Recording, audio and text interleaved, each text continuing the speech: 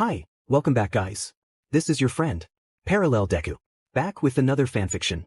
This is the series of What If Deku Was Japan's Youngest Support Prodigy.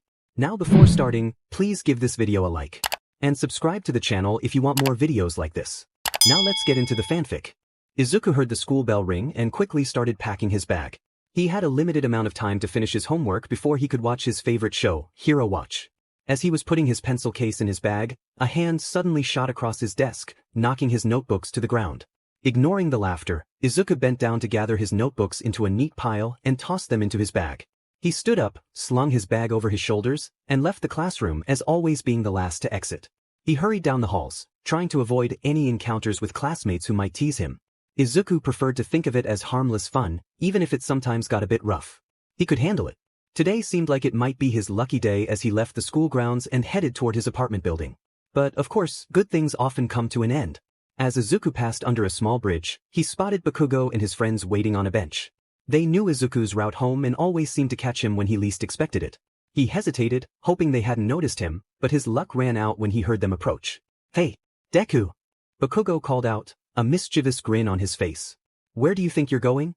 "And nowhere, Kaken," Izuku stammered, turning back toward his old friend. "That's what I thought," Bakugo replied with a smirk. "Grab him." Before Izuku could react, one of Bakugo's friends seized his right arm while another grabbed his left, holding him in place. He barely had time to brace himself before Bakugo swung his arm toward him. For the next few minutes, Izuku found himself caught in a flurry of playful punches and shoves. His shirt ended up torn in several places, another uniform ruined. Normally, Izuku would have changed into regular clothes in the school washroom to avoid situations like this, but he had been in too much of a rush to get home. As he walked home, he pondered what excuse he would give his mother. Maybe he could say he had helped someone during a minor incident on the way home. No, she would probably check the news. Running out of ideas, Izuku finally reached his apartment door, unlocked it, and stepped inside. He quickly surveyed the apartment after slipping on his house slippers. His mother was in the bathroom, perfect timing. He dashed to his room, changed out of his school uniform, and put on an old pair of jeans and a plain blue shirt. After changing, he hid his torn uniform under his bed, planning to wait for the right moment to throw it away without his mother noticing. He reminded himself to bring some birthday money to school to buy a new one. Izuku grabbed his bag and headed into the living room, where his mother was preparing dinner. "Hi Mom," he smiled. "I'm going to finish my homework if that's okay." "Of course, sweetie," Inko replied, looking at him with a warm smile. "Supper won't take long, so you better hurry if you want to eat before Hero Watch." Her words reminded Izuku why he had rushed home, and he quickly began working on his English homework. Once he finished, he moved on to math. Before long, he completed all his assignments, and his mother asked him to set the table. He complied, and they ate together in comfortable silence. "I can't believe you'll be going to middle school in just a few months," Inko said, gently fixing Izuku's hair. He groaned at her words. "Moom," he whined, playfully swatting her hand away and messing up his hair even more. Inko chuckled at his frustrated expression. I know. I'm not a kid, Mom. I'm almost 11, she teased, taking her plate to the kitchen. "You better go set up, you only have 5 more minutes." Izuku quickly glanced at his all-might watch and realized his mother was right. He dashed to his room to grab his latest notebook, titled Hero Analysis Volume 10, and settled down in front of the TV. Hero Watch began with an exciting recap of a recent battle involving a villain whose quirk could turn liquids into solids. Izuku eagerly scribbled notes about the quirk's strengths and weaknesses, analyzing how the villain used it and how the heroes captured him. As the show neared its end, Izuku felt a twinge of sadness but continued to jot down every detail he could. "And in our final moments of today's episode, we would like to announce a contest," the host exclaimed. Scientists at Island are holding a contest for kids aged 10 to 13 to design a hero costume for one of their favorite heroes. The winners from each country will get the chance to visit Island. Izuku's heart raced at the announcement as he saw a poster featuring All Might alongside David Shield, the scientist who designed All Might's costumes. Here in Japan, the winners of each prefecture will be invited to the annual hero ranking, where the overall winner will be announced. A chance to meet heroes. A chance to meet All Might. Izuku could hardly contain his excitement as the show concluded. His mother watched with amusement as he bounced in his seat. "Mom, can I enter? Can I enter? Please, please, please." Izuku exclaimed, rushing to his mother and wrapping her in a warm hug. Inko smiled down at him, loving the joy and enthusiasm in his eyes as she agreed. Izuku sat in his room, staring at the names of heroes he had chosen as candidates for whose costume he would design. At the top of the list was All Might, but he hesitated to make his final decision. David Shields was an incredible designer, and Izuku knew he wouldn't be able to create something that would capture All Might's symbol as perfectly as he did. Other names filled the page: Fourth Kind, Edge Shot, Star Skin, 13, Ingenium. He felt overwhelmed by the choices. Maybe you should look at your notes, his mother suggested from the doorway. See if you can find something a hero might be missing in their suit that could help them. The idea sparked excitement in Izuku as he returned to his recent notebook, eager to sift through his notes. For over an hour, he searched for anything that could enhance a hero's performance in battle. Then he stumbled upon an idea.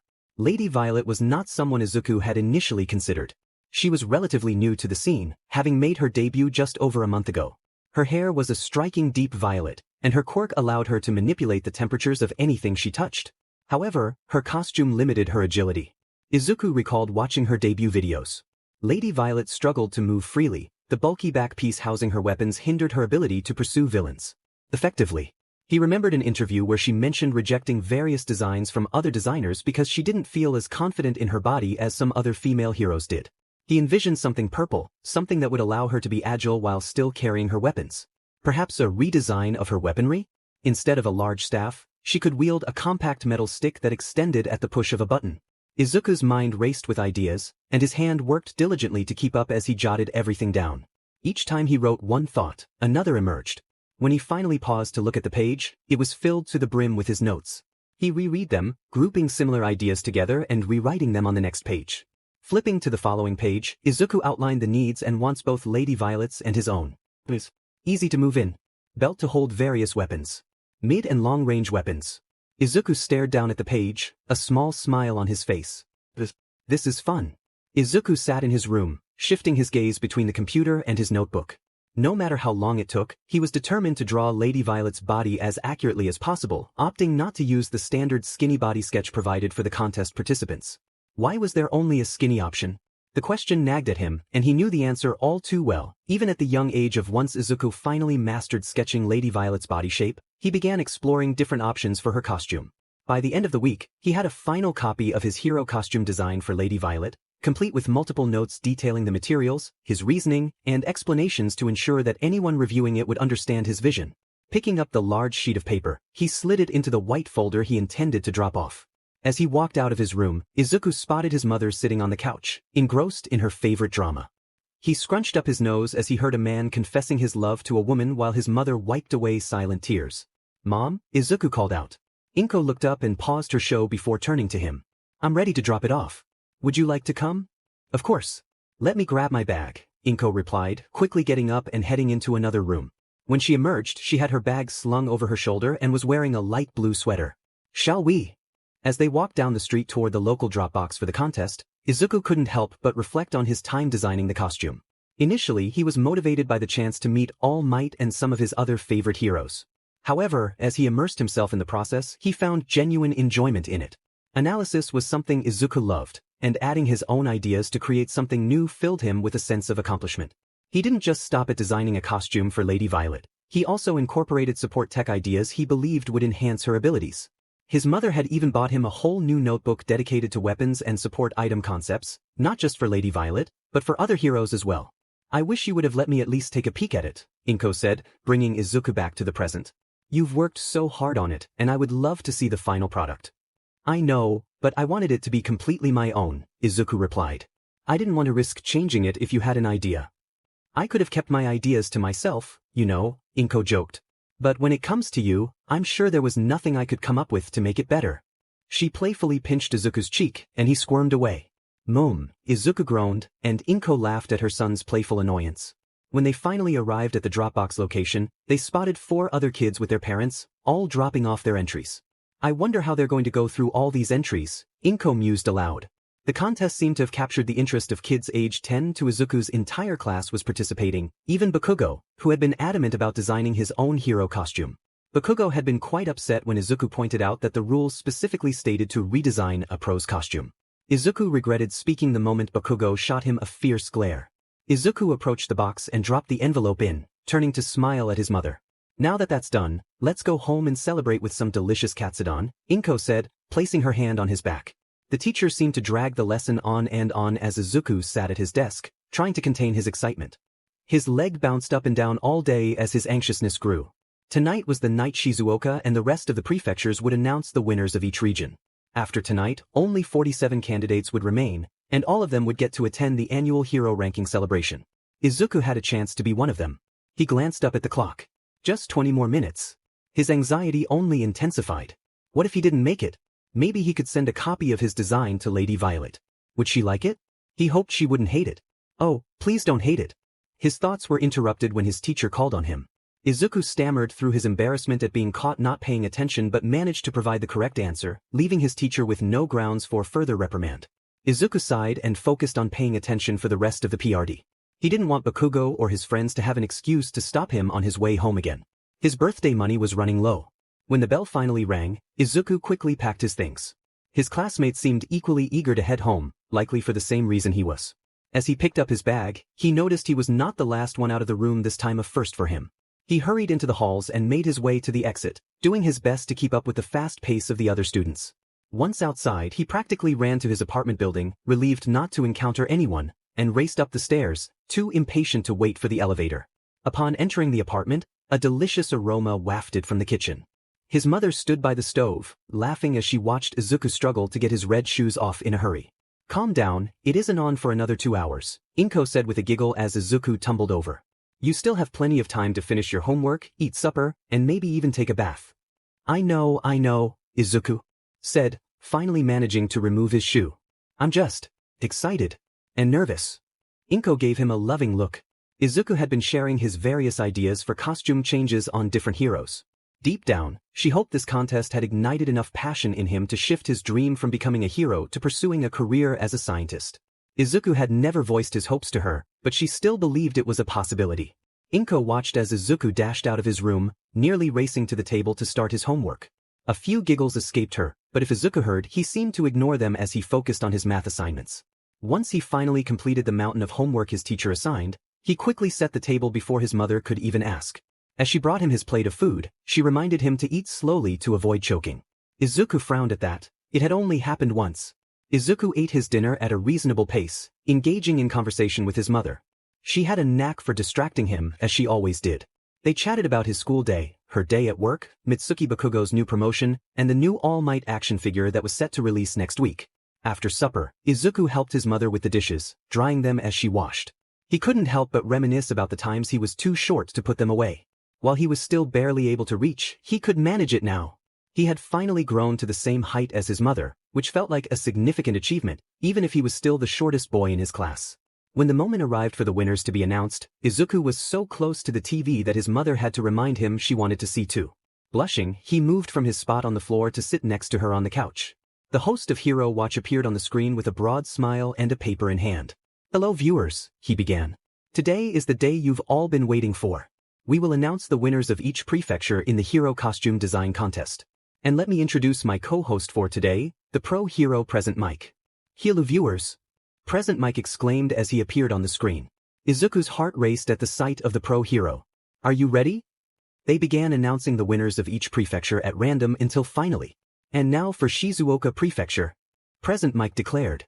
Taking on the challenge of designing the costume of a new pro hero, the winner from Shizuoka is Izuku Midoriya. An image of Izuku's design appeared on the screen, and he felt lightheaded. "Ah!" his mother screamed beside him. Izuku Midoriya designed a new costume for Lady Violet. And what a wonderful and thoughtful design it is. Izuku was frozen in place before he jumped up and hugged his mother. "I won. Well, I'm in the top 47, but still." Izuku couldn't say he regretted entering the contest. He had thoroughly enjoyed designing Lady Violet's new costume, and it had awakened something inside him. However, when he arrived at school, he quickly realized the consequences of his victory. The moment Bakugo and his friends spotted Izuku on school grounds, he felt doomed. The entire day was filled with punches, kicks, and trips. During class, he was mocked for his appearance, his lack of a quirk, and his absent father. The other students held nothing back, making him pay for winning in their prefecture. During lunch, Izuku tried hard to hide from them, almost succeeding until he sneezed. Bakugo heard the small sneeze from behind the garbage bin and immediately exploded it, revealing Izuku's hiding spot. When Izuku finally got home, it was challenging to keep the bruises and scrapes from his mother. He simply told her they played a rough game of soccer in gym class.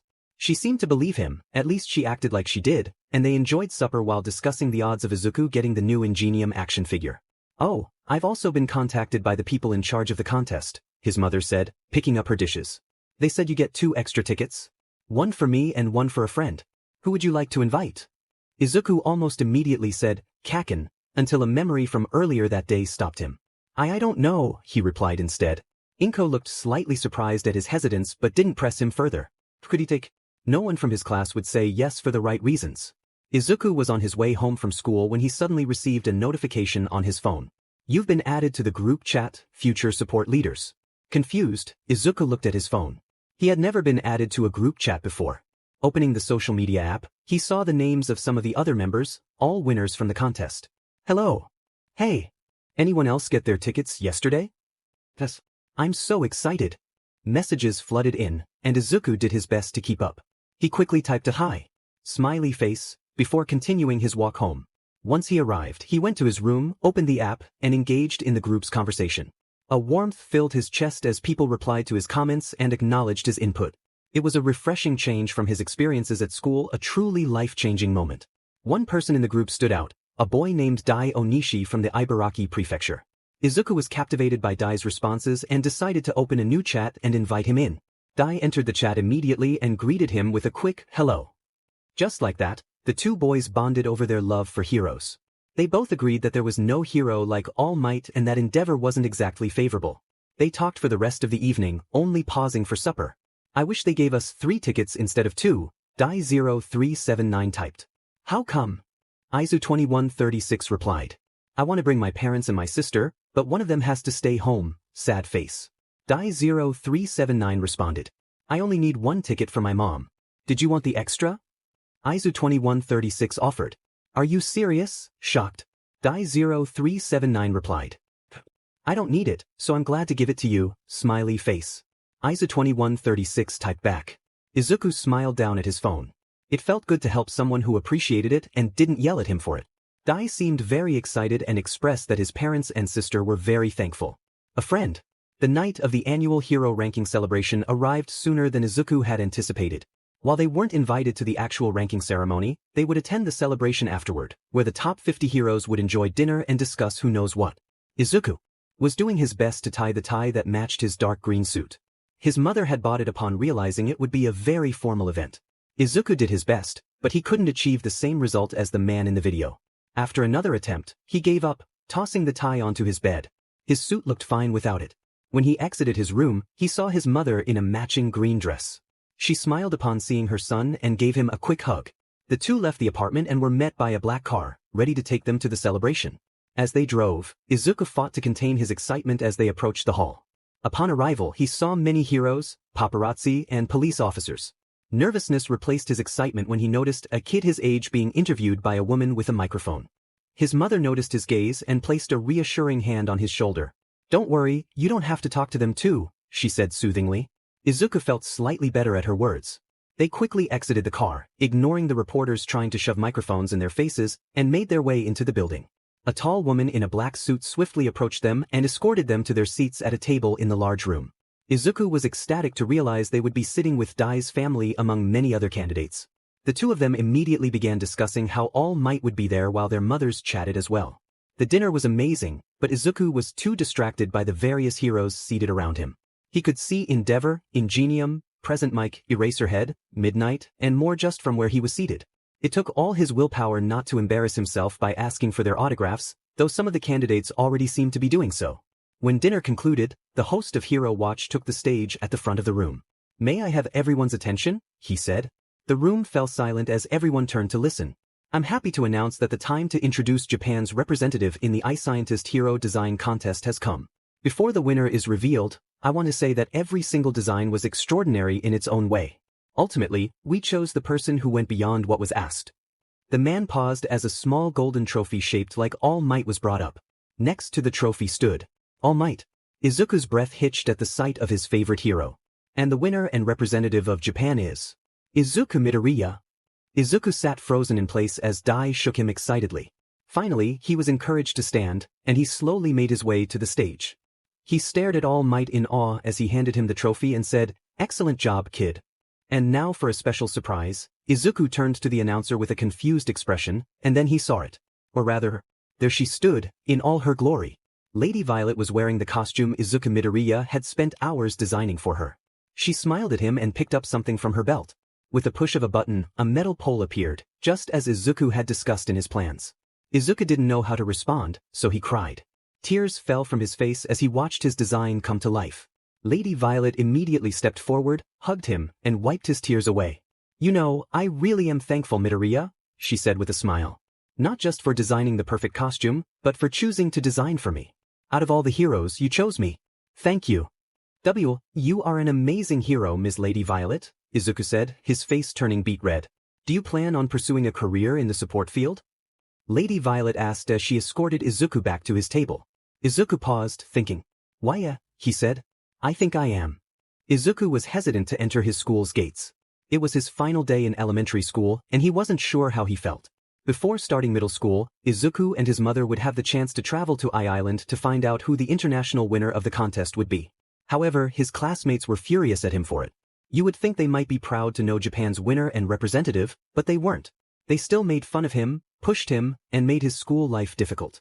Izuku had learned from the other 46 prefecture winners that friends don't hurt friends, and it was hard news for him to swallow.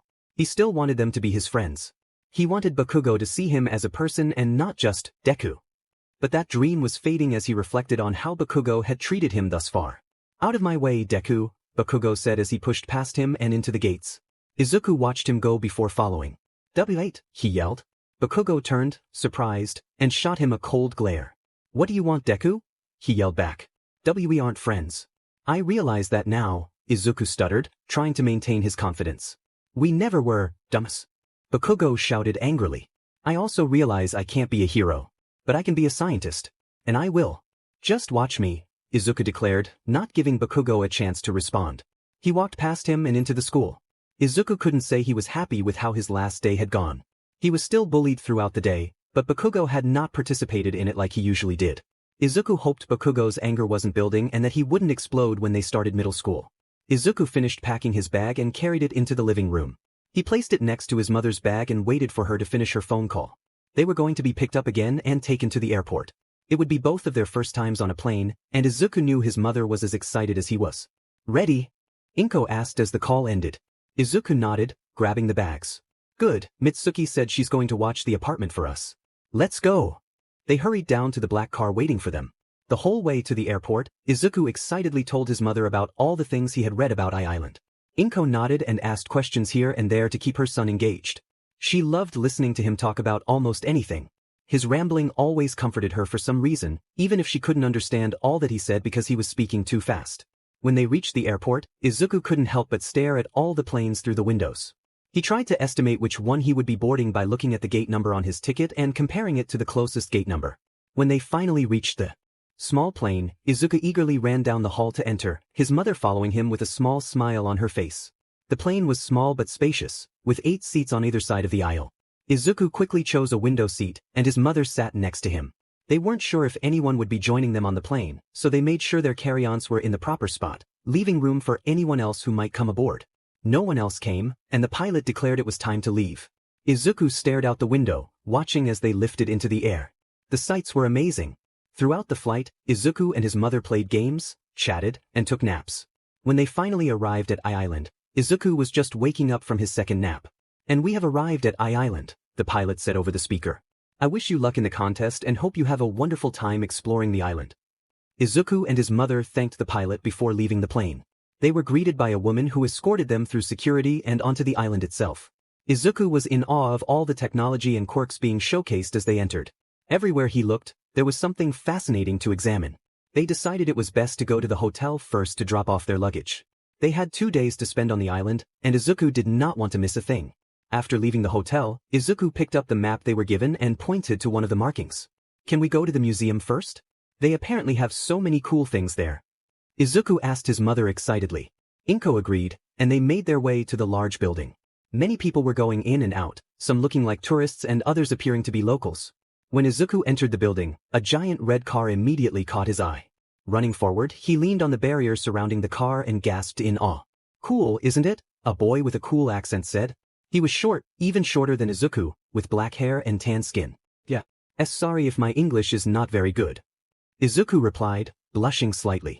On island, most people spoke English since it was a common language across the world, though Izuku was not the most fluent.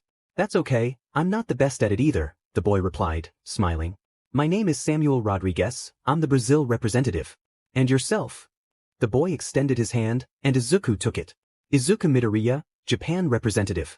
Nice to meet you, Samuel. Izuku smiled and shook the boy's hand. Would you like to tour the island together? I have seen many candidates group up, and it would be nice to have the company of someone other than my brother. Samuel gestured to the tall young adult behind him, who looked around bored. Sure. Izuku replied excitedly. The four made their way through the museum and attended various demonstrations held on the island before it was time for supper.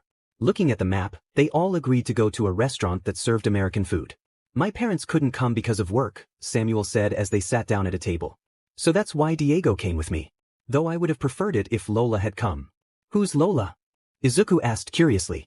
Oh, she's my brother's fiancée. She's really nice. A lot nicer than my brother. At that, Samuel received a playful flick on the back of his head from his brother. Izuku laughed at the brothers' interaction. He had noticed how the two of them acted toward each other and couldn't help but wonder if this was normal for siblings. It had always been just him and his mom after his dad left when he was 5, so he never had a sibling to play with. Izuku watched as the brothers playfully teased each other, pinching each other whenever they could. I think I'm okay being an only child if that's the case. David Shields sat at his work desk, looking over a new design. He looked up from his work to see his 13-year-old daughter still in the corner reading a book. He sighed, knowing he was supposed to be taking her out for a day of fun while the candidates of the hero costume contest were on the island. He had hoped that taking her around the island might give her a chance to make a few new friends with people from around the world. But work came first and David had plenty of that. Standing up from his desk, David walked over and sat on the floor next to his daughter, placing a hand on her back. Just because I'm stuck here doesn't mean you have to be, he said. Why don't you take some money from my wallet and get some bubble tea from the shop down the street? I'm good here, Dad, she responded, her eyes not leaving her book. Maybe you could go to one of the demonstrations? It might give you a chance to meet some kids from different countries, David continued. I don't think they'll want to meet anyone like me, Dad, she said quietly. Melissa, David sighed. Did those kids start bothering you again? Melissa was the only quirkless kid on Island. Quirkless people made up only 20% of the world's population, and they were especially rare among youth. No matter how hard David and the teachers at the Island Middle School tried, kids always seemed to leave Melissa out. They weren't so mean as to be called bullies, but they definitely weren't her friends. Maybe, Melissa said finally. They just pointed out that the kids visiting would rather focus on the ones with the ability to become a hero. And it's true. Most of these kids probably want to be heroes themselves or be scientists like you, Dad. Melissa, you can't keep believing that no one wants to be your friend because you're quirkless, David insisted. Mandy Nelson has been trying to get you to hang out with her ever since she got her quirk last month. Give her a chance and you'll see. His daughter just shrugged and continued to read her book. With one last sigh, David got up off the floor. I need to meet with the people organizing the seating for tomorrow's dinner. Can't have them seat your uncle at a different table now, can I? He said. At the mention of Melissa's uncle, her mood immediately brightened. All Might wouldn't be arriving until tomorrow, and Melissa was thrilled at the prospect of seeing him again. David left her to her reading and walked down the hall to meeting room C, where the organization committee was gathered. Upon entering, he saw 4 men and a woman standing around a large table. Circular papers were scattered across the surface, representing the tables that would be in the ballroom. Each person was placing random papers, with the names of countries or pro-heroes at each table. You don't mind if I make a request, do you? David asked the group. Of course not, the man in a blue suit replied. Who would you like at your table, sir? If you don't mind, my daughter and I would love to have All Might seated with us, he said, smiling kindly at the group. Already had that arranged for you, sir, the woman said. I suspected you two would want to catch up. Thank you, well that was all Actually, one more thing, one of the men interjected. He was the shortest of the group and was staring down at a piece of paper in front of him when David glanced over.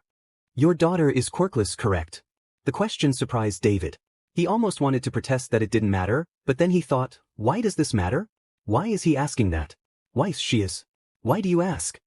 David responded, looking at the man curiously. Well, the candidate from Japan is also quirkless, the man replied, meeting David's gaze. And my associates have only seen him getting along with one of the other candidates. So I was thinking it might be best to seat the two of them at your table, if that's all right with you. One of the candidates is quirkless? David asked, astonished. Yes, the one from Japan, the man confirmed, wondering if David had heard anything apart from that. Yes, please put him at my table. This would be a wonderful opportunity for Melissa, David said excitedly.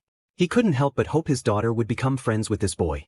He also hoped that the child could share better stories about being quirkless, providing Melissa with a little hope for the future. Alright, I'll add the Japan and Brazil candidates to your table then. The man smiled as he placed the 2 papers next to his table. Izuku, slow down. Inko called after her son. Izuku was too excited to get everything he wanted done before the dinner celebration that evening. He stopped running and turned to wait for his mother.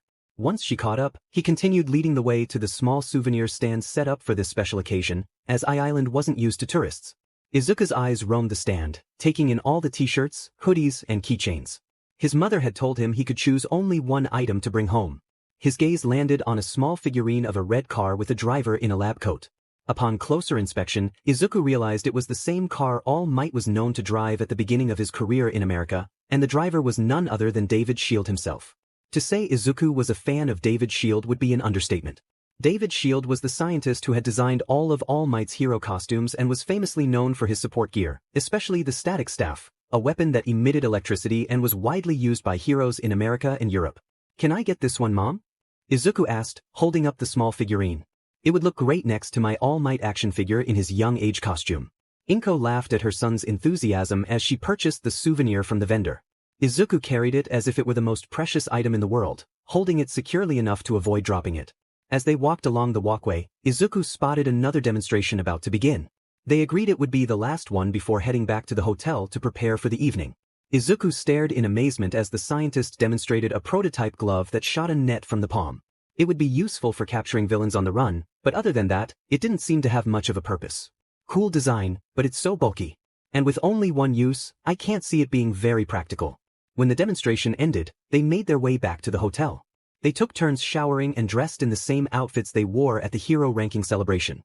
Izuku struggled with his tie again, and his mother giggled at his frustrated expression. Ties are evil, Izuku pouted, glaring at the piece of clothing. His mother just laughed and ushered him toward the door. Come on, Samuel is probably waiting in the lobby, she said. At the mention of his new friend, Izuku hurried down the hall to the elevator. He and Samuel had bonded easily, and he was excited to spend more time with him, maybe even ask for his contact information so they could stay in touch. When they reached the lobby, Izuku scanned the crowd, searching for his friend. He finally spotted Samuel and his brother in the corner of the room, both dressed in plain black suits with bow ties, formal and classy. Samuel, ready to go? Izuku called as he approached them, his mother following behind. Yeah. I hope we're seated together. I heard some workers talking about how they were putting candidates next to others they got along with during their free time. Hopefully they saw us together, Samuel said, falling in step with Izuku. The group made their way to the grand building in the center of the island. They waited in a long line as people trickled in and were escorted to their tables. When they reached the front, they discovered they were indeed seated at the same table. Both boys smiled enthusiastically at the news. Upon arriving at their table, they noticed they were the first ones there. Izuku saw that only 3 seats remained and guessed it would be another candidate with their parents. He and Samuel chatted excitedly as they observed heroes seated at different tables. Izuku made sure to explain the Japanese heroes and their rankings as Samuel did the same for the South American ones. Suddenly, they were distracted as 2 of the seats next to them were taken. Izuku looked to his right to see a girl, probably a few years older than him with blonde hair, sit next to him. He quickly shot her a kind smile, his face turning beet red at her arrival. He then looked at the man next to her and felt his heart race. Your dash, Izuku stuttered as he stared at the man. The man just smiled down at him, amused.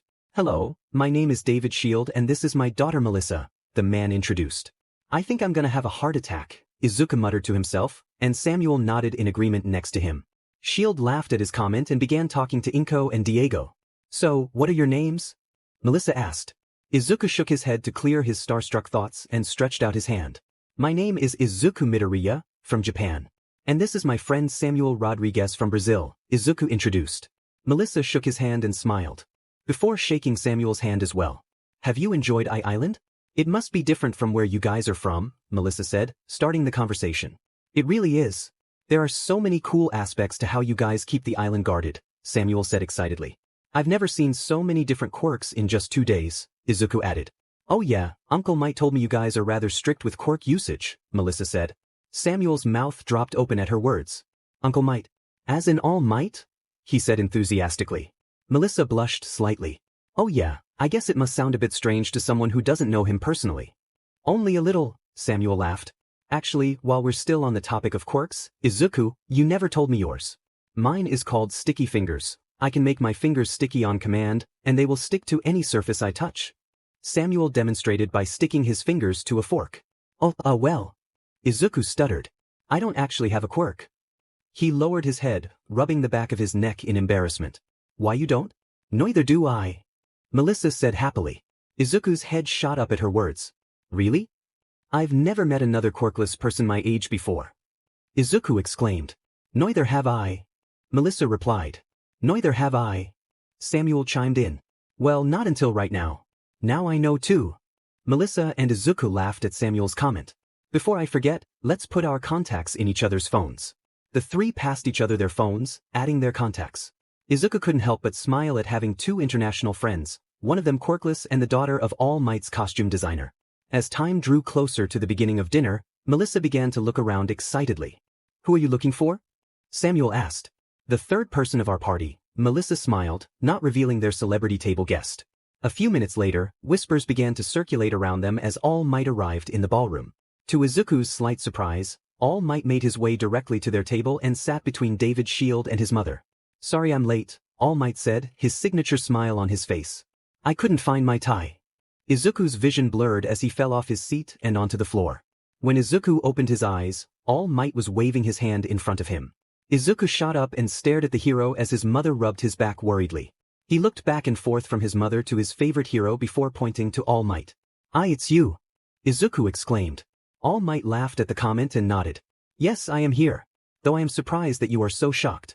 I am the one who gave you your trophy, you know. All Might said, helping Izuku stand. Yes, but back then I had time to calm myself before I approached you. And last time I knew that if I won, you would be the one giving out the trophy. This time, I was already in shock at sitting at the same table as David Shield. And Izuku became a mumbling mess as he tried to explain his fainting. That's true, you did say you were close to having a heart attack when Mr. Shield sat down, Samuel added, interrupting Izuku's spiel. They all took their seats as food began to arrive at the table. Everyone was immersed in the food and barely made conversation, except for Inko and Shield, who continued discussing the challenges of raising a child alone. Both Melissa and Izuku began to blush as their parents shared embarrassing stories about them. Don't tell that story, Melissa exclaimed as her father began to recount one particularly embarrassing moment. That's it, she said, turning to Izuku and Samuel. My father may be brilliant when it comes to science, but he is completely clueless when it comes to slang. He once used the word slay to describe one of his new designs. He said, my design is slay, isn't it, Melissa? Izuku and Samuel fought to contain their laughter as her father gave her a shocked and hurt look, gripping his chest to demonstrate the betrayal he felt, which only resulted in the rest of the table joining in their laughter. Soon enough, a man stood on the stage at the front of the room and announced it was time to reveal the winner. The room turned to look at him as he announced that the winner was a girl from Denmark who had designed a costume for one of Denmark's popular pro-heroes. The table clapped enthusiastically as the girl received her trophy and thanked her family and friends who encouraged her to enter. Izuku guessed they had given her a heads up since she had a small speech prepared. He wasn't upset about losing, he hadn't expected to win. He was still ecstatic to be sitting at the same table as All Might and David Shield. The screen behind the stage lit up, showing the overall ranking. Izuku was shocked to see that he was in 9th place, making him part of the top 10. Samuel shook Izuku's arm when he saw his friend had placed so high, and Melissa looked at him in awe. Stop that, Samuel, you made the top 20, you know. Izuku said, trying to divert the attention off of him. Yeah, but you still made the top 10, Izuku, his friend responded, unwilling to calm down. Excellent job, young Midoriya, All Might exclaimed. I hope you continue to pursue this talent in the future. I am excited to see what you become in the coming years. Izuku looked at his hero in awe and thanked him profusely for his encouraging words. Do you plan on pursuing the support field? Shield asked. Yes, though all I'm good at so far is coming up with ideas. I don't know much about actually putting them into practice, Izuku admitted, feeling slightly embarrassed by all the attention. I recommend doing some extra studying in physics and chemistry while in middle school. It will help you implement your ideas when you get into a support course in high school, Shield encouraged. Izuku took his advice to heart and immediately began planning how he would do so. I wonder if I can take a few classes online. The middle school I'm going to isn't exactly known for its academics. When the night finally ended, Izuku felt both satisfied and disappointed. He had the chance to ask All Might and David Shield various questions and was amazed by their answers. He even watched as his mother got along well with his favorite hero. But he was sad that the night had to end, wishing he could have more time to ask even more questions. When he and his mother made it to their hotel room, Izuku was exhausted and nearly dropped onto the bed. He resisted, not wanting to ruin his suit by sleeping in it. Once he changed into his all-might pajamas, Izuku plopped down and quickly fell into a deep sleep, dreaming that his favorite hero took him on as his sidekick. When Izuku woke up the next morning, he felt a pang of sadness realizing it was time to leave the island. He silently helped his mom pack their suitcases and quickly checked the room to ensure he hadn't forgotten anything. While checking out of the hotel, he looked around, hoping to say goodbye to Samuel one last time.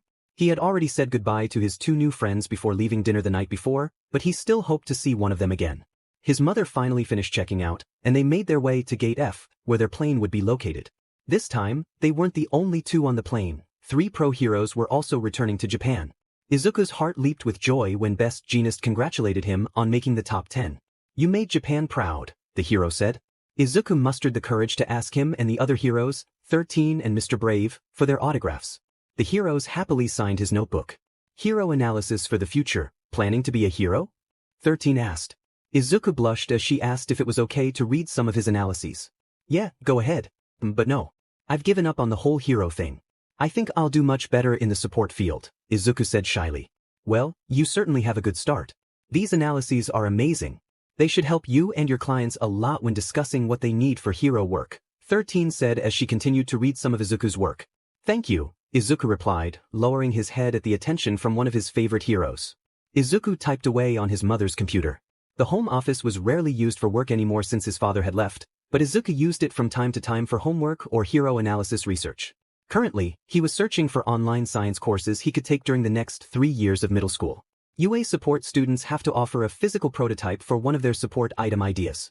"If I'm going to get into UA, I need to start thinking now about how I'm going to get materials and experience in building things," Izuku thought. When he finally found 3 beginner courses, Izuku called his mother into the room.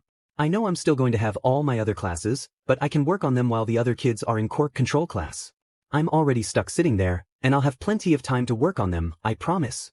Izuku rambled, hoping to convince his mother to sign him up for the classes. Originally, he planned to take only a chemistry and a physics class, but he thought he might as well take a biology one to understand all aspects of science. "Oh, if you think it will help, I guess I can sign you up," his mother said, slightly hesitant. "But you have to keep your regular grades up," she added sternly. Izuku smiled at her as they entered the necessary information into the online forms. "Thanks, Mom," Izuku whispered as they submitted the forms. Inko smiled down at him before embracing him in a warm hug. "Oh honey, I'm so proud of you. You're going to do amazing things in this world, I just know it," she said. After she left the room, Izuku began watching videos online about the materials most commonly used in support items, hero costumes, and more. He scribbled down the names in a new notebook he had gotten, titled Support Research Volume 1. As he wrote down the different materials, he took notes on their characteristics and why they were so commonly used. The end of the break came quicker than Izuku had anticipated. During the break, he filled his Hero Analysis Volume 10 notebook, and his first support research notebook was almost half full with information. Izuku stood at the door of his apartment, putting on his red sneakers with his research notebook under his arm. His mother had gathered enough money to buy him a second-hand laptop, which he carried in a bag over his shoulder, with his yellow backpack on his back. He quickly yelled one last goodbye to his mom and heard a "Good luck, sweetie," yelled back from the kitchen. He made his way to his new school, wondering how he would be treated this time around. He hadn't seen any of his old classmates, including Bakugo, since their last day of elementary school. All he could do was silently hope they wouldn't be upset with him for making the top 10 in the contest. Izuku had stayed in contact with Samuel and Melissa since his trip to Island and was happy with how close the 3 had become. It was sometimes difficult because of the different time zones, but they still found time to talk. Samuel had recently shared his dream of entering the business industry, while Melissa expressed her desire to follow in her father's footsteps. Izuku smiled as he thought of his friends. Setting aside his fear of his classmates, he made his way to class and found a seat at the very back. Even though he didn't have any friends at school, he had 2 friends outside these walls who believed in him. The first half of the day went by somewhat normally. He was tripped, yelled at, and mocked by his peers. The only difference was that Bakugo wasn't the one to start the teasing this time. Instead, it was one of his classmates who seemed to be following along. It was odd, but Izuku ignored it as the time drew closer to quirk control class and his free PRD to work on his online class. When the school board overseeing the online classes saw that Izuku had applied for 3 beginner courses, they contacted his mother and informed her about a general science course he could take. This way, he would have 1 teacher and still receive all the information he wanted to learn. When the time finally came, Izuku began pulling out his laptop to start working when one of his classmates noticed. "How come Deku gets to just sit there and play on his laptop?" the kid yelled angrily. The rest of the class joined in, upset that he was getting out of the boring lessons. "I'm not. I'm taking a general science course. I swear I'm not fooling around. I'm still learning." "So what? You think you're smarter than us or something, Deku?" Bakugo shouted. "No, of course not." Izuku replied, surprised by Bakugo's sudden anger. "That's enough, class," their teacher interrupted. "Midoriya is quirkless, so he can't participate in our lesson. That's why his mother set him up in an online class." As the teacher emphasized Izuku's quirklessness, he lowered his head in embarrassment. Izuku quickly realized that the teachers favored those with powerful quirks. Earlier in the day, they had discussed the various quirks in class, and the teacher praised them all for their power and uniqueness, especially Bakugo's, which boosted his confidence even further. Throughout the PRD, Izuku kept his head down and focused on the online lesson. He took notes about the different warning signs commonly seen in a science lab. His teacher began the course with safety lessons and mentioned that they would continue with biology next. When Izuku finished reading through the lesson and finalizing his notes, he noticed he still had another half hour before his class would move on from their quirk control lesson. He quickly messaged his teacher with a few questions about the course material. The teacher responded immediately, excited to discuss the upcoming lessons. Izuku felt a surge of excitement as he exchanged messages with his teacher. Once his class was finally over, he sent a quick thank you, mentioning that he had to return to his lessons at school, and closed his laptop. The rest of the day felt dull in comparison, mostly reviewing what they had learned the previous year. When the day finally ended, he made his way home. The route was familiar, though a bit longer than his elementary school path. As he walked, he reflected on his conversation with his general science teacher. He seemed very knowledgeable, and Izuku made a note to ask him if he had any hobbies outside of teaching. Upon arriving home, he immediately started chatting with Melissa and Samuel online, who were eager to hear about his first day. The three engaged in a lively discussion about what qualities were most important in a hero: heart, strength, or brains. By the end of the night, they all agreed that a hero needed all three to be truly successful, and Izuku went to sleep with a smile on his face. Izuku's relationships with his classmates remained largely unchanged from elementary school. The only difference was that his daily troubles had turned into weekly ones, often triggered by his mistakes. He would offer help when it was unwanted or accidentally bump into someone after being shoved, leading to Bakugo and his friends giving him a lesson. Izuku began to learn from these experiences, offering help only when it was requested rather than when it was simply needed. He also improved at dodging people while falling, leaning his weight in the opposite direction and hoping to avoid any impact. While his relationships with his peers stayed the same, his relationship with his homeroom teacher seemed to worsen compared to elementary school. This teacher was much more vocal about his dislike for Izuku and made sure to deduct marks for the smallest errors on his homework. Izuku did his best to ignore it and kept it a secret from his mother, not wanting to upset her. On the other hand, his relationship with his general science teacher was exceptional. Izuku discovered that his teacher was also a part-time support engineer. He asked various questions about the work he had done and the companies he had worked for. A bond formed between them, and Izuku learned that his teacher worked at a company in Shizuoka Prefecture. "So you're taking the course to get ahead?" Mr. Murata asked. "Yes, sir. I want to learn the basics before exploring my own ideas," Izuku replied. "Well, if you'd like, I could arrange an internship at my company. My boss is looking for middle school students to help with lab maintenance and coffee runs. You might even get a chance to assist with some of the work," Mr. Murata offered. "Really? You would do that for me?" Izuku asked, surprised. "Of course. You're my brightest student this year, and you clearly show passion. I'll contact your parents with the details," Mr. Murata assured him. Izuku was thrilled to find out that his mother approved of the idea of him interning at his teacher's company. "I would rather you gain experience in a safe environment with adult supervision than experimenting in your room," she explained. It only took a week for all the paperwork to be completed, and Izuku was finally ready to begin his internship at Masuda and Company. He would be there after school on Mondays, Tuesdays, and Thursdays, the same time his teacher would be. Murata even mentioned he would give Izuku extra lessons if they had time for them at work. Today was Izuku's first shift, and he was making his way there from school when he was stopped. "Where are you going, Deku?" Bakugo yelled from behind him. Izuku turned to see it was just Bakugo this time, and his friends were nowhere in sight. And nowhere, Keikaken," Izuku responded, trying to continue on his way. "Don't walk away from me," Bakugo yelled before grabbing Izuku's arm. "This isn't the way to your house, Deku. Stop messing around and tell me where you're going." I got an internship. I start work today," Izuku blurted out. He hadn't planned on telling anyone since he didn't want any unwanted attention from his peers. Bakugo let go of his arm and walked away angrily, leaving Izuku on the sidewalk. Izuku continued on his way, trying to swallow his fear of what may happen at school the next day. When he arrived at the company building, he was greeted by a kind woman at the front desk who gave him a tour of the first 2 floors that Izuku had clearance for. Izuku wandered the halls with the woman in awe. She showed him the different labs, introduced him to the workers in their offices, and dropped him off in the break room where Mr. Murata would soon pick him up. "Midoriya, you're shorter than I imagined." Izuku turned to see a tall man in a lab coat. He matched the profile picture of his teacher, and Izuku smiled as he got to meet the man in real life. "Mr. Murata," Izuku said before approaching his teacher and offering his hand. "It's a pleasure to meet you, sensei." Mr. Murata shook his hand and motioned for Izuku to follow him. "Come on, I'll show you the list of cleaning you'll be doing in Lab C. If you finish before 5, you might be able to help me with my latest project," he said. Izuku found that he didn't really mind the tedious job of cleaning the lab. There was specific equipment he wasn't allowed to touch, but the tools he did need to clean were simple. He also swept and mopped the room before making sure he put everything back in its original spot. Mr. Murata had told him that scientists and engineers were very serious about keeping their labs organized so they could find everything quickly. This time, Izuku was not quick enough to help Mr. Murata with his work, but he didn't mind.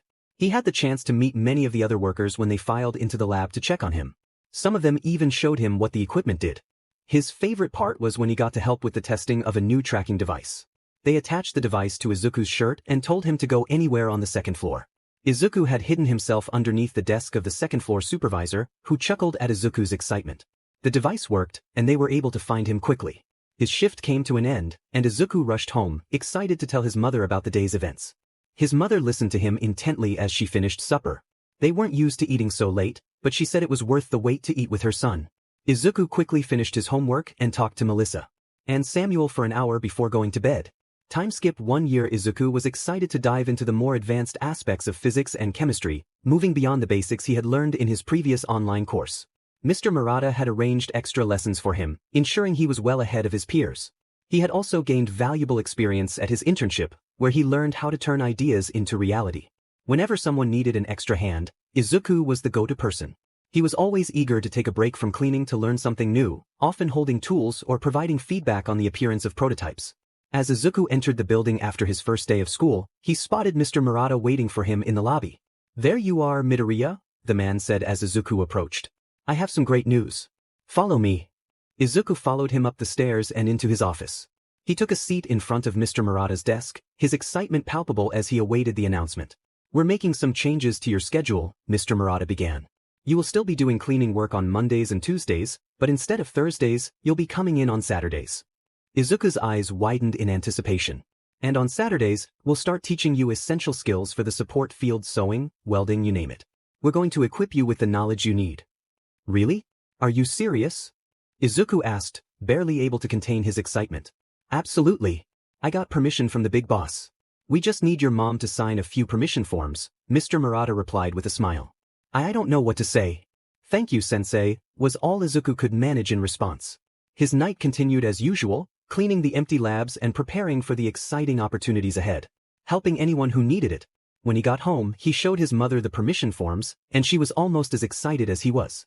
"Oh honey, you've grown so much, and now you're going to grow even more," Inko exclaimed. "I don't know, Mom, I'm still pretty short," Izuku replied, blushing at his mother's praise. One step closer to UA. One step closer to the future. One thing that began. Izuku was also building stamina, and he wasn't sure if he should thank the teacher for it. They hadn't anticipated that he would appreciate the benefits of his solitude, but Izuku found himself enjoying the process of gaining muscle. Currently, he was spending his lunch PRD at school as he usually did, sitting alone in the corner of the schoolyard. The bullying from the previous year had faded, leaving Izuku mostly ignored by his peers. He had grown accustomed to this and even found some comfort in not being pushed around as much. However, he still felt quite lonely. While he had Samuel and Melissa to talk to, it wasn't quite the same as having friends to spend time with.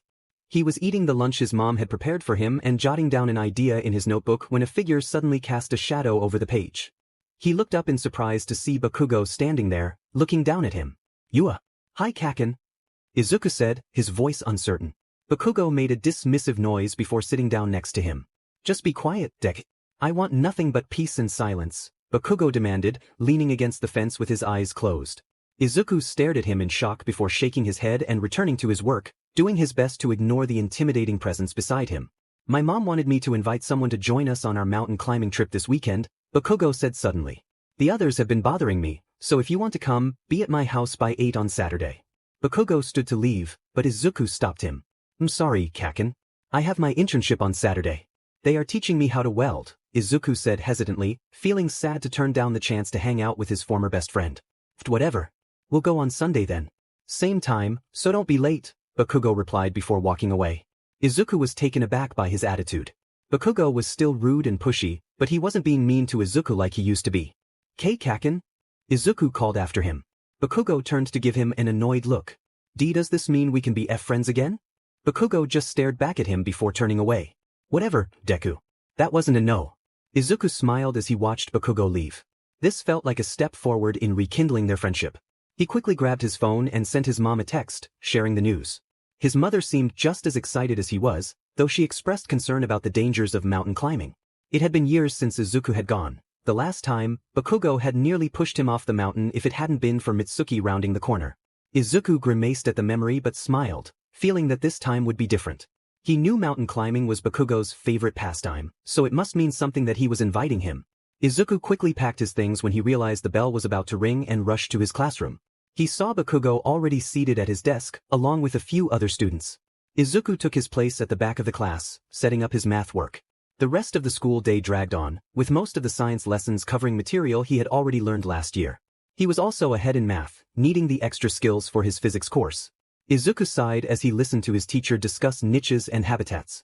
When the day ended, Izuku made his way home, slightly surprised when Bakugo matched his pace and walked beside him. Bakugo remained silent, and Izuku didn't want to upset him.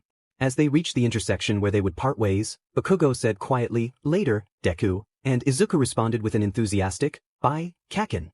Upon arriving at his apartment, Izuku was surprised to find a large red camping bag in the hallway, along with a pair of red hiking shoes that looked to be his size. "Oh, Izuku. Mitsuki just dropped those off for you. She is quite excited you'll be joining them on Sunday," his mother said with a warm smile. Izuku smiled back and began looking through the equipment. It seemed to be mostly second-hand gear, likely items Bakugo had outgrown, but it would work perfectly for him. Izuku's welding lesson went much better than he had anticipated. He was a bit nervous at first, having seen how many sparks flew when the tools were in use, but Mr. Murata assured him that the protective gear would keep him safe as long as he wore it properly. They started in the office, going over different motions and techniques. At the end of the day, Mr. Murata allowed Izuku to try out the circular motion technique. He did surprisingly well, managing to weld two pieces of metal together effectively. When he got home, he went to his usual spot on the kitchen island to tell his mom all about what he had learned. Inko smiled as she listened to her son excitedly share details about things she didn't quite understand. She was pleasantly surprised to hear that Izuku was already putting his lessons into practice. Having learned how to sew last month was one thing, but this was a whole other level of safety. "Do you have everything packed for tomorrow?" Inko asked, changing the subject before she became too concerned about her son using dangerous equipment. "Almost, I just need to pack extra clothing just in case," Izuku replied, peering over the counter to see what his mother was cooking.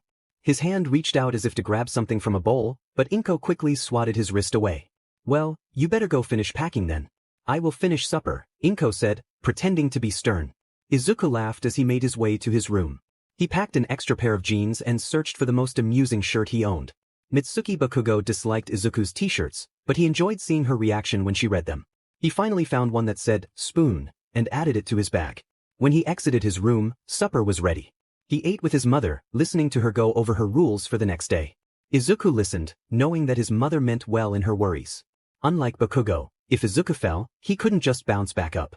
"Don't worry, Mom," Izuku said, trying to reassure her. "I will be with Aunt Mitsuki the whole time, I promise." Izuku ate his breakfast quickly, excited for the mountain climbing trip with his old friend. Once he finished, he put his dishes in the sink and raced down the hall. "Bye, Mom," he called as he threw the big red camping bag over his shoulders. He slipped on the red hiking shoes and dashed down the building's main staircase.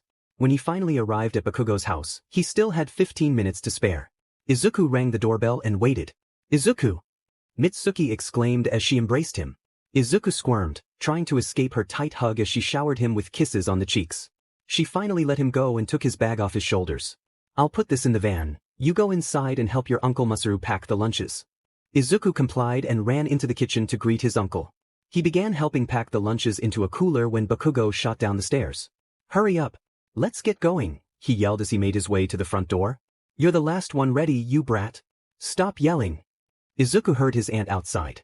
The two exchanged playful shouts until Izuku and Masaru joined them in the van. Izuku hopped in the back next to Bakugo. The four made their way to the mountain climbing site. The ride was mostly quiet until Bakugo and Mitsuki began arguing over whose music they were going to play. Masaru turned in the driver's seat to smile at Izuku through the rearview mirror. Izuku smiled back, accustomed to Bakugo's loudness from school, and enjoyed the rest of the trip. When they arrived, Bakugo and Masaru began getting the bags out of the trunk while Mitsuki went over the basics with Izuku. The group then headed to a moderate trail and made their way through the trees toward the mountain. Izuku did better than he thought he would, though his legs had to compensate for the lack of muscle in his arms. "Minute, Deku." Bakugo yelled after Izuku lost his grip. "Gain some muscle in your arms, would ya?" "Easier said than done, Kaken. I'm only allowed to run during gym class," Izuku retorted. "Then get some dumbbells." "Like I have the money to buy dumbbells." Bakugo just made a sound and continued climbing, helping Izuku here and there. Izuku listened to his instructions, and when they made it to the top, he thanked him. "You don't have to thank me, you nerd," Bakugo drawled. Izuku thanked him again anyway and raised his hands in surrender when Bakugo shot him a cold glare. "Come on boys, time for lunch," Mitsuki called. "1 second." Izuku called back. Taking his phone out, he walked up to Bakugo, who looked at him in confusion. Izuku wrapped his arm around Bakugo's shoulders, pulled him next to him, and aimed the phone up high. The result was a photo of the two in front of the beautiful landscape. Izuku had a bright smile on his face while Bakugo wore a small smirk, both of them looking at the camera. As Izuku looked at the photo, Bakugo grabbed his shirt and pulled him forward. "Show that to anyone outside our families and you're dead," Bakugo said before letting him go and joining his parents on the blanket. Izuku followed after him with a smile on his face. "Wouldn't dream of it, Kaken," he whispered. The following week went well. Bakugo joined Izuku during lunch every other day, and the two of them would eat in silence. They also walked home together on the days Izuku didn't have his internship. On Friday, Izuku was about to continue toward his house when Bakugo grabbed the back of his shirt. "This way, nerd," Bakugo said, pulling Izuku toward his house. Izuku flailed a little until Bakugo let him go, and he continued to follow him down the streets. It didn't take them long to arrive at the house, and Izuku shouted a hello to his aunt and uncle before following Bakugo to his room. "What are you doing, Kaken?" Izuku asked as Bakugo grabbed a bin from under his bed. Bakugo handed the bin over, and when Izuku tried to hold it he almost dropped it from the weight. "Careful, dumbass," Bakugo said, taking the bin back from Izuku. "They're my old dumbbells. They're too light for me, so you can have them." "Are really? I can have them? Are you sure?" Izuku rambled as he looked over the equipment Bakugo was offering him. "Were you not listening, Deku? I said they're yours," Bakugo said before closing the lid. "Grab that side, dumbass." Izuku did as he was told, and the two walked back to Izuku's apartment with the heavy bin in tow. When they entered the apartment, Inko gushed over Bakugo. She was thrilled to see the two old friends together again. Bakugo helped Izuku drop the bin off in his room. "Tell your parents that we should have dinner together sometime, alright, Katsuki?" Inko said as she and Izuku walked Bakugo to the door.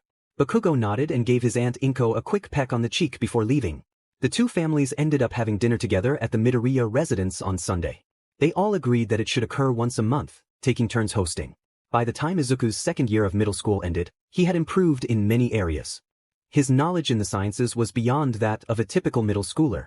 He and Bakugo began training together, Izuku for fun and Bakugo to become a better hero, so he had grown quite fit. He had mastered the basics of sewing, welding, woodwork, though he wasn't sure if he would use that one, and computer programming. His relationship with Bakugo was strong again, and he was still in contact with his international friends. Overall, the year was a success, and Izuku was excited to begin creating prototypes of his ideas so he could become a student at his dream school, UA. 2 months into his final year of middle school, Izuku had plenty of ideas for support items but no idea which one he would choose. He had one design for a grappling hook that could emit electricity to deter any unwanted interruptions while a hero was trying to move freely. He also had a design for a device that could send out sound waves and sense heat signals through thick materials. Izuku could think of many ways this could help heroes finding lost victims in the rubble, locating villains in an empty building. The possibilities were endless. No matter how much Izuku tried, he couldn't pick which one to build. As Bakugo sat down next to him during lunch, Izuku quickly handed him his Support Research Volume 5. "Pick one, please," he said as Bakugo hesitantly took the book. "I can't choose which one to build and send to UA for my application." Bakugo looked down at the many designs Izuku was considering. "Then make more than one, thus," Bakugo said before handing the book back to him. "Whichever one works the best by the end of the year, you send in. Honestly, how can you be so stupid yet smart at the same time?" Izuku's face lit up at the idea. "That's genius, Kaken," he praised. "Oof, I know, Bakugo retorted. Izuku smiled at his friend and began choosing which ones he wanted to build first. He decided to build the rescue device first, the grappling hook second, and his design for anti-gravity shoes last. The 3 designs were the most thoroughly planned out, and Izuku felt confident in all of them. "Thank you, Kaken," Izuku said once more as lunch ended. "Whatever, the nerd," was all he received in return as they made their way to class. The rest of the school day seemed to drag on painfully slow as Izuku squirmed in his seat. Mr. Murata had gotten Izuku permission to build his prototypes using company equipment and supplies. The CEO liked what he saw in Izuku, so he didn't hesitate to agree to the request, as long as he was supervised, of course. When the final bell rang, announcing Izuku's freedom, he raced out of the school and made his way to the company building. Mr. Murata was waiting at the front desk and looked excited to see Izuku when he arrived. "Did you decide which one you'll be making?" the man asked Izuku. Izuku nodded. "I'm actually hoping to make 3 by the end of the year, starting with the rescue sensor," he replied. "How ambitious. Well, let's get to it. I'm guessing you already have a list of equipment and materials you need?" Mr. Murata asked. Izuku held up his notebook in response. "Great, let's get to it." The majority of the evening was spent programming a microchip so that the device would recognize any abnormalities in structures, people, and bombs. By the end of the night, the microchip was ready to be tested, and Mr. Murata promised he would test it himself by the time Izuku arrived the next day. While packing his bag, Izuku paused and looked up at his old teacher. "Thank you, Mr. Murata. For everything," Izuku said. Mr. Murata turned to him and smiled. "You don't have to thank me, Midoriya. I'm glad to help the future generation, and I can already tell that you'll be a very popular costume designer in the future." Izuku smiled at the man's words. While he enjoyed the basics of designing support items, it was no secret that he was more passionate about the designs of hero costumes. Izuku finished packing his things and made his way home, excited to find out what his mother would have ready for supper. It took Izuku a little over a month to finish the final prototype of his rescue device, which he decided to name Signal Catcher. He was hesitant with the name, but it needed one. He was relieved that the final product was finished after many complications in making it. Izuku now truly understood just how frustrating it was when something didn't quite work as planned. Mr. Murata had laughed at Izuku on many occasions when the device didn't catch the heat signals he had set up. Apparently, Izuku's face was quite cute when he got mad, which only made him more embarrassed. Eventually, all the bugs were fixed, and Izuku was ready to move on to his next prototype. The grappling hook would be much easier to build since he could use the design of a regular grappling hook and just add the parts needed for it to emit electricity. Izuku had to quickly find a way so that only the wire would shock the user, ensuring the hero holding it wouldn't be in any danger. With a little bit of research, Izuku quickly found a material he could use to replace the metal body of the grappling hook. The material was commonly used for heroes with electric quirks, so it wasn't too hard to acquire. By the end of the next month, Izuku had finished the grappling hook prototype. He was much happier with the second prototype than he had been with the first, as it hadn't come with as many bugs to fix like the programming part of the signal catcher did. The third design proved to be the most difficult. Izuku had to do extensive research to fully understand the science before attempting to build his anti-gravity shoes. His design focused on allowing the wearer to build up energy whenever they walked or ran. Later, they would be able to focus the energy in the shoes to propel themselves into the air, almost as if they were defying gravity. There were many safety concerns, such as how they would stop themselves from falling quickly. Izuku figured they could have a remote to control when the energy would be used and also control turbojets at the bottom of the shoes for a safe landing. Once the safety issues were finally worked out, Izuku was able to design what the shoes would look like. He decided to model them after his red hiking shoes. They ended up a little bulkier, resembling his sneakers, but were still close enough. Mr. Murata had let him test them out since he had made them in his own shoe size, which he definitely did not do on purpose. Izuku had a blast testing out the shoes. However, the first time he tried them, he discovered they needed a way for the user to control how much energy they used in a single jump. As Izuku jumped so high he bumped his head on the ceiling. His mother was not pleased to find out her son had a concussion from the incident, but Izuku was able to add a control mechanism quite easily. With only 4 months left until the written entrance exam at UA, Izuku was studying diligently. Since he had 3 prototypes ready to go, he didn't need to focus on them as much and had a lot more time to study. He only visited the company every other Saturday to allow another intern to gain experience. Currently, Izuku was sprawled out on Bakugo's bed, both of them studying for the UA entrance exam. The two had agreed to help each other study. No matter how much Bakugo hated to admit it, Izuku knew a lot more about science than he did. It was the only subject Bakugo struggled with even a little. In return, Bakugo helped Izuku with Japanese literature. "Oi, Deku," Bakugo called from the floor. "I need your help with something." Izuku turned from his spot to look at him. "Is it another one of those chemical equations?" Izuku asked as he got up from his spot. No, Des. It's about a support item I might need, Bakugo replied. Izuku's surprised expression quickly turned into excitement. You want me to make you a support item? Izuku exclaimed, quickly sitting down next to Bakugo on the floor, notebook and pencil in hand. Well yeah, I don't know how it would work exactly, Bakugo said, rubbing the back of his head and leaning against the side of the bed. But that's for you to figure out, I guess. Sure thing, Kaken, Izuku said. What do you need? Bakugo looked slightly hesitant.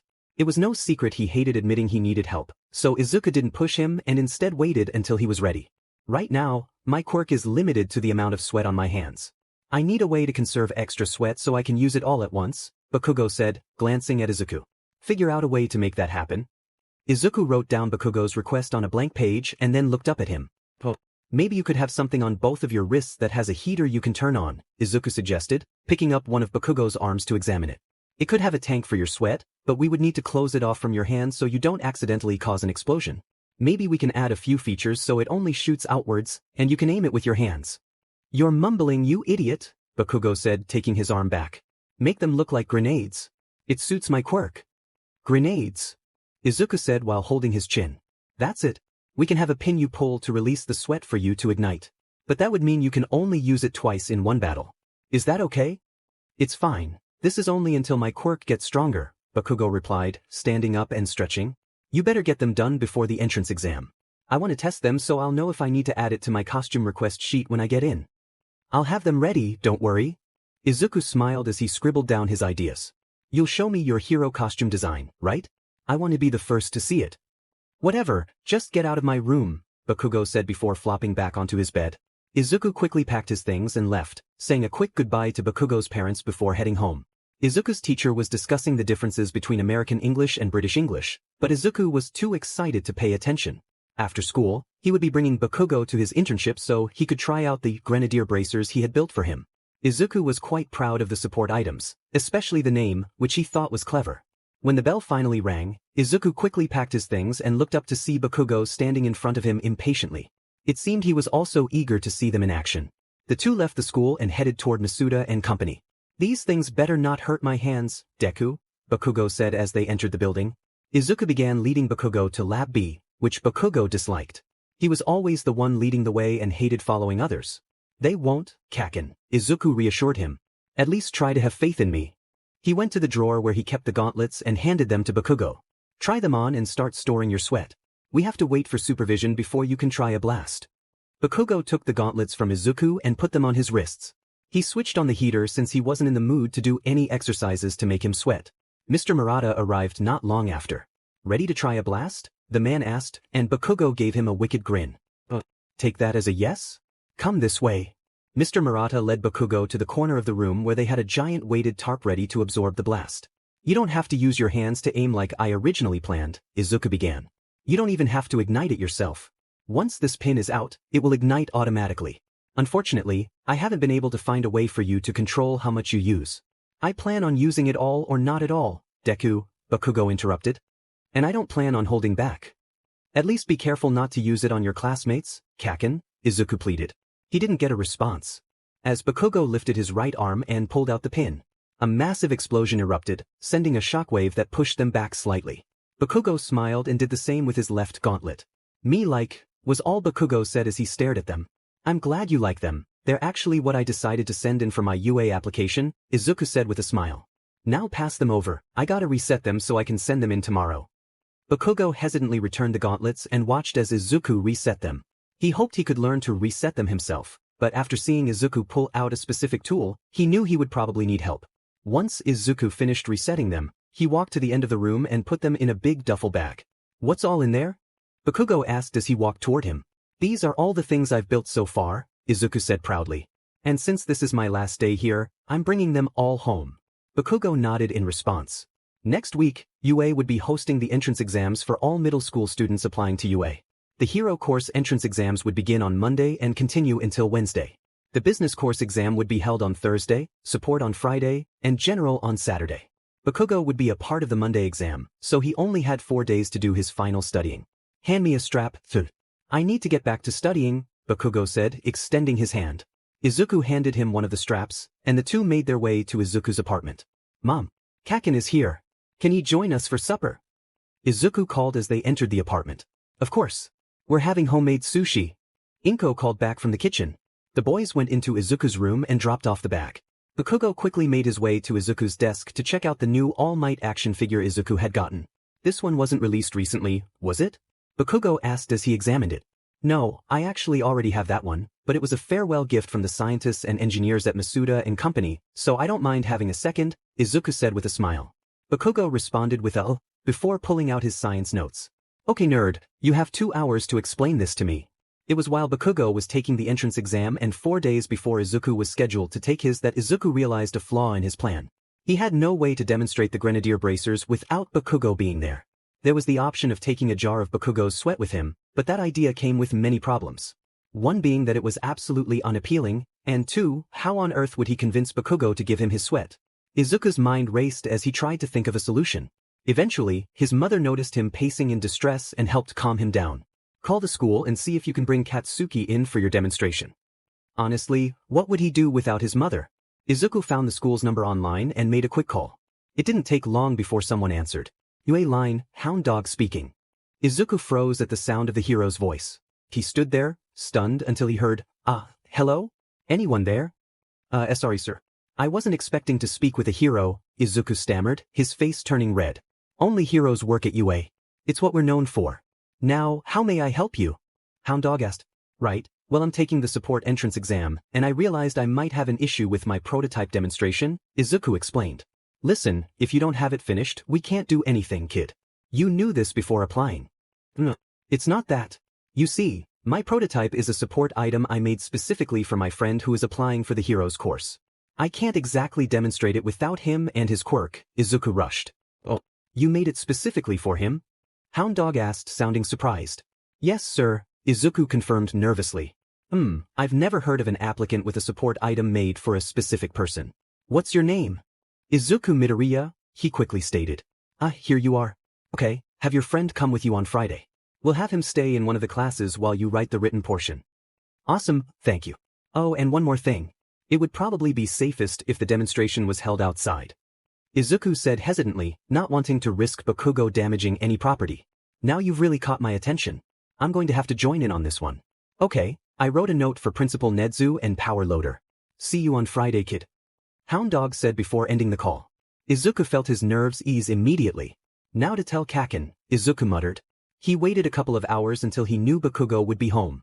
Pulling out his phone, he messaged his friend. Hey Kaken, how did the exam go? Aizu 2136. The practical exam was easy. Expected better from you, Baku Hero 1111. I'm guessing it went well then? Aizu 2136. No doubt Damas. Baku Hero 1111. Okay, well anyways. I need you to come to UA with me for my prototype demonstration. I already called and spoke to Hound Dog. He said it was alright and that you could stay in one of the classrooms while I write the written portion. Aizu 2136. You got to talk on the phone with Hound Dog. Why didn't you start with that, you nerd? Baku Hero 1111. Sorry. I wanted to know how your exam went. Aizu 2136. Whatever, I'll come as long as I get to blow stuff up. Baku Hero 1111. That's pretty much the whole demonstration. Aizu 2136. Good, I gotta go.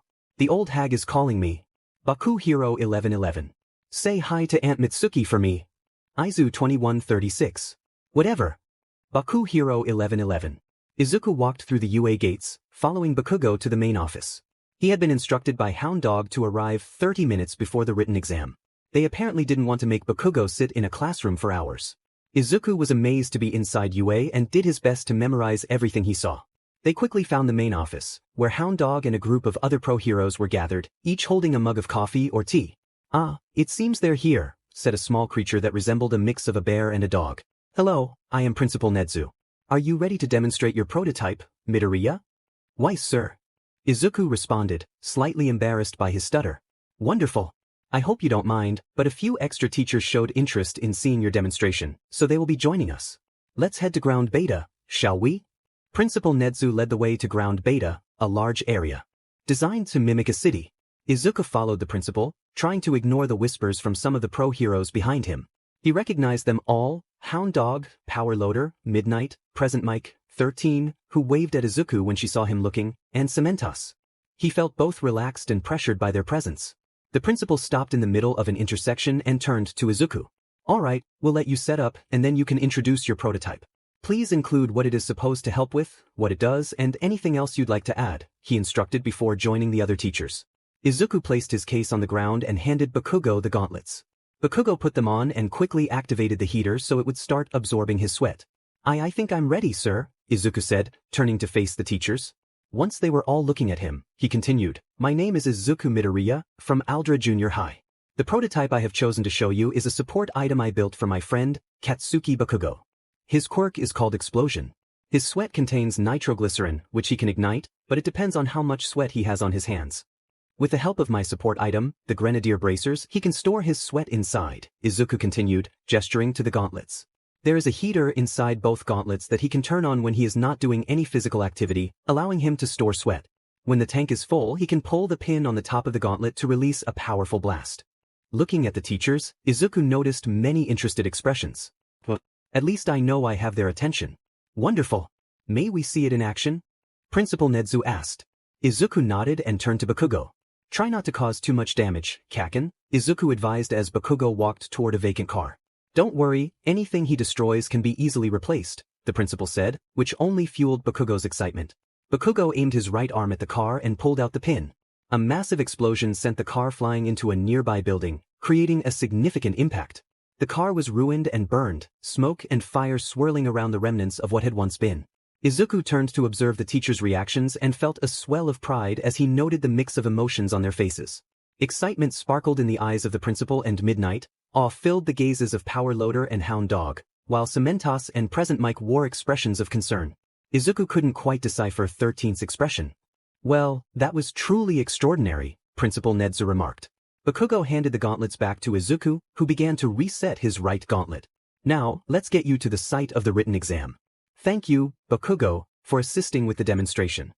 With that, Bakugo left the school, and Izuku made his way to the large lecture hall where the written exam would take place. To his surprise, he wasn't the first to arrive.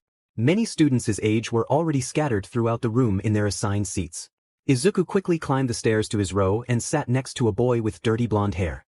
He was about to introduce himself but hesitated when the boy shot him a cold glare. I'll just leave him be, I guess. Izuku waited in silence until Present Mike took the stage. The pro-hero enthusiastically introduced the exam while it was being distributed. The rules were standard for any school exam. Cheating would result in immediate disqualification, and students had a set time to complete the test. At first, Izuku was too anxious to focus on anything other than jotting down as much information as possible. But when he finally glanced at the clock, he realized he had plenty of time. He began to slow down, taking a moment to think through the questions, starting with the subjects he felt most confident in. The science portion was straightforward, and Izuku breezed through it. The math section posed a few challenges, but he managed to work through them. Thanks to Melissa and Samuel, he didn't struggle too much with the foreign language portions.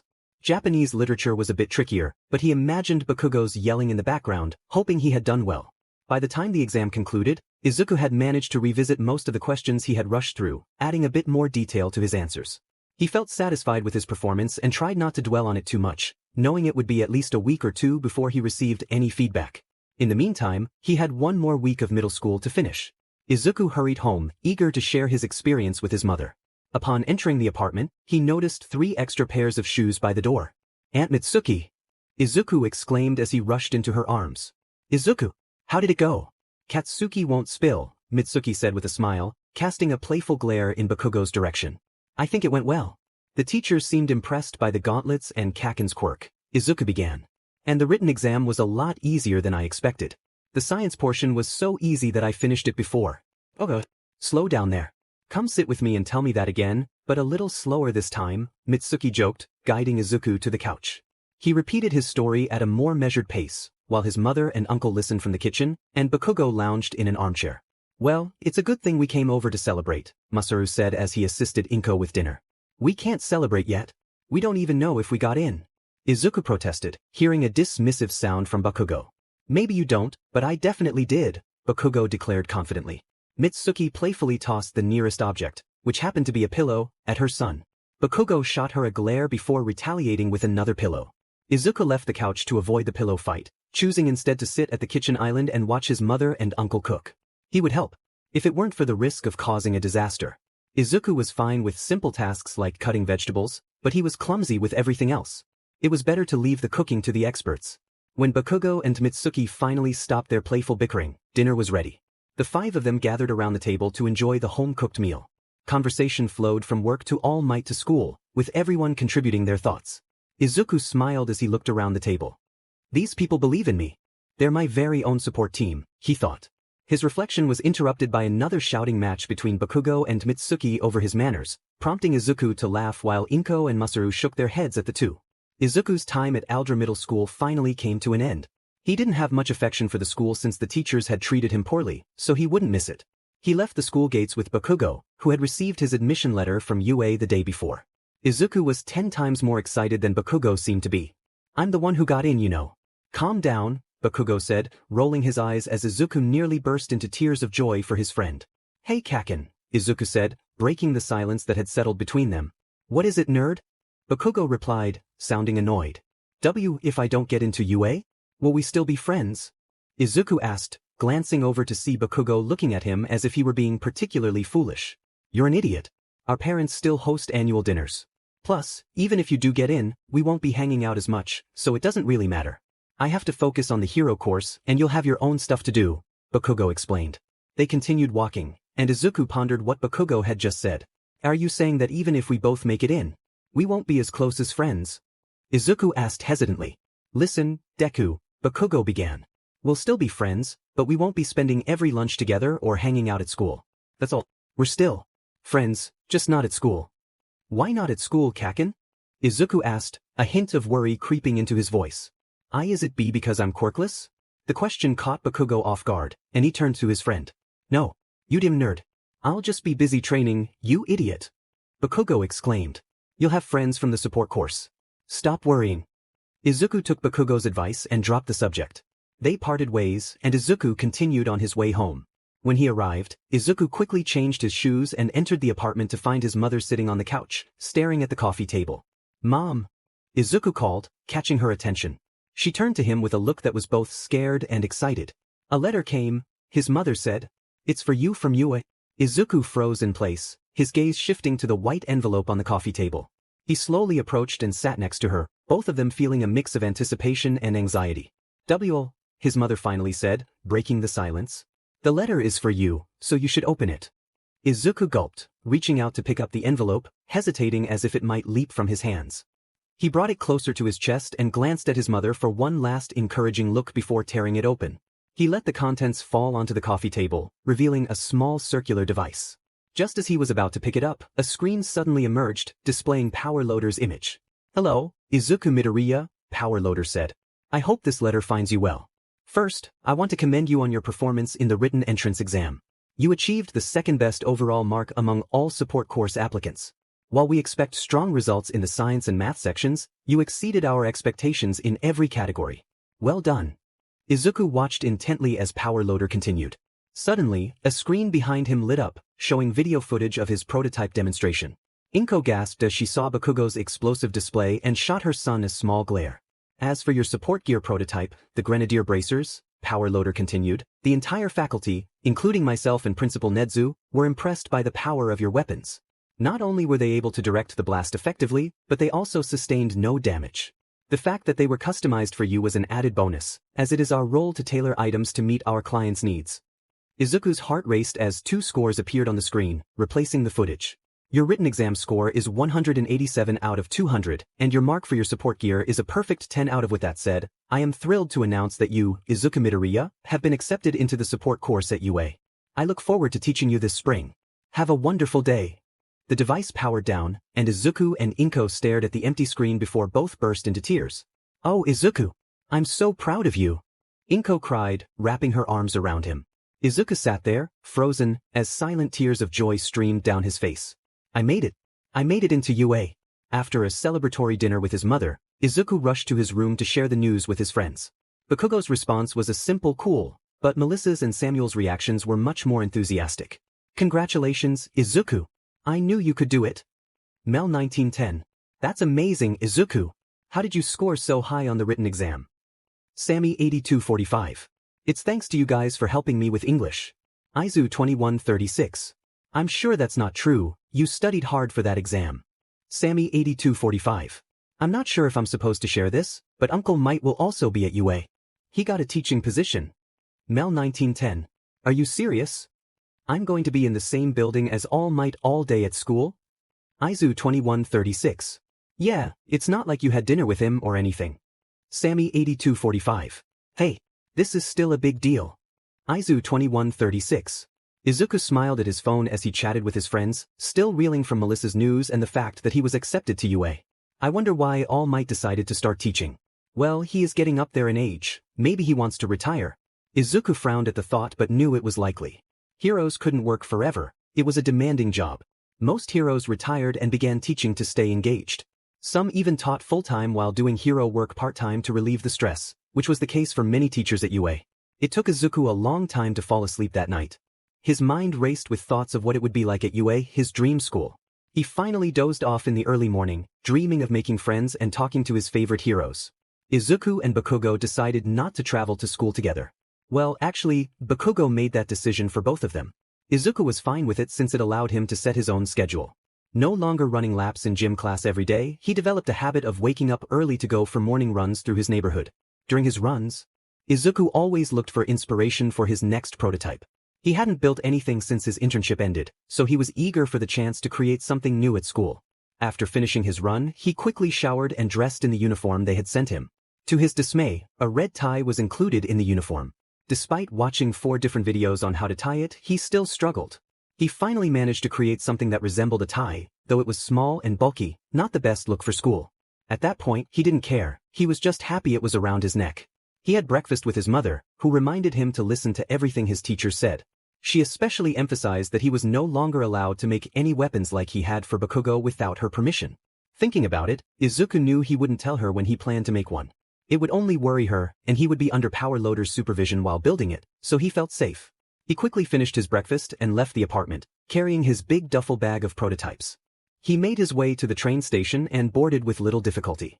Since he was early, there weren't too many people on board. He gently set his bag down in front of him and looked out the window as the scenery changed from city to city. When he finally arrived at Mizudafu, he noticed many people bustling through the stations, either heading to work or school. He jumped off the train and followed his mental map to the school, surprised to see reporters lined up at the entry gate, stopping students for interviews.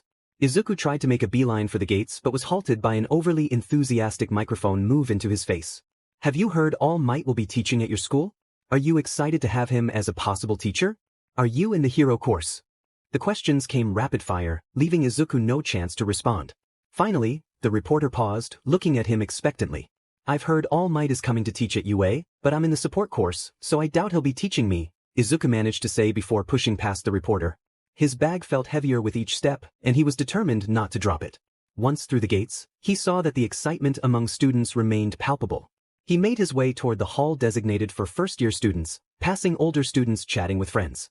Just as he was about to enter the building, he noticed a girl with pink hair struggling to carry an even larger duffel bag than his. Approaching her, Izuku lifted one end of the bag, causing her to let out a surprised yelp as the weight lessened, nearly causing her to stumble back. Sorry," Izuku exclaimed. "I saw you might need some help, so I thought I'd lend a hand." The girl looked up, her green-yellow eyes sparkling with gratitude as she smiled brightly. "Thank you. My inventions are quite heavy," she said excitedly. "Inventions?" Izuku asked, slightly puzzled. "My inventions are my most prized possessions, so please be careful with them," she said cheerfully, making it sound more like a playful request than a warning. "Oh, are you in the support course too?" Izuku asked as they walked into the first-year hall. "I am too. I'm in class 1H. The girl turned around, getting very close to his face, which made him blush. "Me too," she exclaimed, leading him down the hall. Their classroom was the 4th one they reached. Upon entering, they found they were the first to arrive, and Power Loader was sitting at the desk in the front of the room. "Ah, the early birds get the worm," Power Loader said, standing up. "You two are exceedingly early, over an hour, to be exact." Sorry, sir," Izuku said, adjusting his bag. "I didn't want to carry this on one of the busy trains." "Me neither," the girl chimed in. Izuku suddenly realized he didn't know her name and had forgotten to introduce himself. "There's always at least one student with loads of stuff already made," Power Loader said with enthusiasm. "This year it seems I've got 2. There are storage units at the back with names on them. Find yours and put your things in there for now." The two made their way to the back, with Izuku following the girl.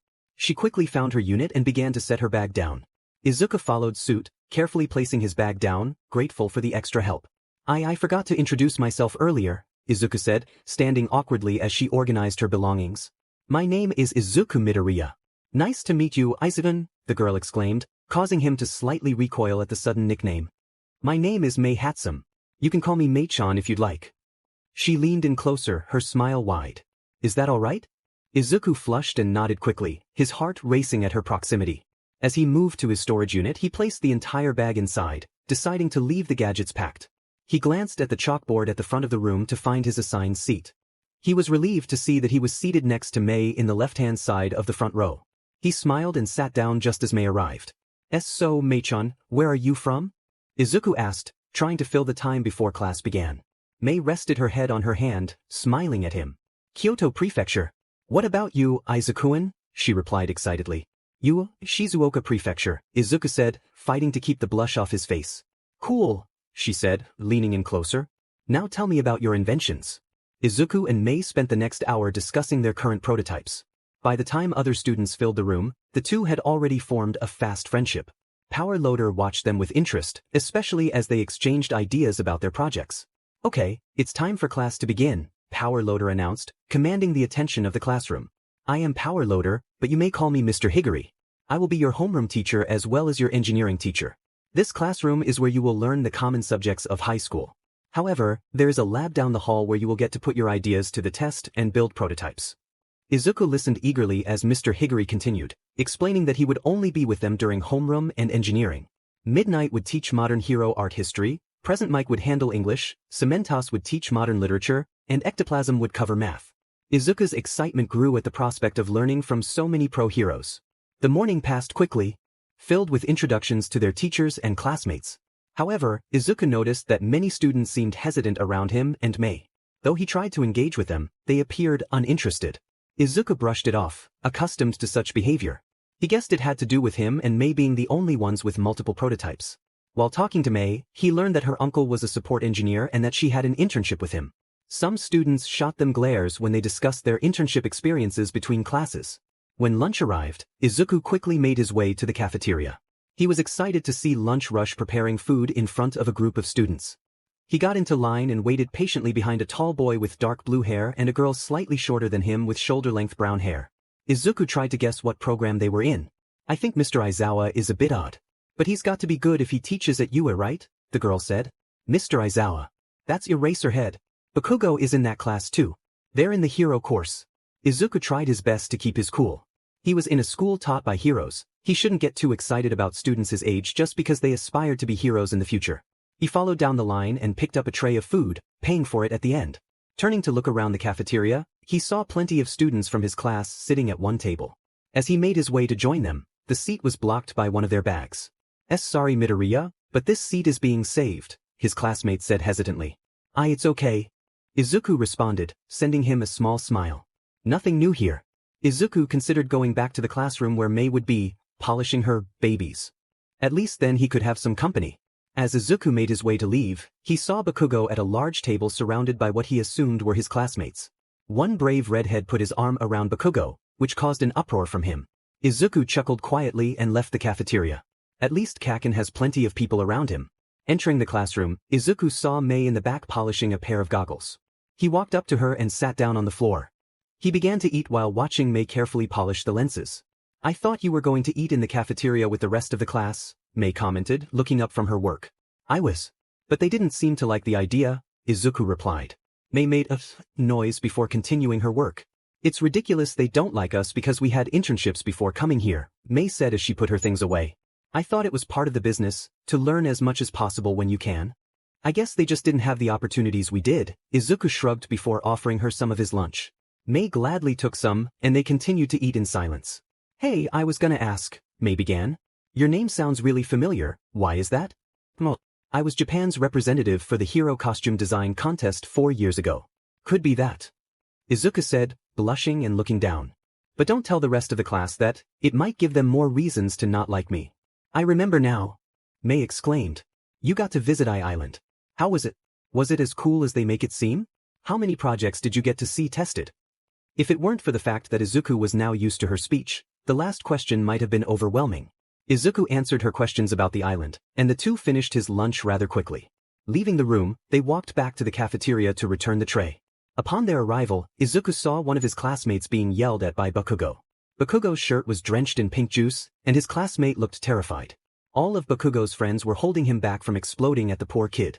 Izuku ignored the group and returned his tray to Lunch Rush, knowing Bakugo would not take things too far. Bakugo knew he could not risk getting suspended or expelled for hurting another student. Izuku and Hatsum made their way back to class and took their assigned seats while discussing what they might be doing during the next PRD.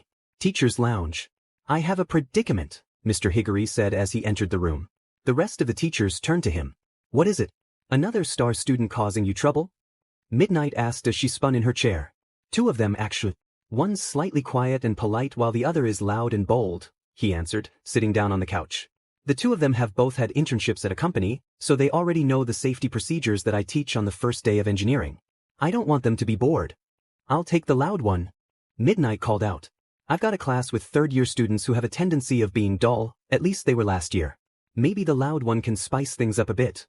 Thank you, I'll send Hatsum your way, Mr. Higuri replied, relieved that the issue of the two was taken care of. Now it's just Midoriya. This caught the attention of the man in the corner of the room. Toshinori's head shot up at the name's familiarity, and he turned to the group. Izuku Midoriya? He asked. The group turned to him in surprise since he had not yet spoken to any of them upon his arrival. Yeah, I guess you probably know him from a few years back, huh? Yes, I do, Toshinori replied. He made quite the impression on Dave.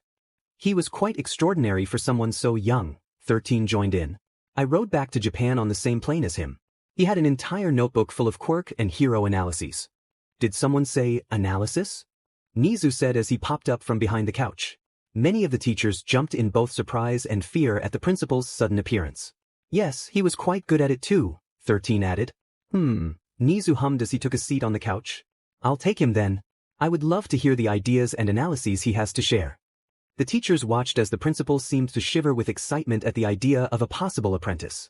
It had been many years since Nezu had last found a student he deemed worthy of his personal training. Class 1-ish. Power Loader couldn't say he was shocked to see that Hatsum and Midoriya were seated at their desks while the rest of the class was probably still in the cafeteria. He had quickly noticed how the other students were treating them differently since they were so far ahead, but he was glad they had each other. Even if he knew it would mean double trouble in the future. Just the students I needed to see, he said as he took his seat at his desk. The two immediately stopped their conversation to look at their teacher. The engineering class will all be safety procedures you would have learned during your internships. So I found a spot for you two elsewhere for the PRD. Hatsum, you will be joining Midnight in Class 3C. Midoriya, you will be spending your time with Principal Nezu. Principal Nezu? Izuku exclaimed, shocked. Yes, 13 mentioned your analysis notebooks, and he was very intrigued, Power Loader continued, leaning back in his chair. He smiled as he noticed his students' faces turning bright red. Izuku turned to Mei, noticing that she looked rather down at the news. Something wrong, Mei-chan? Izuku asked, concerned. Mei turned to him with a small pout. This means we won't get to work on our projects today, she said. Izuku almost laughed at her pouty demeanor. Don't worry, Hatsum, Power Loader reassured her. Later in the year, students who exceed expectations in certain classes can spend extra time in the lab with me. I'm sure you two will be among them. Izuku beamed at the idea. There were so many things he wanted to build and ideas he wanted to explore. Izuku quietly made his way to Principal Nezu's office. Each time he passed a classroom, he peeked through the window to see which pro hero was teaching. It was thrilling to see so many of his idols in real life. When he finally arrived, he paused and took a deep breath in front of the door. Izuku couldn't help but feel nervous. Not only was this the principal of UA, but he was also one of the most intelligent beings in the world. And he wanted to discuss who knows what with quirkless Izuku Midoriya. Just as Izuku was about to knock, the door swung open. Principal Nezu beamed up at Izuku, and he couldn't help but smile back. Hello, Midoriya. It's good to see you again. I hope you have been enjoying your first day, the principal said as he led Izuku into his office. Izuku followed him to a blue couch in the corner while Nezu began pouring them some tea. Of course. UA is amazing. It's so much more than I could have imagined, Izuku said excitedly, quickly stopping himself before he began rambling about all the things he still wanted to see on the school grounds. Glad to hear. I was also very excited to hear from 13 that you have quite the talent in hero analysis, Nezu said as he handed Izuku his cup. Izuku blushed fiercely, embarrassed by the compliment. I wouldn't say talent. Really. It's just a hobby I've had since I was a kid, Izuku rushed, flustered. The most common hobbies in children involve a sport or a form of art, Nedu stated. It is very rare for a child's hobby to be analysis. Izuku blushed even more. Yeah. But that is not a bad thing. I am very curious about what you have written in your books. May I ask how many you have? Nedu asked, leaning slightly closer to Izuku. I have 13 notebooks on hero quirk analysis, and I just started my 6th notebook for support ideas, Izuku stated, rubbing the back of his neck. Was that a lot? Fascinating, Nedu beamed. Do you have any with you? Izuku opened his backpack and handed the 2 latest notebooks to his principal. Nedu smiled as he read through the contents. As they went through the books, Nedu asked Izuku various questions about his thought process and where he got certain ideas from. Izuku quickly realized that Nedu could easily keep up with his excited ramblings, and the two of them spoke much faster than anyone else in a normal conversation. He was sure that if someone were to walk in on them, they would be quite confused by their hurried words. Their conversation was interrupted when Izuku's phone began buzzing. He looked down to see Bakugo was calling him. Bakugo? If I recall correctly, he is currently in heroics with All Might, Nedu said, glancing at Izuku's phone. Go ahead and answer. Izuku slid the answer button and brought the phone to his ear. Hello. Leonard, I need you to come down to Gym Beta. Bakugo yelled through the phone. Why? One of my idiot classmates pulled the pins on my grenades. I need you to come reset them before it's my turn in the drill. Now hurry it up. Izuku didn't get the chance to respond before Bakugo ended the call. Kaken needs me to reset his support items. Is that okay? Izuku asked, looking at the principal. Nedu smiled and nodded.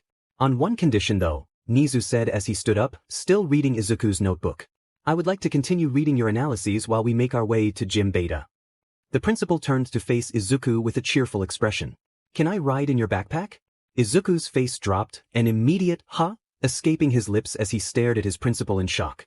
There seems to be plenty of room in there, and you appear to have a good amount of muscle. Do you work out? It's quite uncommon for business and support students to be so athletic, the principal rambled as he climbed into Izuku's yellow backpack. Izuku shook his head before carefully lifting his bag and placing it on his shoulders. As they walked, he listened to Nezu's comments. He was too stunned by the fact that he was carrying his principal in his backpack to respond. Izuku was very cautious while walking. He knew he was clumsy and did not want to explain to his mother that he got expelled for dropping his principal after tripping over a pebble. It didn't take them long to reach Gym Beta, and Izuku quickly spotted Bakugo waiting for them by the gate. Izuku felt slightly disappointed that he wouldn't be able to go further into the grounds to watch some of their training, but he kept that to himself. There you are, nerd, Bakugo yelled as he saw him approach. Hurry it up, I'm up soon, and I want to have a good amount of my sweat stored before then. Izuku placed his backpack on the ground, the principal still inside as he read.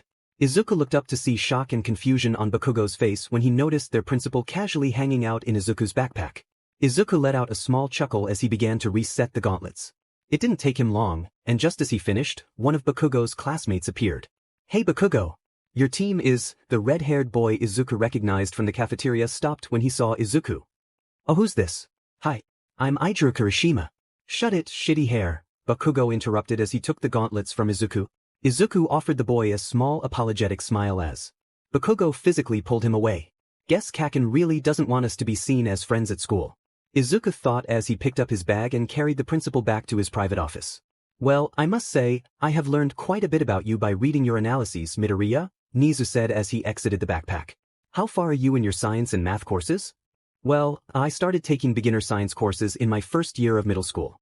By the end of my internship and my last year in middle school, my teacher told me I was probably at the same level as a third year in high school, Izuku mumbled, rubbing the back of his head.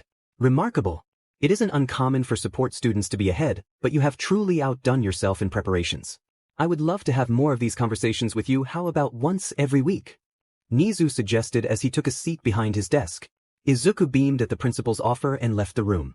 He quickly made his way to see his class returning from the lab room and followed them inside. Hey Midoriya, one of his classmates whispered, and Izuku turned to face them.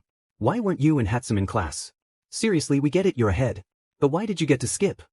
His classmate asked, frustration evident in their voice.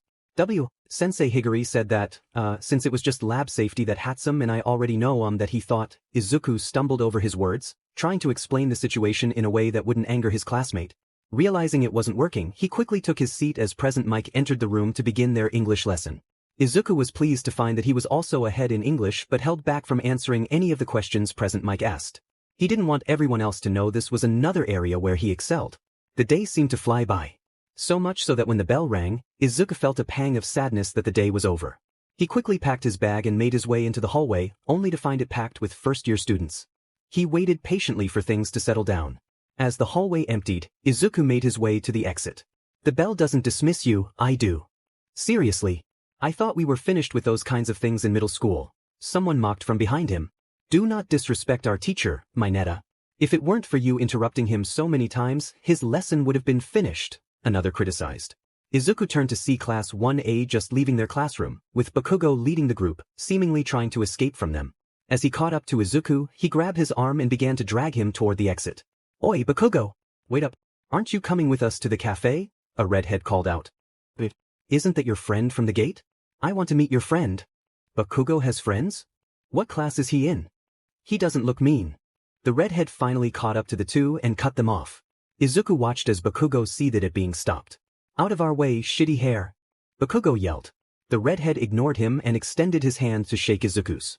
I didn't get to finish my introduction earlier. I'm Eijiro Kirishima. Kirishima smiled as Izuku took his hand. Izuku returned the smile, which seemed too contagious not to. Izuku Midoriya of Class 1H, Izuku said as the rest of the class caught up to the three. That's one of the support classes, right? A tall girl with dark hair in a ponytail asked. Izuku nodded, slightly blushing under the attention. We don't have time for this. Bakugo yelled, grabbing Izuku's arm. We're gonna be late, Deku. Late to what, Kaken? Kaken? Is that your nickname? A blonde exclaimed nearby. Bakugo turned and shot the most ferocious glare Izuku had ever seen.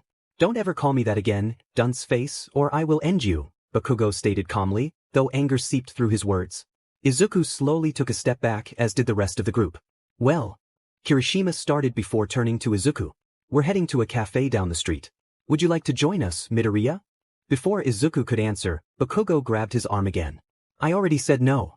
We have a family dinner. Now move it. Bakugo insisted, trying to pull Izuku along. Izuku planted his feet, struggling against Bakugo's grip. Once he was free, he turned to the group. Thank you for the invitation. Unfortunately, Kaken and I have dinner to celebrate our first day of school. Maybe next time, though, he said, giving them a small bow before following Bakugo. See ya, Midoriya. Bye, Bakugo. Bye. Don't forget the homework. Many farewells echoed behind him, and Izuku turned back one last time to wave to the group. Kaken got really lucky with his classmates. They're all so nice. Your classmates seem great, Kaken. Izuku said as they boarded the train. Huh. No, they're not.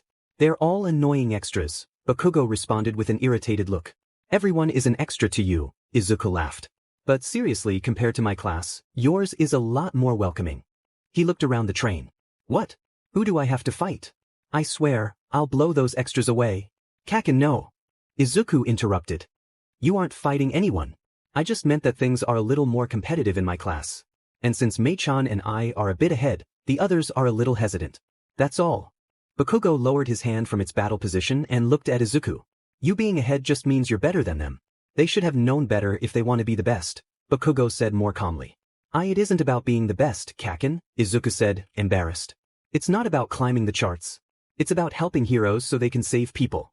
The conversation shifted from classmates to teachers, and the two shared their excitement over meeting their favorite heroes in person. All Might even said that I had a strong quirk, which I knew, but he still said it and that I had great potential, Bakugo said, awe evident in his voice. Izuku smiled at the look on his friend's face as they talked about school. His day may not have been perfect, but when is it ever? He had a friend and he had Kaken. Maybe he would even become friends with some of Class 1A? Hey, Kaken. Izuku called as the two walked to Bakugo's house. Emchim. Would you be mad at me if I got along with your classmates? Izuku asked. When no response came, he looked over to see his friends staring at him as if he were being foolish. You're a dumbass. I don't care. We're friends, so you're bound to run into them, just like I'm bound to run into this Mei-chan girl. Just watch what you tell them about me, Bakugo said before turning to stare ahead again. But I thought you didn't want us to be friends at school? Izuku asked, a little confused. I said that because I wanted you to make friends in your own class, Bakugo replied. If we walked to school and ate lunch together, do you think you still would have become friends with that extra? Izuku paused to think before shaking his head. Exactly. Izuku smiled as they arrived at the house. For the rest of the evening he talked to his mother, aunt, and uncle about school. He told them about Mei-chan, Power Loader, Principal Nizu, Bakugo's classmate Kirishima, and more. They were all shocked but proud to hear that the principal had taken a liking to him. The most challenging part of the evening, though, was trying to finish his homework while Bakugo and Mitsuki argued over who was weirder. In Izuku's opinion, neither was. But the two had always debated who embarrassed whom, who was weirder, who was foolish, and who had more significant anger issues. When Izuku finally finished, he laughed as Mitsuki held a paper over Bakugo's face that read, "I like to collect dolls." "Hurry up, nerd." "What do you mean?" "I mean we gotta get to school. Now hurry up and get down here before I change my mind." Izuku smiled at his phone before putting on his shoes and racing downstairs. Bakugo was waiting for him at the doors of his apartment building, scowling at everyone who passed by. Izuku greeted his friend, and the two made their way to the train station. "So, what are your classmates' quirks?" Izuku asked, slowly pulling out his notebook as they sat down on the train. "Of course," Bakugo said in an almost amused tone. "What? It could be useful information for the future," Izuku said defensively. "Now, start with Kirishima." "Who?" Bakugo asked, sounding uninterested. Izuku sighed. "Shitty hair," Izuku said quietly. "Oh him.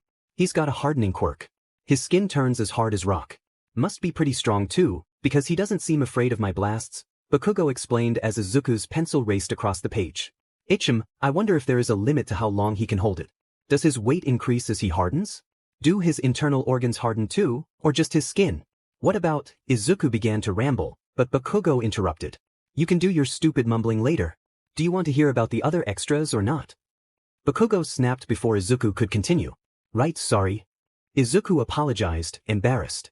Round Face has a quirk that can erase gravity on anything she touches, including herself. But she gets sick if she uses it too much. TSK weak.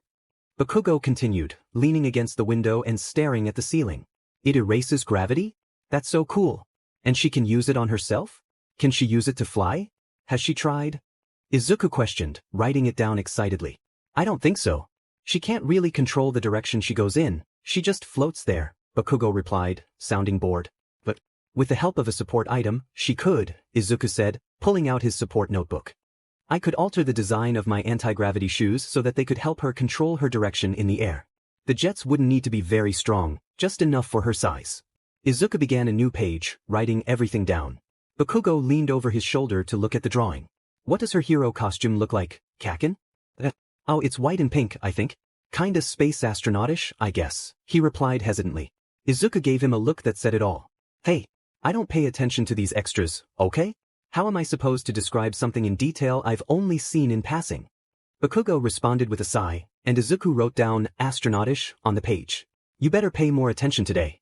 Send me a picture of her current shoes if you can," Izuku said as they arrived at their station. The two left the train and began to make their way to UA, both disappointed to see the press still lined up at the gates.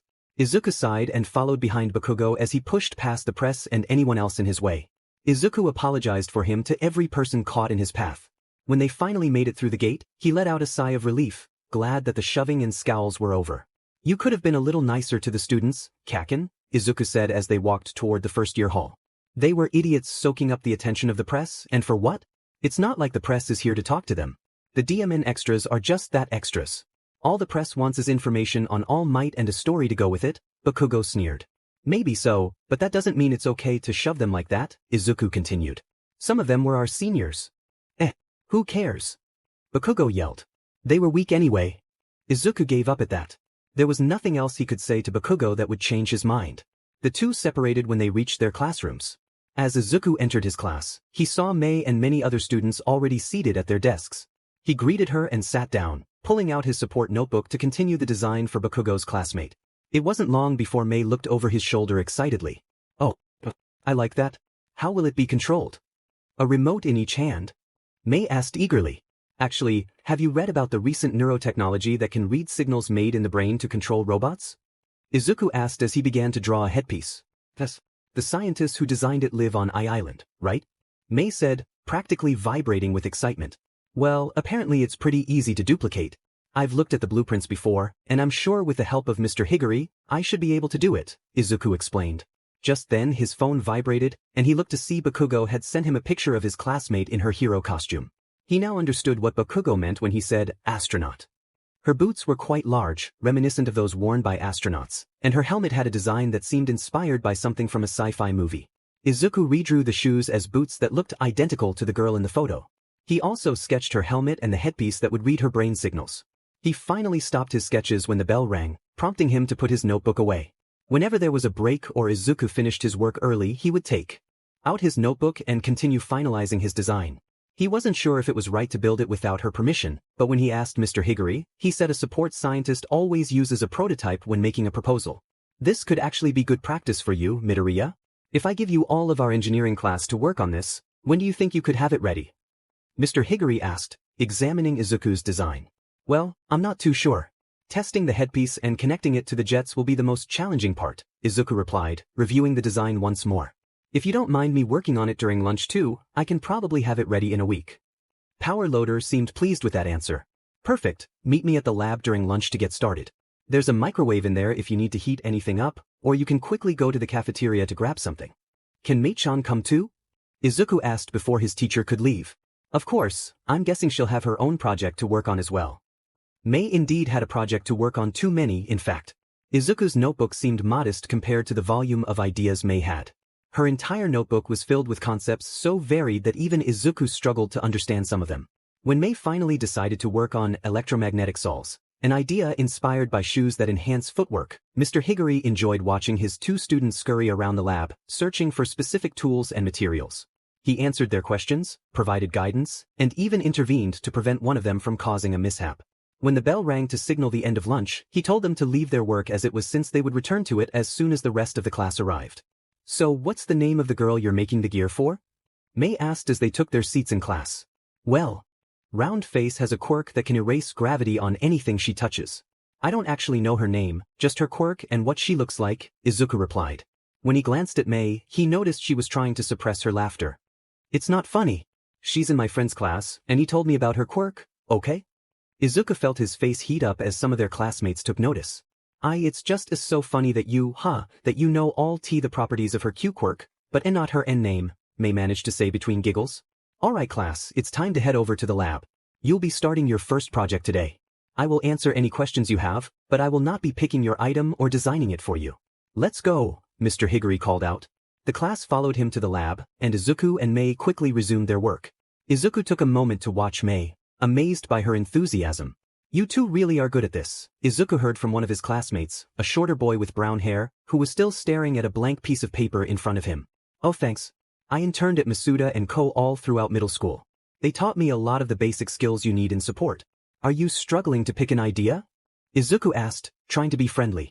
Why yeah, I don't really know where to start, his classmate replied. I like redesigning items that already exist, like grappling hooks or basic weapons. You can look up a blueprint of the original and adapt it to fit your idea, Izuku suggested. That actually helps, thanks. The rest of the class went smoothly. Izuku assisted his classmate, Takahashi, whenever he had questions. They were getting along well, though Izuku sensed that they might not become close friends since Takahashi was hesitant to speak up when others were around. At the end of the day, Izuku waited for the hallway to clear before leaving the classroom. Bakugo was waiting for him at the gate, and together they made their way to the train station. Thanks for the photo. I was able to start working on the boots and headpiece during engineering, Izuku said as they walked. Headpiece? Never mind, I don't want to know, Bakugo replied as they turned. I'm not surprised you started them though. You didn't show up in the cafeteria at lunch. Oh yeah, sorry about that. I should have texted you, Izuku said, feeling guilty. TSK, I don't care. It's not like I was waiting for you, idiot. Izuku just smiled. Still, Mr. Higuri let Mei-chan and me work in the lab during lunch. It was so cool. They have everything you need in there, Izuku continued. And Mei-chan is really smart, her ideas put me to shame. Bakugo made a face that was a mix of disbelief and disgust. You mean there's someone worse than you out there? Bakugo said incredulously. Hey, that's not funny, Kaken. Izuku protested, playfully hitting his friend's arm. Bakugo continued to laugh as people around them glanced over. Seriously though, it's hard to believe, but I don't think I want to find out for myself anytime soon, Bakugo added. Did you still want the quirks of all the other classmates? You mean your classmates? Yes, please, Izuku smiled. That night, Bakugo stayed at the Midoriya apartment, explaining the quirks of the rest of his classmates while listening to Izuku ramble about their potential uses and specializations. I really want to see what kind of gear they're using. Hey Kaken, you don't think you could? I am not taking any more photos, Deku. Bakugo interrupted before Izuku could finish. Fine. I'll just have to sneak into one of your classes. Maybe I should wait until I get the support gear for Wait, what's her name? I need an actual name, not Round Face, this time, Izuku said, turning to Bakugo. I don't know her real name, Bakugo replied firmly. That's a lie, Kaken. I know you like giving nicknames, but you know people's real names too, Izuku insisted. Ugh, fine. It's Uraraka or something. Bakugo replied reluctantly. Thank you. Once I finish Uraraka's boots, maybe I can bring them to one of your classes for her to test out. If she wants to, of course. I hope she doesn't get upset with me. She won't, that. If anything, you should worry about the others wanting you to make things for them too, Bakugo commented. Are you kidding? That would be so cool. Izuku exclaimed excitedly. Of course, Bakugo sighed. I've got to go before the old hag gets mad. See you tomorrow, Deku. Bye, Kaken, Izuku said before flopping back down on his bed. He reread the quirks of the students in Class 1A and gave each of them their own page in his notebook, adding small notes about what he. Izuku stayed true to his promise and within a week had produced a working prototype of the director jets. He also added gloves with small jets after asking Mei to test them. She had found it challenging to balance herself when there were only jets on her feet. He knew some adjustments might be necessary, like the size of the boots, gloves, and helmet. He had used Mei's measurements since, as far as he could tell, she was of similar height to Uraraka. He made sure the gloves were fingerless so they wouldn't interfere with her quirk, at least he hoped they wouldn't. It was one of those situations where a conversation with the intended user would have been helpful. Lifting the case with his new creation in hand, Izuku walked to the classroom and placed it on his teacher's desk. Mr. Higuri gave him an excited look and opened the case for a final inspection. Well done, Midoriya, Mr. Higuri complimented. Class, it seems we're ready to watch our first pitch later today. The class murmured excitedly as Izuku blushed. P-pitch. Izuku stuttered. W, the whole class is coming? He had known that Mr. Higuri had spoken with Mr. Aizawa, 1A's homeroom teacher, to set up a time for Izuku to present his support prototype to Uraraka. The teacher had insisted that Aizawa and he be present, but Izuku thought it would be a small gathering. The idea of his entire class watching and judging him was a different story. Not just us but 1A too. I know you don't like public speaking, Midoriya, but this is an important part of the support field. You need to know how to convey your ideas and reasons to a large group, Mr. Higuri explained. And don't worry, the rest of the class will have to do the same with their own prototypes when they're finished. Mei will be doing hers tomorrow, and Lunch Rush offered to be her target audience. So, I'm not the only one having to do this. Just the first, Izuku clarified. Exactly, and you have until after lunch to get your ideas written down, which I bet you already have, Mr. Higuri encouraged. This was true. Izuku had spent much of his time at home writing, editing, and rewriting a proper pitch. He had even prepared a slideshow that included pictures of his prototype and references to other support gear similar to his own, though he doubted that would be necessary for an informal pitch. Okay, I guess that works then, Izuku finally said. He returned his teacher's smile and made his way to his seat. This is so fun. You're going to have so many people looking at your creations. Mei said excitedly. Izuku turned to her and smiled. You'll be extra excited to hear that tomorrow's your turn, then, Izuku commented, laughing as Mei's excitement grew. He hadn't thought it possible for someone to look so happy about the idea of public speaking. However, he knew it was more about the attention on her creations that thrilled her.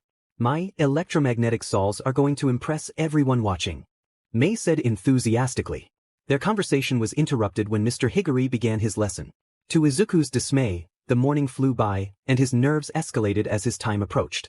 Mr. Higuri and Mei helped him set up a building in ground beta for his presentation. Mr. Higuri said it was easier to be somewhere both classes could fit inside, and the outdoors were suited for a demonstration. Mr. Aizawa also arrived to ensure everything was set up, and Izuku took the opportunity to ask him a question that had been bothering him. Sir? Izuku said, tapping the hero's elbow. Mr. Aizawa turned and raised an eyebrow. Is Uraraka okay with this? I don't want to embarrass her. Don't worry, kid. She doesn't even know she's the one being pitched to. Aizawa's answer did little to comfort him. What? Izuku exclaimed, panicked. I decided it was best if the class didn't know who was being pitched to or who was doing the pitching. That way, they wouldn't try to find out what the pitch was before today. In fact, they didn't know a pitch was happening until this morning, Aizawa explained. It's also good for a hero to hear it from the support engineer or scientist that they have a pitch for them, Mr. Higuri added. And I'm sure Miss Uraraka will be honored to be pitched to. Mr. Higuri let Izuku and Mei stay in the building to finish setting up and give Izuku some space while he and Mr. Aizawa went to retrieve the two classes. Class 1H arrived first, and Izuku was happy to receive lots of encouragement from his classmates. Throughout the week, they had slowly become more comfortable with Izuku and Mei, especially after Izuku had helped many of them with their prototype designs. When Class 1A arrived, both classes seemed to size each other up. Mr. Aizawa and Mr. Higuri stood next to Izuku and instructed both classes to take a seat. Izuku noticed that Uraraka had sat near the back next to a tall boy with glasses, whom he remembered was named Ida. Taking a deep breath, knowing neither teacher would help him, he called out, "Uraraka-san? Can you please come sit at the front?" He watched as a blush crept onto her face. She clearly was not expecting to be the one receiving the pitch. Many of her classmates began encouraging her, especially Ida, Kirishima, and a girl he remembered as Mina. "I expect all of you to pay attention and be respectful to Midoriya. I'm sure Mr. Higuri has assigned an assignment to 1H about this presentation, and I plan on doing the same for 1A, Mr. Aizawa said in a monotone voice that sent shivers down Izuku's spine. Aizawa turned to him and gave a small nod before taking his seat next to Uraraka. "Hello Uraraka-san, my name is Izuku Midoriya, and with your permission, I would like to pitch a support gear idea to you that I believe would help you in your hero training." Izuku began, waiting for Uraraka to respond. She seemed especially flustered when she realized what he was asking. "Oh, of course," she exclaimed. Izuku smiled, a hint of blush on his cheeks, as he opened the case next to him and revealed his first slide. "My support prototype is called Director Jets," Izuku explained. "They consist of a pair of space boots with 4 small jets, 2 on the bottom of each sole, along with 2 fingerless gloves that have 1 jet on each palm, and a helmet similar to yours, but with a headpiece across the forehead." He paused to let everyone take a good look before continuing. "Your quirk allows you to erase gravity on any object you touch, including yourself, but you can't control the direction you float. This is where the director jets come into play." Taking a deep breath, he showed the next slide. "When in the air, you can control the jets to push you in the desired direction. The strength of the jets can be adjusted with a small button on your left glove." Izuku glanced at Uraraka, who was smiling, and he took that as a positive sign. "The jets are controlled by your thoughts." This statement elicited gasps of surprise from the students. "Wait, what?" called out Kaminari. "Is he serious?" asked Zero. Aizawa shot them a stern look, silencing their chatter. "Let me explain," Izuku said with a chuckle. He pulled up the next slide, which displayed the helmet and the original Neuro headband. Recently, a team of scientists on Island designed a headpiece that can connect to another piece of technology. It works by receiving brain signals and translating them into commands. He gave them a moment to absorb the information before moving to the next slide. Here's a video of them using it to make a toy car move in a circle. On the screen next to the man is a visual representation of the signals the headpiece is receiving. He pointed to the screen and then to the man's headpiece. "Instead of controlling a toy car, though, you'll be able to control which jets are activated and for how long," he said, focusing on Uraraka. "It will take some practice at first, but that's expected with any support gear," he continued. "I've also incorporated a feature that absorbs kinetic energy as you walk. This means the boots will gather energy with every step you take and then use it to power the jets. However, if you use it too much without enough energy, the jets will stop." He quickly moved to the next slide to keep her engaged. "That's why I added a warning signal that will alert you in advance, so you can adjust your approach." He pointed to the red light next to the button on the left glove. "In summary, the director jets would greatly enhance your mobility and range in combat and other situations. This could be crucial when you need to create distance from a villain or reach civilians quickly." Izuku looked directly into Uraraka's eyes, doing his best to maintain his composure. "And with your permission, I would love for you to try them out in a safe environment." Uraraka's smile brightened. "Yes, please," she exclaimed. Izuku beamed, and Mr. Aizawa began to lead the students outside while Mr. Higuri assisted Izuku in packing the gear. He set the case down flat in front of Uraraka and brought out the boots first. "I hope they fit well. If not, I can adjust them for you," Izuku said as she tried them on. "Wow, they fit great. They're actually more comfortable than my current ones," Uraraka said with a smile. Izuku couldn't help but blush at her compliment. Once Uraraka had all the gear on, Izuku guided her to a safe area with mats on the ground. He reached up to her headpiece and turned it on. "Controlling the jets isn't too difficult. Just think about which jet you want to activate, but controlling the pressure is a bit trickier. You can adjust the pressure mid-air using your forefinger. I recommend starting small." He stepped back. "Float and direct yourself toward me." Uraraka activated her quirk and floated for a moment, catching her breath before activating the jets on her feet. She directed herself at Izuku, but unfortunately, she kept the jets on for too long and collided with him. He quickly caught her, spinning slightly so they both remained upright. "Oh my gosh. I'm so sorry." Uraraka apologized, her cheeks flushed. Izuku blushed as he gently released her wrists. She mirrored his embarrassment, covering her face with her hands. "It's all right," Izuku said, stepping back again. "It takes time. Try again, but this time keep the jets on for a shorter duration. You want just enough push to reach me." Uraraka lowered her hands and took a deep breath. This time, she pushed forward and slowed just before reaching Izuku. He caught her wrists again and smiled. That's it, he encouraged. Now try going up using your feet and coming back down using your hands. Uraraka followed his instructions, testing it out with good results. This is fun, she exclaimed, but just then, the light on her left glove began to blink, accompanied by a soft beep. That's the energy warning, Izuku explained. Uraraka returned to the ground, her face lighting up with excitement. I guess that concludes Midoriya's presentation, Mr. Higuri said. Uraraka, it's up to you whether you want to add Midoriya's director jets to your hero costume. I would really like to. Uraraka replied eagerly. She turned to Izuku and asked, do you think you could help me train with them for a little while? I understand if you're busy. No, it's okay. Izuku said, raising his hands. I'd love to help in any way I can. Alright, it's time to head back. I expect you to be in your seats and ready to learn by the time I return, Mr. Aizawa called out.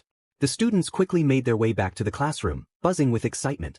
Izuku and Ida helped Uraraka out of her gear before the two 1A students left to join their class. 1H assisted in putting everything back in order. Everyone had to carry something back to the school, and Izuku was happy to help with the heavier items, knowing he was one of the more athletic students there. You did great, Izuku-en, Mei said energetically as they walked back. Thanks, Mei-chan, Izuku smiled. It felt good to receive such an enthusiastic response to his efforts. He knew it wouldn't always be that way, but he would be happy when it did. Just as they were taking their seats, an alarm went off, and Izuku instinctively covered his ears. The loud siren continued to blare as Mr. Higuri instructed the class to stay calm. Guys, look. Izuku turned towards the window where Takahashi was leaning. Joining his classmates, he saw a large group of reporters on the grounds. That must be why the alarm is going off, Izuku said. Stay in the room. I'm going to help some of the other teachers send them away, Mr. Higuri said as he left the classroom. Izuku turned to look at the front gate, puzzled. How did they break down the gate? Izuku was amazed by Mei's pitch of her electromagnetic saws. One thing he knew for sure afterward was that she had a talent for selling a product. Not only was she convincing, but she also answered all the questions directed her way. Izuku wasn't sure how well he would have done if Uraraka had been like Lunch Rush, constantly asking for explanations and keeping Mei on her. You're a natural, Nichin, Izuku complimented as they made their way to the cafeteria. You spoke so confidently. I wish I had that talent. You have other talents, Izuku-en, Mei said as they rounded a corner. Midoriya, Hatsum. The two turned after hearing their names called. Aizawa stood in the doorway to the staff room, holding a stack of papers. I'm glad I caught you. Here. Izuku and Mei took a paper each and looked down to see a permission form to leave school grounds. Izuku looked up, confused. Where are we going? He asked. You're coming with 1A on a training day at the USJ. We were hoping you two could help by playing the role of citizens during some of the scenarios and also assist Uraraka in training with her new gear, Aizawa explained. The USJ? Izuku exclaimed, excitement bubbling within him. Yes, that's what I said, Aizawa replied. Izuku looked down and began to read the form, noticing that half day had been crossed out and replaced with full day. We'll be there all day? He asked, looking up at the hero. Originally it was only a half day, but there was a last-minute shift in the schedule. Make sure you bring back those forms tomorrow morning. We'll be leaving first thing on one of the school's buses, Aizawa said before dismissing them. Izuku glanced over at Mei excitedly, and they shared the same look of enthusiasm. The two quickly picked up food from Lunch Rush and made their way back to class, with Izuku taking a moment to wave to the students of 1A before leaving. He felt bad that he had yet to eat lunch with them, but he had been too busy working on the director jets, and today he had a math project that needed finishing. Do you think they'll let us bring some of our gadgets tomorrow? Mei asked as they sat down. Izuku hummed, looking up at the ceiling. It wouldn't hurt to ask. I have a few gadgets that could help in rescue scenarios, but they probably have their own equipment at the USJ. That they do, their teacher said as he entered the room, carrying his lunch tray. Izuku smiled as he sat down and looked at the two. But I will get you both permission to bring 2 items with you on the trip, as long as they're ones that have been completely tested and have no issues. Oh, I get to pick which ones to bring. Mei beamed as she went to the back of the class. She opened her locker and began sorting through all of her completed works. Izuku shook his head and brought out his math project. Sir, can I ask you a question? Izuku said as he looked up. Mr. Higuri nodded and he continued, how did the press break the gate? The question had been bothering him since the incident occurred yesterday. People who work in the press aren't always the brightest, but they couldn't be so reckless as to use their quirks without permission in a public space, especially at a hero school. The fact that the attack was on UA was also concerning. There were many individuals, particularly villains, who had reasons to target UA. But if it was a villain who helped the press break the gate, what did they want? The look on Mr. Higuri's face made Izuku feel that his suspicions might be correct. Midoriya, Mr. Higuri said seriously, you know I can't tell you the details of an ongoing investigation. Izuku lowered his head slightly. You're right, I'm sorry sir, Izuku apologized. He looked up again, maintaining eye contact with his teacher. Can you at least tell me if there's reason for us students to be concerned? Izuku had spent over an hour convincing his mother that everything was fine and that there was no reason to worry last night. He needed to know if that was a lie. I can tell you this, Principal Nizu is not about to sit around and let something like that happen again. And you've probably already learned that Nizu will not stop until a project is finished. Izuku smiled at that. He had only seen the principal once since their first meeting, and he could already tell that Nizu was a determined individual. Thank you sir, Izuku said. Mei returned to her seat, murmuring about how she decided on her wire arrow and jetpack. I think I'm going to bring my anti-gravity shoes and signal catcher. This is exciting. Izuku heard a chuckle from his teacher, and he couldn't help but join in. There was something about his friend that brought a smile to his face every time they were together. In just over a week, the two had become close, and Izuku had even stopped blushing when she got too close. Okay, now we better get to work on this project, Izuku said, turning his attention to his page. Lord knows what ectoplasm would do if we didn't complete it. Izuku soon realized that Bakugo and the rest of 1A did not know they were going to the USJ. When Izuku arrived at the Bakugo house and asked if Bakugo was excited for the day, his answer was, why would I be? I have to deal with those extras, just like always, Izuku thought to himself, holding back any further comments. He remembered that Mr. Aizawa preferred to keep things from the class until the last moment. With a shrug and a smile, he walked to the train station with his friend. Upon arriving at school, he quickly changed into his anti-gravity shoes and tucked the signal catcher into his pocket. Mei joined him shortly after, grabbing her own gear. Izuku offered to carry her jetpack, but she insisted on wearing it. Good to see you're ready, Izuku said, turning toward the door. His face lit up as 13 entered the room. Eraserhead wants to discuss a few things with 1A before we leave, so I'll be taking you two to the USJ. Excited, Izuku and Mei exchanged glances as they followed the rescue hero to a black van. Do you mind if I ask you some questions on the way? Izuku asked as he and Mei settled into their seats in the back. I would love to answer your questions, Midoriya, 13 replied. Are they for your notebook? Izuku froze, his hand halfway to his bag. 13 chuckled softly, and Izuku's cheeks flushed as he began his questions. By the end of the trip, he had filled 2 pages with 13's answers. Wow, thank you, 13, Izuku said, tucking his notebook away. No problem. I'm glad to see how much you've progressed over the years. Do you still want to focus on hero costumes rather than support gear? 13 asked as they entered the building. Izuku hesitated, captivated by the stunning landscapes around the dome. When he remembered the question, he quickly apologized. I love designing things for specific people, especially costumes and personalized gear. So that is my main focus, though I hope to help heroes in some way. He reflected on his answer, wishing he could be a hero himself, but accepting that the support field was the closest he could get, aside from police work. Behind the flood zone is an equipment room. Can the two of you retrieve the life jackets and other water rescue supplies? 13 asked. Of course. Should we gather at the entrance of the flood zone or? Izuku inquired. 13 confirmed, and he and Mei made their way down. They quickly found the storage room filled with water rescue equipment. Izuku struck a playful pose. Start putting life jackets on me. Let's see how many I can wear, he exclaimed excitedly. Mei giggled and began piling life jackets and lifesavers onto him. Once he was loaded up, he wobbled out and dropped the items at the flood zone's entrance. Mei followed closely behind, carrying supplies, and together they cleared out the water rescue section. Maybe we should organize all this too, Mei suggested, looking at the large pile. Yeah. Izuku agreed. I think that would be best, especially before Aizawa sees this. They both shivered at the thought. There was something particularly intimidating about the underground hero, and Izuku was sure he wouldn't appreciate the mess. After organizing everything, they turned to see 1A being led down by 13 and Aizawa. Kaminari and Kirishima waved energetically at Izuku, who returned the gesture with a small wave. In contrast, Bakugo glared at Izuku and approached him immediately as 13 began explaining how they would take turns. You knew, Bakugo accused, drawing out the words. Izuku blushed and nodded. You knew and didn't tell me. At first, I thought you knew, Izuku whispered. Now shush and listen. Bakugo huffed but turned his attention back to 13, who was discussing how everyone would take turns being a rescuer and a civilian in distress. Midoriya? Izuku's head snapped up at the sound of his name. The group of students looked between him and 13 curiously. Would you mind making the groups based on your analysis of them so far? 13 asked. Izuku immediately began scanning the room for the best options. Strongest in the flood zone based on quirks and abilities. Azui, for obvious reasons. Yaoyorozu, Todoroki, Shoji, and Bakugo. Weakest, Kirishima, whose quirk would make him sink when activated. Kaminari, Hagakure, Koda, since there are no animals here, and Jiro. Team 1. Azui, Kaminari, Uraraka, and Sato. Team 2. Todoroki, Hagakure, Ojiro, and Siro. Team 3. Yaoyorozu, Kirishima, Ashido, and Tokoyami. Team 4. Bakugo, Ida, Koda, and Mineta. Team 5. Shoji, Jiro, and Aoyama. Izuku listed.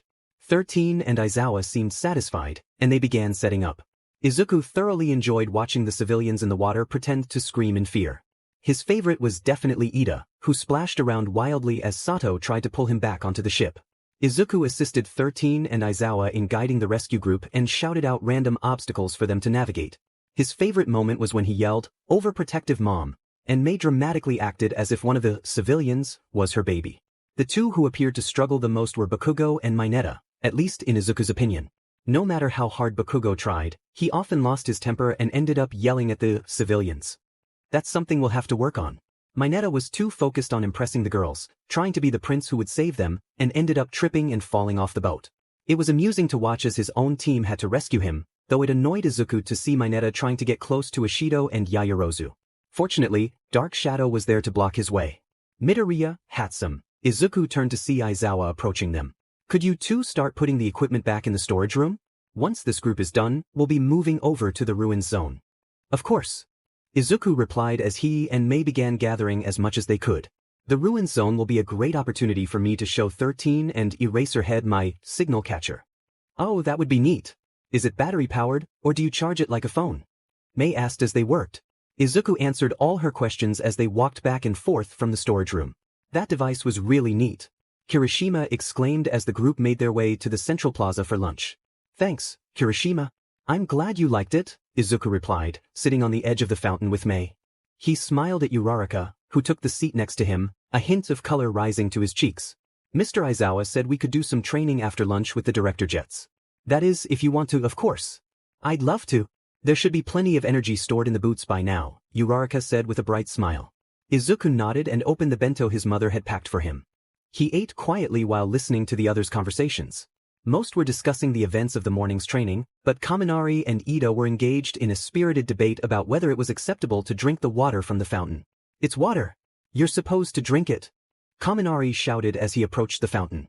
The ocean is made of water, a puddle on the ground is water, but you don't drink those. Ida countered firmly. What's wrong with ocean water? Kaminari asked, prompting everyone to look at him in shock or disgust. For Izuku, it was a mix of both. Please tell me you do not drink water directly from the ocean, Yaoyorozu said, cringing at the thought. Oh, come on guys. It may taste a little funny, and sometimes you might get a tummy ache. But it's not that bad. Kaminari defended himself. Izuku shook his head as he listened to Yaoyorozu and Ida explain the dangers of drinking salt water and unclean water. Deku, Izuku turned to see Bakugo approaching. Did Aunt Inko send any macaroons? Izuku nodded and handed one over. Bakugo acknowledged him with a nod before retreating to his spot, away from the group. Deku? Uraraka asked curiously. Oh, it's a nickname Kaken gave me when we were kids, Izuku explained, his cheeks flushing. Uraraka thought for a moment before nodding. It kind of sounds like, you can do it. It's kind of cute, she said with a smile. Can I call you Deku? Sure, Izuku stammered, his face turning bright red. She said it's cute. Izuku stood and walked toward the teachers on the other side of the fountain. Stopping a little way off, he waited for them to notice him, and 13 beckoned him forward. Sorry, I thought I'd ask if you wanted me to start getting any equipment out, Izuku said as he approached the two heroes. That's very thoughtful of you, Midoriya, 13 replied. We'll be going to the conflagration zone next, if you don't mind. Izuku smiled and nodded before heading toward the storage room. Wait up, Aizaku-an. Mei called as she rushed to catch up. Izuku paused for her before continuing. What are we getting now? The rescue equipment for the conflagration zone, Izuku said as they entered the room. This one should be interesting. Poor Azui has a big disadvantage though. That's true, Mei agreed as they looked around the room. Who do you think has the biggest advantage? Hard to say, Izuku replied, picking up a ripped rope. No one in the class has a water quirk. Todoroki's ice is the closest, but it would just melt before he could do anything. Found the conflagration section. Mei exclaimed. Izuku walked in her direction but hesitated when he saw the shelves. There's barely anything here. Izuku said, picking up the lone fire-resistant suit. He quickly checked the stock numbers in the booklet. There should be 25 suits, but there's only one. Check the back to see if anyone signed them out for quirk training, Mei suggested, examining the water hose. Izuku turned to the last page and found it blank. Blank, he said, closing the book. Let's go tell 13 in Aizawa. Wait, look at this welding piece. Isn't it amazing? It obviously isn't from the original design. I wonder if Higuri-sensei did it, Mei said, holding up the water tank backpack. I wonder if it was to reduce the water pressure so students didn't accidentally cause harm during training, Izuku mused, inching closer to the piece of metal. Just then, loud yelling echoed from outside the door. Izuku-an, what was that? I don't know, Izuku replied cautiously as he approached the door. The yelling sounded different from the excited cheers of teenagers. It was the sound of Class 1A screaming and adults laughing. Izuku slowly opened the door and looked around. To his left, he saw dark figures moving through the downpour zone. To his right, several figures were in the water of the flood zone, all surrounding the shipwreck. And right in front of him in the central plaza, Izuku saw Aizawa-sensei confronting a large group of villains. Izuku took a sharp intake of breath. Villains. He felt Mei beside him, and she also gasped. Quickly, he closed the door and pulled out his phone, trying to call for help. No signal, Izuku said, frustration creeping into his voice. Same, Mei said, putting her phone away. And our only escape route is through the fighting. Izuku glanced around frantically. He spotted a pile of old pipes, likely from a restoration of the flood zone, and quickly picked one up. What are you doing? Mei asked, concern evident in her voice. You're right, there's only one way out, Izuku said. If my guess is correct, the rest of the students are currently fighting off villains just like Aizawa. We are the only ones who can escape and get help. Izuku opened the door again and surveyed the area. He turned to Mei, who hesitated to follow. He walked toward her and placed both hands on her shoulders. Mei, we have to do this, he said seriously. We need to help them. Mei took a deep breath and nodded. What's the plan? We're going to make our way toward the stairs slowly. I doubt anyone in the downpour will be able to see us, but we need to keep in mind the villains in the flood zone and the central plaza. If someone spots us, I'll distract them and you can use your jetpack to get help, Izuku explained.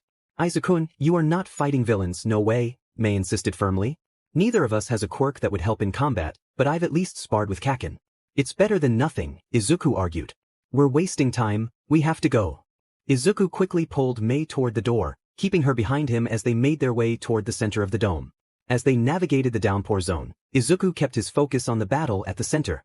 Aizawa was holding his own against the thugs, but Izuku was acutely aware of the limitations of his quirk. He couldn't keep his eyes open forever, and he quickly spotted two villains who were merely observing the fight. One of them was so tall that its brain was clearly visible, while the other had dismembered hands scattered across its body, and Izuku hoped they weren't real. They were finally close enough to hear as Aizawa took down the last thug, and the hand villain began to speak. You did well, Eraserhead. I'm quite impressed, the villain said, slowly clapping. But this is where your journey ends. Now tell me, where is All Might?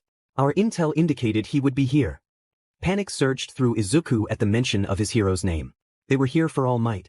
No, they were here to eliminate him. Mei, Izuku whispered urgently, keep moving toward the door. And what are you going to do? Mei asked, her tone sharp. I need to stay here and watch over Aizawa.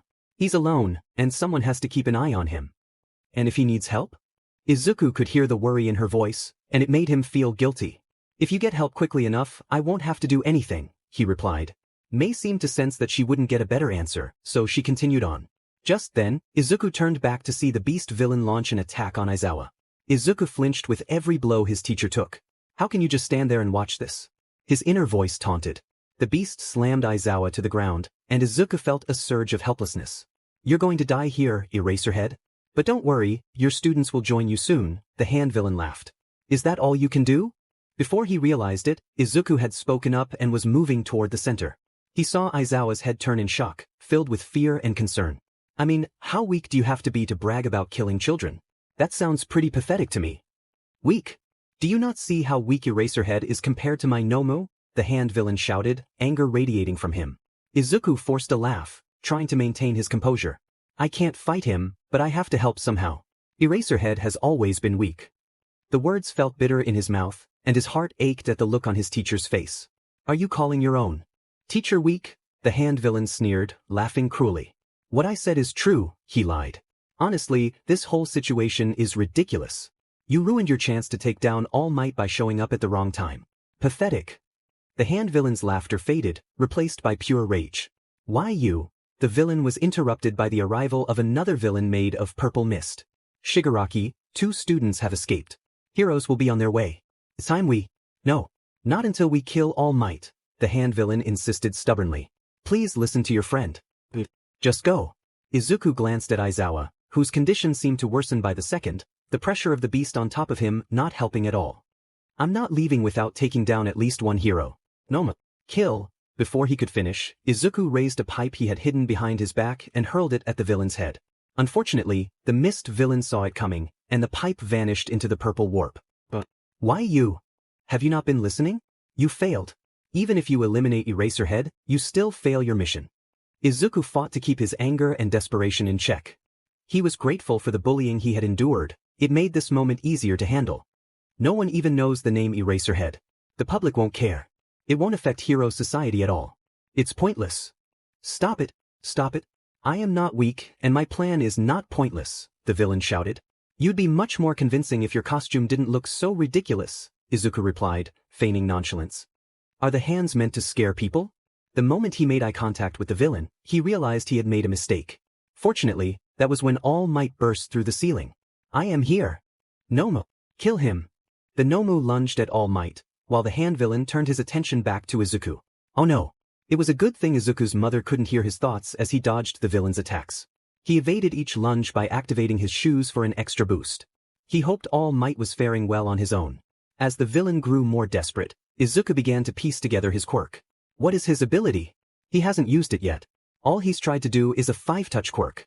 That must be it, he's trying to grab hold of me. Izuku rolled to the side to avoid another attack and picked up a rock from the ground.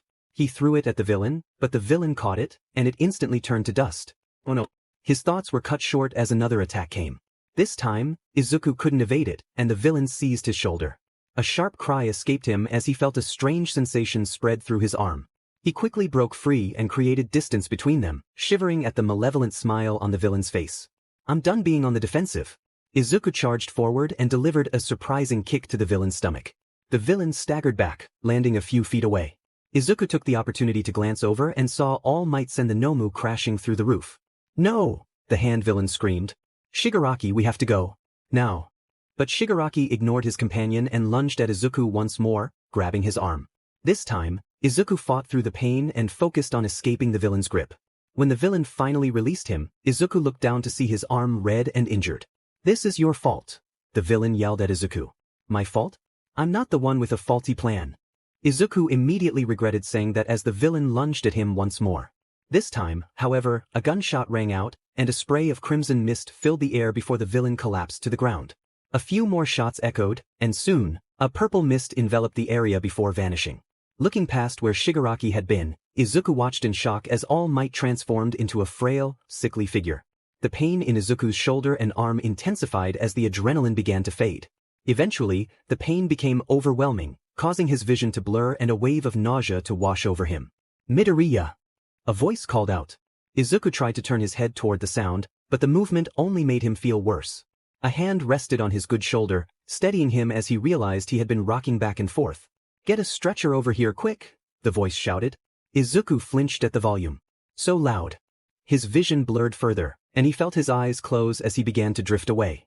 He felt arms wrap around him, and with great effort he managed to open his eyes just enough to see Cementos. Stay awake, Midoriya. You have to stay awake, okay? I know you're in pain, but you need to fight it, the hero urged. Izuku struggled against the sleepiness that threatened to overtake him, trying to follow the hero's instructions. But eventually he lost the battle, and his eyes closed completely. Is he okay? Toshinori asked from his spot on the ground, still trying to catch his breath. Unconscious, Cementos replied. I'm not surprised. It looks like his arm and shoulder were affected by that villain's quirk. I can't imagine how painful that must be. Any other injuries? Toshinori inquired, concern evident in his voice. A few scrapes and bruises here and there. Toshinori sighed in slight relief. The boy was quirkless, completely defenseless, yet he had faced a villain head-on. Just then, the paramedics arrived, and Toshinori pushed himself to stand as they lifted Izuku into the ambulance that had blocked the entrance. May I join the ride? He asked before climbing in. As the ambulance drove away, Toshinori gazed at the small quirkless kid who never failed to amaze him. Uraraka stood outside the USJ with her classmates and Hatsum. Worry consumed her as heroes and paramedics entered the building, and Deku did not emerge. What if he's hurt? What if he was taken? What if he's gone? The longer it took, the more anxious she became. She wasn't alone in her concern. The rest of the students also stared at the door, waiting for their friend. Finally, Bakugo, unable to contain himself, stormed toward the entrance. "Stop!" Midnight shouted. "You can't go in there, Bakugo." "Get out of my way," he yelled back, trying to push past her. "Let the heroes and paramedics do their job and stay with your classmates," Midnight warned. When Bakugo ignored her, she sighed and used her quirk to put him to sleep. Turning to the rest of the group, still holding Bakugo up, she said, "I know you're worried, but you need to understand that it's best to let the adults handle this." Uraraka felt tears well up in her eyes as she absorbed Midnight's words. Let the heroes and paramedics do their job. Paramedics. So he is injured. Her attention shifted to the entrance as an ambulance backed up to the doors. It sat there for a few moments before driving off, and Cementos emerged from the building. He scanned the area before making his way toward them.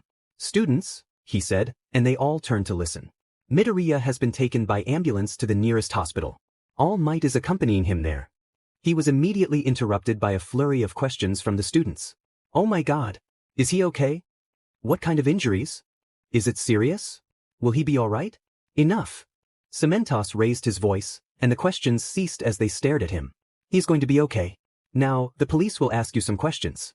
Don't be nervous, they just want to know what happened. Once you've spoken with them, all of you need to be checked by a paramedic before your parents can take you home. You cannot leave alone, you must be accompanied by a parent or guardian. Understood?" The class murmured in agreement as a group of officers began taking students one by one. When Izuku woke up, he found himself in a hospital room. His mother sat in a chair beside him, reading a book, silent tears streaming down her face. Izuku wasn't sure if those tears were for a character in the book or for him.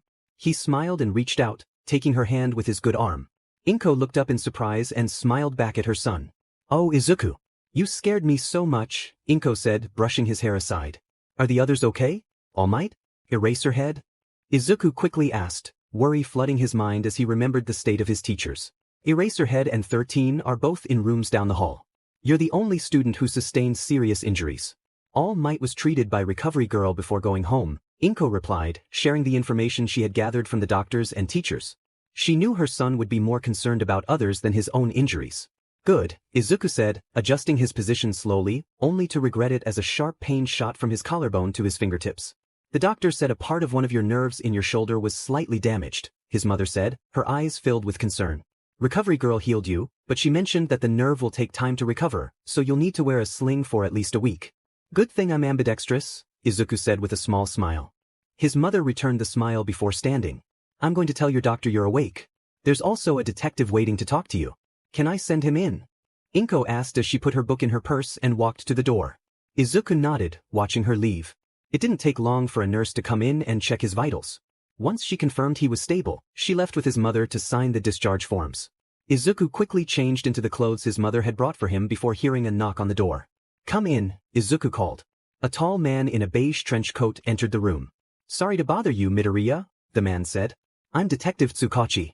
May I ask you a few questions before you go?" "Of course," Izuku replied. The detective closed the door and sat with Izuku at the small table in the corner of the room. "You weren't present when the villains arrived?" the detective asked. "No, Hatsum and I were in the storage room looking for the conflagration zone rescue equipment when we heard yelling," Izuku replied. "We were actually about to leave and tell 13 that some equipment was missing." "What was missing?" 24 fire suits for sure. "I don't know if anything else was gone," Izuku reported, watching the detective scribble something down before looking back up at him. "And I was told that you sent Hatsum to get help and waited to keep an eye on Eraserhead." "Yes, he was alone. I wanted to make sure he would be okay." The detective nodded. "What can you tell me about Tamura Shigaraki after your encounter with him?" "His quirk activates with a 5-point touch. He can decay anything he comes into contact with.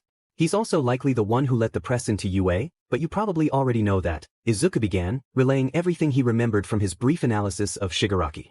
"He's very childish and doesn't think things through completely. He believes his plan is flawless. He also has a strong dislike for All Might. The hands on his costume mean something to him, and it's a sensitive topic." As Izuku continued to share everything he knew, the detective diligently wrote it all down in his notebook. "And what about the Nomu?" the detective asked when Izuku finished. "What did you gather about it?" "Well, I'm not sure, but it either had multiple quirks or a synthesized quirk." The detective looked up at Izuku immediately at this. And why do you say that? Mr. Aizawa couldn't erase its quirk, or at least not all of them, Izuku answered. He had seen the panic in his teacher's eyes when he couldn't fight the creature. Shigaraki spoke about it like it was an object, a weapon. I think it's likely he has an accomplice who can manipulate quirks, someone who can transfer or merge them. If not with a quirk, then with some technology that the government scientists don't possess. One more question, the detective said, his demeanor suddenly more serious. Did you see anything you think you weren't supposed to see? At first, Izuku was confused, but then it clicked. All Might's body, surrounded by smoke, his muscles shrinking until only a frail figure remained. Izuku definitely was not supposed to see that. He most certainly was not. Izuku began but stopped. Would it even help for them to know? Was that what the detective meant? Wouldn't it just upset All Might that his secret was discovered by a 15-year-old boy? I think I've already told you everything I saw with the villains. The truth to a more specific question. Was there anything else you saw after the villains left? Tsukachi asked more specifically. Dang it. Well, I'll be honest.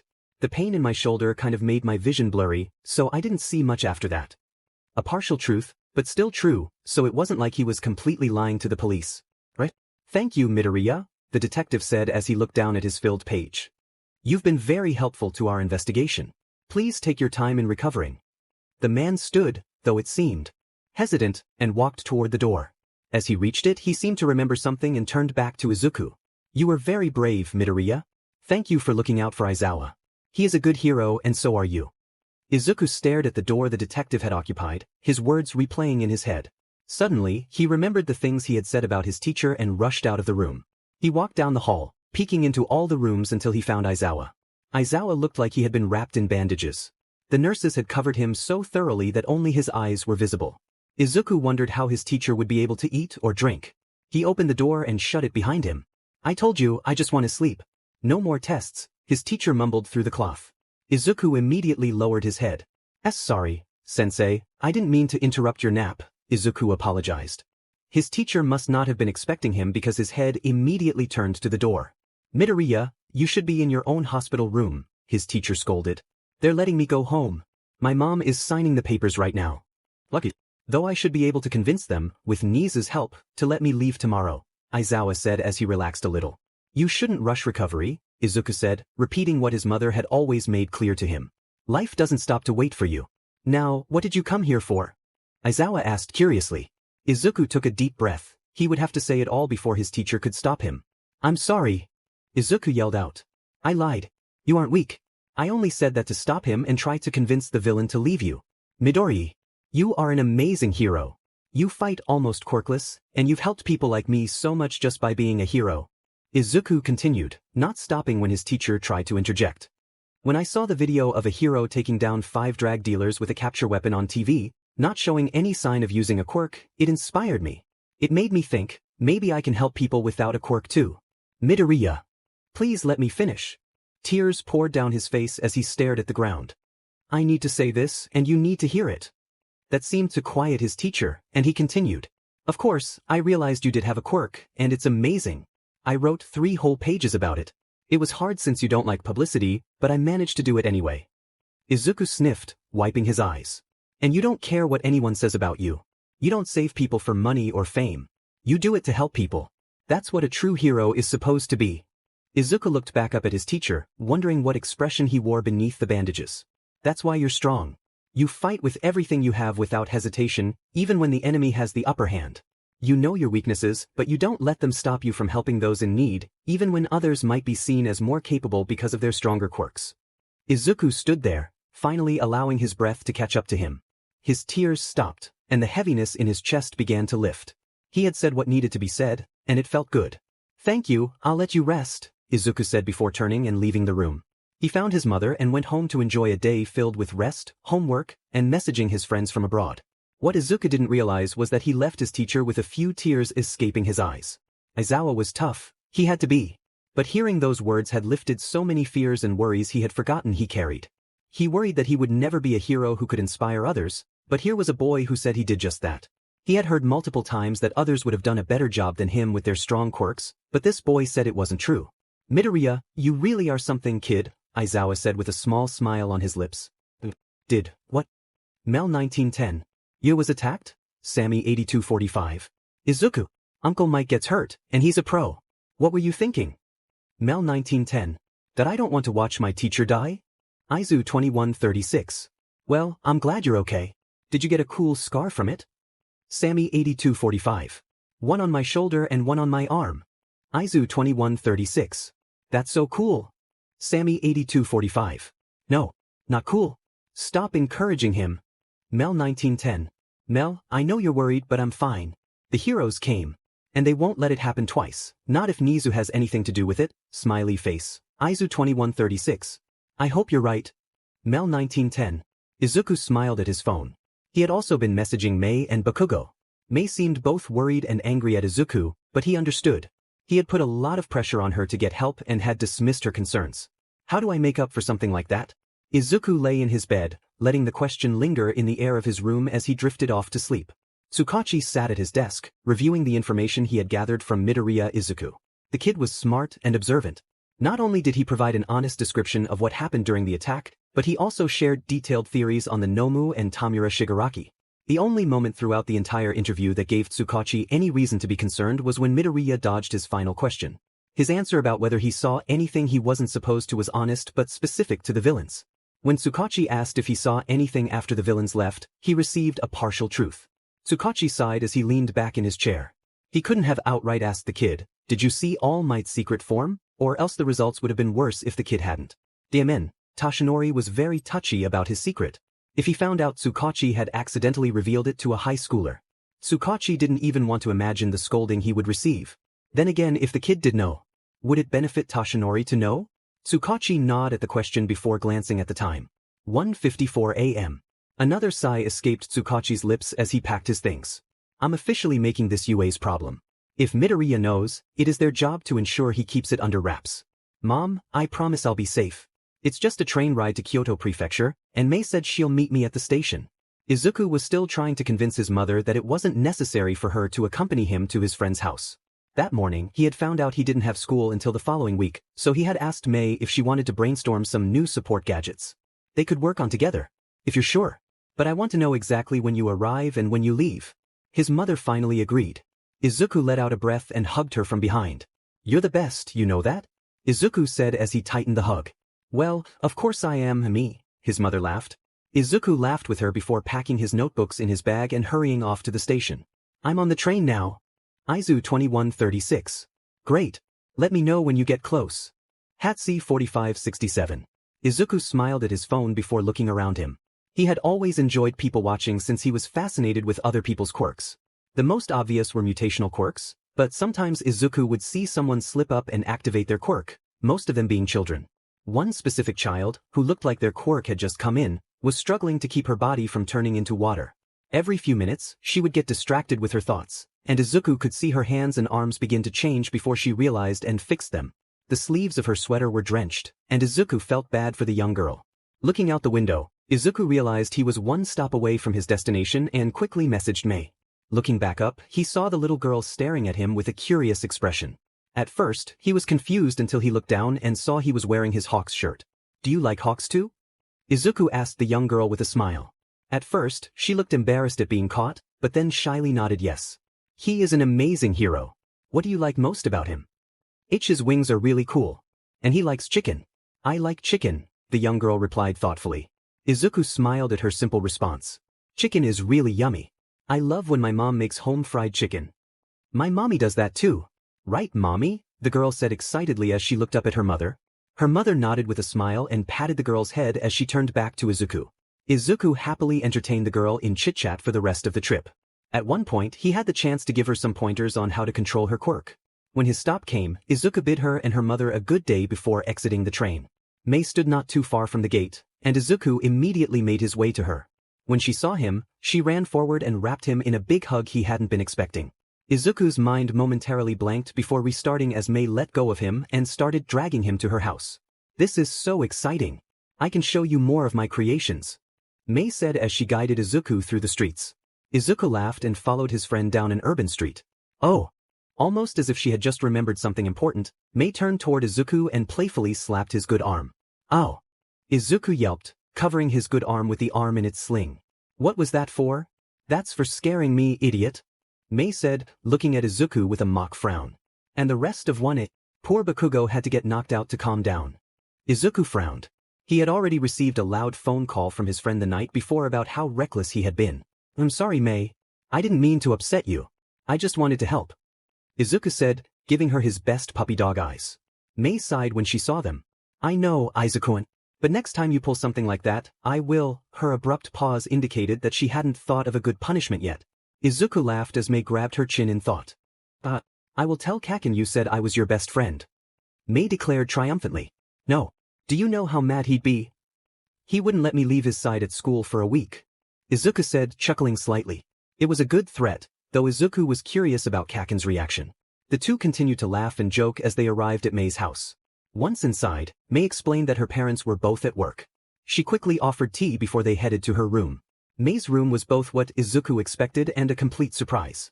The walls were pink, the bed was pink, and even the chair at her white desk was pink. The walls were almost completely covered with sketches and plans for support gadgets.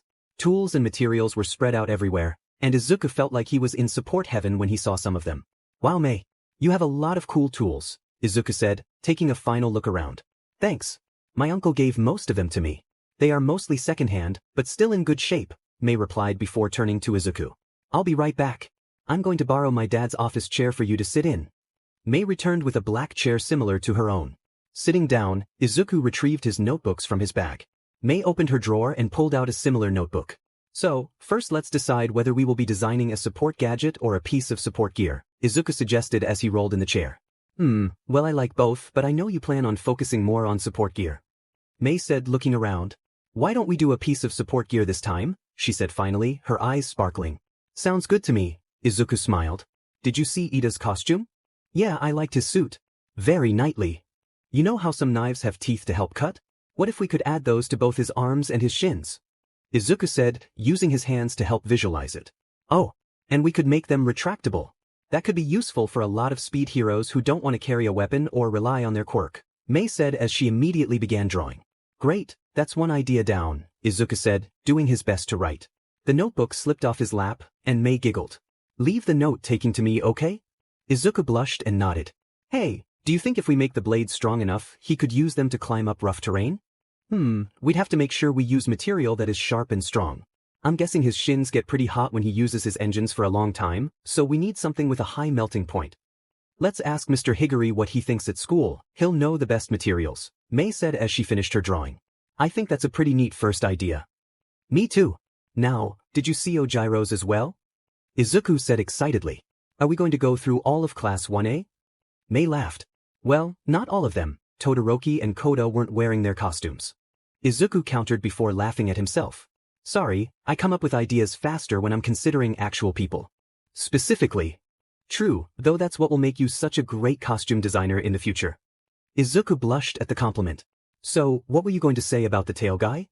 Well, I was thinking that maybe his belt could be like Eraserhead's capturing weapon, but less flexible, more like a staff when activated. The two continued brainstorming, enjoying the exchange of ideas with someone who understood, unlike their parents, who would normally just nod and smile. Izuku ended up staying for supper and thoroughly enjoyed watching Mei blush when her mother retrieved an old photo album. If anyone had asked him before today, he would have said Mei was completely incapable of being embarrassed enough to blush. But here they were, gathered around the couch as Izuku was shown an old picture of Mei in a wild pussycats onesie. I'd better get going before my mom gets too worried, Izuku said as he stood from the couch. I'll walk you to the station, Mei said as Izuku gathered his things while she helped her parents tidy up quickly. Ready to go, Aizawa? Yep. The two made their way down the streets to the station in silence until Mei spoke up. I don't think I could ever be a hero. This surprised Izuku and he turned to face her. I was so scared when the villains attacked. I don't think I could have willingly jumped into a battle like you did. Izuku nodded, recalling the attack as well. If I'm being honest, I'm kind of glad I won't have to go through something like that again. Looking ahead, he continued, all my life, I wanted to be someone who saved others, but I was told I couldn't, and they were right. If the heroes hadn't arrived, if All Might hadn't arrived, they would have harmed Eraserhead and probably me too. I still think you were one of the bravest ones at the USJ, Mei said with a smile. Izuku looked back at her and returned it. Thanks, Mei. I still wish I could do more for actual cases in the future. Like, I'm helping heroes by giving them the right support gear, but I wish I could do more to help them when they have to fight a villain, even though I know I could never be in battle myself. Maybe you can. You have all those lessons with Nizu. Ask him if you can do more, Mei suggested as they stopped in front of the station door. That's a really good idea, thanks, Mei, Izuku said before saying goodbye. He quickly boarded the train and sat down. Looking out the window, his question repeated in his head. What can I do? How can I help? You failed kid, Shigaraki said as his hand wrapped around Eraserhead's neck. You're weak, you're pathetic, you're useless. Stop it. I'm not. Izuku shouted, though it felt like his voice barely made a sound. Quirkless Deku, Shigaraki hissed. Do you really think you can stand up to someone like me? Izuku watched in horror as Eraserhead vanished, and Kaken took his place. No. Don't hurt him. Izuku tried to move forward, but something held him back. You can't save him, Shigaraki said, beginning to close his last finger around Kaken. You did nothing to help him. All that's left is for you to watch him suffer. No. Izuku gasped, looking around the room. He jumped as the door to his bedroom slammed open, and his mother rushed in, worry etched on her face. It took a moment for Izuku to realize it was just a dream. Izuku, honey, are you okay? His mother asked, examining him closely. Izuku looked down to see he was drenched in sweat, his blankets in disarray. He stammered, struggling to find the words. Was it about the USJ? Inko asked softly. Izuku nodded slowly, still catching his breath. Oh, sweetheart, come here. Inko quickly wrapped her arms around him, and it didn't take long for Izuku to cling to her, the memory of dreaming about his childhood friend in danger still vivid in his mind. I'm okay, Mom. It was just a dream, Izuku finally said. Honey, you've had one every night since the USJ.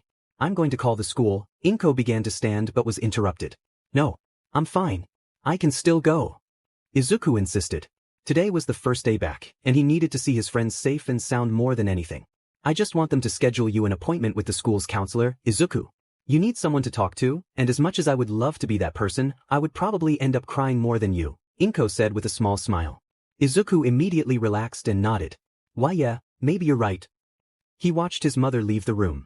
He could faintly hear her on the phone before he decided to get up and take a shower. Kaken is alive. Eraserhead is alive. Everyone is safe. You are safe. He repeated these thoughts to himself as he prepared for the day. His mother made his favorite breakfast and informed him that his appointment with Hound Dog would be just after lunch. I want you to be honest with Hound Dog. You can trust him with all your worries, okay? Inko said as Izuku put on his red sneakers. I know, Ma. I'll see you after school, Izuku replied before leaving the apartment. Everything is fine. Everything is just fine. Everything was not fine. If Izuku thought the media presence was overwhelming before, he had no words for it now. He wished he and Bakugo were together because pushing through the gate was especially difficult and painful when someone accidentally bumped his injured arm. When he finally made it onto school grounds, he thought he was safe. Keyword thought. Upon entering his homeroom, he was shocked to see all his classmates gathered around Mei. The moment he stepped inside, all eyes turned to him, and the questions began. Midoriya, are you okay? Did you really go hand to hand with the leader of the villains? Why is your arm in a sling? Did you get a cool scar to go with it? I can't believe you faced villains, Quirkless. What were you thinking? Izuku didn't know who to answer first as his classmates crowded around him. Guys, stop. Takahashi called over their questions. He's probably still shaken up. Give him some space and let him share what he's comfortable saying. Izuku shot his classmate a grateful smile as the group backed off to give him some room. Thanks, I really appreciate your concern. I wasn't expecting this, Izuku said, glancing around. It wasn't a pleasant experience, I'm sure Mei can vouch for that. I ended up spending a day in the hospital, and the nerve in my right arm is still recovering. What happened to your arm? If you don't mind me asking, a girl named Abiko inquired. One of the villains had a quirk that let him disintegrate anything he touched. He got hold of my shoulder and my arm, Izuku explained, and the collective gasp from the room told him they hadn't anticipated that. Seriously? I thought you were going to say you dislocated your shoulder, but that's worse. Yeah, is your nerve going to be okay? It's going to be fine, Recovery Girl healed him. Mei chimed in, joining Izuku at the front of the group. Yeah, she said it just takes a little more time for nerves to heal, Izuku added. Well, it's nice to see all of my students early and eager to learn, Power Loader said as he entered. Everyone take your seats. Midoriya, Hatsum, glad to see you two are alright. Let me or one of your classmates know if you need anything, got it. Mei and Izuku nodded as they took their seats. So you won't be in engineering? Takahashi asked. Since the morning, Izuku, Mei, Takahashi, and Abiko had stuck together, the two former acting as support for Izuku. Only for a bit. My mom just wants me to talk to an adult, you know? Izuku replied as the four made their way out of class. That makes sense, Abiko said before turning to Mei. You should make an appointment if you feel the need to, too, handsome. No pressure, but I don't think you should keep your feelings bottled up either. Maybe I will. The talk of the town, 1. Don't get so high and mighty just because you were attacked by villains. Izuku stopped as a crowd formed around Class 1A, blocking the door completely. Pushing through with Mei, Takahashi, and Abiko following, he saw a blonde making the majority of the noise. I bet you guys are basking in all the attention. It's like you asked to be attacked. Gasps echoed from the classroom, and Izuku saw Bakugo jump in front of the blonde, but he beat him to the punch. What did you just say? Everyone turned to Izuku, but he remained focused on the blonde. Asked. To be attacked? How foolish could you possibly be? What did you just call me? The blonde yelled angrily. Who even are you? Izuku Midoriya of Class 1H. One of the students who was attacked at the USJ. Unbeknownst to Izuku, the rest of 1H had also gathered behind him. I witnessed firsthand as villains raided the UFE. I saw one of my teachers being overwhelmed by a creature with multiple quirks. I, a quirkless kid with no hero training, had to face a villain and nearly had my entire arm disintegrated before heroes arrived. Izuku watched as shock spread across the blonde's face. A girl with red hair, likely his classmate, approached the blonde and playfully punched him on the arm. I don't know where you got the idea that us being attacked was a blessing, because most of us who were actually there think of it as a curse, Izuku continued. And by the sounds of it, you really wish you had been there, right? Want us to send the villains your way next time? See how you like it.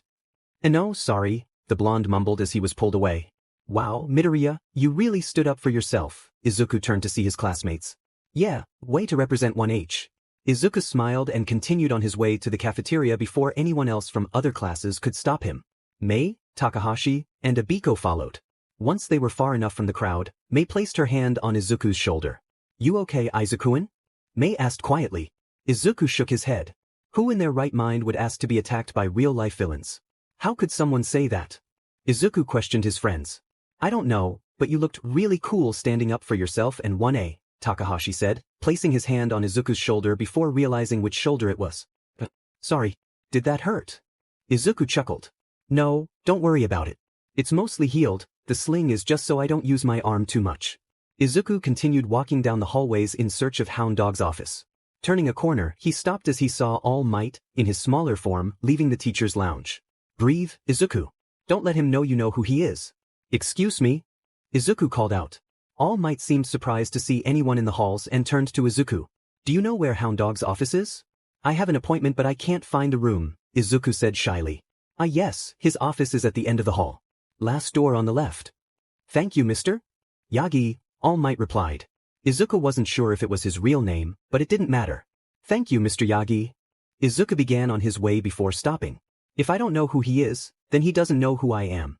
Oh, I didn't introduce myself. I'm Izuku Midoriya of Class 1H. Thanks again for your help. Toshinori Yagi watched as Izuku Midoriya continued down the hall. Once he was out of sight, Toshinori made his way to Nizu's office.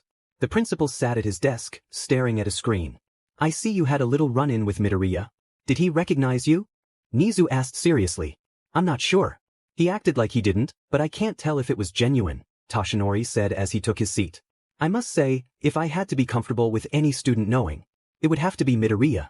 He is a smart boy, maybe he could design something to help me. Or you could retire, just like Recovery Girl has recommended, Nizu interrupted. Toshinori sighed. I'm not retiring until there is nothing else I can do, he said determinedly. Nizu sighed. They often had this conversation, but as the symbol of peace, Toshinori could not leave the field, especially with the rise of the League of Villains. Back to the subject of Midoriya.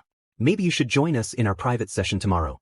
If you are in the room, he might finally be honest with us about what he knows, Nizu continued.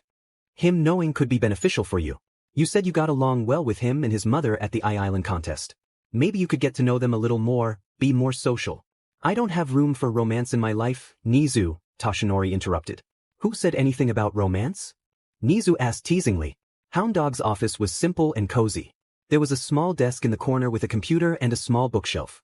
Hound Dog sat in an armchair while Izuku took a seat on the small couch across from him. I'll let you get comfortable before we start, Hound Dog said as he pulled out a notebook. Go ahead and take a look around. Become familiar with the space. Izuku took the opportunity to glance at the bookshelf. Most of the books focused on maintaining a healthy mindset, the effects on heroes' mental health, and life stability. After getting a good idea of Hound Dog's collection, Izuku began to examine the walls. On a corkboard, Hound Dog had photos with some of his previous students. Some of the faces were familiar, and he could even name a few. Ready to start? Hound Dog asked. Izuku nodded and began to fidget with the ends of his sleeves. First, I want you to know that everything we talk about stays within this room. The only time I will speak to anyone else about what we discuss is when it concerns your health and safety. I know. I quickly looked up the common rules for social workers and counselors before school this morning. The only time you'll talk to someone is if I say something that indicates I'm in danger of harming myself or others. And the only people you can speak to are doctors, the police, and Principal Nizu. The only time you can talk to my mother is with my permission, Izuku rambled, relaying the information he had gathered from the internet. Hound Dog chuckled before continuing. That's correct. Now, your mother mentioned you've been having nightmares. Can you tell me what they are about? They're mostly about Tamura Shigaraki harming Eraserhead or one of my friends, Izuku said, looking down at his hands. The first night, he harmed Eraserhead. The second, he harmed Eraserhead and Mei. And last night, he harmed Eraserhead and Kakin before I woke up. I see, Hound Dog said, finishing his notes. Were they all harmed in the same way? Yes, he would grab their neck and use his quirk. I'm sorry, Midoriya. It is never pleasant to dream of someone's death. How have you been coping after the USJ? Have you spoken to your mother? Your friends? Hound Dog asked, looking Izuku in the eye. Izuku was surprised at how calming Hound Dog's voice was. It was deep but steady. Izuku appreciated the sense of safety it brought him. I haven't really liked talking about it. Whenever I do, it makes whoever I'm talking to sad or worried, Izuku admitted. He hated making his mother anxious or fearful for him, but that had always been a concern due to his lack of a quirk. Well, if there's anything you want to discuss. There is, Izuku interrupted. Hound Dog seemed surprised that Izuku was willing to talk about the USJ incident so soon. To be honest, Izuku was surprised too, but there were things he worried he couldn't keep bottled up. His mother always said, when you can't get through it alone, ask someone you trust. Izuku trusted Hound Dog. He was a hero, a teacher, and a certified counselor. Whenever you're ready, there's no right way to talk about it. Just say what feels right, Hound Dog encouraged, giving Izuku his full attention, which Izuku appreciated. It reminded him of Mr. Murata when he shared his ideas. I feel guilty, Izuku began. Hound Dog nodded, encouraging him to continue. I pressured Mei-chan to do something she wasn't comfortable with. I put her in a risky situation. She wanted us to stay hidden in the storage room, but I made her feel like she had to leave. It was a tough situation, one no one wishes to be in, Hound Dog replied, nodding in understanding. I also made her go on her own, Izuku continued. She wanted us to stick together, but I insisted we separate. That was when you saw Eraserhead, correct? Hound Dog asked. Izuku nodded. Do you think Hatsum is upset with you? Well, so. Has she acted like she is? Has she told you she is? Has she given you any reason to believe she is upset? Hound Dog prompted. He allowed Izuku to think about it, and Izuku appreciated the time as he reflected on his conversations with Mei. She said she was really worried about me when we separated, Izuku finally said. Worried and angry are quite different feelings, aren't they? Hound Dog noted as he wrote something down. But it's okay. Sometimes our minds don't see things clearly. We have to revisit situations with a clearer mindset and find the bigger picture. Pointing to one of the posters on his wall, Hound Dog read, A mind troubled does not see the course. A clear mind sees through mist. I understand why you feel guilty and why you worry that Hatsum may be upset. The best thing I can recommend is that you talk to her. Apologize and work together. Izuku nodded, rereading the quote and looking back. He was definitely going to speak to Mei. Maybe if he apologized his guilt wouldn't weigh on him as heavily. I thank you, Izuku said, looking back at Hound Dog. No worries, that's why I'm here. Is there anything else? You seem like you want to say more, Hound Dog encouraged, adjusting himself in the chair. Yes, Izuku said as he shifted on the couch. I also feel bad about what I said about Eraserhead. I was trying to make Shigaraki think that hurting him would be pointless by making him sound like a worthless hero. I apologized to him in the hospital, but I still feel like it doesn't make up for what I've said. Hound Dog hummed. When you spoke to him in the hospital, did he say anything? Izuku's head lowered in guilt. I didn't let him. Izuku admitted. I wanted to express my own feelings. I didn't let him share his. Hound Dog nodded. Then there is another conversation to be had, Hound Dog said. A lot of your guilt comes from not knowing how others feel. This is one situation where that can be resolved by asking. If you'd like, I could sit in on these conversations, or you can do it on your own. I think I want to do them on my own, Izuku replied. His conversation with Mei should come easily, and he had an idea of how to start one with Mr. Aizawa too. Can I ask you something? Go ahead. My dreams. They've mostly revolved around me not being able to help them. Is there a way, other than the support field, that I could help heroes? Izuku asked. He wasn't really expecting a definite answer, he had never received one before, so why would he now? But the more people he asked, the more chances there would be for a solution to be found, right? Well there actually is, Hound Dog said as he stood from his seat. Izuku sat in shock as he watched him retrieve a book from his cabinet. There are many options. This is a book with all the occupations at various hero organizations. Many of them are behind the scenes. It includes support scientists and engineers, as well as detectives and secretaries. None of them are heroes, but they do help them. Izuku stared at the book, a smile spreading across his face. See, can I borrow it? He asked. Well, I wouldn't have handed it to you if I didn't want you to look at it, Hound Dog replied. Take it with you, and you can bring it back to me at our next appointment. I think that was plenty for one day. Your homework is to have at least one of those conversations. Sound good? Yes, sir. Good, I'll schedule it for 2 days from now, same time. Keep in mind what you want to talk about next. I'm sure there's plenty. There was, but Izuku knew it wouldn't be wise to tackle everything in one sitting. He tucked the book into his bag and thanked Hound Dog before heading to engineering. A mind troubled does not see the course. Izuku reflected on the past few days and began to understand the quote a little more. He had been so focused on what had happened and his anxious thoughts that he was sure he had missed much of what had been going on around him. He had always been that way when he got lost in his thoughts. A clear mind sees through the mist. With Hound Dog's outside perspective, it was easier to see where his thoughts had strayed from reality. May hadn't been angry with him, she had been worried at most. They had spent an entire day together planning a future project. If she had been angry, she wouldn't have wanted to spend that time with him. Izuku slapped his palm against his forehead, trying to erase his foolishness. A shocked gasp made him realize he wasn't the only one in the hall. And what did you do to deserve a smack to the head? Midnight asked, hands on her hips and a questioning look on her face. Made a silly assumption. Izuku mumbled, a deep blush creeping onto his cheeks. Midnight laughed at his response. Everyone makes silly assumptions, kiddo. At least you acknowledge it, she said with a final smile before continuing down the hall. Izuku smiled too as he made his way to the lab room. I like the teachers here a lot better than middle school, Izuku thought as he joined his class. Everyone seemed to be working hard, but most acknowledged Izuku as he walked by. Another thing he appreciated about his new school. He took his seat next to May, who immediately passed over her notebook filled with their previous ideas. Mr. Higuri said the class can do group projects next, and since we finished our first, we can start now, May said with a giggle. Oh, and he also mentioned that the UA Sports Festival will be in 2 weeks. Most of us think that's why people were checking on 1A to scope the competition. What really? Izuku exclaimed excitedly. We get to participate in the sports festival. I've always wanted a chance to compete. I know. We get to show off our creations. May said even more enthusiastically as Izuku matched her energy. Mr. Higuri laughed from behind them. There is no doubt in my mind that you two will get the chance to showcase your gadgets, he said, glancing over their shoulders at the notebook. Now, what are you two planning to make? Well, most of these are specifically for members of 1A except for the goggles, Izuku said, bringing up the page. These mimic Mei-chan's quirk but add the ability to sense approaching objects and alert the wearer.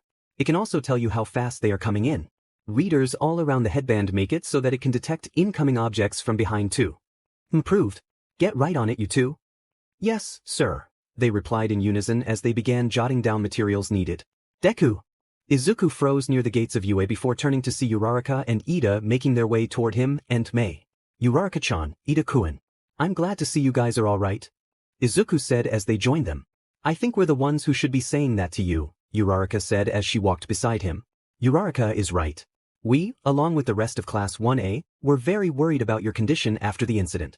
As the representative of 1A, I would like to express our deep appreciation for your bravery and thank you for helping our teacher, Ida said seriously. Izuku immediately blushed and tried to wave it off. You don't have to thank me. We all did what we could. I'm no different, Izuku said. I actually wish I had done things better. Stop worrying, Izuku-kun, May scolded gently. I told you earlier. You did everything right. There was nothing you could have done better. Uraraka and Ida exchanged confused glances but said nothing. I know. How about some sweets? There's a bakery down the street from the station that specializes in American treats. Oh, I've been wanting to visit that place. Can I join you? Uraraka asked excitedly as she counted what she had in her wallet. Of course. Do you want to come too? May asked Ida, who agreed. The two started to discuss what Ida could expect and the differences between high-end sweet shops and the average ones you find on the streets. Uraraka and Izuku trailed behind in silence, both slightly hesitant to start their own conversation. Finally, Uraraka spoke up. I really am glad you're okay, Deku-kun, she said as they continued their walk. The teachers wouldn't tell us anything about your injuries, so we had to wait until Bakugo finally told us the next day. Sorry about that. Kaken can be kind of difficult sometimes when things get personal, Izuku said, glancing at her. I'm sorry you had to worry for so long. I guess they made it seem a lot worse than it was. I don't think they did. You were in pretty bad condition, you know, Uraraka said, almost teasingly. Izuku laughed. Yeah, I guess almost losing the feeling in my arm is pretty bad, he said as they arrived at the brightly decorated shop. Wow, this place is amazing. Uraraka nodded, a similar expression of awe on her face. As they entered, a sweet aroma enveloped them, and they quickly made their way to join Mei and Ida at the glass display. The sweets varied from donuts to cakes to cookies, all looking equally delicious. One cookie with All Might's logo caught Izuku's eye, and he immediately asked the young girl behind the counter to grab one for him along with a Miruko cupcake for his mother. He waited patiently for the others to choose their treats before they started to head back toward the station. They talked about the upcoming sports festival, and Mei thoroughly enjoyed telling Ida and Uraraka about how she planned to showcase her inventions to the world. They finally arrived at the station and exchanged numbers before parting ways. Izuku smiled as Uraraka quickly created a group for the four of them. Izuku gasped as he sat up and slammed his All Might alarm clock. He smiled, realizing he only woke up once during the night from a bad dream. It was a huge improvement, and he knew his conversation with Hound Dog was the reason for it. Getting out of bed, Izuku felt more energized and decided to go for a run while he had time. Putting on a pair of blue shorts and a black t-shirt that said bottle, Izuku left his room and made his way to the door. Oh, going for a run, sweetie? His mother asked as she left her room. Yeah, I got a little more sleep last night, and I want to use some of that energy, Izuku said as he tied on his shoes. He quickly began to do a few stretches and watched his mother head to the kitchen. I'll have an extra big breakfast ready for you when you get back, she said excitedly. Izuku smiled appreciatively at his mother before leaving the apartment. It was still dark out, but the air was warm. Izuku made his way through his neighborhood, running past the old playground, his elementary school, and his middle school before finally reaching the shoreline. The sun was beginning to rise over the water, and Izuku stopped to enjoy the view. Down the street, he could see some people opening their shops, and he decided it was about time to head back. He quickly made it home and was happy to see his mother finishing up breakfast. Go take a shower, hon. It'll be here when you get back. Izuku grumbled about having to wait to eat, but quickly made his way to the bathroom. After showering and changing into his uniform, he hurried to the table, thanked his mother for the food, and began to eat. Izuku, slow down. Inko scolded him. He paused, looking at her with a guilty expression. Sorry, he replied after swallowing. It's just really good. His mother blushed at the compliment and playfully swatted at him. That doesn't mean you have to eat it all at once, she continued as she took her empty plate to the kitchen. Izuku chuckled before finishing his breakfast. He quickly helped his mother clean up before rushing back to his bedroom, glancing at the time. 30 minutes. I have 30 minutes to find it. Izuku got to work, searching through his old notebooks. After going through 4 of them, he finally found the one he was looking for and placed it in his school bag. Checking the time, he still had 10 minutes to spare. Guess I'll go even earlier than planned. Mom, I'm going. Izuku called as he rushed to the door. Okay, have a good day at school. Inko replied, emerging from her bedroom in her work clothes. And don't forget to invite Hatsum over this weekend. I won't, Izuku said before leaving the apartment. After spending the day at Mei's, his mother insisted on meeting her and returning the invitation. Izuku felt both excited and nervous about their meeting. The trip to UA felt shorter than usual, but Izuku attributed that to his busy mind. He was relieved to see that the press hadn't arrived yet, as school wouldn't start for another hour. He made his way to the library and smiled at Idiom. Although she wasn't a well-known hero, she was incredibly smart and had helped Izuku and Mei find a book on thermodynamics and statistical mechanics the day before. She had even taken the time to explain some of the material to them. Hello, Midoriya, she said from her desk. Need another book for your project? No, I was actually wondering if I could use the photocopier? Izuku asked politely. Of course. It's just in the corner. Do you know how to use it? Idiom asked, pointing to the machine. Izuku nodded. Awesome, let me know if you need any help. Izuku walked over and completed his task. Grabbing the printed papers, he made his way to one of the tables. On some extra sheets, he added more notes from a new perspective. His pen flew across the page as his mind filled with ideas. He noticed Idiom watching him curiously but continued to write, focused on his work. Once he was satisfied, he gathered the pages and thanked Idiom before leaving. Aizawa was sure of one thing as he made his way to his homeroom class. He did not have enough coffee this morning.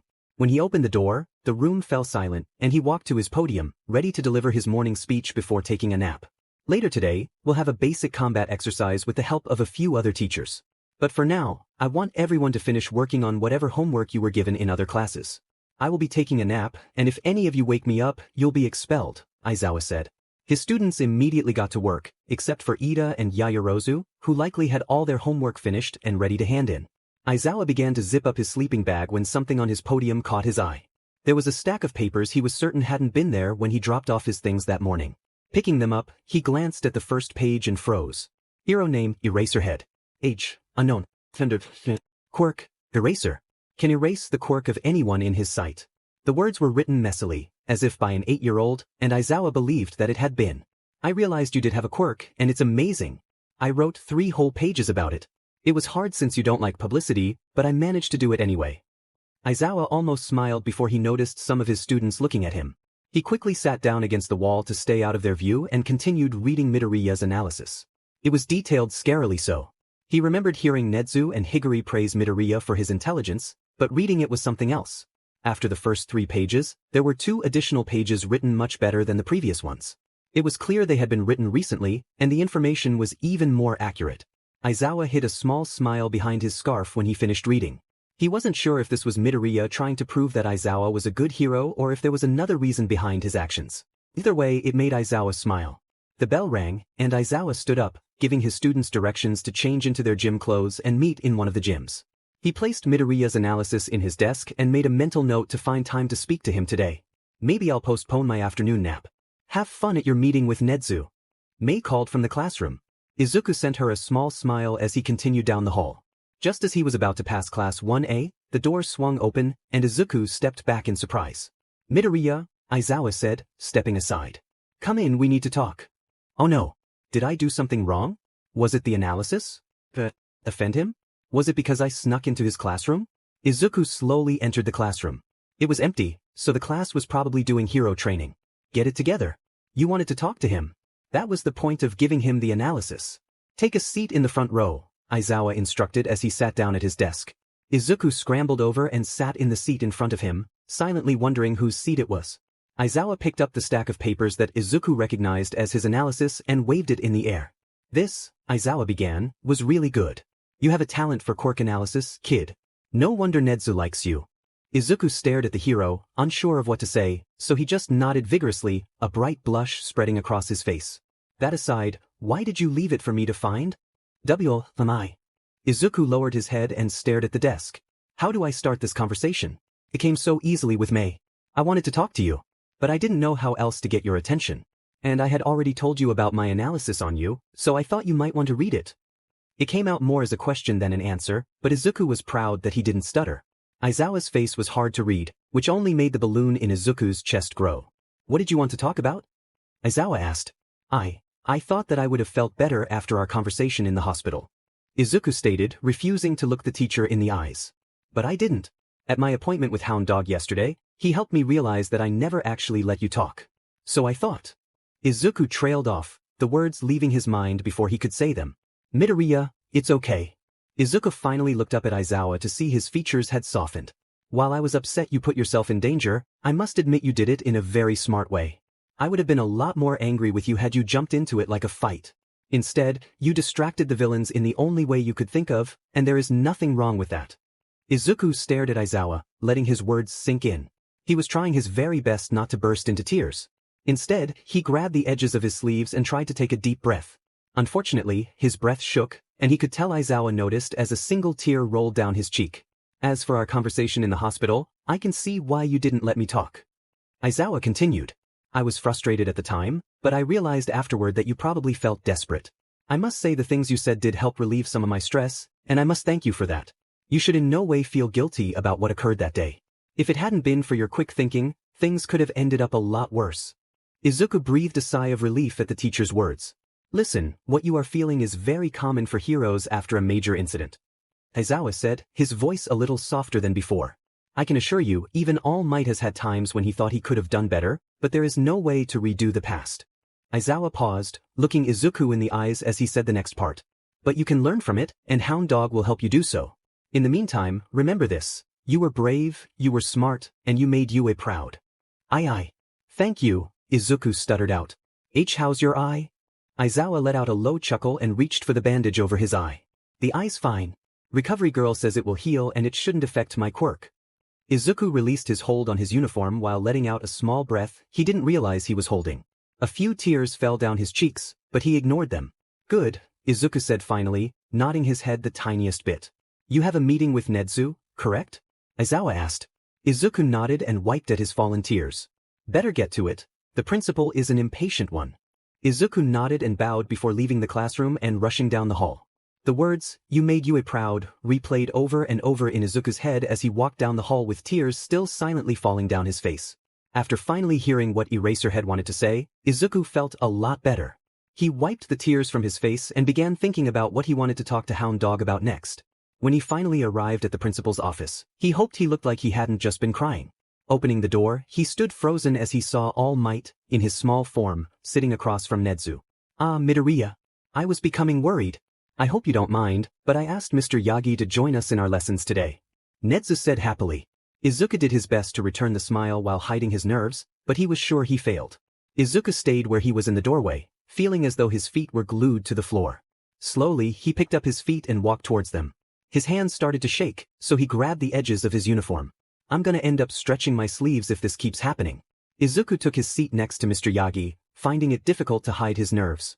Both Nedu and Toshinori realized this and exchanged a look. Izuku wasn't sure what the look meant, but it made his nerves even worse than before. Midoriya, do you know why I asked Mr. Yagi to join us? Nedu asked calmly. Why would he invite All Might in his small form? But did you see anything you think you weren't supposed to see? Izuku looked up guiltily and nodded. I can't lie to them. They know they have to. They wouldn't be doing this if they didn't. We need to hear you say it, Midoriya. Nedu stated. You invited him because I saw him at the USJ. Izuku stated simply. Nedu looked at him, urging him to continue. Izuku took a deep breath. Looking Nedu in the eye, he continued. Because I know he is All Might. All Might sighed next to him, and Izuku lowered his head, staring down at his lap. You aren't in any trouble, Midoriya. Izuku looked up at All Might. There was nothing in his face showing that he was lying, and Izuku released his sleeves slightly. I knew that I wouldn't be able to hide my small form forever. I just hope that you can keep this a secret. Izuku nodded frantically. Oh, of course. I swear all limit.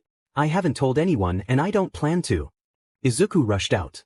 Calm down, young Midoriya, All Might said, putting his hand on Izuku's shoulder. Izuku stared at the hand, relaxing a bit on the outside but freaking out on the inside. All Might's hand is on my shoulder. All Might's hand is on my shoulder. Oh my gosh. Oh my gosh. Gosh. Midoriya, Nedu said, breaking Izuku away from his fanboying thoughts. Thank you for keeping this under wraps. I know this must be a very heavy secret to hold. It had been. Izuku wanted to ask so many questions about All Might's small form but refused to let them out. The more I know, the more secrets I carry. I also wanted to say that I am very happy you are all right, Nedu continued. You gave us quite the scare when you passed out. You're telling me, Izuku replied, catching his breath. My mother can be quite intense when she scolds me about forgetting to pick up my towel after a shower. She's even more intense when she scolds you while crying. All Might chuckled beside him, and Izuku offered a small smile. I can't imagine Inko being intimidating, All Might remarked. Izuku's smile turned mischievous. If you want, I can show you. He turned to Nedu, keeping his grin. Call her and tell her you caught All Might helping me cheat on a test. She'll be down here in no time. I'll hide in the closet so you can take the brunt of her wrath first when she arrives, All Might. Izuku knew Nedu would play along to tease All Might, and he was right as the principal picked up his phone. I'm on it. No, that's not necessary. I believe you, I believe you. All Might exclaimed, quickly helping Nedu put the phone back down. Izuku and Nedu shared a small laugh, and All Might looked between them, a hint of concern in his eyes. I'm starting to think having you two together is a bad idea. Nonsense. Midoriya and I make quite the team. With my guidance and Midoriya's natural intelligence, we can achieve great things, Nedu said cheerfully, leaning forward on his desk. Izuku smiled at his principal. Glancing at All Might, Izuku noticed a look of pure horror on the number one hero's face. He couldn't help but laugh at the sight of All Might looking so frightened by something so trivial. Oh! Nedu exclaimed suddenly. Turning back to Izuku, he clasped his hands together. I hope you don't mind me asking, and you certainly don't have to share the details, but how did your meeting with Hound Dog go? Do you think it will be beneficial? Izuku beamed. It went really well. He helped me realize some things I hadn't considered. Suddenly, he remembered the book he still had in his bag. Oh, actually, you reminded me of something I wanted to ask you. Izuku reached into his bag, searching for the hero agency occupations book Hound Dog had given him. Do you want me to leave for this, young Midoriya? All Might inquired from beside him. Nope. I'd actually like your opinion too, if you don't mind. Izuku said as he pulled out the book. I've been thinking since the USJ incident, and I know I want to be a support engineer, but I also want to assist heroes in another way. That's why Hound Dog gave me this book. He handed it to All Might, who opened it and flipped through some pages. It contains all the occupations a hero agency might have, and I was wondering if you could help me narrow down my options. Izuku watched as All Might handed the book to Nedu, who accepted it eagerly. Well, Midoriya, I'm sure I can speak for All Might when I say we would love to help you, Nedu said as he opened the book. He scanned a few pages before looking back at Izuku. Could you describe what you were thinking? Well, I was considering something that would allow me to be involved in cases without being in the field directly. It came out more as a question, but Izuku pressed on. I want to use my knowledge of quirk analysis, and I still want time to work on hero costume designs. One option that comes to mind would be a detective, All Might suggested, resting his chin on his hand in thought. But being a detective is a full-time job, and you would need to climb the ranks as a police officer first. Private investigators don't have that requirement. Nedu chimed in. However, they mainly deal with civilian cases, not villains and heroes. Izuku nodded in understanding. I considered that too but reached the same conclusion. I'm looking for something that would let me work with heroes directly from the start, Izuku stated, leaning back in his chair. Oh, this seems perfect for you. Nedu said excitedly, turning the book toward Izuku and All Might. Occupation, quirk and battle analyst. Job description, analyzing the quirks of new or upcoming villains. Provides detailed descriptions and reports to heroes. Salary, depends on agency. Occupation status in agencies, rare. That does seem to fit your natural talent for analyzing quirks, All Might said, looking at him. But it mentions it's quite rare, so you might have to start out working independently before finding an agency to take you on. Izuku nodded, glancing back at the page. It does seem to really suit me, huh? Izuku chuckled. I thought this would be a lot harder. I didn't even look through the book yet. I thought it would be a tedious search, which is why I waited for your help. He felt a bit embarrassed for asking for assistance when there was an obvious answer. Looking at the educational requirements, we could provide all of those here. Nedu continued enthusiastically. It seems most go to university for them, but I'm sure I'm qualified enough. Yagi, would you mind discussing with Gran Torino about him teaching Midoriya an introductory course in investigations? Emi? T-talk to G-Gran Dash. All Might stuttered, his expression shifting to one of horror. Izuku's mouth dropped open, surprised by All Might's reaction. Is All Might secretly a coward, or is Gran Torino really that intimidating? Yes, if he turns us down, we can always ask Detective Tsukachi if he'd be interested. Though it would take longer since he would need to get a minor teaching license, Nedu said as he spun around in his chair, clearly enjoying All Might's startled reaction. I was already preparing a proper lesson plan to enhance your analysis, so I'll finish that up by tomorrow. I hope you don't mind, but I will be changing your schedule around. I'll gather a few teachers to teach you university-level math and science, Nedu continued. He spoke quickly, and Izuku could tell that All Might was having trouble keeping up, unlike Izuku. You'll stay in your homeroom, English, engineering, and art classes, but you'll spend the rest of your time in your own personalized timetable. Nedu looked over at Izuku excitedly. That's if you want, of course. You can always just wait until graduation and enter university. I'd like to take the classes. Now. Izuku responded immediately. It would be a good challenge. Nedu smiled even brighter, and Izuku noticed a hint of concern on All Might's face. Perfect. Nedu exclaimed. I'll have everything ready for you in a few days. Now, you better get going to class. Yes, sir. Izuku grabbed the book and placed it in his bag. All Might stood, but Nedu indicated he wanted to talk to him further. Izuku noticed All Might tense up and wondered if all the teachers were afraid of Nedu. He waved goodbye and left the office. Izuku quickly joined his class for Modern Hero Art History with Midnight. It was one of his favorite classes since he got to draw all sorts of hero costumes, even if they weren't his own designs. The rest of the day flew by, including his trip home. Izuku stepped off the train and continued to walk through his neighborhood slightly behind Bakugo. He said a quiet goodbye to him in front of Bakugo's house, receiving a grunt in return. Opening the door to his apartment, Izuku saw his mother waiting for him. Izuku, you're finally home.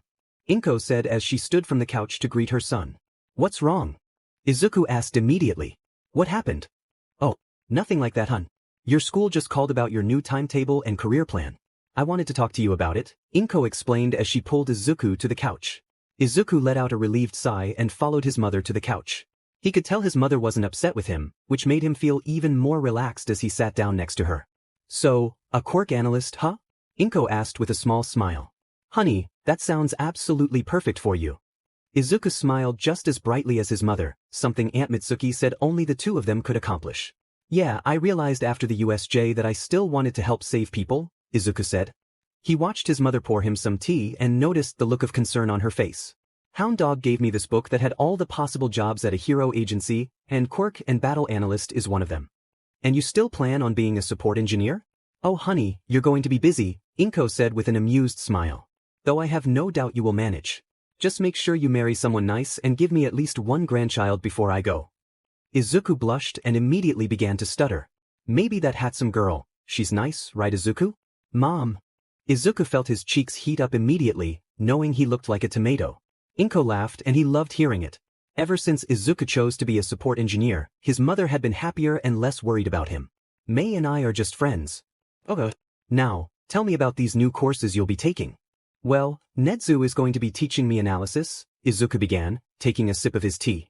And either someone named Gran Torino or Detective Tsukachi will be teaching me an Introduction to Investigations course. I don't know who'll be teaching me the other subjects. Nedu said he'd ask the teachers for volunteers.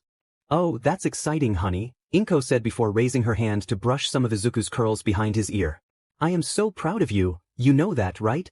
Izuku nodded and leaned into his mother's hand. I know, Mom, Izuku whispered. Inko smiled even brighter and stood. Would you like to help me make supper? Katsuki is such a great cook. I think it's about time you caught up, Inko said as she made her way to the kitchen. Izuku laughed and followed her. Kaken is a beast in the kitchen. It's scary. Inko laughed at her son's words. The two got to work, with Izuku following his mother's instructions as though they were law. She had him cut up the vegetables, teaching him how to do it properly so that he wouldn't hurt himself with the knife. They made curry and it was delicious. Izuku couldn't help but feel proud, even though his mother did most of the work. When they were finished, Izuku helped his mother with the dishes before finishing his homework at the kitchen dining table. You don't watch Hero Watch as much anymore, Inko said from the living room couch. Yeah, I guess I've been a little more focused on school, Izuku said as he finished his reflection on a painting of a hero named Edgeshot. It was a beautiful painting that only used the hero's signature colors, red, white, blue, and black. I still go on the hero forums and read up on everything going on though. I just find it funny, Inko giggled.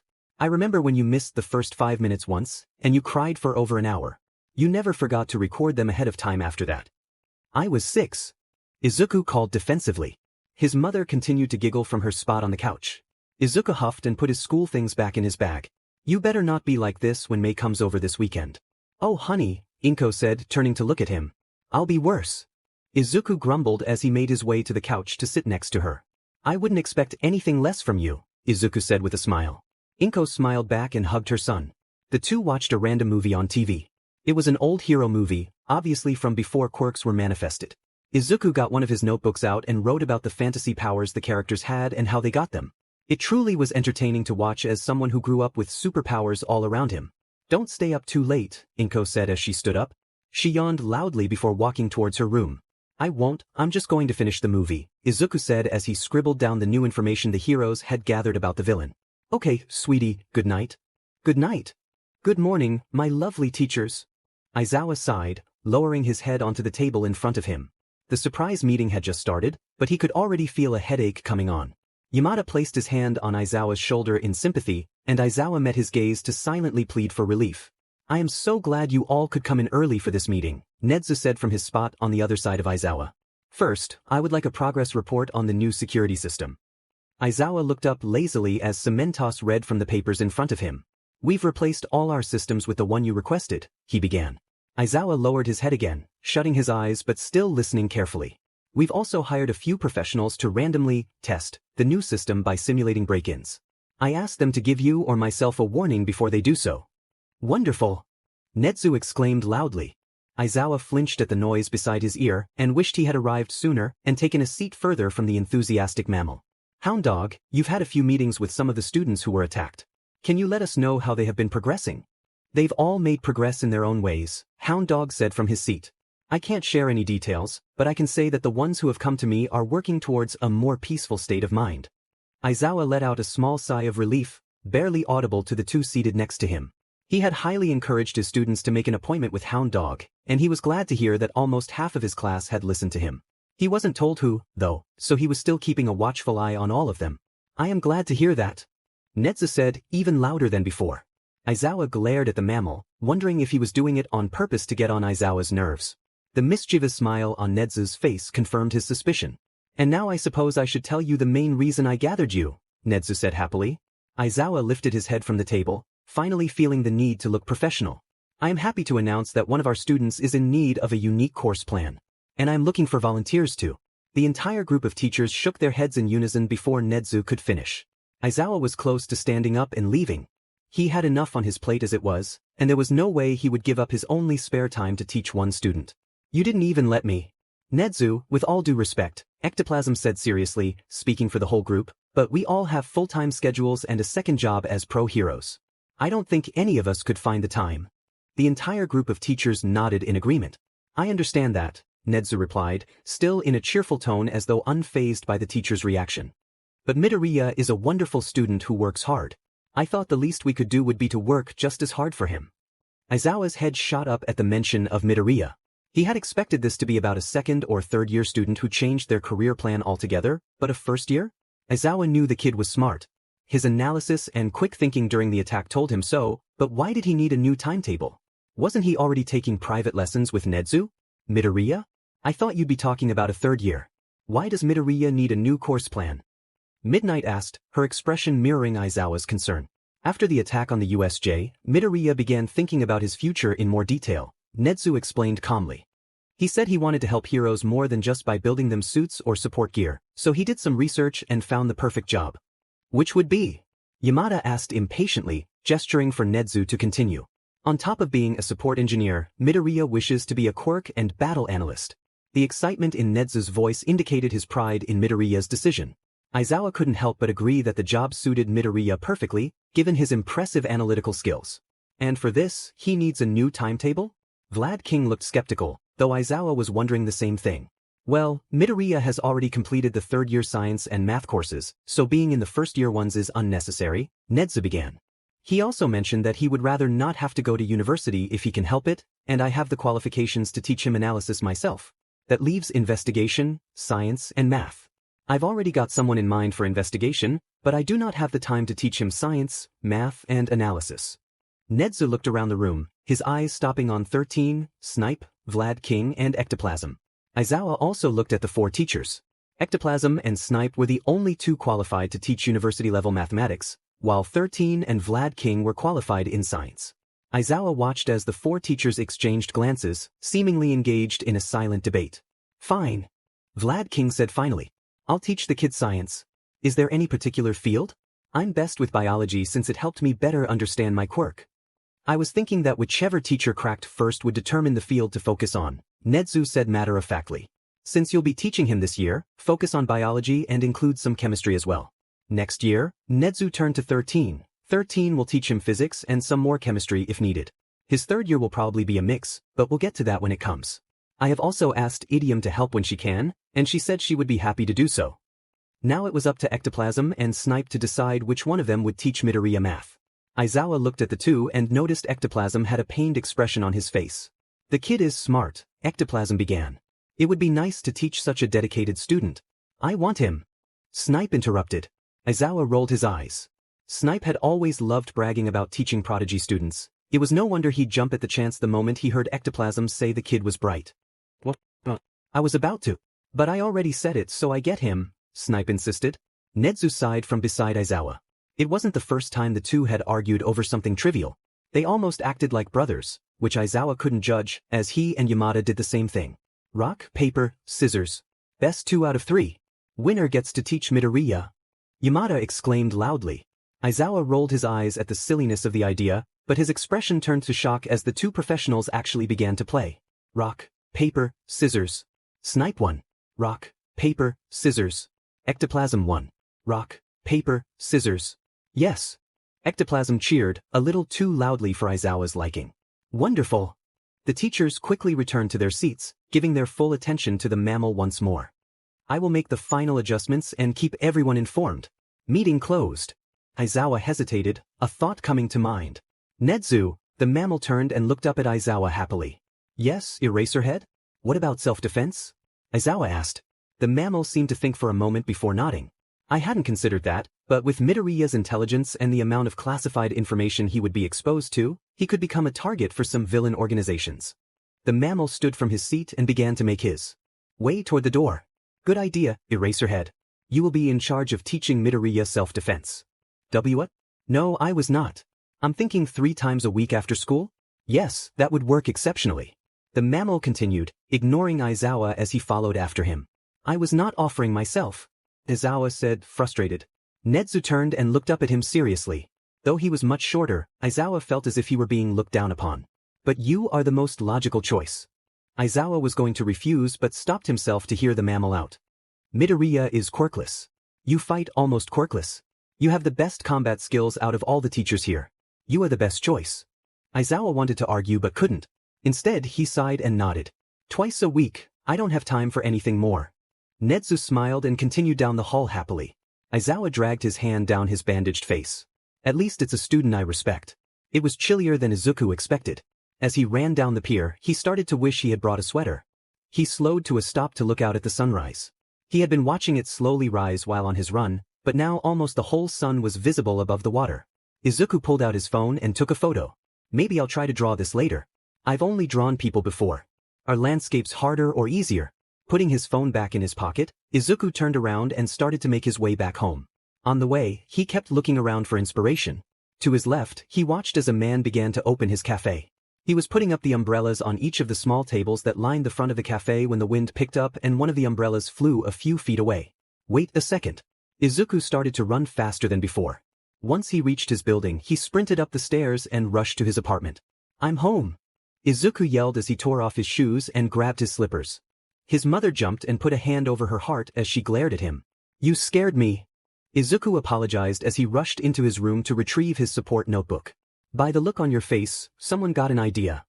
Izuku returned to the kitchen, where his mother was cooking, still writing in his notebook. Looking up with a bright smile, he replied. I did. I saw an umbrella get caught in the wind and blow a few feet away on my walk, and Inko began to laugh before her son could even finish. It amazes me how something so normal could inspire you. Inko laughed before turning around to pull something out of the oven. Go ahead and continue, sweetie. Right? Izuku said, clearing his throat. It got me thinking about how it would be useful for heroes trying to keep distance between them and villains with quirks that are effective in close combat. If the hero wants to create space without straining themselves, they could use an escape shoot. Inko smiled as she saw the excited expression on Izuku's face. She listened carefully as he talked about how he could hide the chute in costumes and how it could have another function if the hero began to fall from a high place. Izuku then began to ramble about how it should be removable in case the hero wants to use it on a civilian or a fellow hero in danger. The two ate breakfast, Izuku explaining to his mother how he planned to use some of his other designs to create it. Time for school and work came a little too quickly, and both realized they would be late if they didn't move quickly. Izuku shoved his notebooks in his bag and grabbed his red tie, shoving it in his pocket. I don't have time to fight with the stupid thing. I'll put it on at school. Izuku ran down the street to the station and was happy that he made it just in time for the train. He sat down in the seat right next to the door but quickly stood to offer it to an old woman who walked on right after him. Oh, thank you, young man. The woman smiled up at Izuku as she sat down, and he returned the smile. It's my pleasure, ma'am, Izuku replied. He was about to pull out his phone to pass the time, but the woman continued. That's a UA uniform, is it not? The woman asked kindly. Izuku blushed and nodded. My grandson wanted to go there, but it is so hard to get in. You must be a bright one. I wouldn't say that. I'm in the support course, and I had experience at an internship with a support company beforehand. I guess you could say I was a little ahead of the game. Well, that just makes you sound even brighter in my opinion. Izuku smiled and continued to speak to the woman the whole ride. She talked about her grandson, who is now in university and wants to work for the Hero Commission someday. Izuku shared his own plans for the future, and the woman gushed over him. Oh, you are such a smart young man. I'm sure you'll be successful no matter what you do. Izuku smiled even brighter and said a soft goodbye to the woman as the train arrived at his station. The woman waved, and he returned the gesture as he made his way off the train. The station was packed, and Izuku navigated through the crowd with newfound confidence. He was grateful for his experience in maneuvering through large groups, allowing him to exit the station with ease. He began to walk quickly toward UA and noticed other students who were also running late. At least I'm not the only one. Izuku made it into the classroom just before the bell rang, letting out a sigh of relief as he took his seat next to Mei. When she saw the expression on his face, Mei giggled softly, and Izuku attempted a glare in response. All right, class. Mr. Higuri announced as he stood from his desk. For the remainder of our time leading up to the sports festival, your only classes will be engineering and homeroom. We want you to create as many of your own gadgets as possible for the festival, so make sure to use your time wisely. Izuku's face lit up with excitement, and when he glanced over at Mei, he saw an even brighter smile on her face. She leaned slightly toward him when their eyes met. We'll be able to finish the goggles by this afternoon, Mei whispered, her hand covering her mouth to keep Mr. Higuri from noticing. Izuku knew the teacher could tell they were talking, but with others doing the same around the classroom, he remained silent. All right, pack up and meet in the lab, Mr. Higuri instructed as he left the classroom. Izuku waited for Mei to gather her things, and the two followed their classmates out. As they exited, Izuku noticed Nedu standing off to the side. When their eyes met, the small mammal motioned for Izuku to come over. Is everything okay? Izuku asked nervously, hoping Nedu hadn't seen him rushing to class. I just wanted to let you know that I've arranged enough teachers for your new timetable, Nedu said excitedly. To give them time to plan the courses, we'll start after the sports festival. This way, you'll have plenty of time to prepare. That's amazing, Izuku exclaimed. New timetable? Mei asked, her expression shifting to disappointment. Oh, young Midoriya has had a slight change in long-term goals, so he'll be taking a few extra courses, Nedu explained. Izuku glanced at Mei, feeling guilty. Not to worry. He'll still be in about half of your classes. Have a wonderful day. With that, Nedu walked away. Izuku opened his mouth to speak but was interrupted when Mei playfully smacked his arm. Oh. You didn't tell me, Mei exclaimed, her tone a mix of frustration and excitement. I was going to tell you this morning, but I was late. Izuku replied, dodging another of Mei's playful jabs. Can you stop hitting me? You two are going to be late, Mr. Higuri called out from behind them. Both Izuku and Mei jumped and turned to face their teacher. I'm also a bit sad to hear you'll be taking extra courses, Midoriya. Usually, I have students like you two skip unnecessary classes to spend time in the lab with me. But I guess I'll just have to be happy I still have Hatsum. And I will, of course, steal you from time to time. You mean I get to work on my projects even more often? Mei asked excitedly. Mr. Higuri chuckled as he led the two to the lab. After the sports festival, if you keep your grades up, you both can spend more time with me in the lab, Mr. Higuri replied. I'll have you help me with repairs on some of the Hero Corps students' costumes and work on your own projects. Mei squealed in excitement next to Izuku. They quickly made their way to their bench to finish the last adjustments on the goggles. The two worked seamlessly together, anticipating each other's needs without having to ask. Takahashi had mentioned several times that it was impressive to watch them, but they had shrugged it off. By the end of the day, they had completed and tested the goggles. Izuku was impressed with how well they fit, even though he had provided the measurements Mei used for the design. However, he wasn't fond of the testing phase. Abiko and Mei were a bit too eager to toss things at him from all directions. He quickly had to remind them that the goggles wouldn't help his coordination and that he couldn't catch multiple objects at once, especially when they were coming from different angles. That was fun, Abiko commented as she, Mei, Takahashi, and Izuku walked toward the front gate. I agree, Mei added. Izuku-kun, we should throw things at you more often. Takahashi laughed as Izuku gave the two girls a pained expression. We are never doing that again, Izuku grumbled. But what if it's to test one of our prototypes? Abiko exclaimed, pouting slightly. Come on, Midoriya. You're my favorite test subject. Izuku shot her a glare, which only made Takahashi laugh even harder, doubling over as he tried to catch his breath. You better watch it, Takahashi. Or you just might be next, Mei joked. Takahashi immediately straightened up, looking alarmed. As long as it isn't one of your projects. They explode more than Fujikis do. Takahashi countered. The group laughed, recalling the explosion their classmate Fujiki had caused that morning. You're supposed to explode them on your first try. Mei argued. Where's the excitement if you don't? Oh my, how boring my life would be without the constant chance that my classmates could cause an explosion that could endanger me at any moment, Abiko said, her voice dripping with sarcasm. Mei looked at her with mock disbelief, sending the group into another fit of giggles. Do you have your charger? Yes. Did you pack a spare change of clothes? Yes. Do you have Izuku drawled, standing up after tying his last shoe. I have everything I need, I promise. I'm just making sure. Inko said defensively.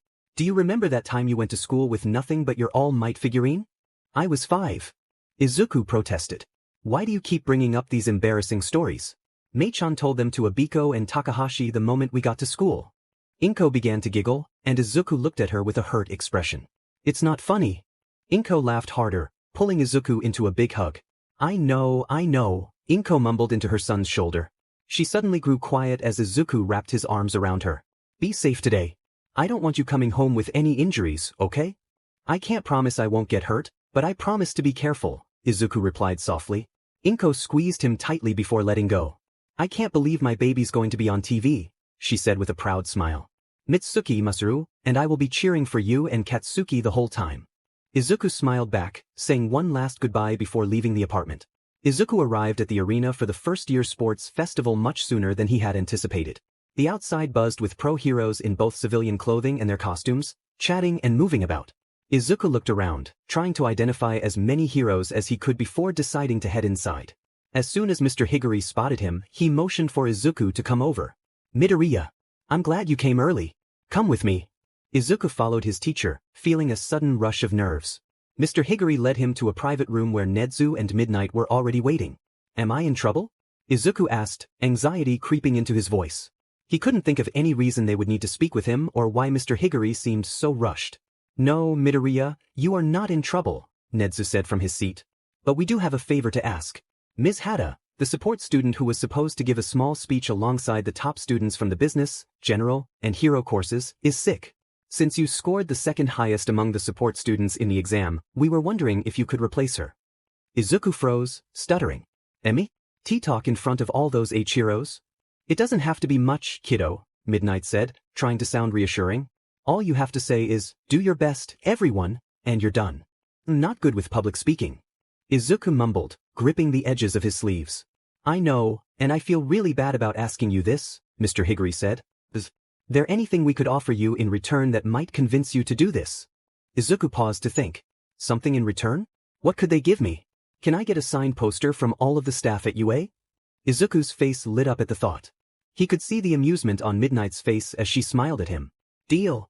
Nedu exclaimed happily. I'll have that arranged for you, Midoriya. Now, you better get to your class's prep room. You could use the time to prepare. Izuku followed his principal's orders, feeling a mix of excitement and fear.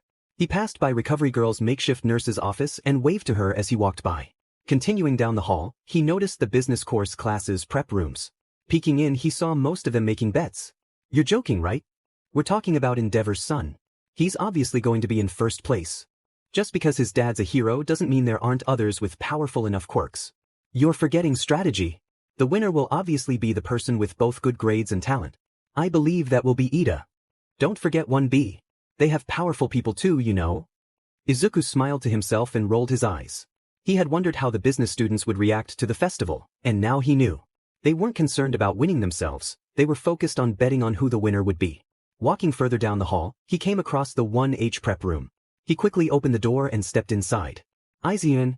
Izuku was immediately knocked to the floor as Mei tackled him in a hug. Have you picked out your support gear yet? I want to see how you look. Looking up, Izuku noticed that Mei was already fully dressed in her gear, which explained why she felt heavier than usual. Okay. But you have to get off me. Mei immediately jumped up and pulled Izuku over to where his items were laid out. Izuku stared at the gear before slipping off his jacket. He chose everything that would enhance his combat, coordination, speed, and agility. The only item he couldn't use was his signal catcher. Wow, you two are really decked out. Takahashi and Abiko approached them. Izuku immediately realized that compared to their classmates, he and Mei stood out significantly. Unfortunately, due to their experience, Mei and Izuku were the only ones equipped with enough gadgets to help them during the festival. As a result, most of the class decided against getting their prototypes cleared for use. Izuku was pretty sure he and Mei were the only ones hoping to make an impact in the tournament. I can't tell if you guys look silly or just unusual, Abiko commented. Izuku laughed at her honesty and glanced in the mirror. In his opinion, both descriptions were accurate. The augmentation goggles were similar in design to Mei's but silver in color. He also wore a utility belt that held all his tools, including his electric hook and static pole. His gloves were designed to protect him from electric shocks from the devices. His anti-gravity shoes were already on his feet, building up energy for the trip to the arena. Hey guys! It's time! Izuku left the room with the rest of his classmates. They waited in the long hallway next to classes 1F and 1G. Looking around, Izuku noticed that he and Mei were still the only ones in gear. When their course was announced and the large door opened, the group of students began to walk out into the field. I need to say something simple for my speech. Something encouraging for everyone on and off the field. Izuku heard the crowd before he saw them, the sun shining brightly in his eyes. When he finally stepped out of the hall, he looked up and around at the massive crowd. He was surprised by how many people were there, considering this was just the first-year arena, but he guessed the attack on the USJ had drawn attention to 1A. Should I talk about sportsmanship? What are the others saying? Am I first? Last? Izuku saw Midnight behind the stage where the first years were gathering. She beckoned him to follow, and he did. Leaving Mei's side, Izuku walked behind the stage where he saw Bakugo and two others waiting. Deku? Bakugo asked, looking confused. Ichie, I guess you're doing a speech too, huh? Izuku said nervously, clasping his slightly shaking hands together. Bakugo grunted in confirmation before looking back toward the stage. What are you planning to say? That I'm going to win. Izuku snorted, and Bakugo shot him a rough glare. Ignoring him, Izuku listened as Midnight began to speak. All right, I've got this. I just want to say, I'm going to win. Oh my gosh, he actually said it. Izuku stared at his friend in shock as the crowd reacted with boos and other students yelled in frustration. Bakugo wore a proud smirk that Izuku tried to wipe away as the general education representative stood on stage. I can't believe you actually did that. Izuku whispered, a mix of disbelief and admiration in his voice. I said I would, didn't I? Bakugo replied, his smirk unwavering. Izuku sighed and turned his attention back to the speaker. UA is more than just a collection of overconfident individuals. Hero Corps students should understand that getting in doesn't guarantee staying in. Just wait and see. The purple-haired boy stepped down to a mix of boos and cheers from the crowd. Is no one going to encourage everyone to do their best? Isn't that what we're supposed to be doing? Izuku watched as a female student from the business course took the stage, silently hoping she wouldn't declare war as well. As the representative of the business course, I want to say that we don't plan on winning. Guess not. But I do know that the winner will likely be the Hero Corps student with the most talent and a respectful attitude. She shot a glare in Bakugo's direction, and Izuku had to hold back his friend from reacting. Your turn, Midoriya, Midnight whispered. Izuku stepped onto the stage, looking down at the sea of eager faces. Well, since no one else is being nice. UA has been around since heroes first emerged on the scene long ago, Izuku began. Silence enveloped the stadium as the crowd anticipated his words, likely expecting another declaration of war. Since then, it has been known for nurturing the best heroes, business majors, and support engineers the world has ever seen. With the recent attack on our school, our generation has already proven we are no exception. The crowd erupted in agreement, and Izuku waited for the cheers to settle, his cheeks flushed, before continuing. This year, from the general education course to the hero course, we plan on showing the world what we have to offer. Don't panic. Don't panic. So, my fellow students, let's kick off this festival with a bang and go beyond. Plus ultra, the crowd roared. Izuku beamed at their enthusiasm as he exited the stage, where his friends regarded him with newfound respect. Way to win the crowd over, Deku. Pretty easy to do after following you, Bakugo snorted as the four of them joined the rest of the first years in front of the stage. Izuku quickly spotted Mei and joined her and the rest of 1H, while Kirishima pulled Bakugo toward 1A. Izuku listened intently as Midnight explained that the first event would be an obstacle course. As they approached the large doors at the side of the arena, Izuku surveyed the students and the entrance, making a quick realization. Not all of us can fit through that door at the same time. He slowly positioned himself near the back of the crowd, noticing the bored expressions of the business course students around him. Shaking his head, Izuku got into a ready stance as Present Mike began the countdown. Ready, set, go! Izuku leaped into the air, using his boots for a boost toward the wall within the gate. He made contact and quickly jumped to the other side twice more. The students below him were pushing and shoving, confirming he had made the right choice. Suddenly, ice spread across the ground as Todoroki skated ahead of the group. Many of the 1A and some 1B students dodged as Izuku landed on the ice, slipping onto his back. Wow, Todoroki. That's going to leave a mark. Izuku got back on his feet and followed the group. As he reached the next clearing, a giant robot appeared, and Todoroki froze its feet before moving on. Izuku hesitated as he watched the robot topple right in front of him and the other students. He didn't wait for Kirishima and another student with a steel quirk to emerge from beneath the robot. Instead, he dashed around it, dodging the smaller robots that attacked. Are these the robots Kaken mentioned from the entrance exam? This is wild. Another giant robot appeared, and Izuku felt a surge of relief as he saw Bakugo take it down before it got too close. Spotting a third robot, he decided it was time to act. Reaching into his utility belt, he pulled out his electric hook. Aiming for the robot's shoulder, he pressed the trigger. The hook connected and retracted until it caught onto something. With a firm tug, Izuku pressed the retract button, lifting himself into the air as he activated the shock feature. The robot jolted from the extra electricity and began to topple backward as Izuku landed on its shoulder. Holding on tightly, he rolled off as the robot crashed to the ground with a loud clang. The crowd cheered, but he couldn't tell if it was for him or someone else. I'll have to check the footage later. Izuku quickly followed the direction Todoroki had taken. The ground was level, and he was grateful for his running experience. Looking back, he saw most of 1A and 1B trailing behind him. Mei was near Uraraka, and Izuku smiled at them before focusing on his path. He noticed Todoroki and Bakugo launching themselves into the air, seemingly avoiding something on the ground, so he prepared to jump as well. As he got closer, the large gaps in the ground became clearer, and he aimed for one of the farther, yet reachable, landings. As he landed, he heard Mei shout excitedly. Not wanting to waste time looking back, he continued jumping from landing to landing. He began to realize he was running low on energy stored in his boots. Scanning his surroundings, Izuku quickly chose a route that would conserve his energy. Wait a second. There's rope. Shaking his head at his own oversight, he decided to take one final jump and then use the rope. When he reached the other side, he glanced back to see everyone starting to catch up. Turning back, he sprinted toward the last obstacle. He was puzzled as he watched Todoroki and Bakugo tread carefully before reading the sign that warned, "Caution, mines." Should have brought this signal catcher, Izuku muttered to himself. He quickly followed Todoroki's path, using his footprints as a guide. He was able to walk slightly faster than the two ahead of him but kept his distance, knowing he didn't need to beat them, just stay where he was. Damn it. This is stupid. Izuku looked over to see his friend had triggered one of the mines. He watched as his friend noticed the growing crowd before setting off an explosion that propelled him forward. "Demon Bakugo," Todoroki said in his monotone voice as he followed the blonde's lead, using his ice.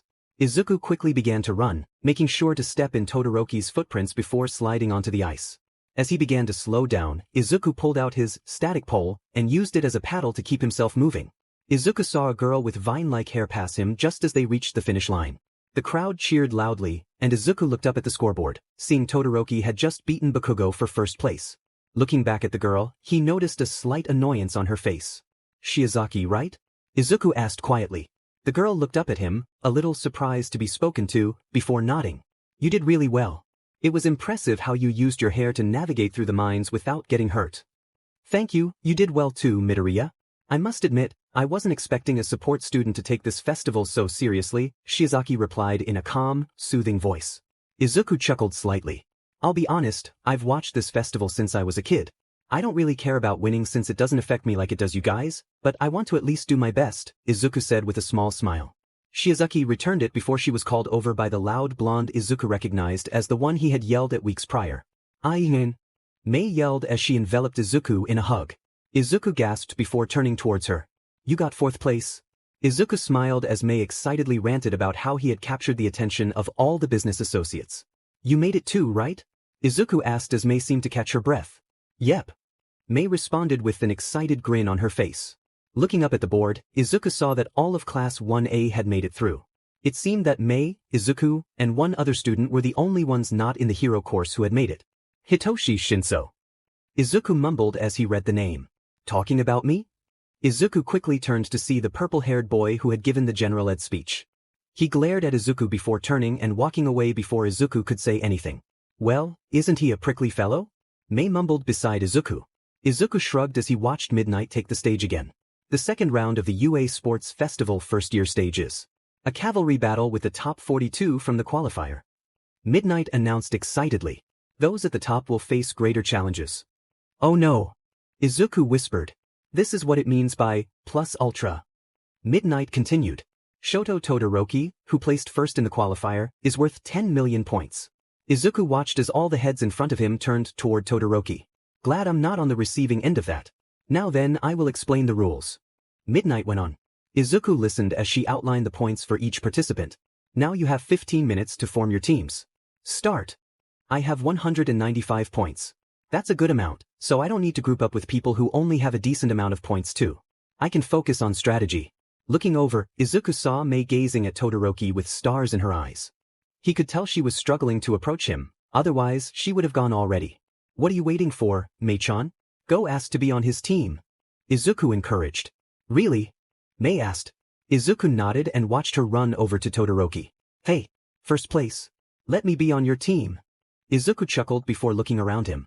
He noticed Shiozaki standing with a guy with a steel quirk and another member of 1B wearing a blue and white headband. Walking over to them, he tapped Shiozaki on the shoulder. Sorry to bother you. I was just wondering if I could join your team.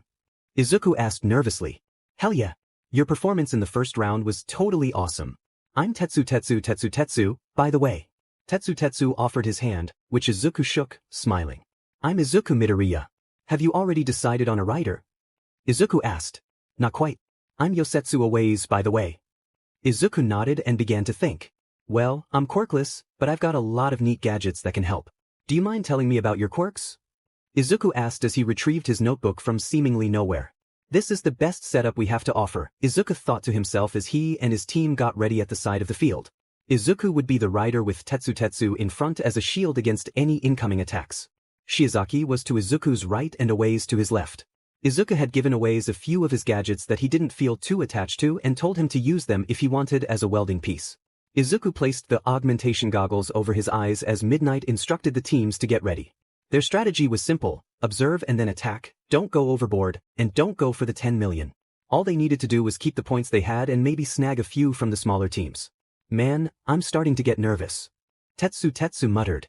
Nerves and anxiety in the stomach are the engine roar before it soars, Shiozaki stated calmly. Izuku looked over to her and saw she had her eyes closed. Oi, Tetsu, Shiozaki Aways. Izuku looked over to see the blonde from 1B was the rider for the team beside him. He seemed to be completely ignoring Izuku's presence as he continued. No hard feelings, right? Bring it, Monoma. Tetsu answered. So that's his name. Now let's get ready. Izuku turned back toward the center and looked around the field. Shoji is hiding someone in his arms. 3. That Shinso guy teamed up with Aoyama, Ojiro, and a guy from 1B. 2. Kaken and Todoroki's teams are definitely going to have a brawl. 1. Begin. Present Mike shouted. Izuku's team made their way around the field, circling everyone in the middle. Leaning forward, Izuku began to relay information. Shoji, the 1A student with multiple arms, is hiding at least one person in his arms who probably has the headband, Izuku muttered quietly. He knew it was loud enough for his teammates but soft enough that no one else could hear.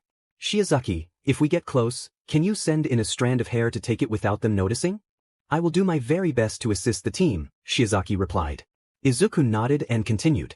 Shinso, the general ed student with purple hair, his team seems to be doing what we're doing, but something feels off with his teammates. We should avoid them at all costs. Yes, sir. Tetsu responded seriously. Anything else? Aways asked. Izuku looked around and noticed his goggles giving off a signal. Incoming from the left. Izuku turned to see a blonde girl with a green-haired boy on her back approaching. She faltered when she realized they had spotted them. That's Kamakiri and Pony, Shiozaki offered. Kamakiri can produce large blades from anywhere on his body. Pony can shoot her horns off her head like projectiles. Last class, she mentioned she can control up to 4 of them at a time. Izuku nodded, absorbing the information. Kamakiri is a bad match for Aways since he can use his blades to weld. Let's keep them on our left or in front of us. Shiozaki, if you get the chance to sneak your hair in there, do it. Just then, a blade was produced and shot forward. Tetsu hardened and caught the blade easily before handing it to Aways. They had no time to think before 2 horns were shot out. Izuku reached into his utility belt to retrieve his shock pole as Shiozaki captured the horns with her hair. Izuku waited for another attack before launching one of his own. He quickly activated the sparks on his pole and threw it at the competition. Kamakiri caught it and was shocked, dropping it onto the floor and holding his hand in pain. Izuku watched as a strand of Shiozaki's hair reached out and grabbed their headband and pole before ordering a retreat. The team made their way to the other side of the field. Izuku took the headband and pole back, putting the band around his neck as the team walked slowly. Kaken's team seems to be going after Monoma. He must have really annoyed him. Shoji is distracted going for the 10 million.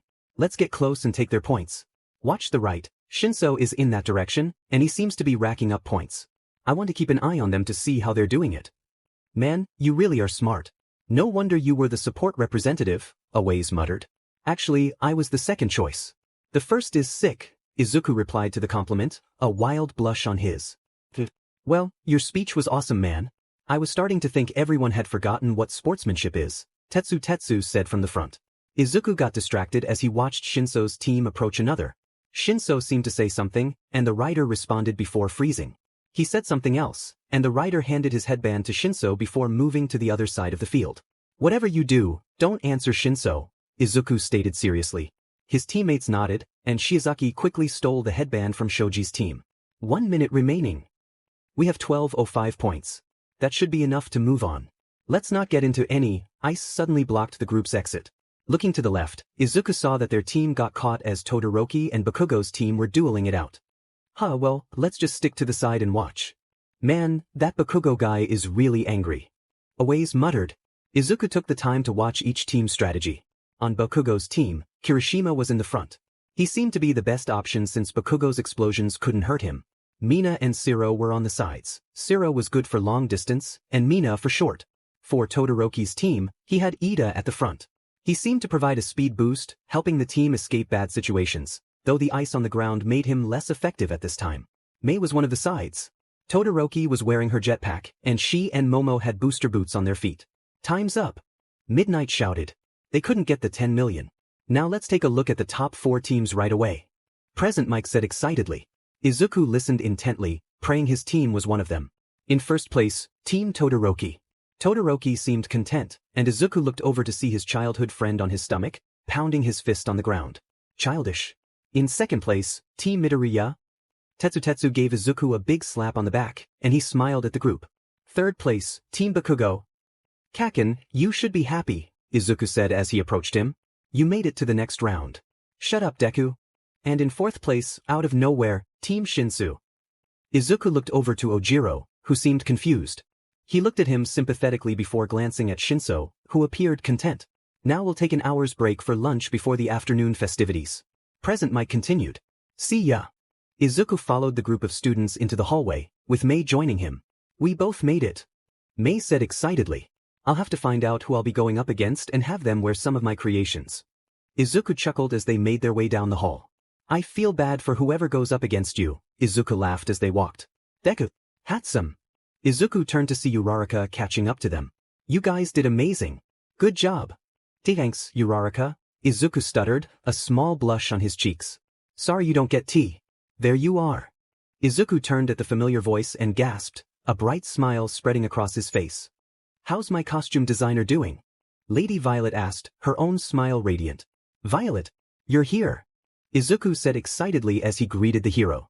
Wouldn't miss it for the world. You did amazing, kid. Lady Violet said enthusiastically. Congratulations on making it to the next round. Congratulations on making the top 100 heroes in Japan. Izuku countered. Lady Violet blushed as a hand rested on her shoulder. Absolutely. Look at her, she's such a pro. The woman standing next to Violet said. Izuku had just realized she was there and looked up at the teal-haired woman. Oh, this is my old teacher, Ms. Joke. Ms. Joke, this is Izuku Midoriya. He's the one who designed my costume, Violet introduced. Oh, and these are my friends. Izuku said as he realized his 2 friends were still behind him. This is Hatsum, she's in my class. And this is Uraraka, she's in class 1A. You designed her costume? Uraraka asked, amazed as she looked at the hero's outfit. He sure did. He did it for the Island competition a couple of years ago. He got 9th place at the official competition at Island. Midoriya, you should tell your friends these things. Violet scolded. Izuku blushed heavily, stuttering out a response. I'm just joking, kid. We'll let you go get lunch, but I'll be cheering for you. Thank you, Izuku said seriously. He watched the 2 heroes leave before continuing to follow his friends. My mom packed cookies for everyone. I'm going to grab them. I'll be right back. Okay, don't take too long. Mei called back as Izuku made his way toward the 1H prep room. Near the prep rooms, Izuku started to hear voices. He ignored them until one voice began to raise in volume. Shoto, you will not bring shame to our name. Izuku looked toward the side hallway where the voices were coming from, resisting the urge to see who it was. Use your fire. I will never use your fire, came the calm, steady voice of Shoto Todoroki. That must be Endeavor. Izuku could hear Endeavor continue to criticize his son. Eventually, Izuku went to grab the cookies, then stomped his feet louder to make noise as he approached the hallway where they were conversing. Turning into the hall, Izuku pretended to be surprised before smiling. Todoroki, amazing job in the first 2 rounds. Izuku said excitedly, ignoring the glare from the number 2 hero. He did his best not to let the flames remind him of his own father. I was just about to head to the cafeteria. Want to join me? Sure. Todoroki began to follow Izuku before Endeavor's hand shot out to his shoulder. Shoto. The conversation is over. I cannot win on an empty stomach. The 2 teens continued down the hall in silence. Izuku stole a couple of glances at the other boy. His face may have been devoid of emotion, but the speed of his walk said something else. Izuku was doing his best to keep up with the red and white-haired boy. When they were a good distance away from the hero, their pace slowed. Want a cookie? Izuku offered, raising the container toward Todoroki. Cookie? Todoroki replied, looking puzzled. Yeah, why you seem upset and well? My mom said to share them with friends, Izuku said, feeling a bit uncertain about how to continue. We're friends? Todoroki asked, his tone skeptical. Well, not yet. But I would like to be, if I want to of course, Izuku added, a faint blush appearing on his cheeks. Sure, Todoroki responded, leaning down to take a cookie. What do these taste like exactly? The two continued on their way to the cafe, joining Mei, Uraraka, and Ida at a small table in the corner of the room. The brackets posted. Uraraka exclaimed. Izuku turned to look at her while offering some cookies to Sato and Koda. Wait, there are 2 empty spots. That would be our doing. Izuku heard Ojiro and Shota from Class 1B as they approached the large group. We decided to drop out. What? Are you serious? Why would you do that? I don't even remember anything that happened. Ojiro defended himself. Izuku glanced at his phone, noticing he would be up against Shinso. It doesn't feel right that I made it through without putting in the effort. I feel the same way, Shota added, appearing a bit shy around the larger group. I want to earn my place. Very honorable of you both. I support your decision. Ida exclaimed, his hand moving in a mechanical manner. Turning his head, Izuku noticed Ojiro approaching him. Midoriya, can I talk to you? It's okay, Ojiro, Izuku interrupted, raising his hands. I've seen him use his quirk, I think I understand how it works. So you know not to answer him? Izuku nodded, and Ojiro let out a sigh of relief. Good. Though, I don't think I'll win, Izuku admitted. The entire group turned to him, and a deep blush crept onto his face. I just mean he seems pretty serious about making it into the hero course. And I'm not really interested in winning that much. Izuku scratched the back of his neck nervously as the group continued to stare at him. You don't plan on giving up, do you? Bakugo asked, his tone serious and intense. Of course not. Izuku replied, frowning at his friend. It would be rude not to try. I'm just saying he's got a lot more on the line. He probably has more motivation to beat me than I do him. Everyone seemed satisfied with that answer as they returned to looking at the bracket and finishing their food. Shota left to join his classmates on the other side of the cafeteria. A few of Izuku's and Mei's classmates came by to wish them luck, including Takahashi and Abiko. Do you plan on participating in the afternoon activities, Deku? Uraraka asked as she sat down between Mei and Izuku. He turned to her, smiling. I don't know. My match is the first, and I'm kind of nervous. Izuku glanced down at the empty bento in front of him. I think I'll probably just watch. I'm in the same boat now. They just announced that Tokoyami and I will be replacing Ojiro and Shota, Uraraka said, looking down at the table. Congrats. You'll do amazing. Izuku encouraged, a bright smile on his face. A faint blush appeared on Uraraka's cheeks. Oh, and you can have this one too. Looking past Uraraka, Izuku saw Mei giving Ida a wide variety of her support gear. Oh Ida, you poor thing, he thought. I greatly appreciate this, Hatsum-chan. Ida said earnestly. Turning back to Uraraka, Izuku asked, so who are you going up against? Bakugo, she whispered, and Izuku could hear the apprehension in her voice. He held in a sigh, considering how to respond. Keikatsuki Bakugo. Age 16, Izuku began. Uraraka looked over at him, confused as did Ida and Mei. Quirk, explosion. He can explode the sweat on his hands. Personality, intense demeanor, hates losing and tends to challenge himself and others. What? Uraraka asked, still looking puzzled. Heroes face powerful opponents all the time, Izuku explained calmly. But that doesn't stop them. I thought, maybe if we think of him as just a name on a piece of paper you were preparing to face, it might help calm your nerves. Like a pre-raid meeting. Mei chimed in. Izuku turned to her with a smile. Exactly. Returning his gaze to Uraraka, he continued, Kaken isn't some unbeatable monster. He's 16, and everyone has a weakness. I'm sure you'll find it on your own. I know you can. Uraraka's blush deepened at Izuku's encouraging words. Deciding it was best to let that moment sink in, he shifted the conversation back to the afternoon activities. The group tidied up their area before heading down to the field. Izuku was practicing the breathing exercise Hound Dog had taught him as he waited to be called onto the field. He decided not to use any of his gadgets this round, which Mei scolded him for. You should be showing them off. Not hiding them, she exclaimed, but Izuku's response was straightforward. Shinso doesn't have a quirk that helps him in combat. I want it to be a fair fight. Mei settled down at his answer, though he could tell she wished he had brought at least one gadget with him. The crowd began to grow louder as Present Mike announced the start of the match. Looking across the field, past the raised battle zone, Izuku spotted Shinso in his own tunnel. I wonder if he's as nervous as I am. Our first fighter is the representative of the general education course. He has kept to his word and has been quietly making his way through the competition. It's Hitoshi Shinso. The crowd cheered as Shinso walked toward the center. Izuku also stepped forward as Present Mike continued, and our second competitor is the support course representative, who placed 4th in the first round. He guided his team to 2nd place in the Cavalry battle, a true crowd favorite so far. It's Izuku Midoriya. Crowd favorite? I'm really going to have to rewatch this when I get home.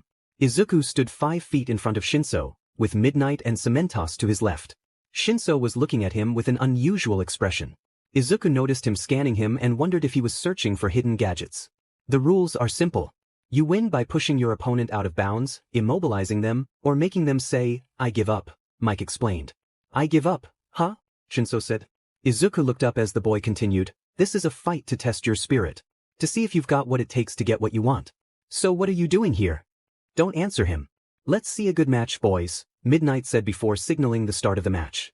Izuku wasted no time and approached his opponent, trying to mimic a battle stance.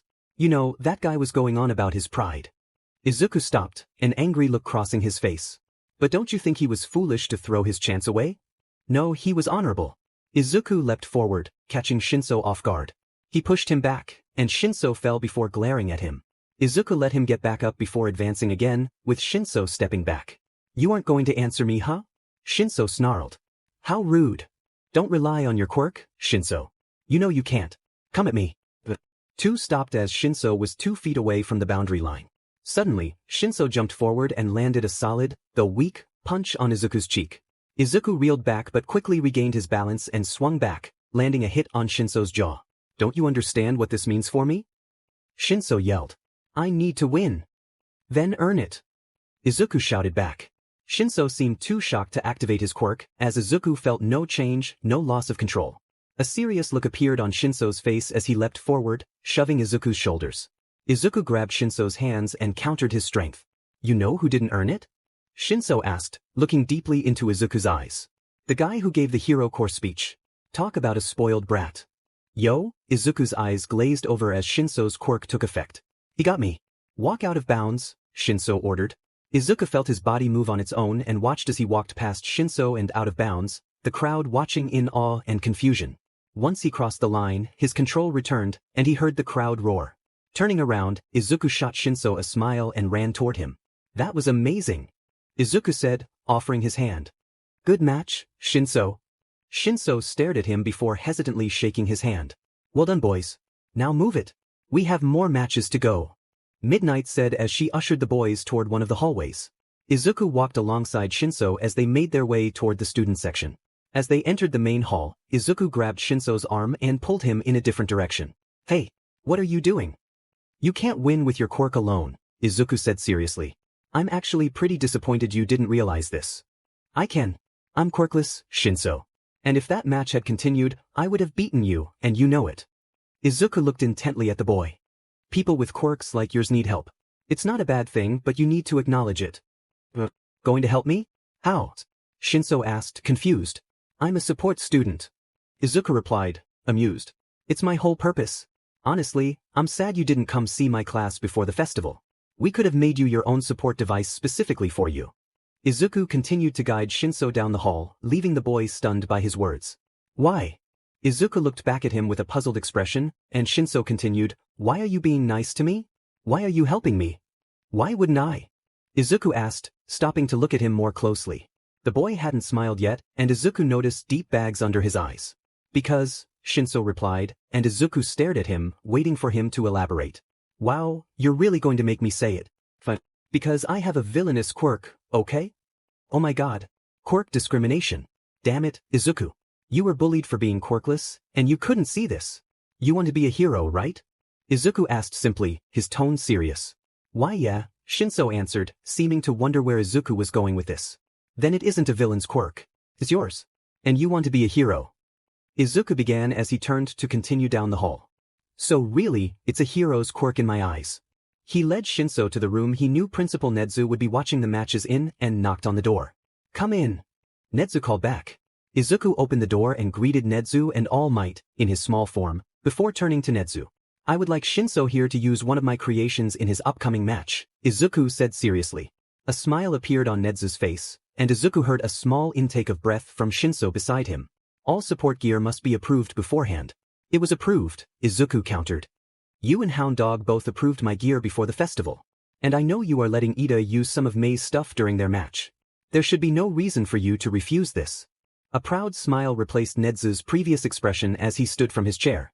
"Fine, but only one, and I have to be there to approve it," Nedu said as he walked up to Izuku. Izuku bent down as the mammal climbed onto his shoulders before they both turned to Shinso. "Come on. I've got some good options for you to choose from," Izuku said as he led them down to Class 1H's prep room. Once they arrived, Izuku opened the duffel bag filled with gadgets and laid them out on the table. "Is there anything specific you want? Do you need help with strength, agility, or speed?" Shinso walked up to the table, taking a look around. "Anything to keep my opponent from moving? Like a capture weapon?" Izuku asked. Shinso nodded, and Izuku picked something up off the table. "This can be used as a restraint, but you'd have to get close to your opponent." "I might be going up against Todoroki next, so that's a big no," Shinso replied in a monotone voice. "Anything I can shoot at him, or something?" The only thing I have that shoots is the electric hook," Izuku said as he examined the options. "What about something to help you dodge?" "I suppose." "Great. What size are your shoes?" It was a miracle they wore the same shoe size, but Izuku did have abnormally large feet for his height. His doctor said he was likely to grow as tall as 180 centimeters, 5 feet 11 inches, and Izuku was praying for his growth spurt to come soon. Izuku was seated next to Takahashi in the 1H spectator section with his notebook in hand, taking notes on all of the fighters in the first round. And now, the first battle of the second round. Present mic announced throughout the arena. Izuku looked up from his notebook in anticipation. From Class 1A, it's Shoto Todoroki. Loud cheers erupted around the stadium as Todoroki exited the tunnel. And his competitor, from Class 1C, it's Hitoshi Shinso. The bright red shoes on Shinso's feet stood out, and he felt the entire class turn to look at him when they noticed. Izuku looked down at the black Converse Shinso had switched with him. They were comfortable but a little bland. "Ready?" said. "Fight." Todoroki was quick to unleash an ice attack, but thanks to the booster shoes, Shinso dodged and smirked. Izuku could tell he was saying something to upset Todoroki because the next attack was even bigger, and Shinso barely managed to evade it. Izuku held his breath when he saw a piece of ice graze Shinso's shoulder. "Man, Todoroki is fierce," Takahashi exclaimed. "Guess he is the son of Endeavor."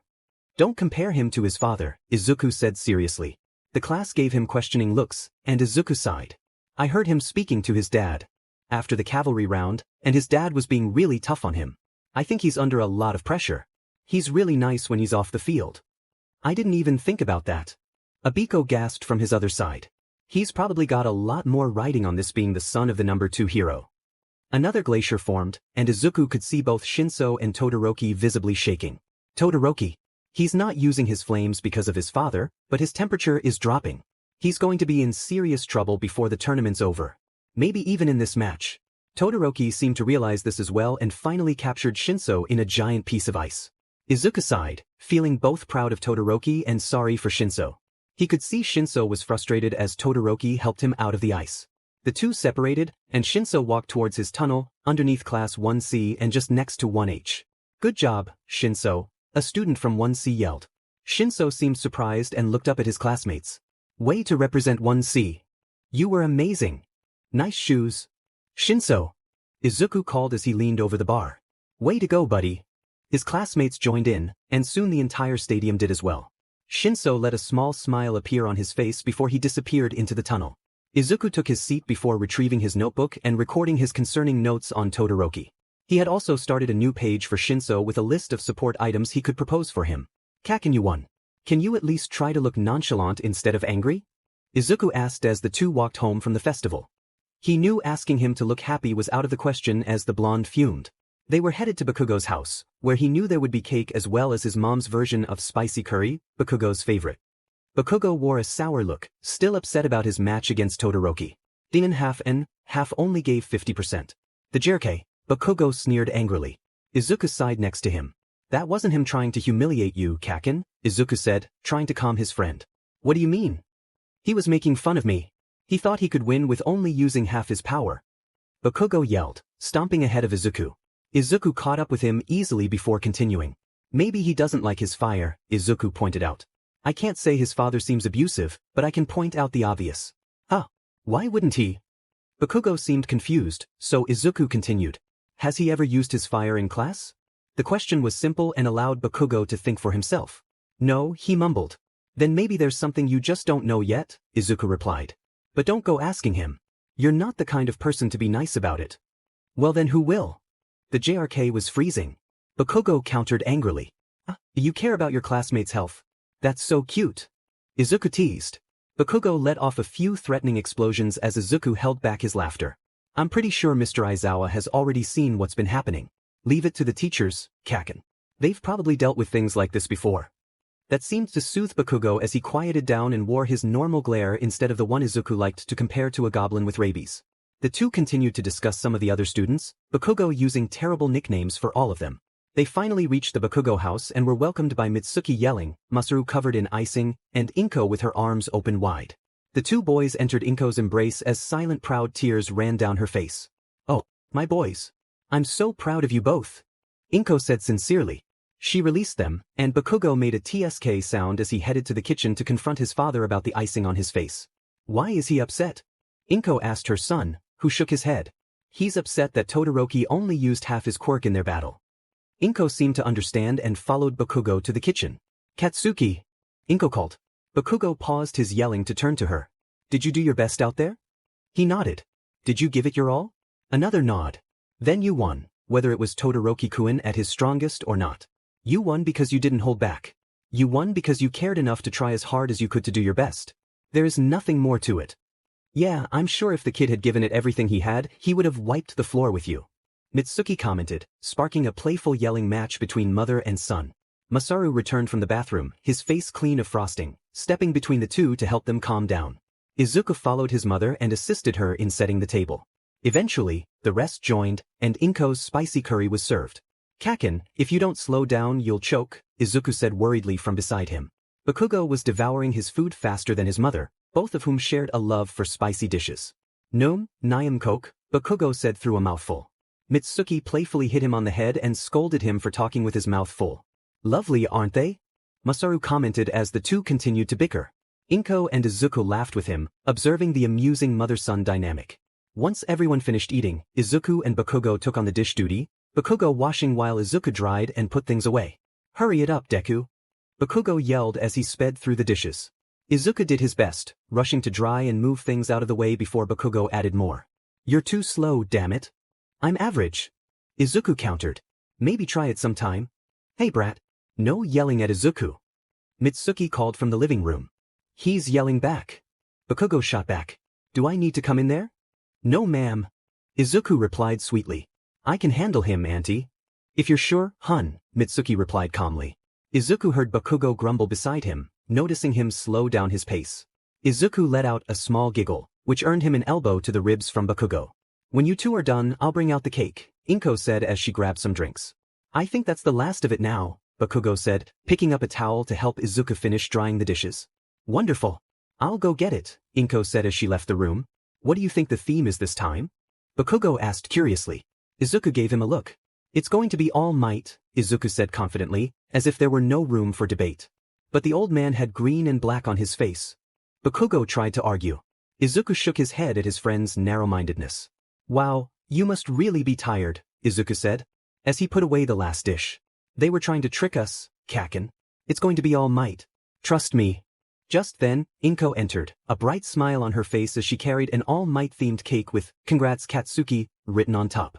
Izuku smiled brightly, and Bakugo shot him a small glare, hidden from Inko's view.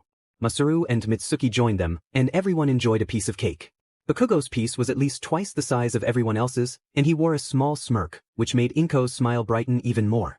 While Izuku and Mitsuki shared a great bond, Inko's relationship with Katsuki was even stronger. Both had grown up with a second mother. Mitsuki always snuck Izuku extra sweets and bought him the same All Might merchandise she got for Katsuki when his father had left. Inko had showered Katsuki with affection, which was sometimes hard for Mitsuki to share when she was stressed with work. This created a wonderful balance that was missed when their friendship was strained. Now that it was rebuilt, the bonds were even better. You know, Katsuki did great today, but you did even better in my eyes, Masaru commented when the others were distracted. He stood next to Izuku, both holding a piece of cake. But don't tell him that. I'd never hear the end of it. What do you mean? Izuku asked, a little surprised by the comment. Well, Masaru began, looking at Izuku with a smile. You went in there quirkless and with a lack of training. You managed to get fourth in the prelims, even against 40 hero core students. Then, in the next round, you were the brains and eyes of your team. Don't think I didn't see you directing them through the TV. Izuku felt a blush creeping onto his face as his uncle continued. Why yeah, I guess I didn't do too bad, huh? Izuku said shyly. Izuku, you did wonderfully, was the response. Throughout the rest of the night, Izuku's smile was even brighter than anyone else's. When it was time for Inko and Izuku to go home, they said their goodbyes and promised to host the next gathering. The 3 days of rest after the sports festival gave Izuku the chance to reflect on Shinso's quirk and consider what support items would help him the most. Sadly, he felt he needed more information on the activation requirements for his quirk. Speech can activate it. Can laughter? Grumbles? What if someone whispered and he couldn't hear it? Would he still be able to activate it? Izuku's questions expanded to what Shinso could make people do. Can he make them answer any questions he asks?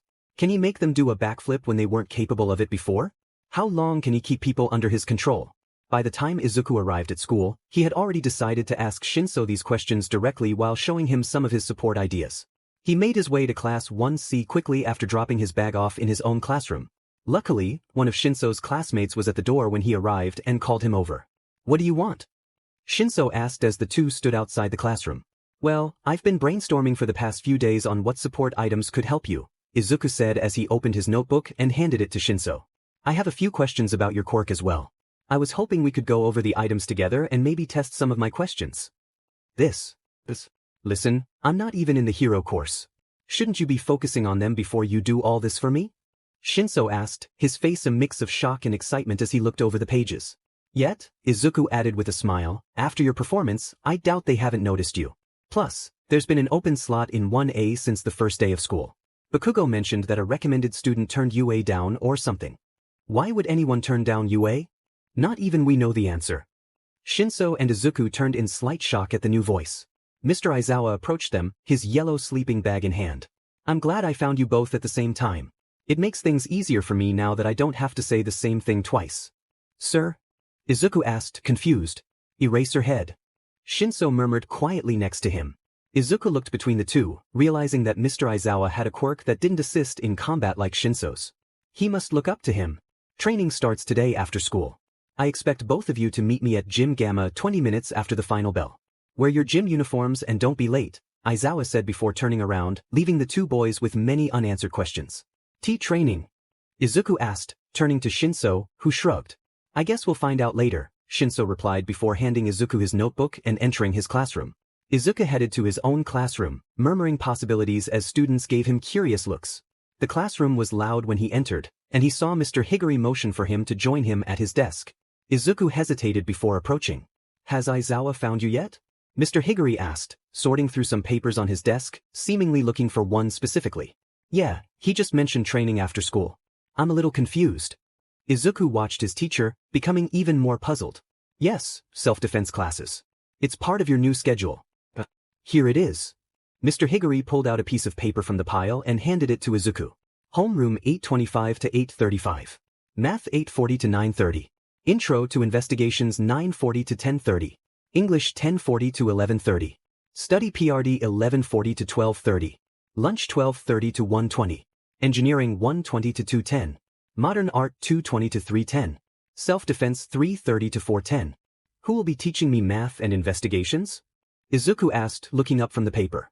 Ectoplasm will teach you math, and Gran Torino will teach you investigations, Mr. Higuri said as he reorganized the papers on his desk once more.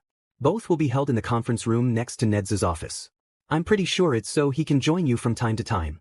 Yeah, that sounds like something he would do. Izuku smiled before returning to his desk to pack his things. You're leaving me already? Mei gasped next to him. I'll only be gone for 2 PRDs, Mei-chan. The rest I'll be with you, Izuku replied. Once he had everything packed again, he sat down to wait for the end of homeroom. But Aizu-kun. Mei dragged, resting her head on the desk and pouting at him. I'm gonna be worried. You'll be fine, Mei-chan. Yeah, you still have me. Takahashi said from behind them. Mei looked at him before turning back to Izuku pleadingly. Hey! I didn't say anything. Mei defended as. Izuku laughed at them. Mei turned back to Izuku to give one final glare before she smiled. Fine, you can go. What are your new classes anyway? This semester is math and intro to investigations. I also have self-defense training after school. Izuku passed the paper to Mei, who looked at it before returning it. I'm kind of excited to meet my investigations teacher. I've never heard of him, so he must be an old hero. Class, can I get your attention before homeroom ends? Mr. Higuri said at the front of the class. Izuku turned, as did everyone else, to face his teacher. Internships are coming up. I'm sure you've all heard about them, but I'll explain it anyway. Izuku leaned forward, excited to hear about what they'll be doing. UA sends their first-year students to intern for 1 week in their respective field. Hero course students will intern at a hero agency. Business students will intern at a government facility or a business that focuses on promoting heroes.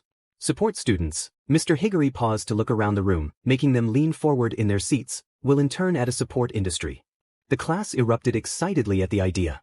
Mei was practically shaking in her seat as she looked over at Izuku with an eager expression. I'm passing around a list of industries you can choose from. Each industry either specializes in a certain aspect or all aspects of the field. So choose one that will benefit you the most based on your own aspirations. Mr. Higuri said before turning to Izuku. Midoriya, your internship has already been decided by Nedu to align with your new course plan. He'll speak to you about it sometime today. Izuku lowered himself in his chair, a little disappointed he wouldn't be choosing on his own. It's Nedu, I'm sure he made a good choice. The bell rang, and Izuku picked up his bag. His class watched him slightly confused, except for Mei, Takahashi, and Abiko, so Izuku smiled slightly and waved. He made his way toward Nezu's office, going one more door down the hall to the conference room. Opening it, he saw Ectoplasm writing down questions on the board. Morning, Midoriya, Ectoplasm said as he turned to look at him. I want to see where you are exactly. Come on up and give them a try. Izuku dropped his bag onto one of the chairs and picked up a marker. There were questions ranging from calculus to vectors to plain long division. It took him no longer than 20 minutes, with Ectoplasm following him and erasing them when he saw they were correct. Wonderful job, Midoriya. I think we'll start off with calculus and go on from there. Sound good? Ectoplasm said as he retrieved some papers from his bag. Izuku nodded and sat down with the hero. Ectoplasm was a good teacher. Izuku found it fascinating how much attention he was getting with one-on-one learning. Ectoplasm helped him through a new series of questions and then left him to try them for himself before returning to mark them. Izuku also found he was enjoying the new challenge it brought. By the end of the class, Izuku had already finished the homework Ectoplasm had given him, something the hero wasn't sure if it was a good thing or a bad thing. Alright, Gran Torino should be here any minute, Ectoplasm said as he grabbed his bag. It's time for me to go teach class 1A, wish me luck. Are they really that bad? Izuku asked with a light smile. It wasn't the first time he had heard a teacher mention class 1A like that. Well, they've got a few students who study too much and a few who don't study at all. There's also some interesting personalities, Ectoplasm said, trying not to name any names. Oh, that one I know, Izuku laughed, guessing Bakugo would be one of the people Ectoplasm was thinking of. The door opened, and Izuku turned to see a short, elderly man in a white and yellow hero costume. The man had a black mask over his eyes and was looking around until he saw Izuku. Ah, good you're here, the man said before entering the room. You can go on now, Ectoplasm. I'll take it from here. Yes, sir, Ectoplasm replied before leaving the room. Izuku turned to his new teacher, a shy smile on his face. Hello, I'm Izuku Midoriya. I know who you are, kid, Gran responded, half his mouth rising in a small smile. Do you know how many teachers emailed me to convince me to teach you? Heck, even Detective Tsukachi emailed me. A deep blush spread across Izuku's face. The teachers emailed him? I know All Might did, and Nedu probably sent his own email as well, but who else would have? Why did Detective Tsukachi? So, you want to be what exactly? Gran Torino asked as he leaned onto the table. A quirk and battle analyst, Izuku answered, a small lump building up in his throat. He was more nervous than he thought he'd be. Maybe because he didn't know the man, or maybe because he was an old hero, he wasn't sure. Nedu asked me to focus on investigations with you. Do you have any prior knowledge I should know about? Izuku shook his head. No, I have a little bit of experience analyzing quirks and how heroes use them in battle, but nothing else that would help with detective work or anything like that. Gran seemed to think for a second before coming to a conclusion. Well, today we'll start with what to do when you arrive at the scene of a battle or crime. Not sure how long it takes you to soak up information, but by the end of this year, I'll have you capable of everything from interrogating suspects to hacking. Gran Torino stood from his spot and walked towards the door. But first, let's go to the teacher's lounge. The teacher's lounge? Izuku asked as he stood and began to follow his teacher. What for? For Tyaki, the old man said excitedly, bouncing on his feet. Izuku gave him an odd look but continued to follow him down the hall. When they finally reached the teacher's lounge, Gran swung the door open loudly, slamming it against the wall. Izuku could hear multiple gasps as the old man walked in like he owned the place, and Izuku slowly followed. Tashinori! Gran Torino yelled. Izuku was confused as to who Tashinori was until All Might appeared, his face showing a hint of fear and his body slightly shaking even though he was in his muscle form. Get us some taiyaki. Kid, come with me. We'll sit on the couch. Izuku followed his teacher, watching All Might rush to heat the taiyaki in the microwave. Midnight waved at him from her desk, and he sent a small wave back, a blush creeping onto his face, before sitting next to Gran.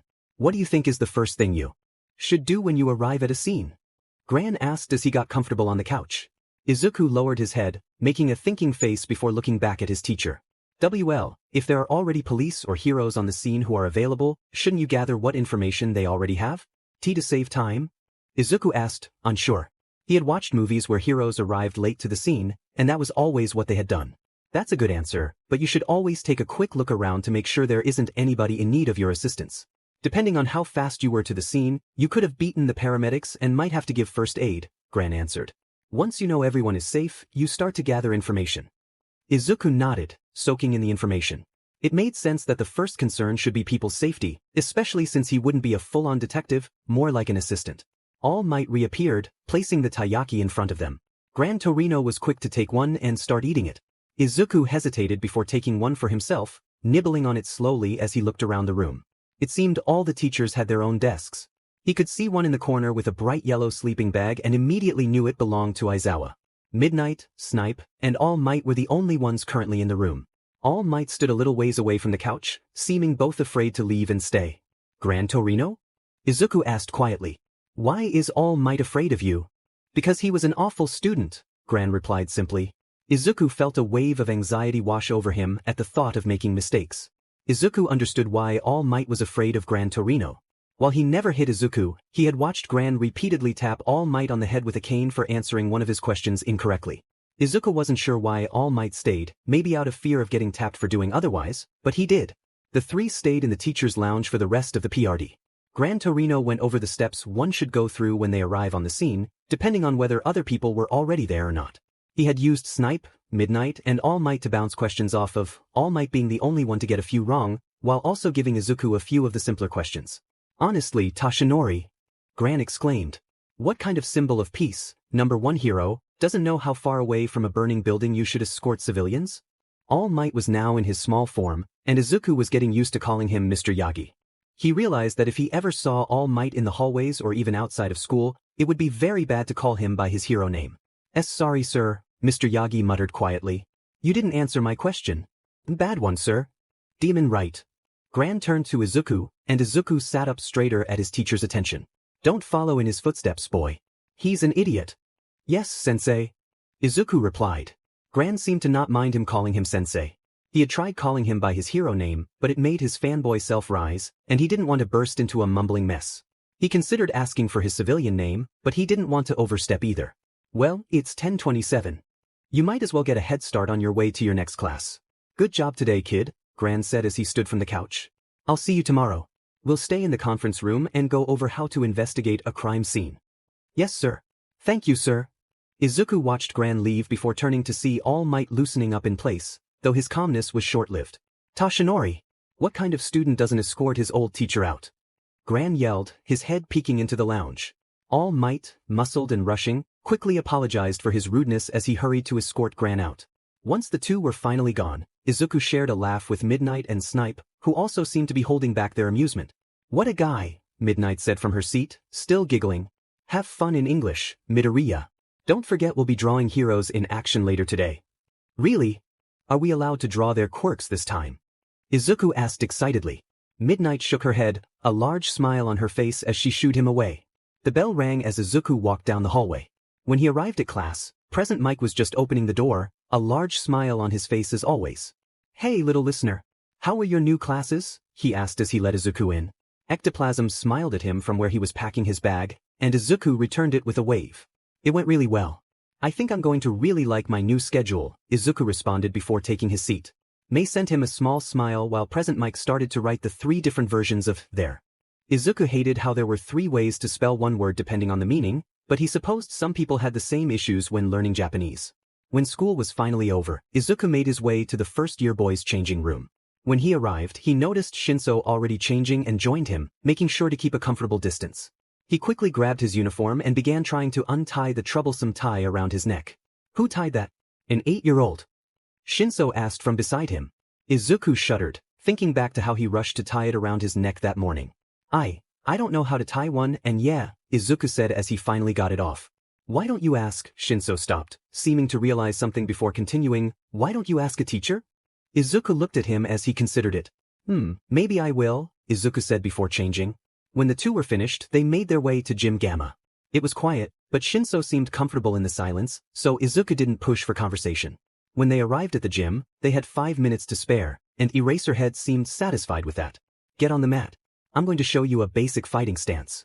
By the end of this week, your muscles should have it memorized, Aizawa said as he motioned to the blue mat on the floor. Izuku took off his shoes before stepping onto the mat, and Shinso followed. Aizawa got into a stance, and Izuku did his best to mimic it. Not quite, Aizawa said before standing and approaching the 2 boys. First, he adjusted Izuku's left foot slightly outward. Then he made Izuku lower himself further down before moving to Shinso. To make similar adjustments before stepping back. 50 jumping jacks, then back into that same position. Go. Izuku complied and began doing jumping jacks. As he grew tired, they became sloppy, but so did Shinso's. Aizawa didn't like that and added 15 more, ensuring they did them properly. Once he was done, Izuku tried to mimic the stance again. Bend your legs more, Midoriya. Shinso, you're too low. Your legs would get sore in that position, Aizawa said. He waited for them to make the adjustments, watching carefully. Good, 10 laps of the gym. Go. Shinso sighed next to Izuku, but they both made their way to start running. By the end of the session, Aizawa had them do 50 push-ups, 100 jumping jacks, 20 laps of the gym, and 100 lunges. Izuku was sore, very sore, but Aizawa was currently showing them how to stretch properly, and he could feel it helping his tense muscles. He was also doing better than Shinso, who seemed not to be used to working out that often.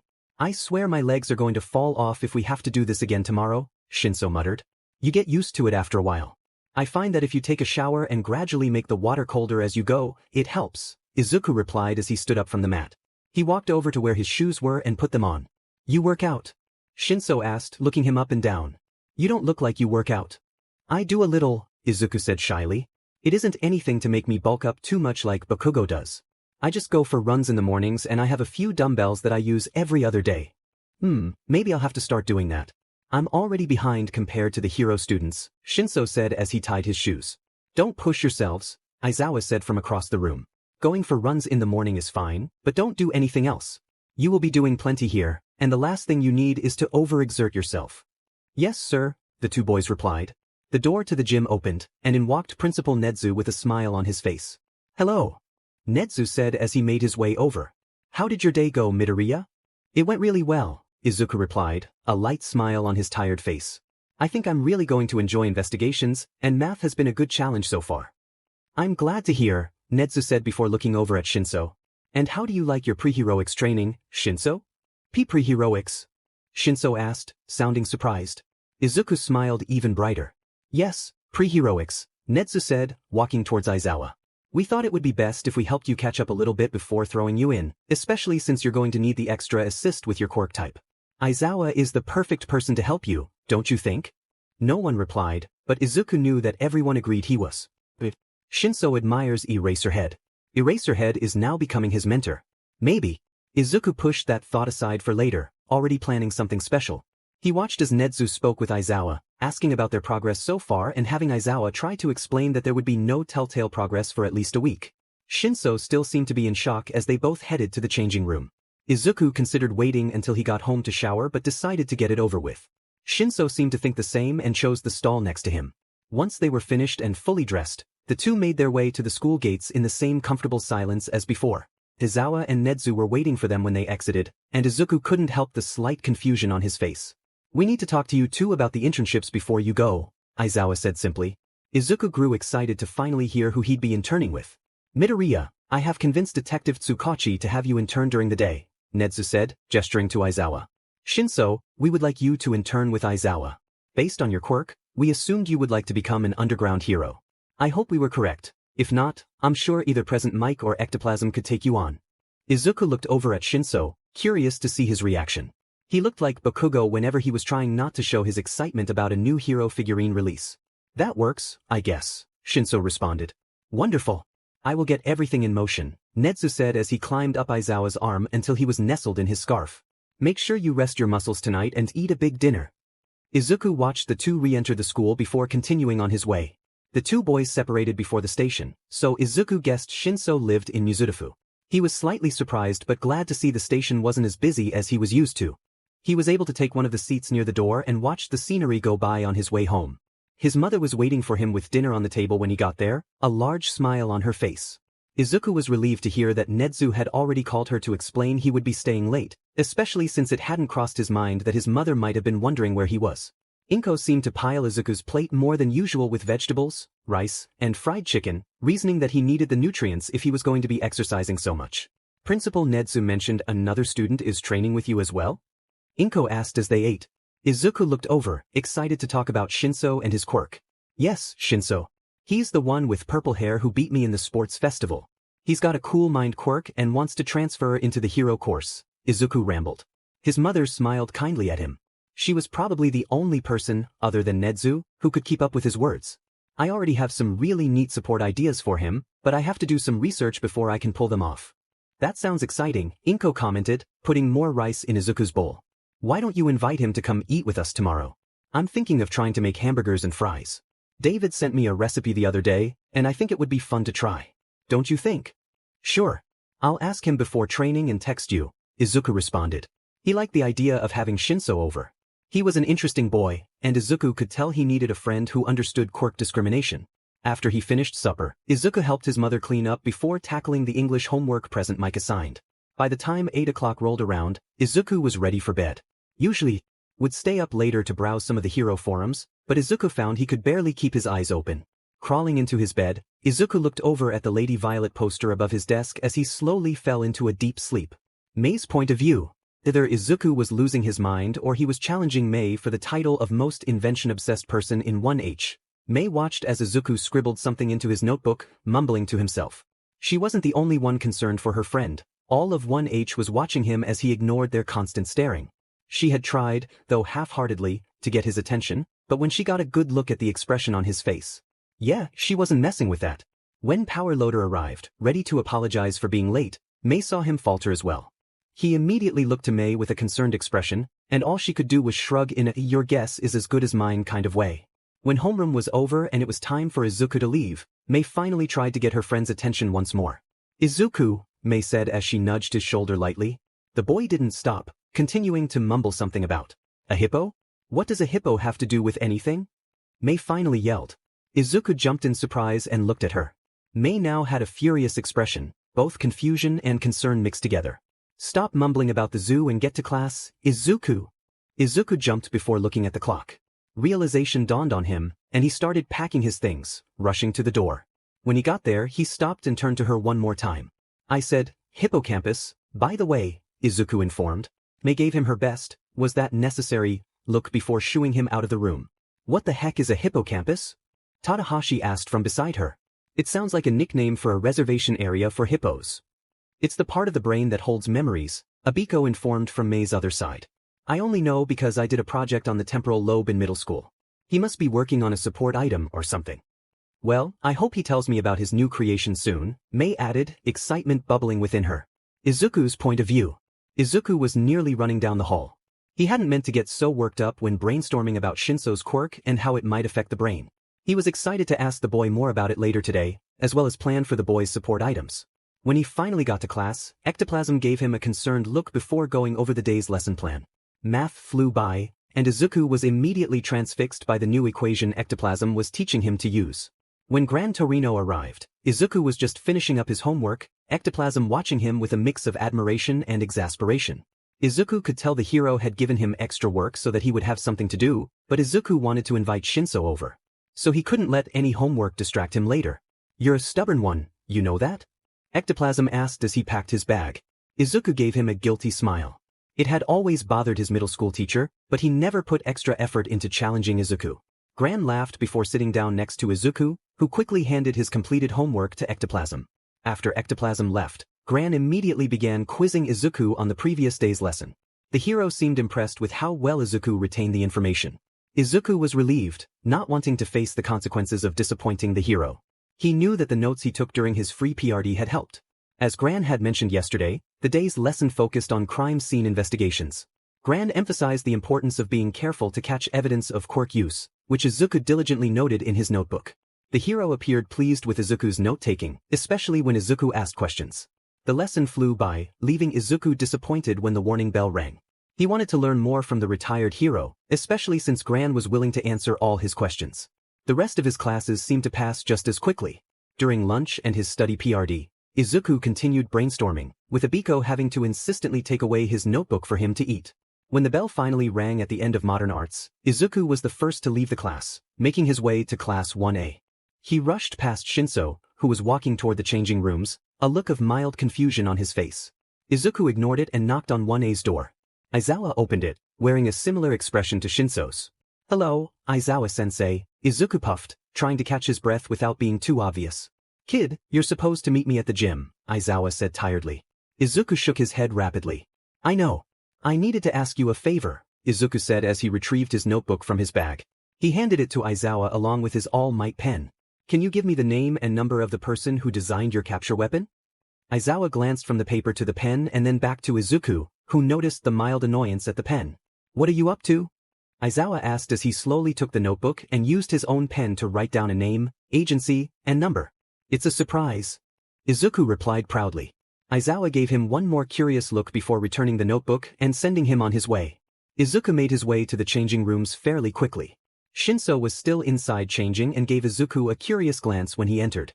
"You were in a rush," Shinso said monotonously. Izuku flushed and offered the boy a small smile. "I had a question for one of my teachers," Izuku replied as he took the locker next to Shinso. "No lying here," he thought proudly. Shinso hummed a reply, and the two finished changing into their gym uniforms. Izuku was slightly excited for next semester when he would have his first real gym class. No discrimination included. When both were ready, they made their way to the gym in a similar silence to the previous day. So I actually have a quick question for you," Izuku said, glancing over at the purple-haired boy. Shinso gave him a slight look, waiting for him to continue. "Did you want to join my mother and me for dinner tonight?" Shinso stopped walking, surprise evident on his face as he looked at Izuku. "Huh?" Shinso asked, still surprised. "Well, I told my mom about our training, and she said she wanted to meet you." Izuku continued, feeling a wave of nervousness wash over him. "Did I insult him? Was that rude? Is he mad? What have I done?" "You told her about my quirk, right?" Shinso asked hesitantly. Izuku quickly looked up, realization dawning on him. "Shinso, my mother is really nice. I promise. She is the last person on Earth who would judge someone for something as trivial as a quirk," Izuku said seriously, slightly regretting it when the boy flinched. "Look, you don't have to be afraid of me, Shinso. I understand. I know what it's like to be discriminated against." "You do?" Shinso asked, almost skeptically. "Shinso, I'm quirkless," Izuku replied in a tone that suggested it should be obvious. Shinso flinched again, realization washing over his face. "Oh right. Sorry," Shinso apologized. Izuku brushed it off. One thing he was getting used to at UA was people forgetting he was quirkless, especially his classmates. Everyone in Class 1H had minor or hidden quirks, so it wasn't a big deal to them. "It's okay," Izuku said, showing Shinso a bright smile. "So, dinner?" Shinso hesitated before nodding slowly. Izuku's smile grew even brighter, and he almost thought he saw the boy squint. "Great. I'll text my mom." Izuku took out his phone, quickly sending his mother a text before looking back at the purple-haired boy in front of him. "Oh, and Shinso?" Izuku said, waiting for the boy to meet his gaze. When he did, Izuku continued, "If you ever need someone to talk to about quirk discrimination or bullying or anything else, I'm here." Izuku could see the relief and comfort the offer brought Shinso. He wasn't sure if Shinso would take him up on it, but he was glad he had at least said something. "You're late," came Aizawa's monotonous voice from behind Izuku, making him jump. Heart racing, Izuku turned around to see his teacher with the same expressionless look on his face. "Get to the gym." Aizawa didn't have to say it twice. Izuku and Shinso rushed past their teacher to the gym. They immediately followed his orders and began a routine similar to the previous day. There was much more running and push-ups compared to the day before, with Shinso and Izuku favoring different exercises. Izuku noticed Shinso was better with upper body strength compared to his own muscular lower body. Aizawa noticed this as well and made Izuku do 50 extra push-ups while Shinso ran 5 more laps around the gym. I think I'm dying, Shinso huffed from beside Izuku. The boy was sprawled out on the floor in an awkward position that Izuku couldn't quite comprehend. Izuku was seated against the wall, his arms limp beside him. I think you're exaggerating a little, Shinso, Izuku replied. But I do think 50 more push-ups would have made my arms fall off. Shinso let out a quick laugh as Aizawa watched them from the bench. Both of you should head to the showers. We don't need your parents calling the school asking where you are, Aizawa said as he gathered the water bottles. The two boys slowly lifted themselves off the ground, with Shinso leaning on Izuku as they walked back to the changing room to shower. What do you think your mom's making for dinner? Shinso asked as the two got dressed. She mentioned trying to make homemade hamburgers. I'm kind of excited, Izuku replied. Huh, the last time I had a burger was when I was actually in America, Shinso noted. I hope you've got pickles. They're so good with pickles. Izuku blinked in surprise, realizing that Shinso was opening up to him. Oh my god. He's talking. We're friends now, right? I think we do. Izuku said excitedly. It's really cool that you've visited America before. Shinso blushed slightly, a small tinge of red that Izuku couldn't help but notice. Yeah, my aunt and uncle took me and my cousin to Disney World. It's really cool because they're allowed to use quirks for entertainment over there. Shinso said as he pulled out his phone. He passed it to Izuku, showing a picture of 4 people. One was Shinso, who had purple Mickey ears on his head and a churro in hand. He looked around 8 or 9 in the photo. Next to him was a small girl with dark blue hair, looking around 5 and pulling Shinso's sleeve as she pointed to something off camera. Behind them were his aunt and uncle. His aunt had purple hair like Shinso, while her husband had light blue hair. Wow, that's really cool that they took you, Izuku said as he handed the phone back to him. Shinso blinked at him, slight confusion on his face before it faded away. Oh, not really. I live with them, Shinso replied, a mix of happiness and sadness in his expression. Do I push? Oh, Izuku said, neither pushing nor retreating. Shinso seemed to think for a moment before replying. Yeah, they raised me. Izuku could tell that was all he wanted to say, so he nodded and led the boy out of the changing room. It must be nice to have your little cousin around. I always wanted a younger sibling. Heck, I don't even have any cousins. Izuku spoke as they made their way down the hall. He could tell Shinso was getting tired of talking, so he decided to do most of the talking for him.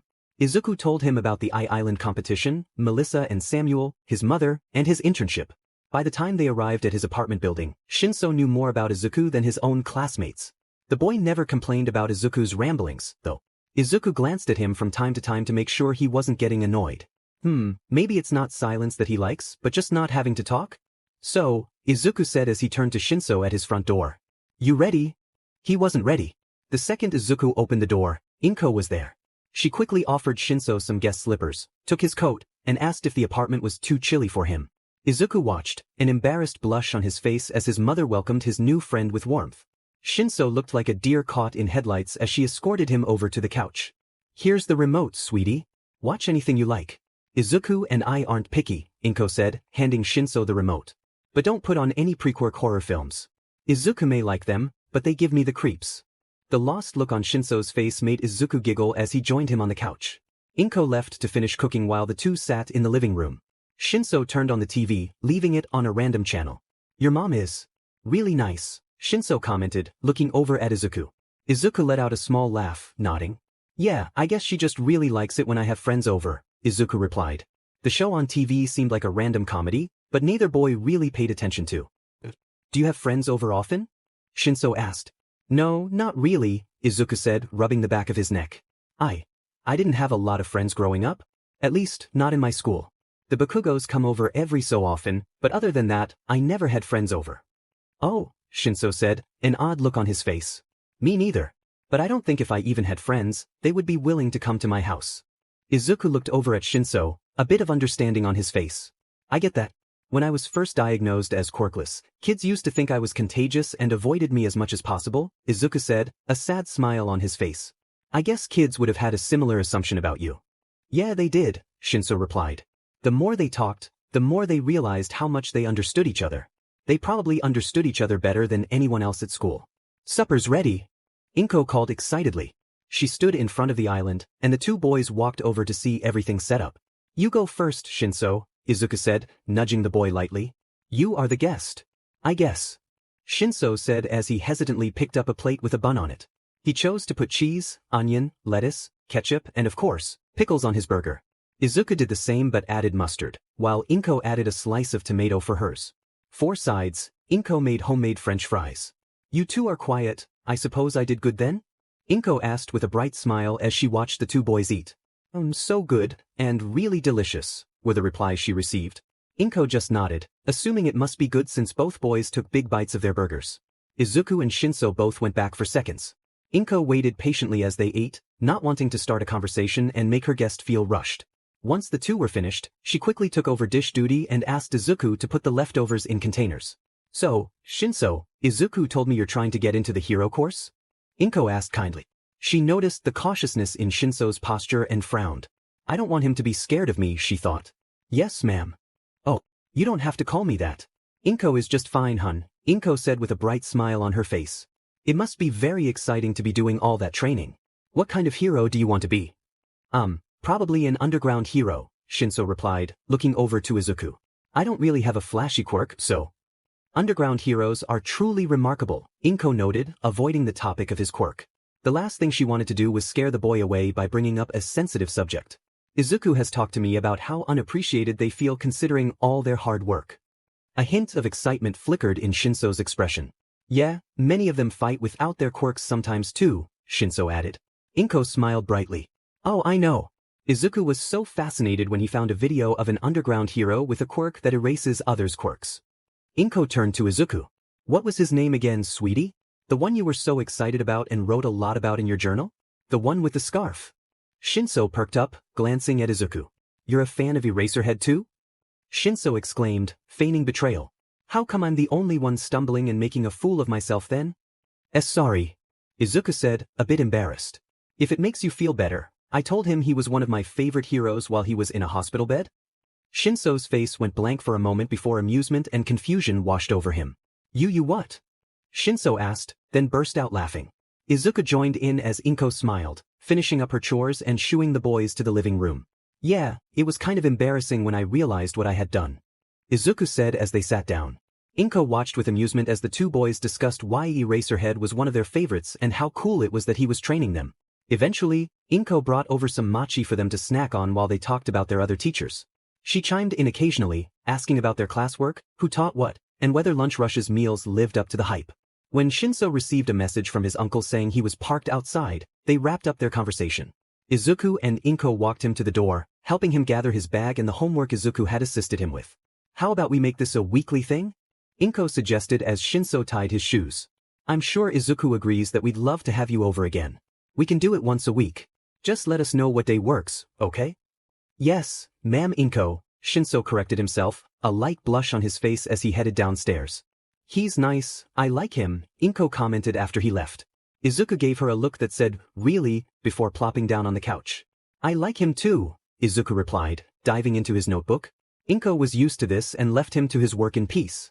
Izuku opened his notebook to the page where Aizawa had written down the information for his capture weapon designer. Shoyo Genji, Team Ida 10 Agency, XXXXXXX, was neatly scribbled on the page. Izuku couldn't help but admire Aizawa's tidy, yet, as Kirishima would say, manly handwriting. Pulling out his phone, Izuku typed in the number. After a few rings, a deep voice answered. Shoyo Genji. Hello, sir. My name is Izuku Midoriya. Shota Aizawa gave me your information. Do you have a couple of minutes to talk?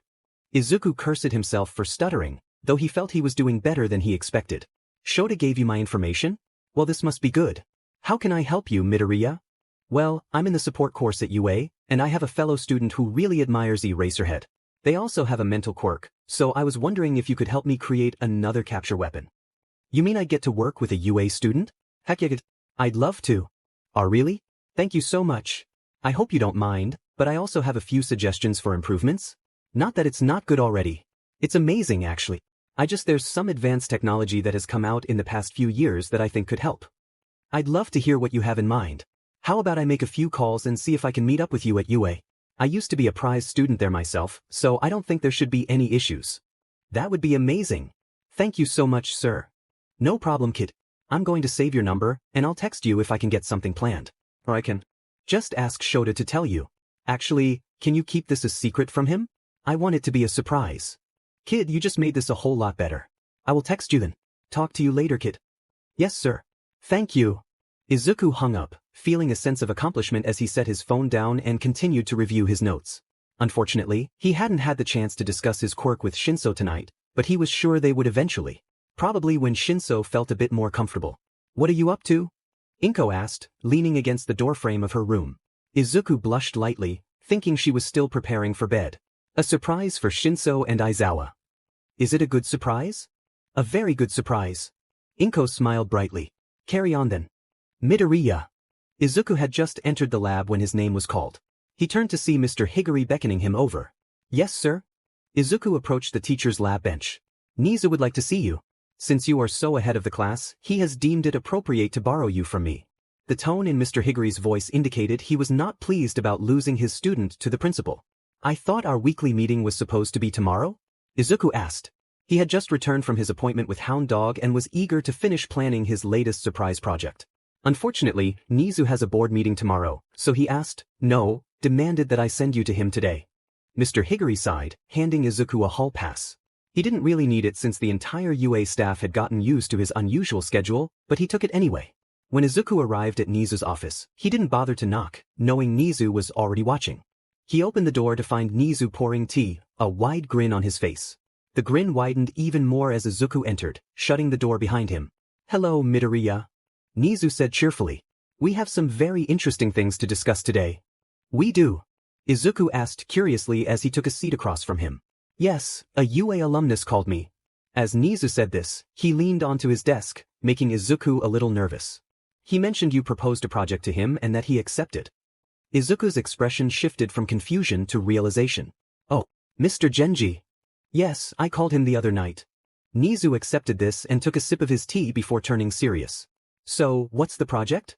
The look in Nizu's eye indicated that Izuku would not leave this room until Nizu had seen his notes. Slowly, Izuku grabbed his notebook from his bag and opened it to the appropriate page before sliding it across the desk. Nizu's hands were on it immediately as he read through Izuku's notes, a pleased look on his face. Wonderful, Nizu said before looking up. Next week, all of your classes will be spent with Mr. Genji working on your project. Huh? Izuku looked at him with his mouth agape. But internships are the week after that. Shouldn't I be preparing with Gran Torino? Oh, Gran Torino will still come in to speak with you while you work if you'd like, but I would like this project completed sooner rather than later, Nizu said simply as he returned Izuku's notebook. If Shinso-kun can train with your support items before Class 1A's practical exam at the end of this semester, he'll have a greater chance of getting into the hero course. Wait, Shinso-kun is getting his chance to get into the hero course at the end of this semester? Izuku asked excitedly.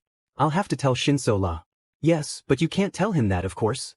Nizu interrupted Izuku's thoughts. Izuku slumped slightly in his chair.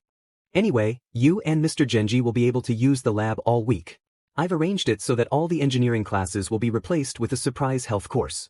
Izuku made a face of disgust, and Nizu laughed at him. I don't have to participate in that, do I? Izuku asked, hoping the answer would be no. Oh no, that's only for the second and third years. Students your age will have their health course next semester, Nizu explained. Izuku sighed, slightly relieved but also nervous for the next semester. I've planned for a couple of third years to visit each first-year class to talk about internships on the first day, and the rest will be filled with presentations from some of the more common agencies and companies that our students will intern at. Is this something I will have to participate in? Izuku asked. No, I'm sure you'll learn a lot more with Genji-san. Nizu leaned over and retrieved his tea. But I will warn you, I am going to be sneaking in to check on your progress. I'd expect nothing less, sir. Izuku. Breathe. Izuku muttered to himself. He had tried to hide his nerves from his mother that morning by ranting about the properties of carbon fiber. It didn't really help. Inko knew how to read her son like a book, but it had momentarily distracted him.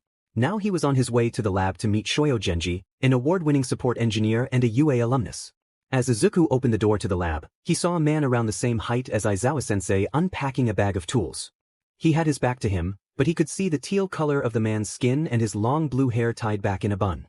He was wearing a white lab coat with Team Ida 10 written on the back along with the agency logo. Before Izuku could make any more observations about the man, he turned around. Midoriya, is it? Genji asked enthusiastically. Why, yes, sir. It's a pleasure to meet you, Izuku said just as excitedly. He shook the man's outstretched hand before laying his bag on one of the chairs. Looking around, he noticed that they had moved some of the lab benches together to create a larger workspace. It's good to meet you too, kid. How about we start with you telling me those amazing ideas of yours? Sound good? Genji asked as he took a seat. He pulled out an old notebook that Izuku thought must be at least 5 years old. I wouldn't say they're amazing, Izuku said shyly as he pulled out his own notebook. Don't be modest, kid. It won't do you any good when you're making proposals. Genji took a sip from his mug, which Izuku suspected contained coffee from the smell. You're a UA student and have multiple teachers' attention. That gives you reason to have some confidence. Well, I guess so. Izuku opened his notebook to the drawing of Aizawa's capture weapon. He had multiple notes attached to it and started with the one he was most confident in.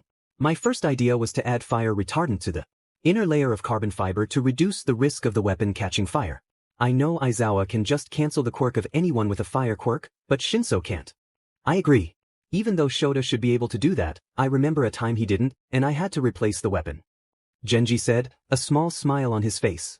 Hisashi and I made fun of him for a week afterward. He was so busy erasing the quirk of someone who could liquefy organic matter that he totally missed seeing the guy come up behind him. Really? I can't imagine Aizawa making that kind of mistake. Izuku said with a small laugh.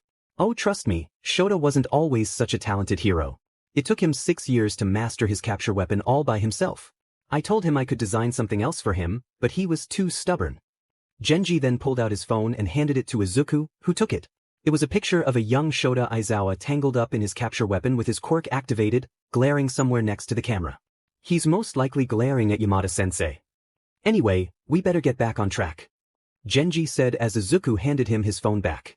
Right, my second idea was to include a spare roll of the capture weapon on Shinso's utility belt. I know Eraserhead likes to use his capture weapon to restrain villains after they've been caught, but then he can't move away from them. Izuku continued. Genji continued to write in his notebook, nodding along as Izuku spoke. And since carbon fiber is so strong, it would be better to use that than regular rope. Plus, if anything does happen to his original capture weapon, all he'll have to do is unroll his other one. A good backup, I like it. Genji added. Anything else? Nothing to do with the capture weapon really. But I do have other ideas for Shinso-kun's costume and other support items. Well, get to it. I'd love to hear them. Izuku smiled at the engineer. He reminded him of Yamada-sensei's humor and Higuri-sensei's willingness to listen to Izuku's ideas. He can see why he would be the perfect neutral friend for Yamada and Aizawa. Though I'm starting to think Yamada-sensei and Aizawa-sensei are more than friends.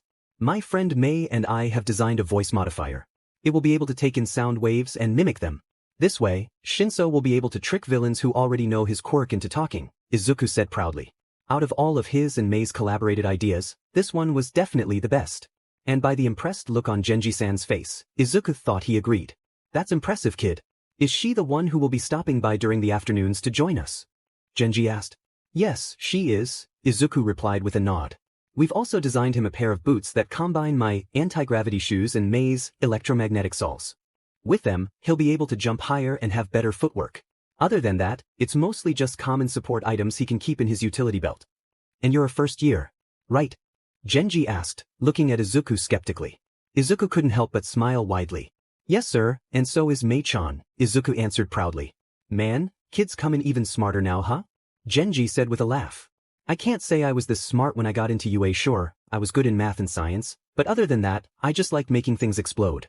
I thought if I could get into a career where I could do that both purposefully and accidentally, that would be nice. Making things explode? Izuku asked, surprised at the confession. That's why you went into the support field? To make things explode? Genji laughed as Izuku stared at him, shocked. In my defense, I only exploded things under my dad's supervision growing up. It was kind of a bonding thing, you know? Izuku didn't know, not from experience, anyway. But then he remembered how Bakugo and Uncle Masaru had always bonded over cooking, so maybe it wasn't so odd. I guess. Izuku said hesitantly.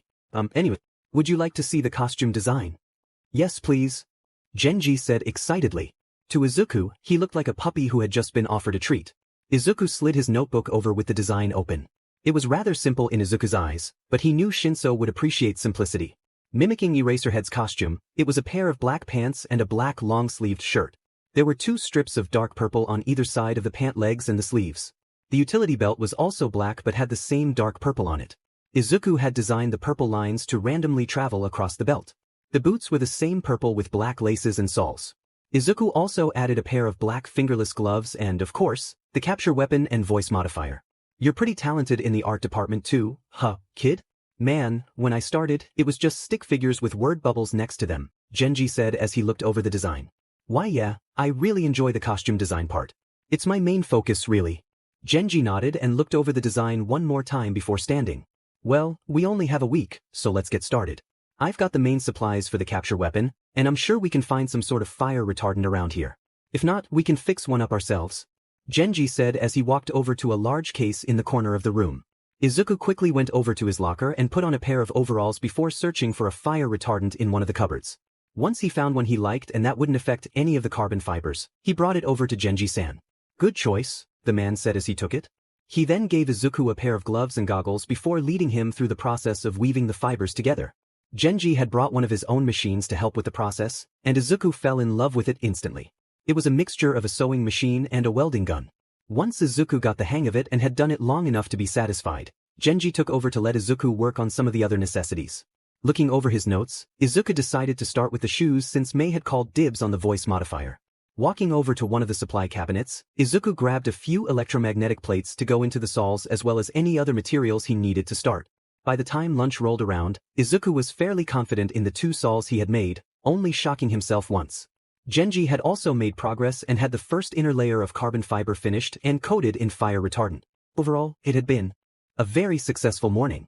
Genji placed the line of fiber down and walked over to Izuku's bench, looking at the 2 soles on the table, though they didn't look like them yet. Nice work, kid, Genji said as he picked one up carefully. You really welded this all together in one morning? Man, you work fast. Thank you, Genji-san, Izuku said with a smile. My old teacher taught me how to weld when I was in middle school. I've had lots of practice since then. I can tell.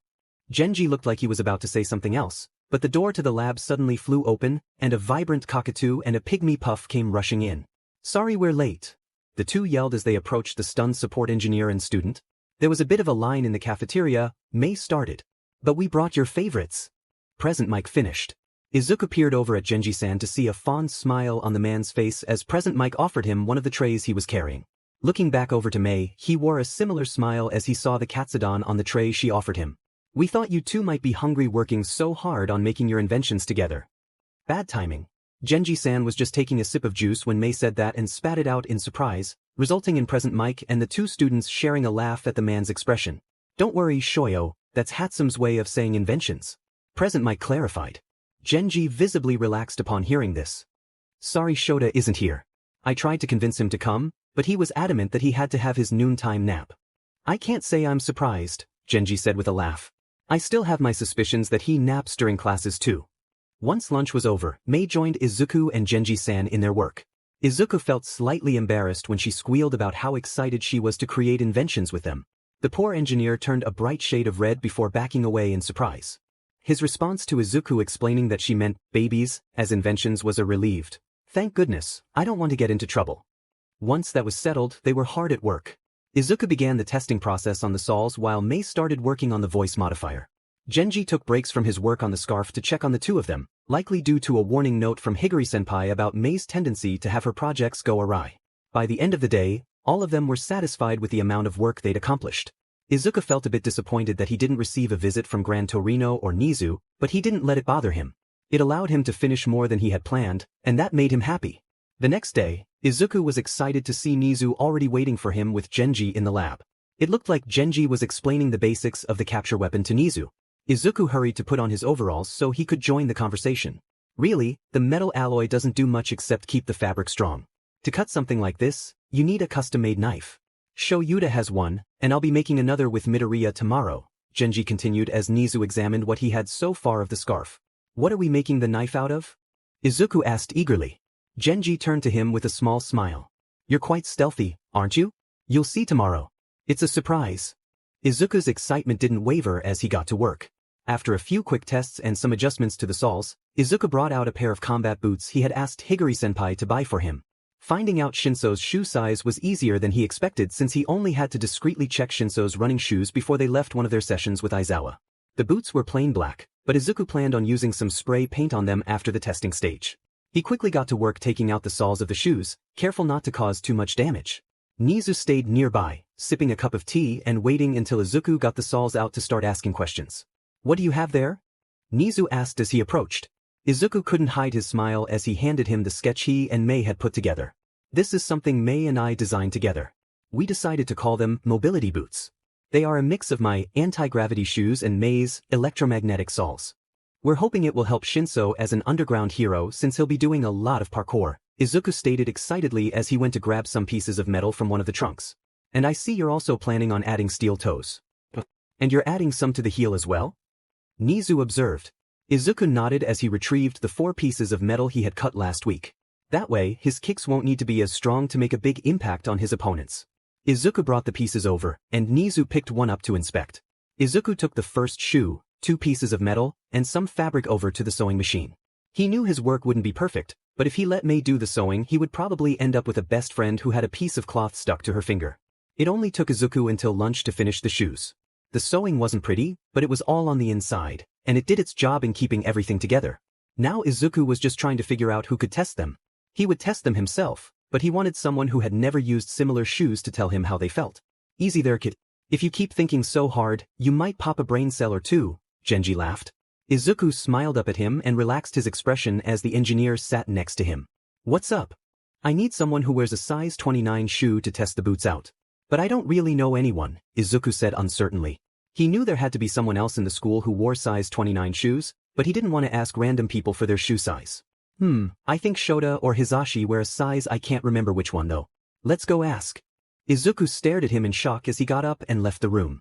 A few seconds later, his head popped back in, and he looked at Izuku accusingly. You're supposed to come too, you know. Izuku quickly spluttered out an apology and grabbed the shoes, following Genji down the hall. He quickly realized they were heading to the staff room and hoped both teachers were there. If not, hopefully at least one of the teachers wore the right size. Genji opened the door and let Izuku in. Looking around, he saw that there were only 3 teachers on break, and 2 of them were the ones they were looking for. Hey, what size shoes do you guys wear? Genji's abrupt question got the attention of the 3 teachers in the room fairly quickly, and Kiyama-sensei did not look happy. Excuse you. I am not answering that question. How dare you ask a woman such a thing? Geez, man, Yamada-sensei laughed. No wonder you aren't married yet. I wasn't asking you. I was asking the hobo and cockatoo sitting next to you. Genji defended, pointing at Aizawa and Yamada in turn. Izuku fought to keep his giggle in but quickly broke as Kiyama-sensei made eye contact with him and doubled over. Who are you calling a cockatoo? Why? Aizawa replied flatly. Izuku quickly looked over at Aizawa and approached happily. Aizawa-sensei? Can you please help me test these boots? Izuku asked sweetly. His aunt always said all he had to do was send her a smile with his big green eyes, and she would never say no. The effect seemed to work on Aizawa too, as he nodded and stood.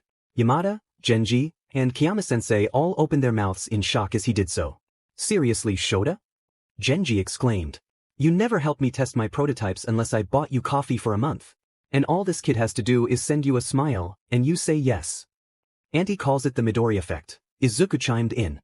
She says Mom and I both have it. Izuku sent them all his cutest smile and heard a small come from Kiyama-sensei, who held her hands over her heart. Yamada seemed to consider this before sliding in next to Izuku. And say, I don't know, Yamada said as he put his arm around Izuku and led him out of the room. Someone offered to pay you for your services. Lowering his glasses and leaning in, he whispered. How much would we be talking? I'm not doing anything illegal, Izuku said immediately. Yamada-sensei burst out laughing and continued to lead Izuku outside, followed by Aizawa, Kiyama, and Genji. Izuku kept making Yamada laugh as they walked. When they finally reached an open area, Izuku turned and handed Aizawa the shoes. What exactly are these supposed to do? Aizawa asked as he tied the laces.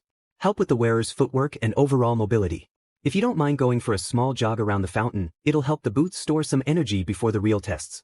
Aizawa nodded and began his light jog, his friends shouting encouraging words that Izuku knew were meant to tease him. Once Izuku thought enough energy should be stored, he motioned for Aizawa to return. Leaning over to Yamada-sensei, he whispered, Go try to knock him over. Yamada's eyes lit up and he dashed toward Aizawa, who looked surprised before attempting to dodge the incoming shove. Yamada managed to get a hand on him, causing Aizawa to stumble slightly before regaining his balance. Yamada continued to try to land another shove, but Aizawa dodged him with ease. Izuku smiled, noticing that Aizawa's victories stemmed from experience, but the boots definitely helped him stay upright. Satisfied, Izuku whistled, and the 2 heroes returned, Aizawa wearing a not-so-pleased expression. No warning, kid? Aizawa asked with an arched brow. Izuku smiled in response. I needed Yamada-sensei to get at least one good shove to see how the boots would help you get your footing. A deep blush crept onto his cheeks. Sorry? Aizawa scoffed, but the others laughed. What's next? I need you to jump up and down, Izuku said, stepping back. Yamada, Kayama, and Genji quickly followed, and a small concerned look crossed Aizawa's face before vanishing. The hero started jumping in place. As the Sauls recognized his movements, they began to release energy, and soon Aizawa was jumping higher and higher. Alarmed, Aizawa stopped and looked over at Izuku, who smiled happily. Perfect! Izuku said excitedly. You can take them off now. That should do. Aizawa complied, and the group separated. Izuku was pleasantly surprised to find Mei already in the lab working on the voice modifier when they arrived, with 2 bentos left on the bench for him and Genji. What were you two doing? Mei asked as she tightened something with a wrench. We just finished testing the boots. They work pretty well. I think Shinso is going to like them. Izuku opened his bento and began eating the cold soba Mei had prepared for him. Genji joined him, and they listened as Mei excitedly talked about her anticipation for the internships next week. Izuku quickly got to work spray painting the boots after finishing his meal. He used a booth in the corner of the room that would SCK up the chemicals from the can, wearing a mask for protection as he carefully applied the paint. He had removed the laces and taped up the bottom of the shoes to keep them black. Fortunately, the type of leather on the boots absorbed the paint better than he expected, and he only needed 2 layers. So what are you going to work on next, Izuku-in? Mei asked as he placed the boots somewhere safe to dry. I'm going to start working on the actual costume, Izuku said, reaching for the fabric Higuri-senpai had left for him. It's going to be handmade? Mei exclaimed. Well yeah, I want it to be tough, you know? And you can't exactly find black apparel with purple accents in just any store, Izuku replied, holding up the black shirt and pants Higuri-senpai had prepared for him. Plus, Higuri-senpai did the hard work and made the shirt and pants with the carbon alloy like I asked him to. All I need to do is add the purple accents. That's going to be tough. Think you can handle it? Genji asked from his workstation. Izuku nodded determinedly. I have 3 days to finish the costume, the belt, and help Genji-san with the knife. That should be plenty of time for trial and error, right? There was indeed a lot of trial and error. Luckily, Izuku wasn't alone. Higuri-senpai came to help him with the design, and Genji-san handled most of the difficult work on the knife. Mei assisted Izuku with the flash bombs and grappling hook while he had a quick lesson with Gran Torino. Now it was Monday morning. The costume was neatly packed away in a silver case Izuku carried, marked with the letters. He was supposed to meet Shinso and Aizawa-sensei at the train station where the rest of Class 1A was. Nizu had hinted that Detective Tsukachi might pick him up there or that Aizawa would escort him to the police station, but he wasn't sure. When he spotted Class 1A, Aizawa was giving them a speech on how to behave and how they were to represent UA. Shinso stood a few feet behind. Aizawa, obviously uncomfortable with the curious looks from Class 1A. Once Aizawa sent the students on their way, Izuku approached.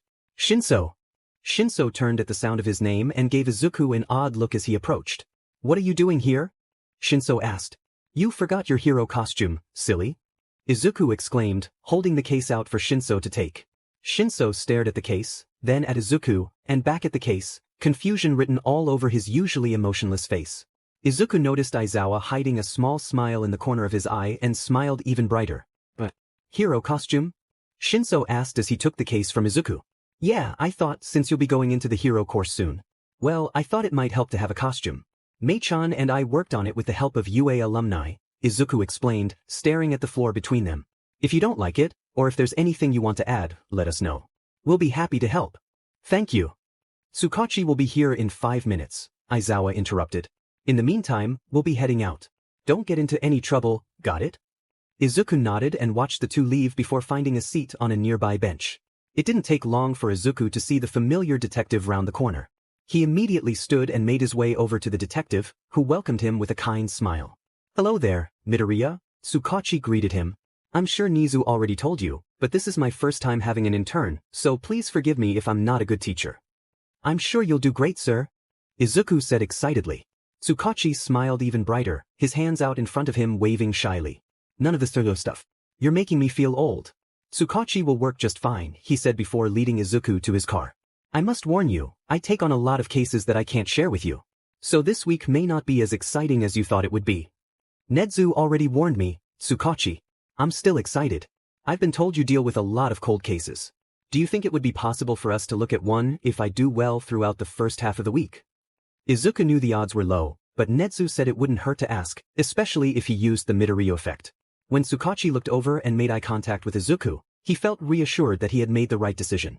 Tsukachi seemed hesitant, looking ahead as he considered the request. You don't have to answer me now, Tsukachi, Izuku said as they continued their walk into the parking lot. I know it's a big decision and that you might feel hesitant for my safety.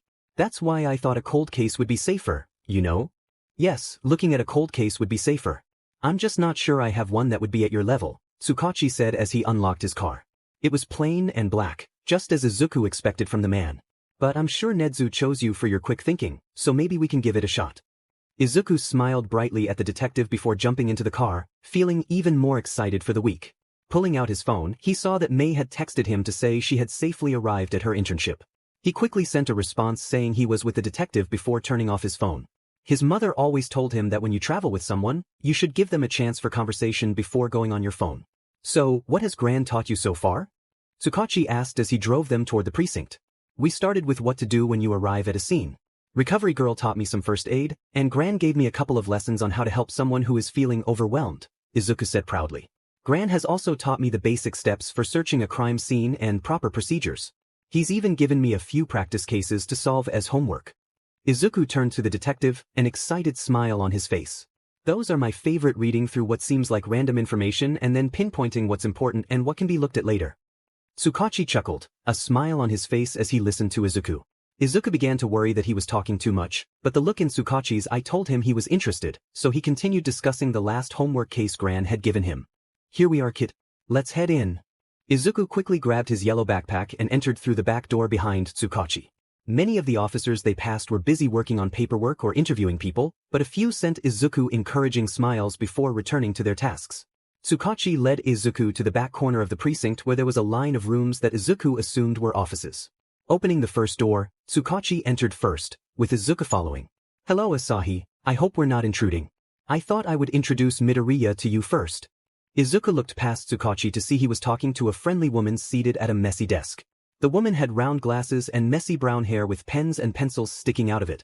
She sent Izuku a kind smile and got up, immediately welcoming him. Hey kiddo. You can call me Asahi. I'm the secretary for all the detectives in the precinct. She extended her hand, and Izuku took it, shaking it lightly with a small smile. It's a pleasure to meet you, Asahi. I'm Midoriya Izuku. I'm excited to be working with you, Izuku said shyly, proud that he didn't stutter. Asahi cooed at him, which briefly reminded him of Kiyama-sensei before Tsukachi spoke again. If you like coffee or want a cup of tea, I recommend you come here. Asahi has a station in the corner of her office, and it's much better than the coffee in the break room. Tsukachi pointed to a table in the corner of the room, and Izuku nodded. I might have a couple of meetings throughout the week that you might not be allowed into, so Asahi has offered her space. I'll either give you something to do or Asahi will find something for you. Izuku nodded, waving goodbye to the woman as they left her office and continued down the hall. As they walked, Izuku read the different plaques with the names of the detectives and higher-ups in the precinct. Finally, they came to Tsukachi's office, right next to the chief's at the end of the hallway. It's pretty plain, but it gets the job done, Tsukachi said as he opened the door. Just like his car, it was exactly what Izuku expected of the man. The office was a good size with a big desk in the center. One wall was covered with a bookcase and 4 file cabinets. Izuku noticed on the opposite wall there was a smaller desk, probably set up just for him. I see you found your desk, Tsukachi said as he walked over to his own. Go ahead and drop off your bag. I'll take you on the rest of the tour. Izuku did as instructed and followed Tsukachi through the precinct. They visited the break room, the temporary cells, the entrance, and even the evidence locker, though Izuku couldn't go in. One more thing, Tsukachi said as he led Izuku to one of the officers' cubicles. The officer inside had an obvious cat quirk and was typing away on his computer before turning to greet them. This is Sansa, my right-hand man. Sansa, this is Midoriya Izuku.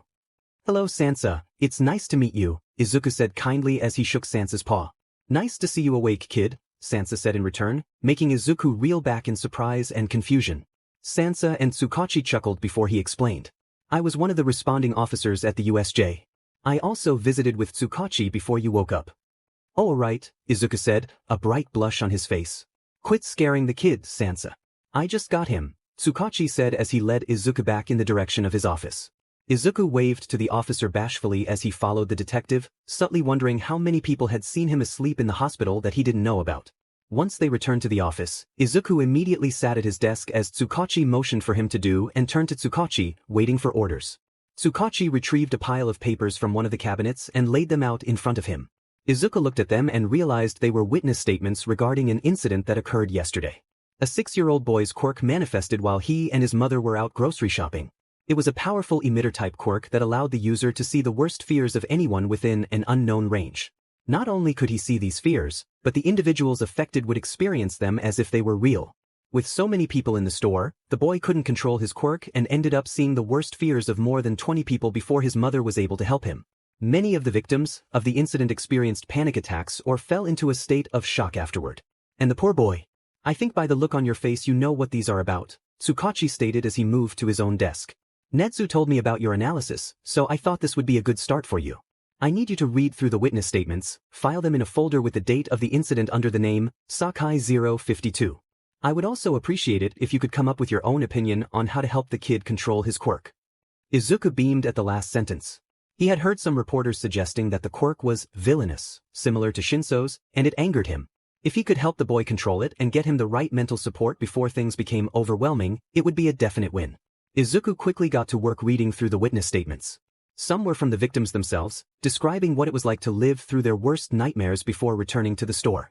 Others were from bystanders who saw the incident unfold as people suddenly blanked out and then woke up screaming. But what caught Izuku's attention was the first victim's statement. Officer. On video, it seems you were the first to be affected by the quirk. What do you remember from it? Anonymous 01. Well, I was actually standing near the kid. I remember seeing him out of the corner of my eye and then a small flash. Before I could look to see what it was, I was no longer in the store. Officer, and where did you end up? Anonymous 01. I was at a villain attack. One with all might and some villain. Officer, what happened at the attack you saw? Were you or someone you loved in danger? Anonymous 01. No, I wasn't in danger. All Might was. Officer, All Might was in danger? Anonymous 01. Yeah, the villain was overpowering him. I woke up right before he was defeated. That's when I saw another flash and looked over. The kid's eyes were a bluish white and he was crying. Officer, were you upset by what you saw? Anonymous 01. Of course I was upset, it was an awful scene. Officer, how long were you under the control of the quirk? Anonymous 01. Well, it felt like a couple of minutes to me, but after seeing the quirk being used on other people, it couldn't have been more than a couple of seconds. Officer, thank you for your time, we will call you if we have any more questions. Izuku looked up at Tsukachi, who was reading through some paperwork himself. He briefly reread the statement before walking over to Tsukachi with it. Tsukachi-san. Tsukachi looked up, a questioning expression on his face. I have some concerns regarding this witness's statement. Izuku handed it over and watched as Tsukachi read through it, a puzzled look crossing his face. But what's wrong with it? Tsukachi asked, looking up at Izuku. Well, in all the other victim statements, they mentioned going through their own worst nightmare, but this witness didn't. Not once did they say they were scared for their life or terrified. They admitted they were upset, but not. Izuku paused, considering it again. I just think we might have misunderstood the kid's quirk. Tsukachi mused as he reread the statement before nodding. I think you might be right. I'm going to call this witness and confirm. In the meantime, I want you to make a phone call. And me? Izuku exclaimed, pointing to himself. Yes, I want you to call the kid's mother and ask any questions you might have for her or the boy, and let them know his first quirk counseling appointment will be tomorrow here at the precinct. Tsukachi said as he started writing something down. Here's her number. I'm sure you know what to ask since you're the one who made this breakthrough. Just follow your instincts. So far, you seem to know how to do that. Izuku took the small piece of paper and nodded, already planning his questions in his head. Tsukachi told him to ask Sansa if he could use her phone, so he left the room. He went to Sansa's cubicle and saw the feline officer eating a tuna sandwich, which made Izuku smile. Officer Sansa? Tsukachi-san told me to ask if I could use your phone. Izuku asked kindly. Sure thing, kitten, Sansa replied, standing up and motioning for Izuku to take his spot. Izuku did, a light blush on his face from being called kitten. Do you think I could borrow a pad of paper and a pen too? Izuku asked, looking up at Sansa, who nodded and retrieved them from a drawer. Izuku took a deep breath before dialing the number Tsukachi had given him and listened to it ring 3 times before someone picked up. Hello. Hello, is this Miss Sakai? Yes, it is. May I ask who's calling? Hello, Sakai-san. I am Izuku Midoriya. I'm currently interning with the Mizudafu Police Department. My supervisor asked me to ask you a few questions regarding yesterday's incident. Is that all right? Oh yes, that's all right. First, how is Shoyo doing? I know yesterday must have been very hard on him. Yes, he didn't get much sleep last night. My husband and I have been trying to distract him, but not even his All Might action figure seems to make him smile anymore. Is All Might his favorite hero? Yes, he always has been. Shoyo has always admired the hero for his strength. I must say I feel the same. Prior to the incident, did Shoyo seem upset about anything? Specifically, anything to do with heroes or villains? Well, actually, there was. I see. Can you tell me what that was? Well, Shoyo saw a talk show host mention that All Might was slowing down. He didn't like that very much and got upset. I had told him that All Might was human and that he would eventually retire, which seemed to upset him even more. It's never easy to learn that your hero may not be a hero forever. No, it isn't. After that, I thought going to the store would distract him and give him something else to think about. But there was no way you could have known, Sakai-san. This isn't the first time a child's quirk has come on strong, and it won't be the last. I believe Shoyo-kun will learn to manage his quirk with the right guidance. He has the potential to achieve great things in the future. Do you really mean that? Mean what? That Shoyo could do great things. Do you truly mean it? Absolutely. From what I can tell, Shoyo has a wonderful heart. I went through the statements, and I know he was very apologetic and even went to say sorry to many of the victims, despite being upset himself. That was incredibly brave of him, especially at such a young age. I have no doubt that whatever he does in the future will be remarkable. Izuku could hear the sobs on the other end of the line and couldn't help but smile softly. He understood how hopeless this woman must have felt. His own mother had experienced similar feelings when he was diagnosed as quirkless. It felt like an inability to protect your child from a future that others were defining for them. If his words could help her stay strong for Shoyo-kun, he would repeat them as many times as needed. If it's alright, and if Shoyo-kun is comfortable with it, I'd love to speak to him as well. Izuku noticed Sansa's eyes widen out of the corner of his eye but chose to ignore it. Why, yes, of course. I'll go get him. Is it okay if I keep it on speaker? Of course. Anything that helps both you and Shoyo feel comfortable. Izuku waited a couple of minutes until he finally heard a small voice come through the phone. Hello. Hello, Shoyo-kun. I'm Izuku. I'm 15 years old. How old are you? I'm 6. Wow. You're almost a big kid like me then. Your mom must be really happy to have someone as brave as you with her, huh? I'm not brave. Are you sure, Shoyo-kun? Because I heard that you're very brave. The police officers and heroes told me so. Really? They said you were very brave and kind yesterday. I must say, from what I heard, you sound like a mini All Might. Why you think I'm like All Might? I do. I've met All Might. He's a teacher at my school. Why you go to UA? I do. I'm in the support department. That means I create things to help heroes like All Might when they fight villains or save people. That's so cool. Can I ask you a question, Shoyo-kun? Sure. How would you feel about me being there at your first quirk counseling session? I know a lot about quirks, and I think people might be misunderstanding yours. Did you watch the first year UA Sports Festival this year? Why yeah. Do you remember the boy with the purple hair? The one with the brainwashing quirk? Yeah. He can make people do anything he says with his quirk. I think yours is similar. I believe you might be able to help people see their happiest moments or experience things they thought were impossible. But they said I gave people nightmares. I saw them. Shoyo-kun, the first nightmare you saw wasn't that your own? This was risky, but Izuku felt it was the right thing to say. Why yes. Did you know someone else saw it with you? What? There was a man, he watched it with you. He was the closest person to you. Izuku waited, allowing the information to sink in. You are a very kind young man, Shoyo-kun. I may be wrong about your quirk, but I could also be right. Either way, that won't change who you are. What happened yesterday has occurred hundreds of times before with other little boys and girls whose quirks came on strong. That's why we have quirk counselors. And if it's alright with you, I would love to help you learn more about yours. Okay. Wonderful. An amazing counselor will be at the precinct tomorrow around 8 a.m. Who knows, maybe there will be a little surprise waiting for you. A surprise? What surprise? That's a secret, but don't worry. You'll get to see it tomorrow. Have a good rest of your day, Shoyo-kun. Make sure to get lots of rest for tomorrow. Okay, Izuku-senpai. Bye-bye. Izuku couldn't help but feel proud.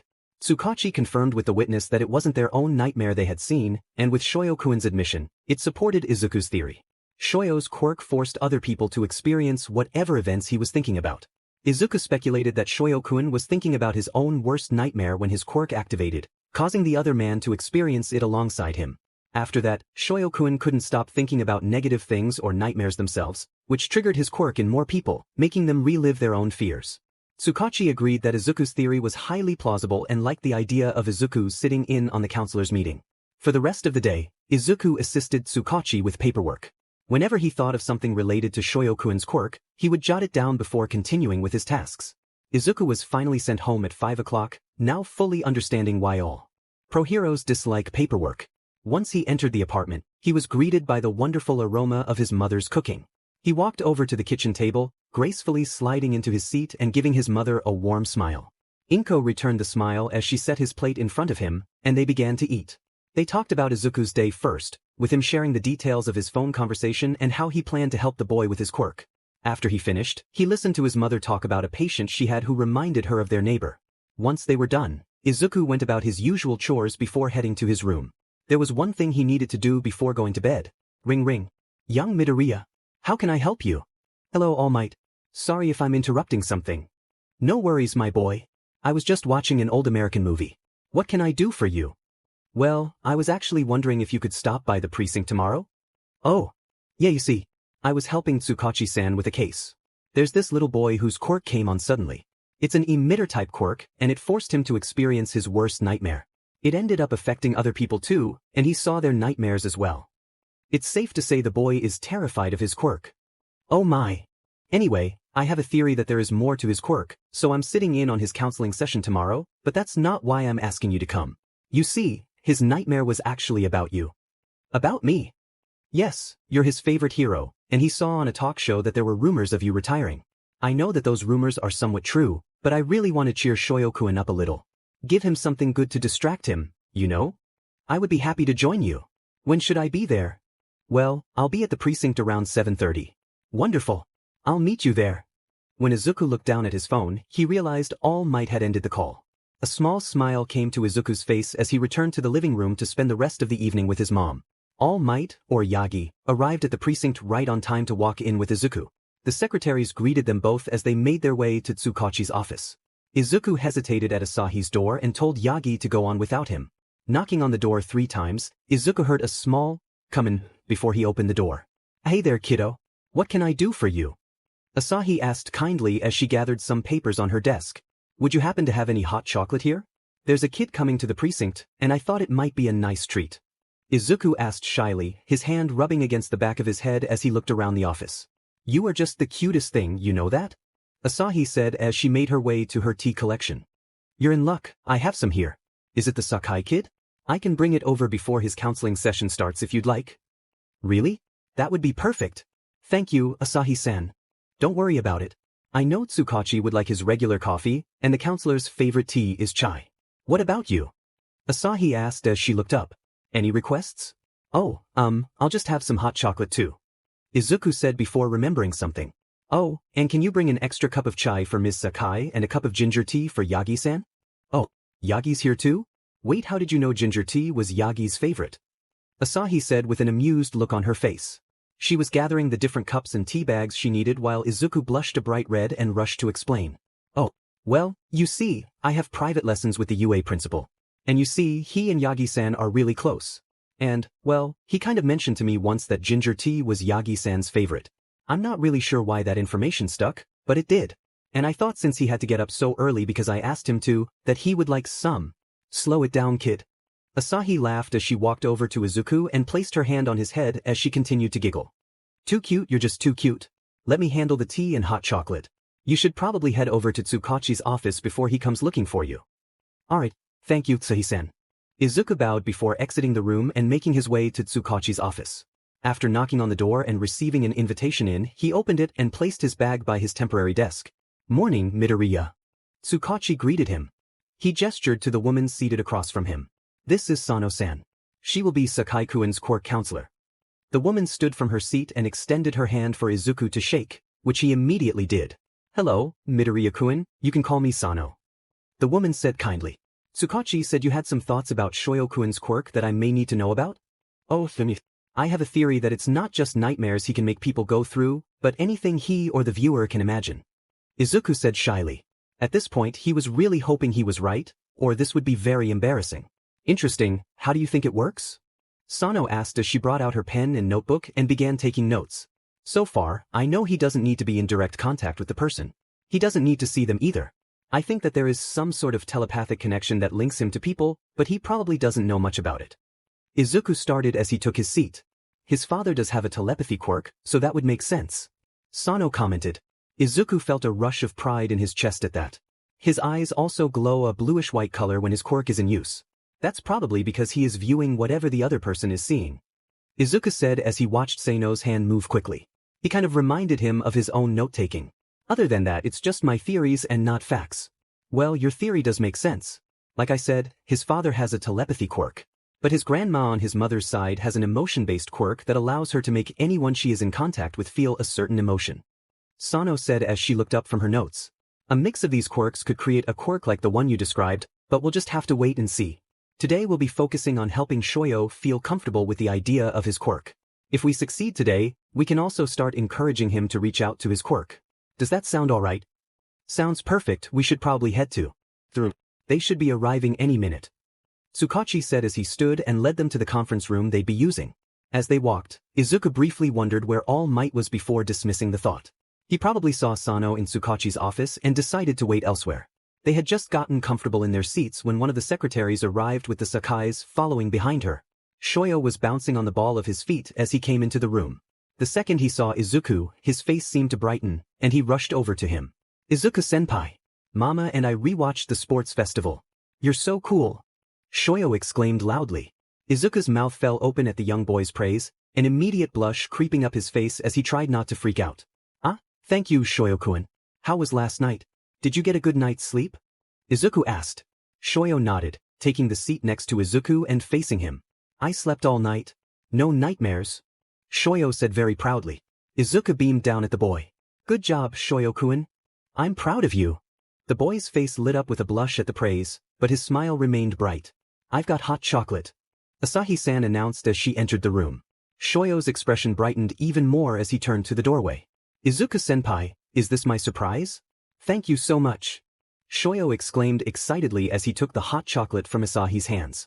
She moved around the table, handing out drinks before leaving. Izuku smiled, letting Shoyo believe this was the surprise he had planned. Make sure you drink it very slowly, Shoyo, Sakai-san advised, watching her son gaze dreamily at the drink. You don't want to burn your tongue, do you? No, Mama, Shoyo replied sweetly. Well, it's about time I introduce you to my friends, huh, Shoyo-kun? Izuku said, gesturing to Tsukachi and Sano. This is Detective Tsukachi, the man I'm interning with this week. What's interning? Shoyo interrupted. Interning is when someone young, who wants to learn about a job, spends time with someone who has that job, Izuku explained, pointing to himself. I want to know more about being a detective, so I'm spending the week with Tsukachi. He's teaching me a lot about what he does and what others in the police force do. Cool, Shoyo mumbled in awe. Izuku sensed that it wasn't just the description of the internship that impressed him, it was likely that Shoyo thought he was cool, which made him feel a little shy. It is very cool, Izuku affirmed, gesturing to Sano. And this is Sano-sen. She is a quirk counselor. She knows a lot about quirks and how they work. Isn't that cool too? Shoyo nodded enthusiastically, agreeing that it was indeed cool. Out of the corner of his eye, Izuku noticed movement near the doorway, the familiar colors of All Might's costume. Keeping his smile intact, he leaned closer to Shoyo. There's one more person I'd like to introduce you to, if that's okay? Shoyo nodded, looking slightly confused since there was no one else in the room. Suddenly, the door swung open, and all eyes turned to the entrance. I am here! All Might exclaimed. Izuku turned back to see Shoyo's reaction and was delighted by the awe on the boy's face. Glancing at Tsukachi, Izuku realized that All Might hadn't mentioned he would be here either. All Might. Shoyo whispered. Hello, young Shoyo. Young Midoriya here told me about you, and I couldn't resist coming to meet you myself. All Might said, placing a hand on Izuku's shoulder. Ah, really? Yes, really. Now tell me, young man, what do you want to be when you grow up? All Might asked. The answer seemed obvious to Izuku. Every child dreams of being a hero like All Might. But Shoyo hesitated, glancing at Izuku before smiling proudly. I want to be a detective. Izuku's heart swelled with pride as he fought the urge to grab his chest. That is an amazing job to have. Detectives are some of the unsung heroes, but they are just as important. All Might continued. I wish I could stay longer, but I have an appointment myself. How about a photo before I go? What could Izuku say? He felt proud of himself.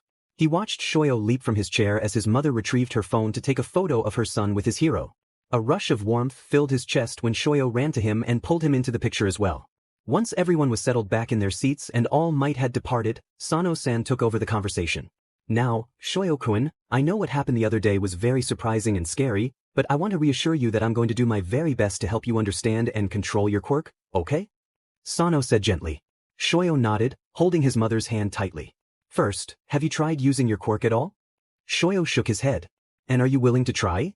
You can be honest, it's completely up to you. Shoyo took a moment, his brow furrowing in concentration. I can try, he said determinedly. Izuku noticed the surprise on both Ms. Sakai's and Sano-san's faces. That is very brave of you, Shoyo-kun, Sano said, looking back at her notes.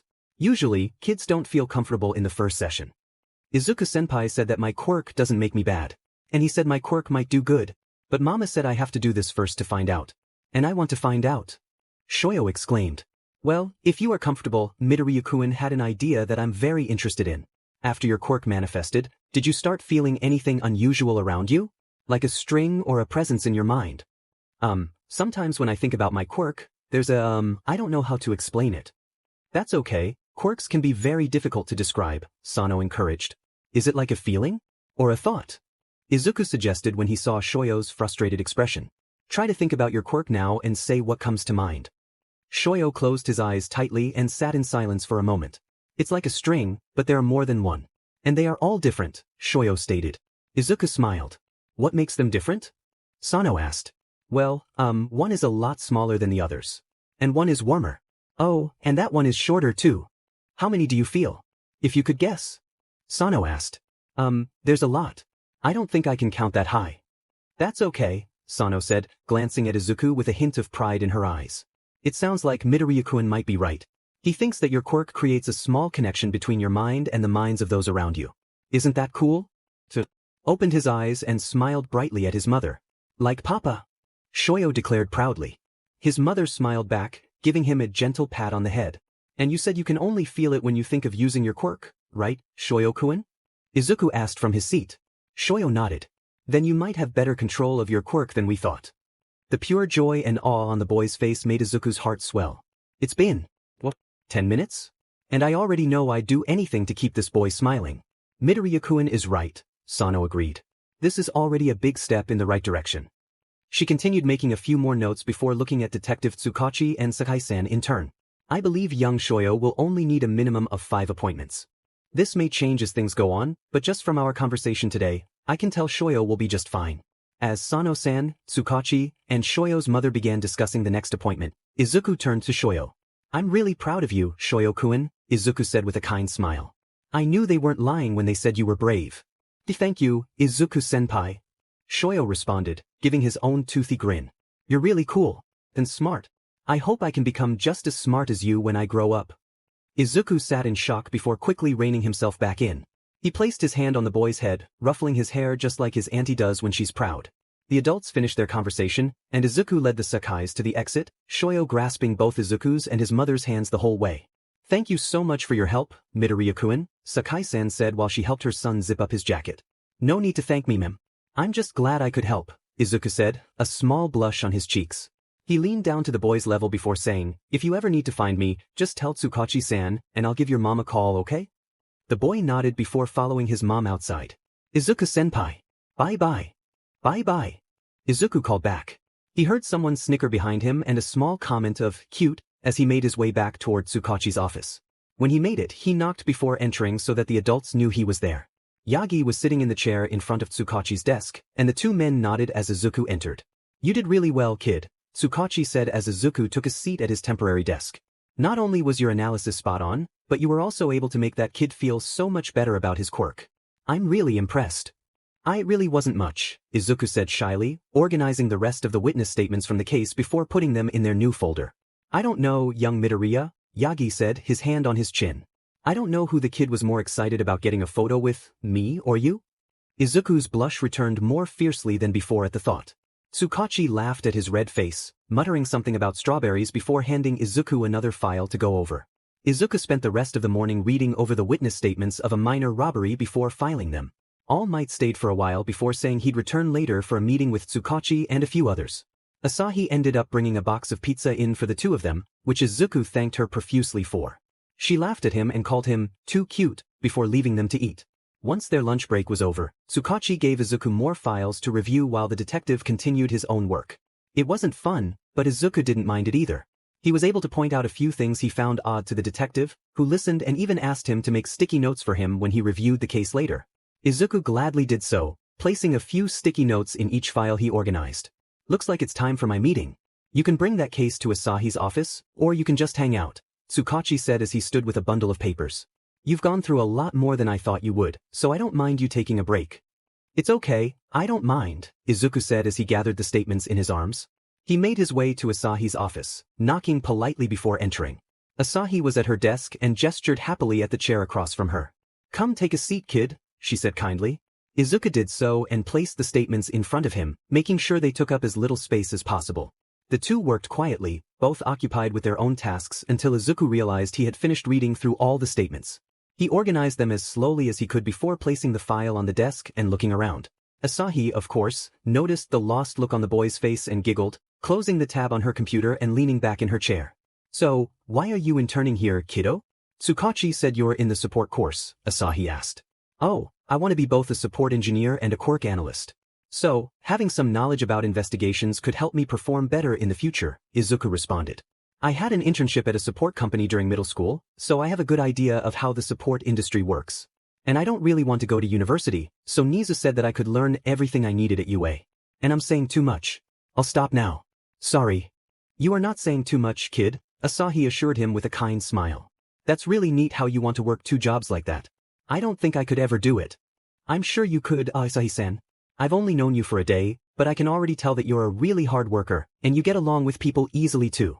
Izuku said, a small blush on his cheeks. Has anyone told you that you look like a strawberry when you blush? Forget small. It was a full-blown bright red blush that spread from his neck to his hair. Oh my gosh. It's even better now.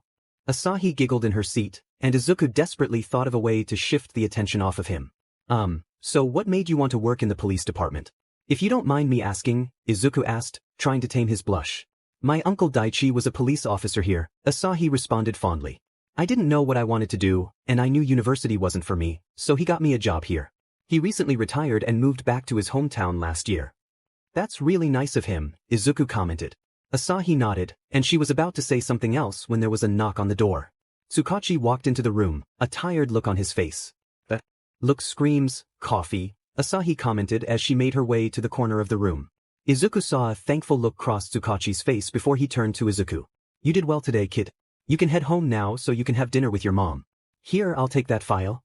Izuku handed the man the file before thanking both him and Asahi-san and moving to Tsukachi's office to grab his things. When he walked out of the department, Izuku caught sight of All Might out of the corner of his eye.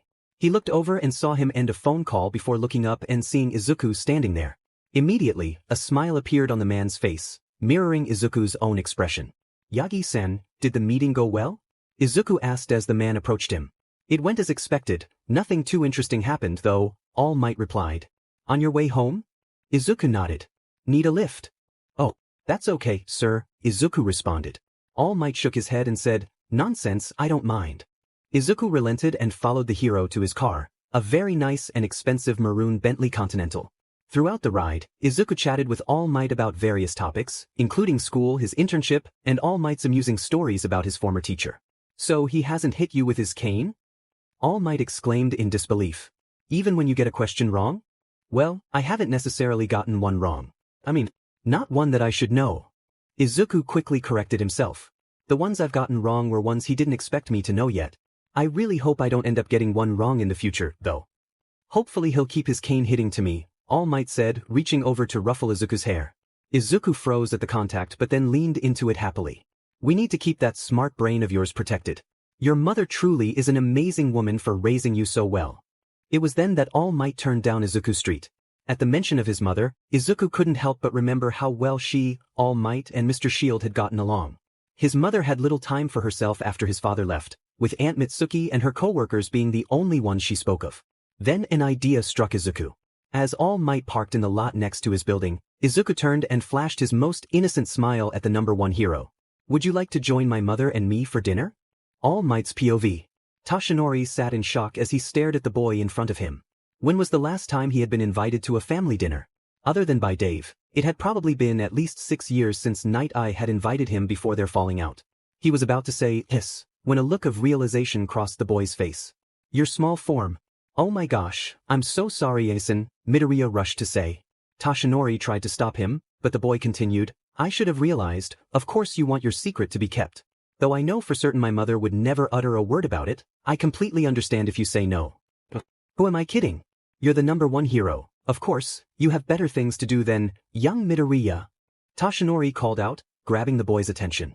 The innocent look on the boy's face warmed his heart even more as he said, I would love to have dinner with you and your mother, but perhaps you should ask her first? Right? The boy said brightly, a smile breaking out on his face. He quickly fumbled with his phone before messaging his mother. There was an immediate ping, and the boy looked up at him with excitement. She said yes. Apparently, she made some extra for lunches anyway. Izuku couldn't help but feel excited as he led All Might to his apartment. He had told his mother that All Might was in his civilian form, to which she responded with a bunch of question marks. At least he warned her he looked different, right? It didn't matter now, though, as he unlocked the door and ushered the hero inside.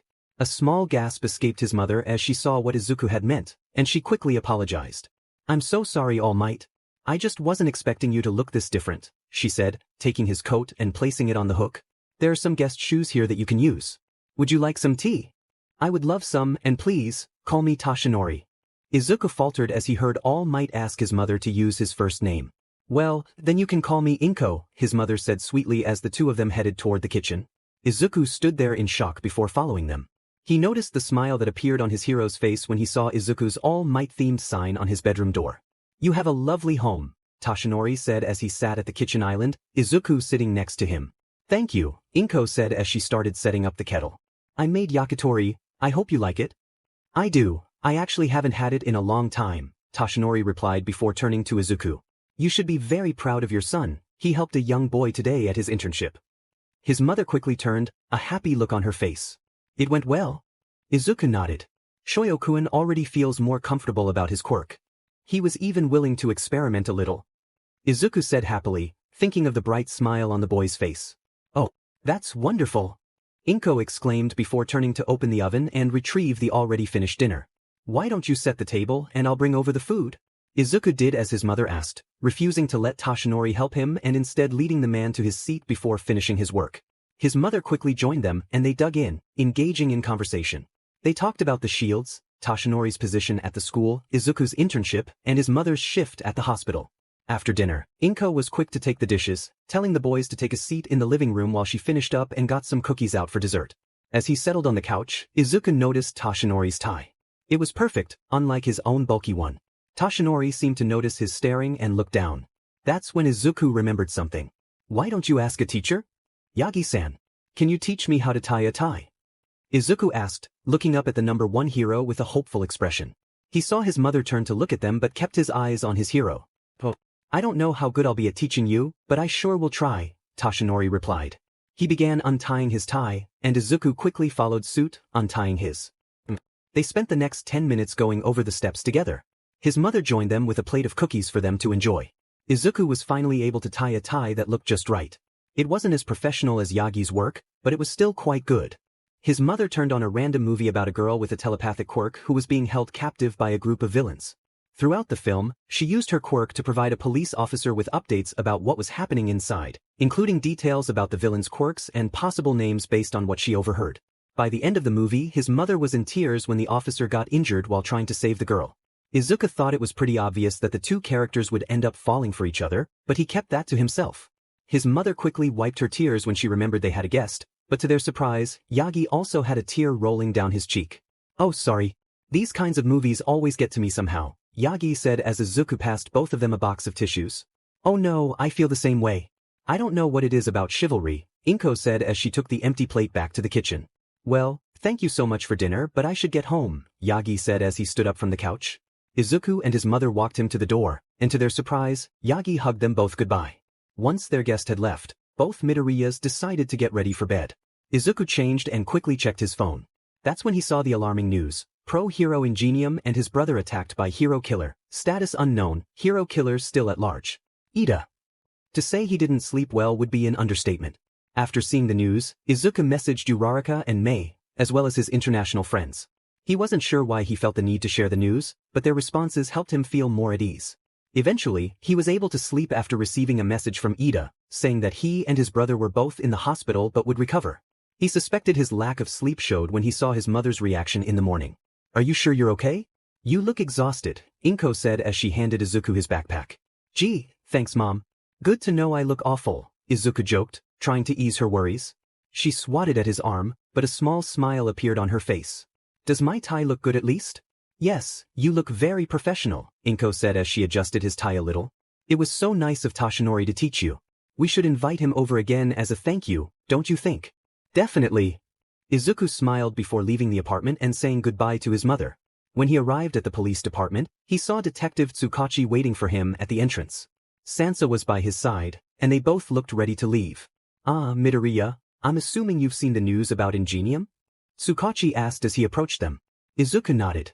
Well, since a UA student was involved, I've been asked to join the case. That means you'll be coming with Sansa and me. I hope that's okay. Of course. Izuku responded immediately. Does this mean we're going to Hosu?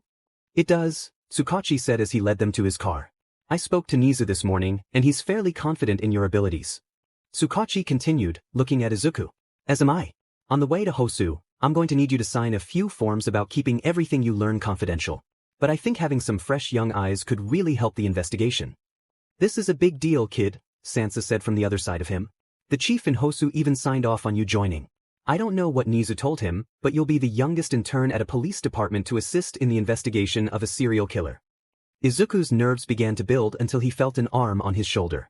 Deep breaths, Midoriya, Tsukachi said as he unlocked the car. We're not saying it's up to you to catch the hero killer. We're just saying we'd really appreciate your help along the way. Tsukachi looked at him as he opened the back door for Izuku. In no universe are you going to go head-to-head with the hero killer. You have nothing to worry about.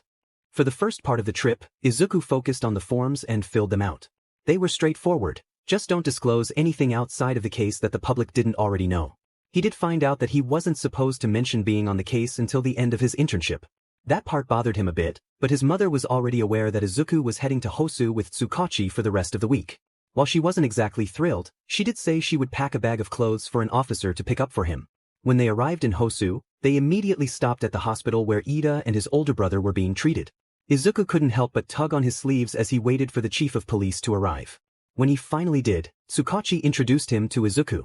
Chief Tsuragami, this is Izuku Midoriya. Midoriya, this is the chief of police in Hosu, Tsukachi said. The chief, who had a mutation quirk that gave him a dog-like appearance, shook Izuku's hand. If anyone noticed the way Izuku looked back and forth between the chief and Sansa, no one said anything. It's a pleasure to meet you, Midoriya. I've heard great things about you, the chief said before looking back at the detective. If you'd all follow me, both Ida brothers are being held in the same room. Izuku followed behind Tsukachi and the chief, with Sansa next to him as the chief continued. Ingenium took the brunt of the attack. The brothers were in pursuit of the hero killer when it turned on them. Stain didn't seem interested in killing him, but he did paralyze Ingenium from the waist down. The other brother has some damage to his right arm, but it can be fixed with surgery. Izuku felt a whirlwind of emotions. Ingenium had been one of his favorite heroes growing up, and it was devastating to hear that his career could end so abruptly while he was still young. He was relieved to know that Ida would be okay and could continue on for both himself and his brother. But would Ida ever be the same? This was the second villain attack he had faced, and he was only in his first year. They made their way upstairs to the hero's ward. Izuku felt a bit let down when he realized the ward looked just like any other, with the only difference being that the patients were heroes. He should have tempered his expectations. They finally arrived at a room, and Izuku stepped inside, glancing to his right to see Ida and Ingenium resting in their beds. Midoriya! Ida exclaimed, surprised. His brother looked between Izuku and Ida while Izuku offered a sheepish smile. Hey Ida! I'm so glad to see you both okay. You really worried us when you didn't respond, Izuku said, moving closer to Ida's bedside. I apologize for that, Ida replied, adjusting his glasses. I didn't have my phone until my mother brought it to me. I'll make sure to message sooner next time. Don't worry about it now, Ida. We're just relieved you're safe, Izuku reassured him, giving Ida a gentle pat on his good arm. I hope you both don't mind answering some questions for the detective about yesterday's incident, the chief said as he entered the room. Time is of the essence if we're going to catch the hero killer before he leaves Hosu. Izuku remained quiet as Tsukachi began asking questions. Unfortunately, after the hero killer injured Ida's hand, he had knocked him out, leaving him with little information. However, Ingenium had more to share. You couldn't move? Tsukachi asked, and Ingenium nodded, looking down at his hands as if trying to recall the details. I don't know how he activated his quirk. I just remember being cut and then falling to the ground, Ingenium spoke softly, regret evident in his voice. We were so close, but the moment he got Tenya, I became careless. I'm sorry. Izuku was lost in thought, focused on Stain's quirk. Paralyzed after being cut. Stain, blood. That was it. What's on your mind, kid? Tsukachi asked, pulling Izuku from his thoughts. You got something? Blood. Izuku replied simply. The hero killer told an eyewitness he was going to stain the streets with the blood of fake heroes. Ingenium said he was paralyzed after he was cut, after he bled. His quirk needs blood to activate. Izuku looked up to see everyone staring at him. Tsukachi spoke first. Sansa, get this information to every hero on the case or in Hosu. Sansa nodded and quickly left. Tsukachi turned back to Izuku with a small smile. Good catch, kid. This information will help any heroes who confront Stain from now on. A warm feeling spread in Izuku's chest at the praise. He nodded, fiddling with his sleeves as Tsukachi and the chief began their own conversation. At the sound of a whistle, Izuku looked over to see Ingenium watching him. You're a smart one. No wonder Tsukachi has you around. What's a UA kid doing here anyway? I thought general education students got internships in their second year. Oh, I'm in the support course. I'm interning with Detective Tsukachi because I want to be a quirk analyst as well as a support engineer, Izuku explained. Ingenium nodded in understanding. Ah, so you're the kid all my friends have been talking about. Izuku blinked, confusion crossing his face. Who? I went to school with a couple of your teachers, including the support engineer you borrowed from me last week. Ingenium replied matter-of-factly. A new understanding dawned on Izuku as he remembered Ingenium would be the same age as Aizawa, Yamada, and Kiyama-sensei. Oh, yes, Genji-san helped me create a new capture weapon for a friend of mine. He plans on being an underground hero like Eraserhead, so I thought he might like a similar weapon, Izuku said, smiling as he recalled the costume he designed for Shinso. I also designed his hero costume. He should be trying it on this week. That is very kind of you, Midoriya, Ida said, his arm moving in its characteristic choppy motion. This is the third time you've made something for a friend, and you're only in your first year. I am very impressed. Thank you, Ida, Izuku replied, a slight blush creeping onto his cheeks. He rubbed the back of his head and continued, Mei-chan and I actually came up with some improvements for your own costume. If you'd like, you and Uraraka could join us in the support lab next week to discuss them. I would be honored to have your input, Midoriya. Thank you. Ida responded, a small smirk appearing on his face, which made Izuku feel relieved. Midoriya. Izuku turned to see Sansa returning with Tsukachi and the chief at the door. Tsukachi continued, we have a meeting at the police department. We should get going. Izuku nodded and turned to say goodbye to the two brothers, wishing them a speedy recovery before following the others out of the hospital. The chief drove ahead of them as they made their way to the department. Izuku gazed out the window, watching the buildings pass by. Thankfully, it was a short drive, and they soon arrived. They were immediately escorted to a meeting room, where Izuku was surprised to see Todoroki and his father.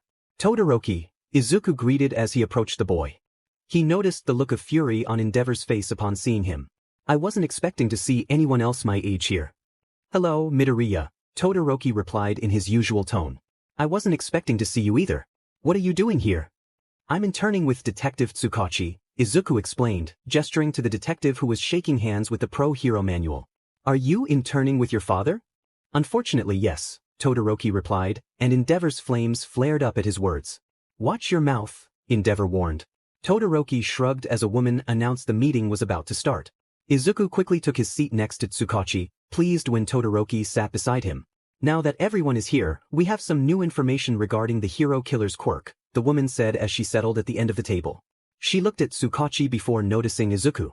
Ah, you must be Midoriya, correct? Izuku stiffened as all eyes turned to him. He nodded in confirmation, and a small smile appeared on the woman's face. Would you like to explain or would you prefer I do it? She asked kindly. Izuku thought for a moment, recalling Higuri-sensei's advice about improving his public speaking skills. I can, Izuku said. All eyes remained on him as he glanced at Tsukachi, who nodded encouragingly. After speaking with Ingenium this morning, we learned that Stain was able to paralyze him after cutting him. I believe that for his quirk to work, he needs to inflict some sort of injury, Izuku said, his brow furrowed in thought.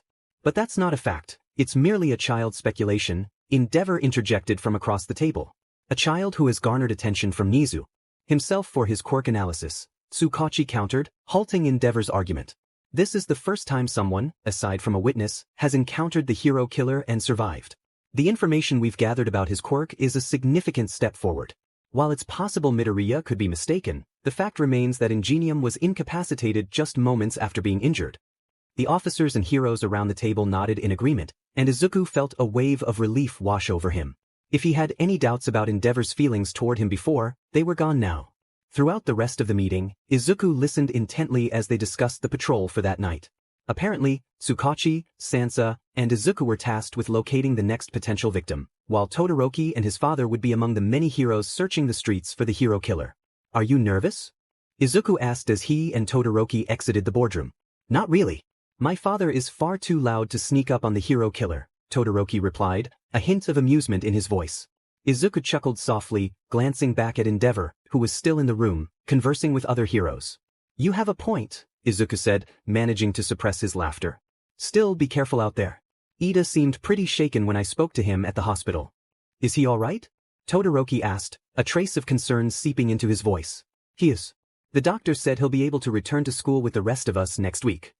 Todoroki nodded, and the two parted ways when Endeavor caught up to them, ready to take Todoroki away. Izuku followed Tsukachi and Sansa until they reached another boardroom on the second floor. There are hundreds of heroes to go through, Tsukachi remarked, glancing at the 6 boxes on the table. We're going to need a lot of coffee. Shouldn't we start with the heroes who were on patrol last night? Sansa suggested. No, Tsukachi replied, shaking his head. We don't know if Stain is aware of the patrols. They've been randomizing them since the first incident 4 days ago. Even if he knew the previous schedules, he wouldn't know them now. Assuming he doesn't have an accomplice, Sansa added. I doubt it, Izuku said, claiming a box for himself. The man doesn't seem to work well with others. He opened the box and scanned the first name. But we could start with the heroes who oppose Stain's ideology? You mean his idea of a true hero? Izuku nodded, turning to Tsukachi. Anyone who does the job for money or fame, or anyone who's been accused of morally questionable actions. Those are the heroes Stain targets. Izuku continued to sift through the names. I don't know about every hero, but we can start with the ones we're familiar with? Sounds good to me, Tsukachi said, opening his own box. Sansa, can you run the names from that box over there? That way, you can catch anything we miss. Sansa nodded and took one of the boxes before leaving. They spent the rest of the morning and well into the afternoon poring over the names of heroes and sidekicks in Hosu. Izuku tried to use his fanboy knowledge to remember anything he could about some of the heroes. Eventually, they compiled a list of 12 names. All of them have either been accused of something in high school or are known for their greed, Sansa said as he handed the final list back to Tsukachi. What's next? We'll start by checking if any of them are on duty tonight and go from there, Tsukachi replied as he pulled out his phone. Izuku continued to eat his late lunch while the detective spoke with someone on the line. Eventually he hung up and only one name was highlighted. Native is the only potential target we know of on patrol, he said as he put on his coat. We'll have another hero join him and he should make his way here. Tsukachi was interrupted as a Nomu crashed into the room. Izuku barely dodged it and looked up from where he had fallen. The Nomu screeched, its pale green form towering over him, with massive wings on its back. Despite its size, Izuku felt a chill of fear. Before he could react, the Nomu seized him and took off into the sky. Midoriya! Tsukachi shouted. Izuku gasped as the Nomu's claws gripped him tightly. He clung to the creature's legs, trying to steady himself. Below him, chaos erupted in the city, flames flickered, and screams echoed in every direction, confirming that more Nomus were causing destruction. Izuku's heartbeat quickened when a massive fireball struck the Nomu, sending them both plummeting toward the ground. Ah no! Izuku yelped as he hit the ground, attempting to roll to lessen the impact. He quickly sprang to his feet and dashed away from the Nomu, ducking into an alley and pressing himself against the wall. Kid.run. A voice called out, and Izuku turned to see the hero killer standing there, a katana aimed at Native. Oh my god, put that down! Izuku yelled at Stain. Go home, child. I don't harm children, Stain replied calmly, making a shooing gesture with his hand. Good, Izuku said firmly as he stepped in front of Native. If you want something to fight, go after the beast that tried to take me. He pointed toward the end of the alleyway. Stain stared at him, momentarily taken aback, just as the Nomu screeched and reappeared. What the? Stain wasted no time, leaping into action and attacking the Nomu. Izuku, too, sprang into action, grabbing Native and hoisting him over his shoulder. He silently thanked Aizawa for the training that had prepared him for carrying someone. Izuku stayed close to the wall as Stain skillfully maneuvered around the Nomu, striking at its limbs as they regenerated. Spotting an opening, he took it and sprinted from the alley, heading toward the department he knew well. When he heard a chilling scream echo from the alley, he quickened his pace, even though the movement made his ribs ache more. Stain swiftly caught up and landed in front of Izuku, forcing him to come to an abrupt halt.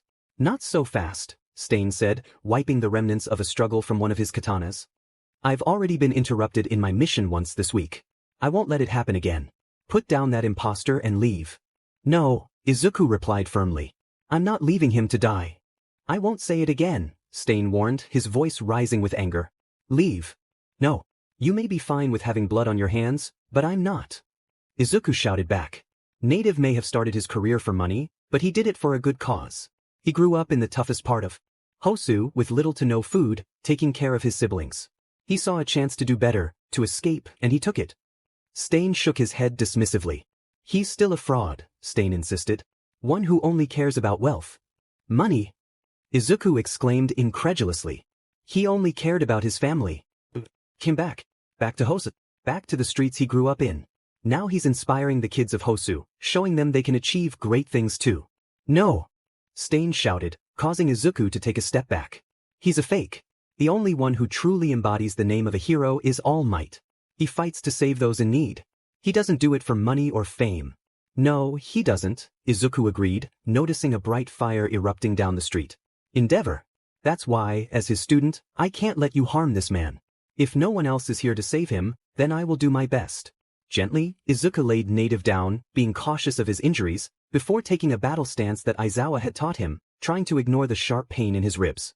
Stain looked at him in disbelief before adopting his own fighting stance. Fine, but you'll regret this. Just then, a massive blaze of fire struck Stain's back, causing him to stumble forward and roll towards Izuku. Seizing the opportunity, Izuku delivered a swift kick to the back of Stain's head before turning to pull Native away from the fight. Before he could get far, a hand latched onto his ankle, pulling him down. He struggled against Stain's grip until he felt cold metal against his neck. Stain lifted him, using Izuku as a shield between himself and Endeavor. Looking up, Izuku saw several others with Endeavor, including Todoroki, Tsukachi, and Sansa, all aiming their weapons at Stain. Stay back, Stain warned menacingly. Drop the knife, Stain. Tsukachi shouted. There's been enough violence tonight. Let the boy go and put your hands up. I will do no such thing, Stain replied, and Izuku could feel the villain's calm heartbeat against his back, contrasting with his own racing pulse. He needed to think of a way out. Izuku noticed Endeavor growing impatient as Tsukachi continued to reason with Stain. He was aware of Endeavor's civilian death rate and didn't want to become just another statistic. Taking a deep breath, Izuku braced himself, gripped Stain's arm, and pulled it forward, biting down through the fabric with determination. Stain yelped, loosening his grip just enough for Izuku to leap forward and deliver a kick to his ribs. Stain blocked it effortlessly, but Izuku pressed on with a series of strikes before making a daring leap. Instead of tackling Stain, he jumped onto Native just as Endeavor unleashed another fireball. The heat washed over Izuku's back, and he bit his lip to stifle the pain. He heard chaos erupt around him but kept his head down, shielding the hero from further harm. Just as he was contemplating how to move himself and Native away from the fray, he heard a sudden thud and footsteps approaching. Turning, Izuku saw Stain on the ground, with Tsukachi just steps away. He tried to listen as Tsukachi spoke to him, but the adrenaline was fading. Slowly, he removed himself from Native and stood up, only to collapse into Tsukachi's arms. When the paramedics arrived, he finally managed to focus enough to answer their questions. He was quickly taken to the Hosu hospital, with Tsukachi accompanying him. His only injuries were minor burns on his back from Endeavor's fire and wounds around his ribs from the Nomu's claws. Izuku sighed in relief, knowing that anything more serious would worry his mother. Once treated, Izuku was taken to the room where he would stay for the night. A smile spread across his face when he saw the Ida brothers. I'm in the hero ward? Izuku exclaimed excitedly. Am I really in the hero ward? Oh my gosh, where's my phone? I need to tell my mom. He glanced over at Tsukachi, who was sitting next to Ingenium's bed. The man shook his head before retrieving Izuku's phone from his pocket and handing it to him as his bed was wheeled to the station across from Ida. You were here earlier, kid, Tsukachi pointed out, but Izuku just shook his head. As a visitor, but now I'm a patient. In the hero ward. Izuku replied as he messaged his mother with the fantastic news. She quickly responded, expressing excitement about him being treated in the hero ward but warned that she would have a serious talk with him about confronting serial killers. It's good to see you're alright, Midoriya-kun. Izuku looked up from his phone to see the chief had arrived, with Sansa and Endeavor behind him. Sorry to bother you, I'm sure you're tired from the day's events. It's alright, Izuku said, putting his phone down. One of the nurses had a really cool quirk that helped boost my energy a little. It's supposed to help me recover faster without needing as much rest. The chief smiled before continuing. Unfortunately, a camera crew was overhead during the encounter with Stain, he said, taking a seat at the foot of Izuku's bed. We were initially going to keep your involvement private, but we can no longer do that. We've made a deal with the news agency, and they will hold off on posting the video footage for another hour or so. That should give you some time to let your friends and family know you're alright, the chief said. That's probably a good idea, Izuku replied, rubbing the back of his head. The last time I got hurt and didn't tell anyone, I ended up with a bruise. He quickly opened his phone, trying to find the right words for a text that would reassure his friends without downplaying the situation too much. Yes, well, let's hope this is the last time you get injured during a villain fight. The chief stood up and bid his farewells. Endeavor, thankfully, left with him. After they departed, Todoroki entered and sat between Izuku and Ida. Ida immediately engaged in conversation with his classmate while Izuku focused on crafting a message for his friends and family. Finally, he smiled at his phone and copy-pasted the message into all of his group chats. Hey everyone. Sorry if this wakes you up, but I wanted to make sure I got this out before you heard the news from anyone else. Earlier today, the detective I am interning with was asked to join the investigation of the hero killer, Stain. I went with him to Hosu and was allowed to help where I could. Unfortunately, while I was still at the police department, a group of Nomis attacked Hosu. I was briefly taken away by one of those Nomis. I'm okay, I promise. And it took me a couple of blocks away. I don't know whether it was bad luck or good luck, but I stumbled into the hero killer. Yay. A few things happened after that. He took down the Nomu, I ended up with his target, a pro hero. He yelled at me and I yelled back. It was quite an experience. Anyway, the heroes and police arrived, and I was caught in the middle of everything. I did something reckless, you'll probably see it when the video footage is released, but it gave Endeavor an opening, so I can't say I regret it. I am currently at Hosu's Central Hospital, and I will be staying the night in the hero ward. My injuries weren't serious and I'm not in any pain. The doctors said I will be released tomorrow and can continue my internship as long as I stay in the office, thank Kami. That's all, and sorry if I scared you. I swear I did not go looking for trouble. It just happened. Aizu 2136. International Besties, Love. What? Mel 1910. The hero killer? As in a person who kills heroes? Sammy 8245. Izuku. My heart can't take this. Mel 1910. That's what my mom said, smiley face. Aizu 2136. We're putting you in a bubble. Sammy 8245. We can't. He's too clumsy, he'll fall and break it, sad face. Mel 1910. I am not that bad. Aizu 2136. Says the villain magnet. Mel 1910. LMAO. Yeah, if you had a quirk, that's what it would be called. Sammy 8245. Aizu 2136 changed the chat name to International Bullies 3. Unfeo. Mel 1910. LL. Sammy 8245. Mel 1910 changed the chat name to International Reality Checks XD. Bakugo Midoriya Family Group Chat. At Inko 1263, do you remember when we talked about how Katsuki was going to attract trouble? Mitzi 2000. I do, how wrong we were. Inko 1263. Glad to hear you're okay, buddy. Stay safe and make sure you rest a lot tonight. Masaru 2101. Deku, I'm gonna kill you. Baku Hero 1111. That's Katsuki for, Izuku, you scared me. Mitzi 2000. Shut it, Oi. Baku Hero 1111. Kaken, I think you're stuck on caps lock again. XD. Aizu 2136. Whatever. Baku Hero 1111. Oh, Mitzi 2000. Shut up. Baku Hero 1111. Study buddies. Good to hear you're alright. But please stop doing this. Hurricane 1305. Not to worry, Uraraka. I have already reminded Midoriya of the dangers and consequences of his actions. Tenyida 1234. Oh, that's right, you guys are at the same hospital. Hurricane 1305. Aizu 2136 added Endeavor Sucks Toes 1216 to the chat. Todoroki. Hurricane 1305. Yes. Endeavor Sucks Toes 1216. Hello. Endeavor Sucks Toes 1216. Todoroki. What is that username? Tenyida 1234. Midoriya helped me come up with it.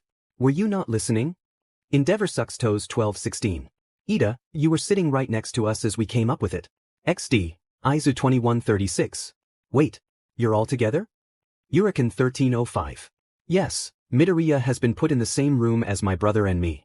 Tenyida 1234. Lucky I want a hospital sleepover.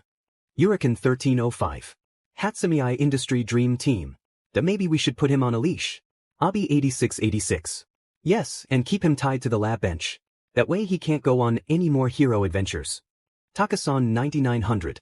I'm not that bad. Aizu 2136. Then why do you keep getting hurt? Hatsi 4567. It wasn't my fault this time.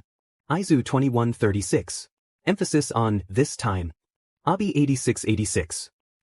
Aizu 2136. But you're so cute when you're mad. Hatsi 4567. You can't even see me. Aizu 2136. I'm imagining puffed out cheeks and a small pout. Abi 8686. Oh, Takasan 9900. Todoroki ended up staying for another 2 hours before his sister came to pick him up. Apparently, Endeavor had forgotten his son was with him and left the hospital after refusing treatment from the nurses. The next morning, Izuku left the hospital with Sansa and returned to Mizudafu. His mother was waiting at the police department with Asahi. Both women scolded him, hugged him, and scolded him some more. According to Tsukachi, they had been brainstorming what they were going to say to him before he arrived. Izuku wasn't sure if he believed him or not, but both women seemed very confident in their words. The last 2 days of the internship went without any major events. He helped Tsukachi organize witness reports from a few more cases and was allowed to watch Tsukachi interrogate a local drag dealer. Still, his mother inspected him for injuries every evening when he returned home.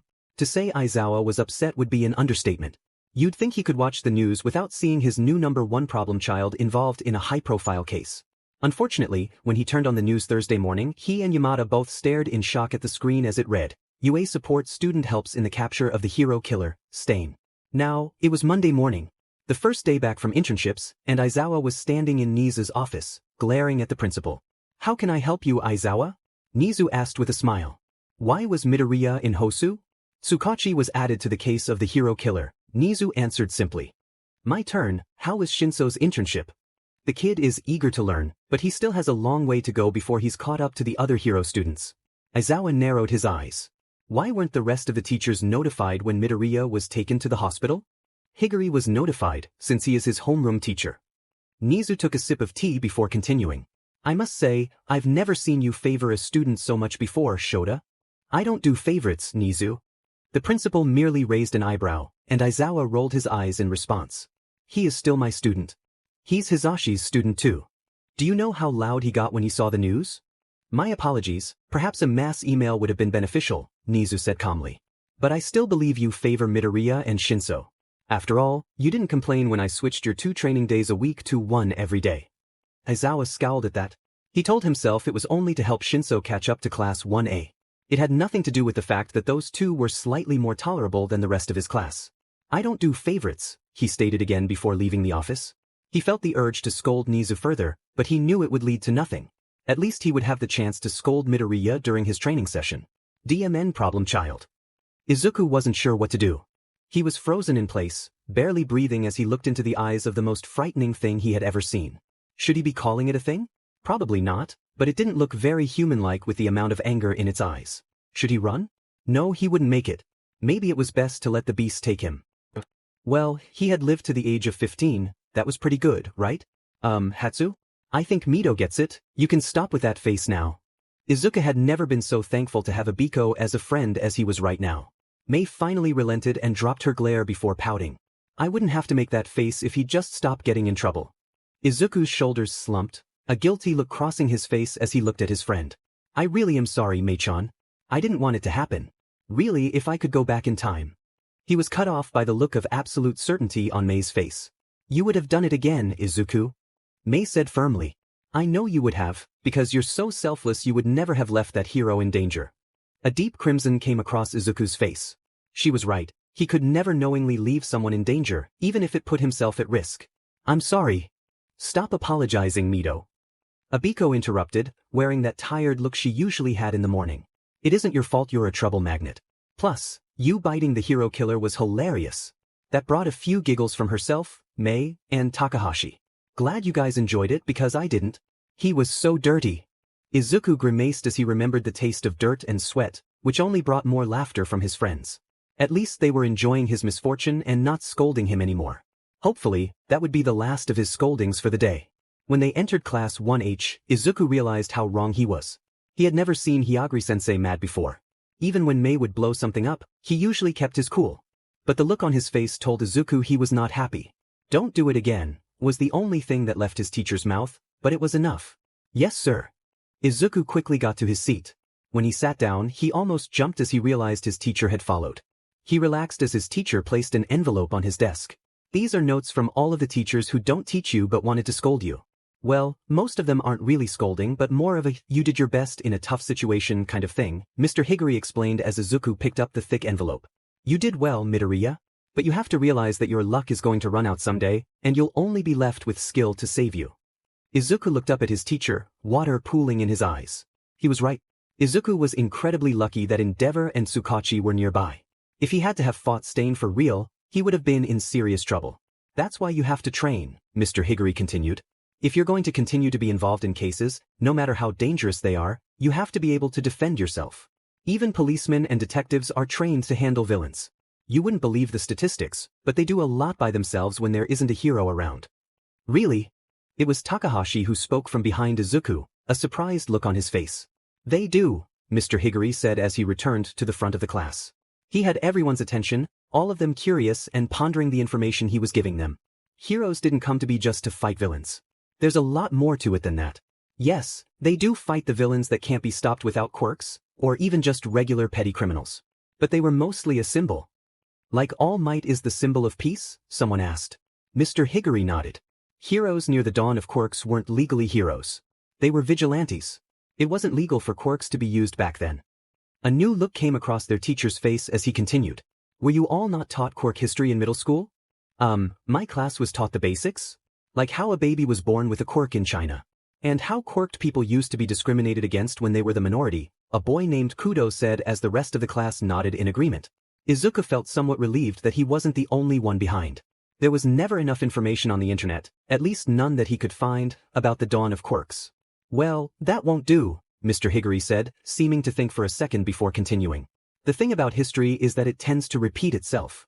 It won't be the same when it does, but it will. Just like how discrimination has been repeated time and time again all over the world. Unfortunately, the bell rang, stopping him from continuing. Izuku slumped in his seat before grabbing his bag, ready to go meet ectoplasm for math. There's a history course you can take in your second year about the dawn of heroes. If you're interested in the subject, I recommend you take it. Izuku would be taking it, he would make sure of it. He had wanted to know more about the dawn of quirks since he was diagnosed as quirkless, but he could never find enough information about it to be satisfied. When he entered the meeting room, Izuku took his seat next to his teacher. He listened for the next couple of minutes as Ectoplasm spoke about how worried his partner was when they saw a UA student being held hostage by a serial killer. Izuku listened intently as Ectoplasm shared how proud they both were when they saw him create an opening for Endeavor. I'm sure you've heard enough about that day, but my partner really wanted me to tell you that, Ectoplasm said, a hint of color rising to his cheeks. Anyway, let's move on to math. The rest of the PRD dragged on. Izuku had a lot to catch up on after spending a week with Genji-san and another with Tsukachi. Thankfully, Ectoplasm showed him some mercy and didn't assign any homework. When Gran Torino arrived, Izuku anticipated another discussion about his encounter with Stain. However, the retired hero had other plans. In one swift motion, Torino tapped Izuku lightly on the head with his cane. Izuku instinctively raised his hands to the sore spot, staring at the hero in surprise. That didn't hurt as much as I thought it would. Don't be like Tashinori, Torino said before launching into the day's lesson. Izuku listened closely as the hero emphasized the importance of time during kidnappings, especially those involving children. Time is crucial during investigations. When someone's life is at stake, a moment's decision could be the deciding factor. In these scenarios, experience and knowledge are vital. If you lack either, you need to support those who do whenever they require assistance. Yes, sir. Every teacher Izuku encountered that day spoke to him. Some patted him on the back for his bravery, while others scolded him before expressing their relief that he was all right. He began to brace himself for this every time a new class started. What worried Izuku the most was training with Aizawa. He was the only teacher who had seen him in the hallways and hadn't spoken to him. When Aizawa did see him, he wore a strange expression that made Izuku want to flee. Is he mad at me? Most teachers have said they're not angry, just concerned. But Aizawa didn't seem worried, he seemed upset. Yes, definitely upset.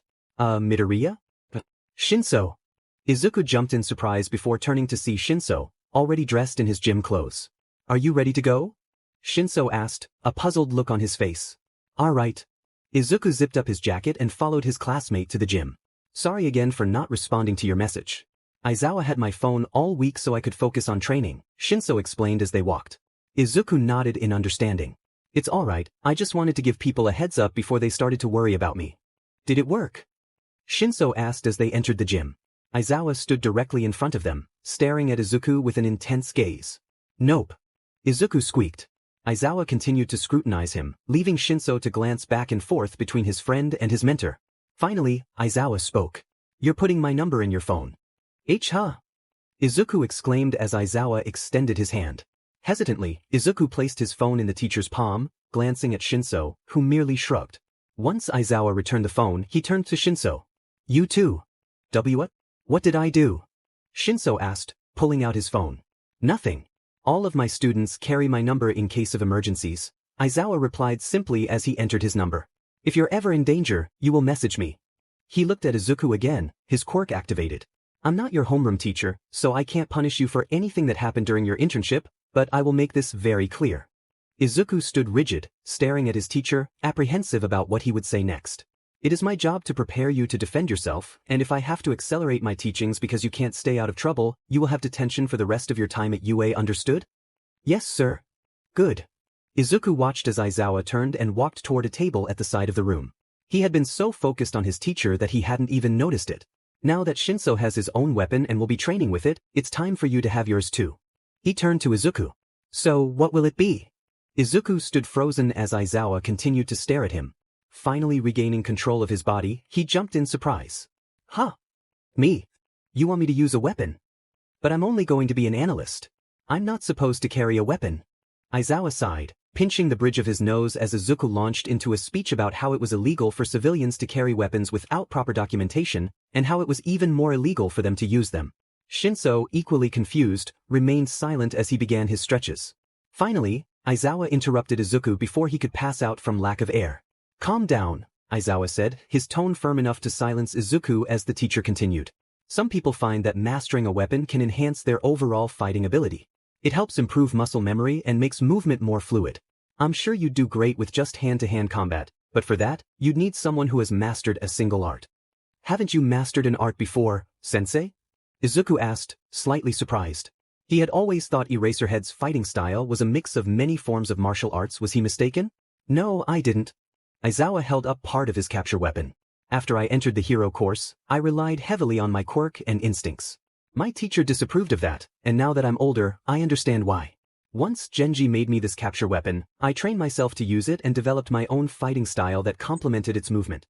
My fighting style works with or without the scarf, but it's more effective with it. That's why I can't teach it to you. But if I master a weapon and develop my own fighting style, won't it become useless without the weapon? Izuku asked, scrunching his nose in confusion. Yes, Aizawa replied simply. Aizawa sighed, sounding more disappointed than before. You get to keep the weapon, problem child. All of the weapons behind me are ones civilians can buy. Once you are fully trained and become an analyst, it's legal for you to carry a weapon with the proper license. Why doesn't he train with a gun then? Isn't that what most detectives use? Shinso asked from a few feet away. Izuku thought the boy hadn't been listening, but apparently he had. Izuku's eyes lit up at the idea. There are so many adjustments that can be made on a weapon. Mei and I could create various projectiles together, each with different functions. Oh my gosh. And I would get to use a weapon. Do you see that look on his face? That's exactly why he isn't getting a weapon, Aizawa said quickly, pointing at Izuku as if he were a wild animal. Izuku deflated, slightly disappointed that he wouldn't be using a weapon. Also, because he won't develop a true fighting style from it. Snipe had to master both karate and judo in case he lost his weapon in battle. So what options are there? Izuku asked as he approached the table. There were several choices, including a bow staff, nunchaku, tonfa, and a johio. Izuku picked up the bow staff before glancing at the johio and Aizawa's scarf. He set the staff down and picked up the johio. Are you sure? Aizawa asked. Izuku nodded, holding the steel end in one hand and looping the rope around his arm to keep it from dragging on the floor. That one has a rope 3 meters long. Apparently, you can use a rope up to 5 meters long once you get used to it. Izuku followed Aizawa to the mat where Shinso was, then set the johio down to begin his stretches. Today, you're both doing a couple of laps and a few sparring sessions before working with your weapon. Shinso, you'll do the same exercise you did during your internship. Shinso nodded in understanding as Aizawa turned to Izuku. You will be watching videos online. Try to learn how to hold your weapon and practice your battle stance. Izuku nodded, feeling a little more excited about training today. I'm so happy we can have another session again, Midoriya-kun, Nizu said, as he stirred his tea. I've missed our talks these past couple of weeks. How has your training been? It's been going well, Izuku replied, adding a small spoon of sugar to his tea. I've been researching my Johio and how to use it. It's kind of exciting. That's good to hear. I hope you haven't been neglecting your studies. Finals are coming up rather quickly, aren't they? I guess they are, but I still have a few more weeks. Izuku looked up at his mentor and smiled. Shinso's come a long way. I think he's going to do really well in the hero course. I feel the same way, I've only heard good things about him. Niza took out a file from his drawer and pushed it toward Izuku. Now, why don't we have a little test to see how you've improved since the beginning of the semester? Izuku picked up the file and skimmed through the contents, a curious look on his face as he looked back up at Nizu. This is the League of Villains file? It is, Nizu confirmed. I want you to analyze it. Tell me what you find unusual, or if you think there's nothing odd about it. Izuku read through the pages with increased focus. Halfway down the first page, he paused to pull out his notebook and tore out a few pages.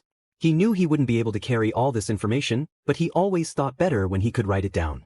The only attacks made by the League were at the USJ and in Hosu. No, that isn't right. We have no idea how many times the League has committed crimes. They must have built a significant following somehow. To gain the trust of so many criminals, they would have had to prove their strength. Izuku quickly wrote on his page. The only known attacks made by the League were the USJ attack and the Nomu attack in Hosu. He moved on to the information they had on the Nomu. He had to read it a second time before writing his own, shortened note. The Nomu had the DNA of 4 separate individuals, but their quirks alone couldn't explain its strength. Was there another quirk involved? Or advanced quirk medicine? Izuku started to chew on his lip as he continued to the 2 lead villains.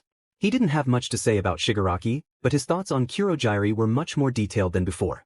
Izuku had spent a lot of time thinking about the League, and the Warp Gates quirk was so interesting that he had a hidden analysis of it in his room. The lack of details about Kurogiri's quirk bothered Izuku. There were many things that should have been noted in addition to what was on the page. Like how recognizable he was. There was no way no one had seen and recognized this man. There had to be a reason for that. You seem to be finished reading. Would you mind sharing your notes with me? Nizu asked. Izuku nodded, looking down at his messy scribbles. I'm mostly concerned with the wording around their attacks and the section about Kurogiri. Nizu nodded, encouraging him to continue. The way they stated that those 2 attacks were the only ones, I don't think that's completely true. No person with common sense, even a criminal, would listen blindly to someone claiming they can defeat the number 1 hero. They must have proven it. That's true, no one would listen to just some random, man-child, as you wrote, off the street, Nizu said as he took Izuku's notes. How do you think they could have proven it? Well, they couldn't just show every single person the Nomu. If they had, there would have been a lot more talk about the attack, and the police or heroes would have caught on. Izuku chewed on his lip before looking back at the Nomu's details. But they could have made an example out of some people and used fear to encourage others to join? Nizu seemed to like where he was going, given the excited look on his face, so he continued. The Nomu had the DNA of 4 different people. There's a part here that's blacked out, but I'm guessing they were all criminals. Your train of thought never ceases to amaze me, Midorikan, Nizu said happily. That is correct, they were all criminals. I blacked out that spot myself because I wanted to see if you'd figure it out. Izuku smiled along with his mentor, happy to have been right. So if they could use people they thought would be beneficial as a Nomu for their quirks to prove to criminals that they were strong, they would have had to have taken a lot of people. Izuku continued, a frown crossing his face. But there should have been a lot of missing persons reports? That's true, there should have been. Unfortunately, for that to happen, someone needs to file the report, Niza hinted. Izuku immediately realized where he was going with this and nodded. They probably used that person's disappearance to intimidate anyone who might tell the police. Maybe they targeted individuals who didn't have family or weren't closely connected to anyone. There's a high possibility of that, yes. Niza glanced back down at Izuku's notes. I see you also have a note here about the Nomu. Want to share your thoughts? Oh yes, well I don't understand how the Nomu could have been so strong with just those 4 quirks. Sure, they are all the quirks that the Nomu had, but none of them were nearly as powerful as what the Nomu displayed. Izuku paused, slowing down his speech to gather his thoughts. I think there were either more quirks involved or some kind of enhancement that boosted the quirk's performance. We tested for any substances in the Nomu's system and didn't find anything, Nizu said, squinting at the desk with a hint of distaste. Anyway, let's continue. You seem to have many thoughts about Kurogiri. Oh yeah, I really can't see how nobody could have recognized him. His appearance is very unique and he should stand out a lot. Someone from his childhood should have come forward. Izuku said quickly. You don't seem concerned about how his quirk isn't in the system. Why is that? Well, if the League is as powerful as they claim, I wouldn't be surprised if they had someone capable of erasing quirks from the records, including Shigaraki's. I see, Nezu replied, a smile returning to his face. Please continue your thoughts on Kurogyri. Well, this is just a theory. I don't have much to support it, but I think you'd still like me to mention it. Izuku rambled, still unsure about his half-formed theory that could be considered just a guess at this point. What is it? Nezu asked curiously. I think he's a Nomu. Izuku had seen many expressions on Nezu's face before: happy, sad, angry, disgusted, but shock was not one of them. Here it was, the slight rise in his eyebrows and the small drop of his mouth. Izuku wasn't sure if it was a good sign when Nezu picked up his personal cell and began typing rapidly. He waited patiently as Nezu seemed to have a conversation with someone via text messages. Once he was finished, the mammal looked back up at Izuku. Please go into full detail about why you believe Kurogyri is a Nomu, and do not leave anything out. So, Izuku did the only thing he could do and shared his theory with his principal. He discussed the quirks that could have contributed to Kurogyri's abilities, how Kurogyri's behavior resembled that of a loyal companion who would follow his master without question, how no one recognized him, and how he rarely displayed emotions. The two spent an entire hour in Nezu's office bouncing ideas off each other, gathering more evidence to support Izuku's hypothesis. They also speculated on how Kurogyri seemed to possess more intelligence than the Nomus they had encountered, possibly due to having fewer quirks or because the quirks were merged into one. By the time they finished, Izuku realized he had missed a class and would be late for his next one. He quickly packed his things and promised Nezu he would bring his analysis of Kurogyri to school the next day before racing off down the hall. You cut your hair, Mei stated as she entered the classroom. Izuku peered over her shoulder to see Abiko's long black hair now styled in a pixie cut. Yeah, I finally came out to my parents a few nights ago. I've wanted to cut my hair for ages, but I was always too afraid to do it because I wasn't sure how they'd react. Turns out cutting my hair is a bigger deal to my mother than coming out, Abiko replied, running her hand through her hair. Does it look bad? I think it looks great, Izuku said enthusiastically as he took his seat. Now you won't have to put your hair up when we work in the lab. Came out? Mei asked, looking confused. Came out of what? The closet. Abiko replied, an equally puzzled expression on her face. In the background, Takahashi was giggling into his palm. Why were you in the closet? Mei, I'm gay. What does that have to do with you hiding in a closet? Well, as fun as this conversation sounds, it's time for homeroom to begin. Mei took her seat as their teacher positioned himself in front of the class. Just a quick poll, are there any students who plan on focusing on hero costume design when they graduate? Izuku quickly raised his hand, glancing around the room. Abiko was the only other person with her hand up. She turned and smirked at Izuku when she noticed his hand. Perfect, there have been a few students in classes 1A and 1B who are considering making major changes to their costumes, Power Loader continued. We usually just take their requests, but some of them aren't sure what they want yet. A third year will be coming by shortly. His name is Isaac Hall. You two will go with him to one of the meeting rooms to help the hero students decide on the best costume design. Isaac Hall? Mei asked, her confusion returning. That's an odd name. Thanks, I guess. Izuku looked to the door to see a tall boy with dark brown hair and vibrant blue eyes. I'm here to take some of your students. Power Loader gestured for Izuku and Abiko to stand, and they did so while grabbing their bags. Once they were in the hall, the boy turned to them and smiled slightly. This might be a weird question, but are you the same Izuku Midoriya who represented Japan during the Island contest? A deep blush crept across Izuku's face as he nodded. I thought so. I wouldn't expect you to recognize me, but I was Canada's representative. Hall extended his hand for Izuku to shake. Isaac Hall, it's nice to meet you. Izuku quickly took his hand, shaking it enthusiastically. Oh my gosh. It's an honor to meet you, Hall-senpai. I look forward to learning from you. Izuku quickly lowered into a bow. Hall chuckled lightly before turning to Abiko. And what's your name? Abiko, it's a pleasure to meet you, senpai, Abiko replied, lowering into a smaller bow. Emichim, I'm really excited to have both of your inputs. I've looked at some of the original costume designs and, well, let's just say there's plenty of room for improvement. They entered the meeting room, and Izuku noticed 5 mannequins adorned with different costumes. He recognized 4 of them as belonging to Todoroki, Yaoyorozu, Ojiro, and Hagakure. Is that a block of ice? Please tell me that's not a block of ice. And that's just a pair of gloves and shoes. Oh my goodness, please tell me that's not a woman's costume. It looks like it would leave her completely exposed. Izuku was taken aback to see Abiko so worked up. Typically the most calm and collected among his friends, she was now on a full tangent as she examined the costumes. This one is just a martial arts outfit. It doesn't even have any armor for protection. No elbow pads, no knee pads, nothing. And this one is the most hideous suit I've ever seen. What is that tie? It's dreadful. I'm glad you agree, Hall said as he took a seat at the end of the table closest to the costumes. As costume designers, we must prioritize our customers' wants and needs, but if their desires will make them look foolish, we have to guide them in the right direction. The first one to arrive will be Shudo Todoroki. His costume features the block of ice and khakis. Hall continued as he opened his notebook. Izuku took the seat to his right while Abiko took the seat to his left, both of them pulling out their own notebooks. The only thing he wrote on his request slip was, Midoriya says I should change my costume. Hall glanced at Izuku. You've done everyone a favor. Abiko nodded in agreement from across the table. What did you have in mind exactly? I'm sure you said more than that. I know I would have, Abiko said, glaring at the costume as if its very existence pained her.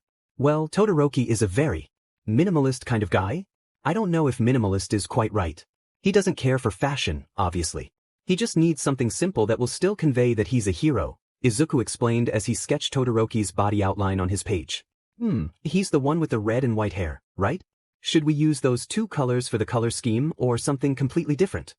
Hall asked, tapping his pencil on his chin and closing his eyes. He doesn't really. I don't think he'd like that. I think he'd want something different to set himself apart from his family a little, Izuku replied, also tapping his face with his pencil. He looked good in the UA gym uniform. The blue with his skin tone really worked well. Maybe we could use that as the base and add a small amount of red and white accents? Just a touch, Abiko suggested. Izuku nodded as he looked down at his page. The material needs to be fireproof. He also needs a support item to help him regulate his temperature. The support item could utilize the heat from his left side and the ice from his right to balance it. If it's connected to both sides, it could manage the temperature effectively. We could also add a utility belt, perhaps with a few gadgets that can be activated by heat or cold. And of course, there should be a small first aid kit. Those are always necessary. How does this look? Hall asked as he held up his page. It displayed a dark blue costume with red and white accents. A utility belt wrapped around the waist, with lines leading to potential support items on the side. A silver vest covered most of Todoroki's back, complete with instructions on how it was meant to regulate body temperature. There were also silver combat boots designed to be durable and slip-resistant on ice. Izuku was impressed that his senpai had managed to draw and color all of that so quickly. Wow, you're fast, Abiko commented. Hall smiled warmly at them. Thank you, he said, setting down his notebook. Momo Yayorozu will be the second student to arrive. Hers is the one with the open chest. Her request states, I would like a more discreet costume, preferably one that does not expose as much of my chest area. I still need access to my skin to use my quirk, creation. She then explains her quirk in detail, but I already saw how it worked during the sports festival, and I'm sure you both did as well. Hall looked over at Abiko. I'm sorry, but since you're the only female here, I think you should take the lead on this one. What do you think could be a less revealing piece that would still allow her to use her quirk? My first thought would be to have a zipper opening, but you'd never want it to break or get stuck mid-battle. What about a sports bra? You know, the kind women wear to the gym? Her stomach and back would show, but it would cover much less of her chest. She could also wear a jacket with zippers up the arms. If they break, it wouldn't matter as much since she could still access her stomach. I like that idea, Izuku said as he finished drawing Yayorozu's outline, quickly adding the sports bra and jacket. Should the jacket go to her waist, or were you thinking it would be shorter? I think it's best to let her decide that. I would choose the longer option personally, but she may prefer a shorter jacket. Do you think we should change her skirt? Abiko asked as she examined the material. Maybe add some shorts underneath. She's in the same class as that short pervert, isn't she? I've heard about him. The upper years call him the purple punt ball. There's a betting pool going on about how long it will take before midnight kicks him out of the classroom. Hall laughed before glancing at Izuku's sketch. I was also thinking we could give her a smartwatch. One with a big screen that she could read from. Right now, she has that bulky book on her belt. We could add a smaller notebook as a backup, but I'm sure there's some durable material we could use to ensure it won't break easily during battle, Izuku said as he sketched the watch, added the shorts underneath her skirt, and included the original boots before showing it to them. That's much better, Abiko said with a smile. Next up, we have Mashiaro Ojiro, the karate GI. His request stated, I'm not exactly sure what I want, but I know I need more protection. It didn't clarify if he wanted to change the look of his costume, Hall noted with disappointment.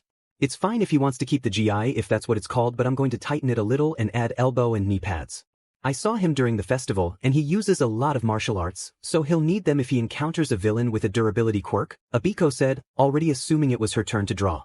Maybe he'll let us change the color a little bit. It looks a bit too plain. Perhaps he wants to go for a stealthy look? In that case, we might make it fully black, Hall suggested, glancing at Abiko's page. We could also ask if he's interested in carrying a few support items. Anyway, the next student is Toru Hagakure.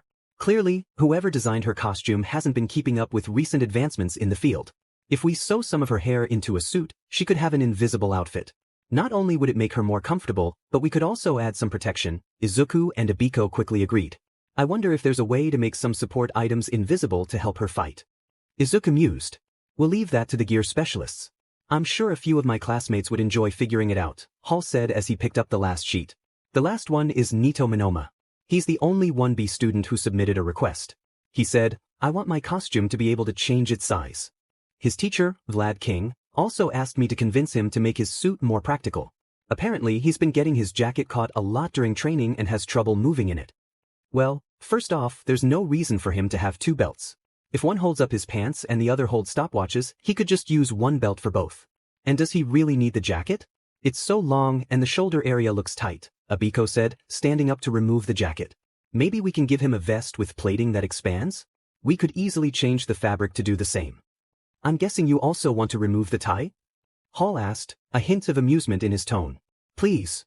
Maybe we should change his shoes as well, Izuku suggested. Right now, they're just white dress shoes. Those can't be easy to run in. I agree, we'll have to ask him to choose a different style that's made for running, Hall noted, finishing his notes just as a knock sounded at the door. Come in. Todoroki entered the room, his usual blank expression in place. Hello, Todoroki. I'm Isaac Hall. This is Abiko, and I believe you know Midoriya from the sports festival. Are you ready to hear what we have in mind for you? As Izuku had suspected, Todoroki didn't seem too concerned about his costume's appearance. He appeared content with the blue color and pleased that the vest would help him maintain a steady body temperature. Izuku and Abiko felt happy when their names were added alongside Hall's as the costume designers on the form. Once they all signed it, Hall placed it in a folder to give to Power Loader, and Todoroki left to rejoin his class.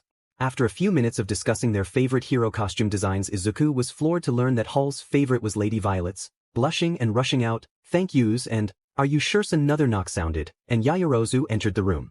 We'll be honest with you, Yaoyorozu. We were all very happy you decided to change your costume design. We want you to feel as comfortable as possible, Hall said as Yaoyorozu took the seat next to Izuku. Thank you, I really appreciate your help, Yaoyorozu replied politely. If you want any changes, don't hesitate to let us know, Abiko added. We weren't completely sure how much is too much or too little. Yaoyorozu nodded, and Izuku slid the page in front of her. A small gasp escaped her lips, and Izuku smiled. This looks amazing.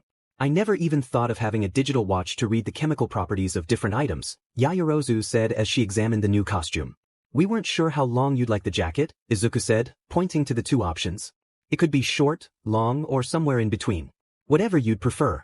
Yaoyorozu seemed to consider the options before looking down at her stomach and holding her hand halfway between her chest and her waist. Could it be around here? It certainly can, Hall said as he retrieved a tape measure and handed it to Abiko. Abiko rounded the table and took the measurement while Izuku noted it down. It didn't take long for them to finish the paperwork. Yaoyorozu thanked them again before leaving. The next knock came, and Hall welcomed Ojiro in. Quick question, are you planning to be an underground or daylight hero? Izuku asked as Ojiro took his seat next to him. Underground. I grew up in a pretty rough neighborhood. Not many daylight heroes came to the area, but there were plenty of underground heroes. There was a retired hero who offered free self-defense. Wait, I'm sorry, that's probably more information than you're looking for, Ojiro said, turning beet red as he rubbed the back of his head nervously. No, it's not, Hall said with a warm smile. Part of our job is to make your hero costume represent you. By the sounds of it, and the look of your current costume, I'm guessing that retired hero is the reason you're becoming one yourself. Ojiro nodded, seeming to relax. Yeah, he was a mentor to a lot of kids in our area. What did his costume look like? Abiko asked. I'm sorry if this sounds a little rude, but your costume right now doesn't scream Ojiro, it just screams Karate Kid. I think a little more personal detail could help. Yeah, I didn't know we had to submit a costume design before coming. I was so panicked and just asked for a GI, Ojiro said, glancing at his costume on the mannequin before looking back at Abiko. He was an underground hero, but I remember him saying his costume was teal. What if we make the GI black and change the belt and your boots to a teal color? Izuku suggested. I think I'd like that, Ojiro replied with a smile. Abiko slid the page over after noting the new colors.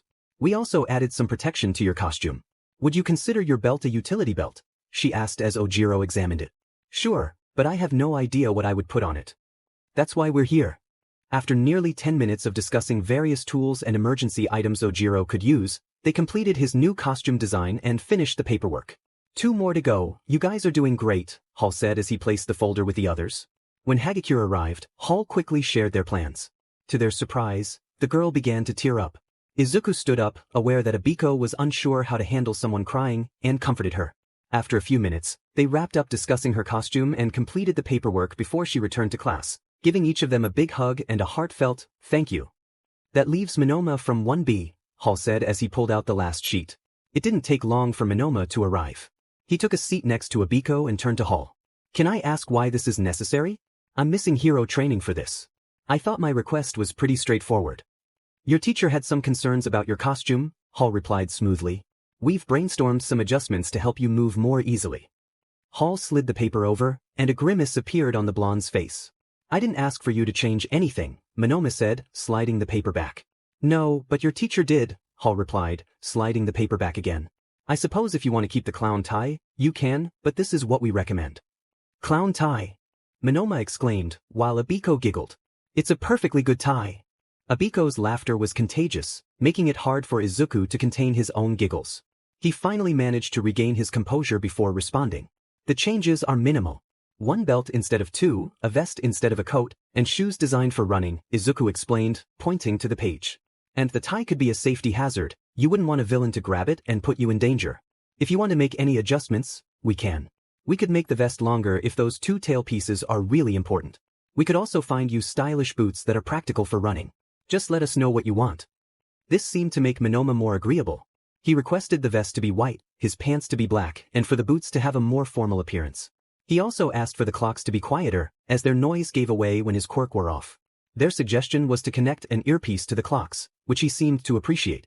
Eventually, everything was settled, and they completed the last of the paperwork with enough time for Izuku to join Gran Torino for his lesson. Once, Lady Violet. Various shades of purple that complement her style, while ensuring respect for her fuller figure. She carries weapons that she is skilled with. Once, Izuku. A representation of the contrast between warmth and chill.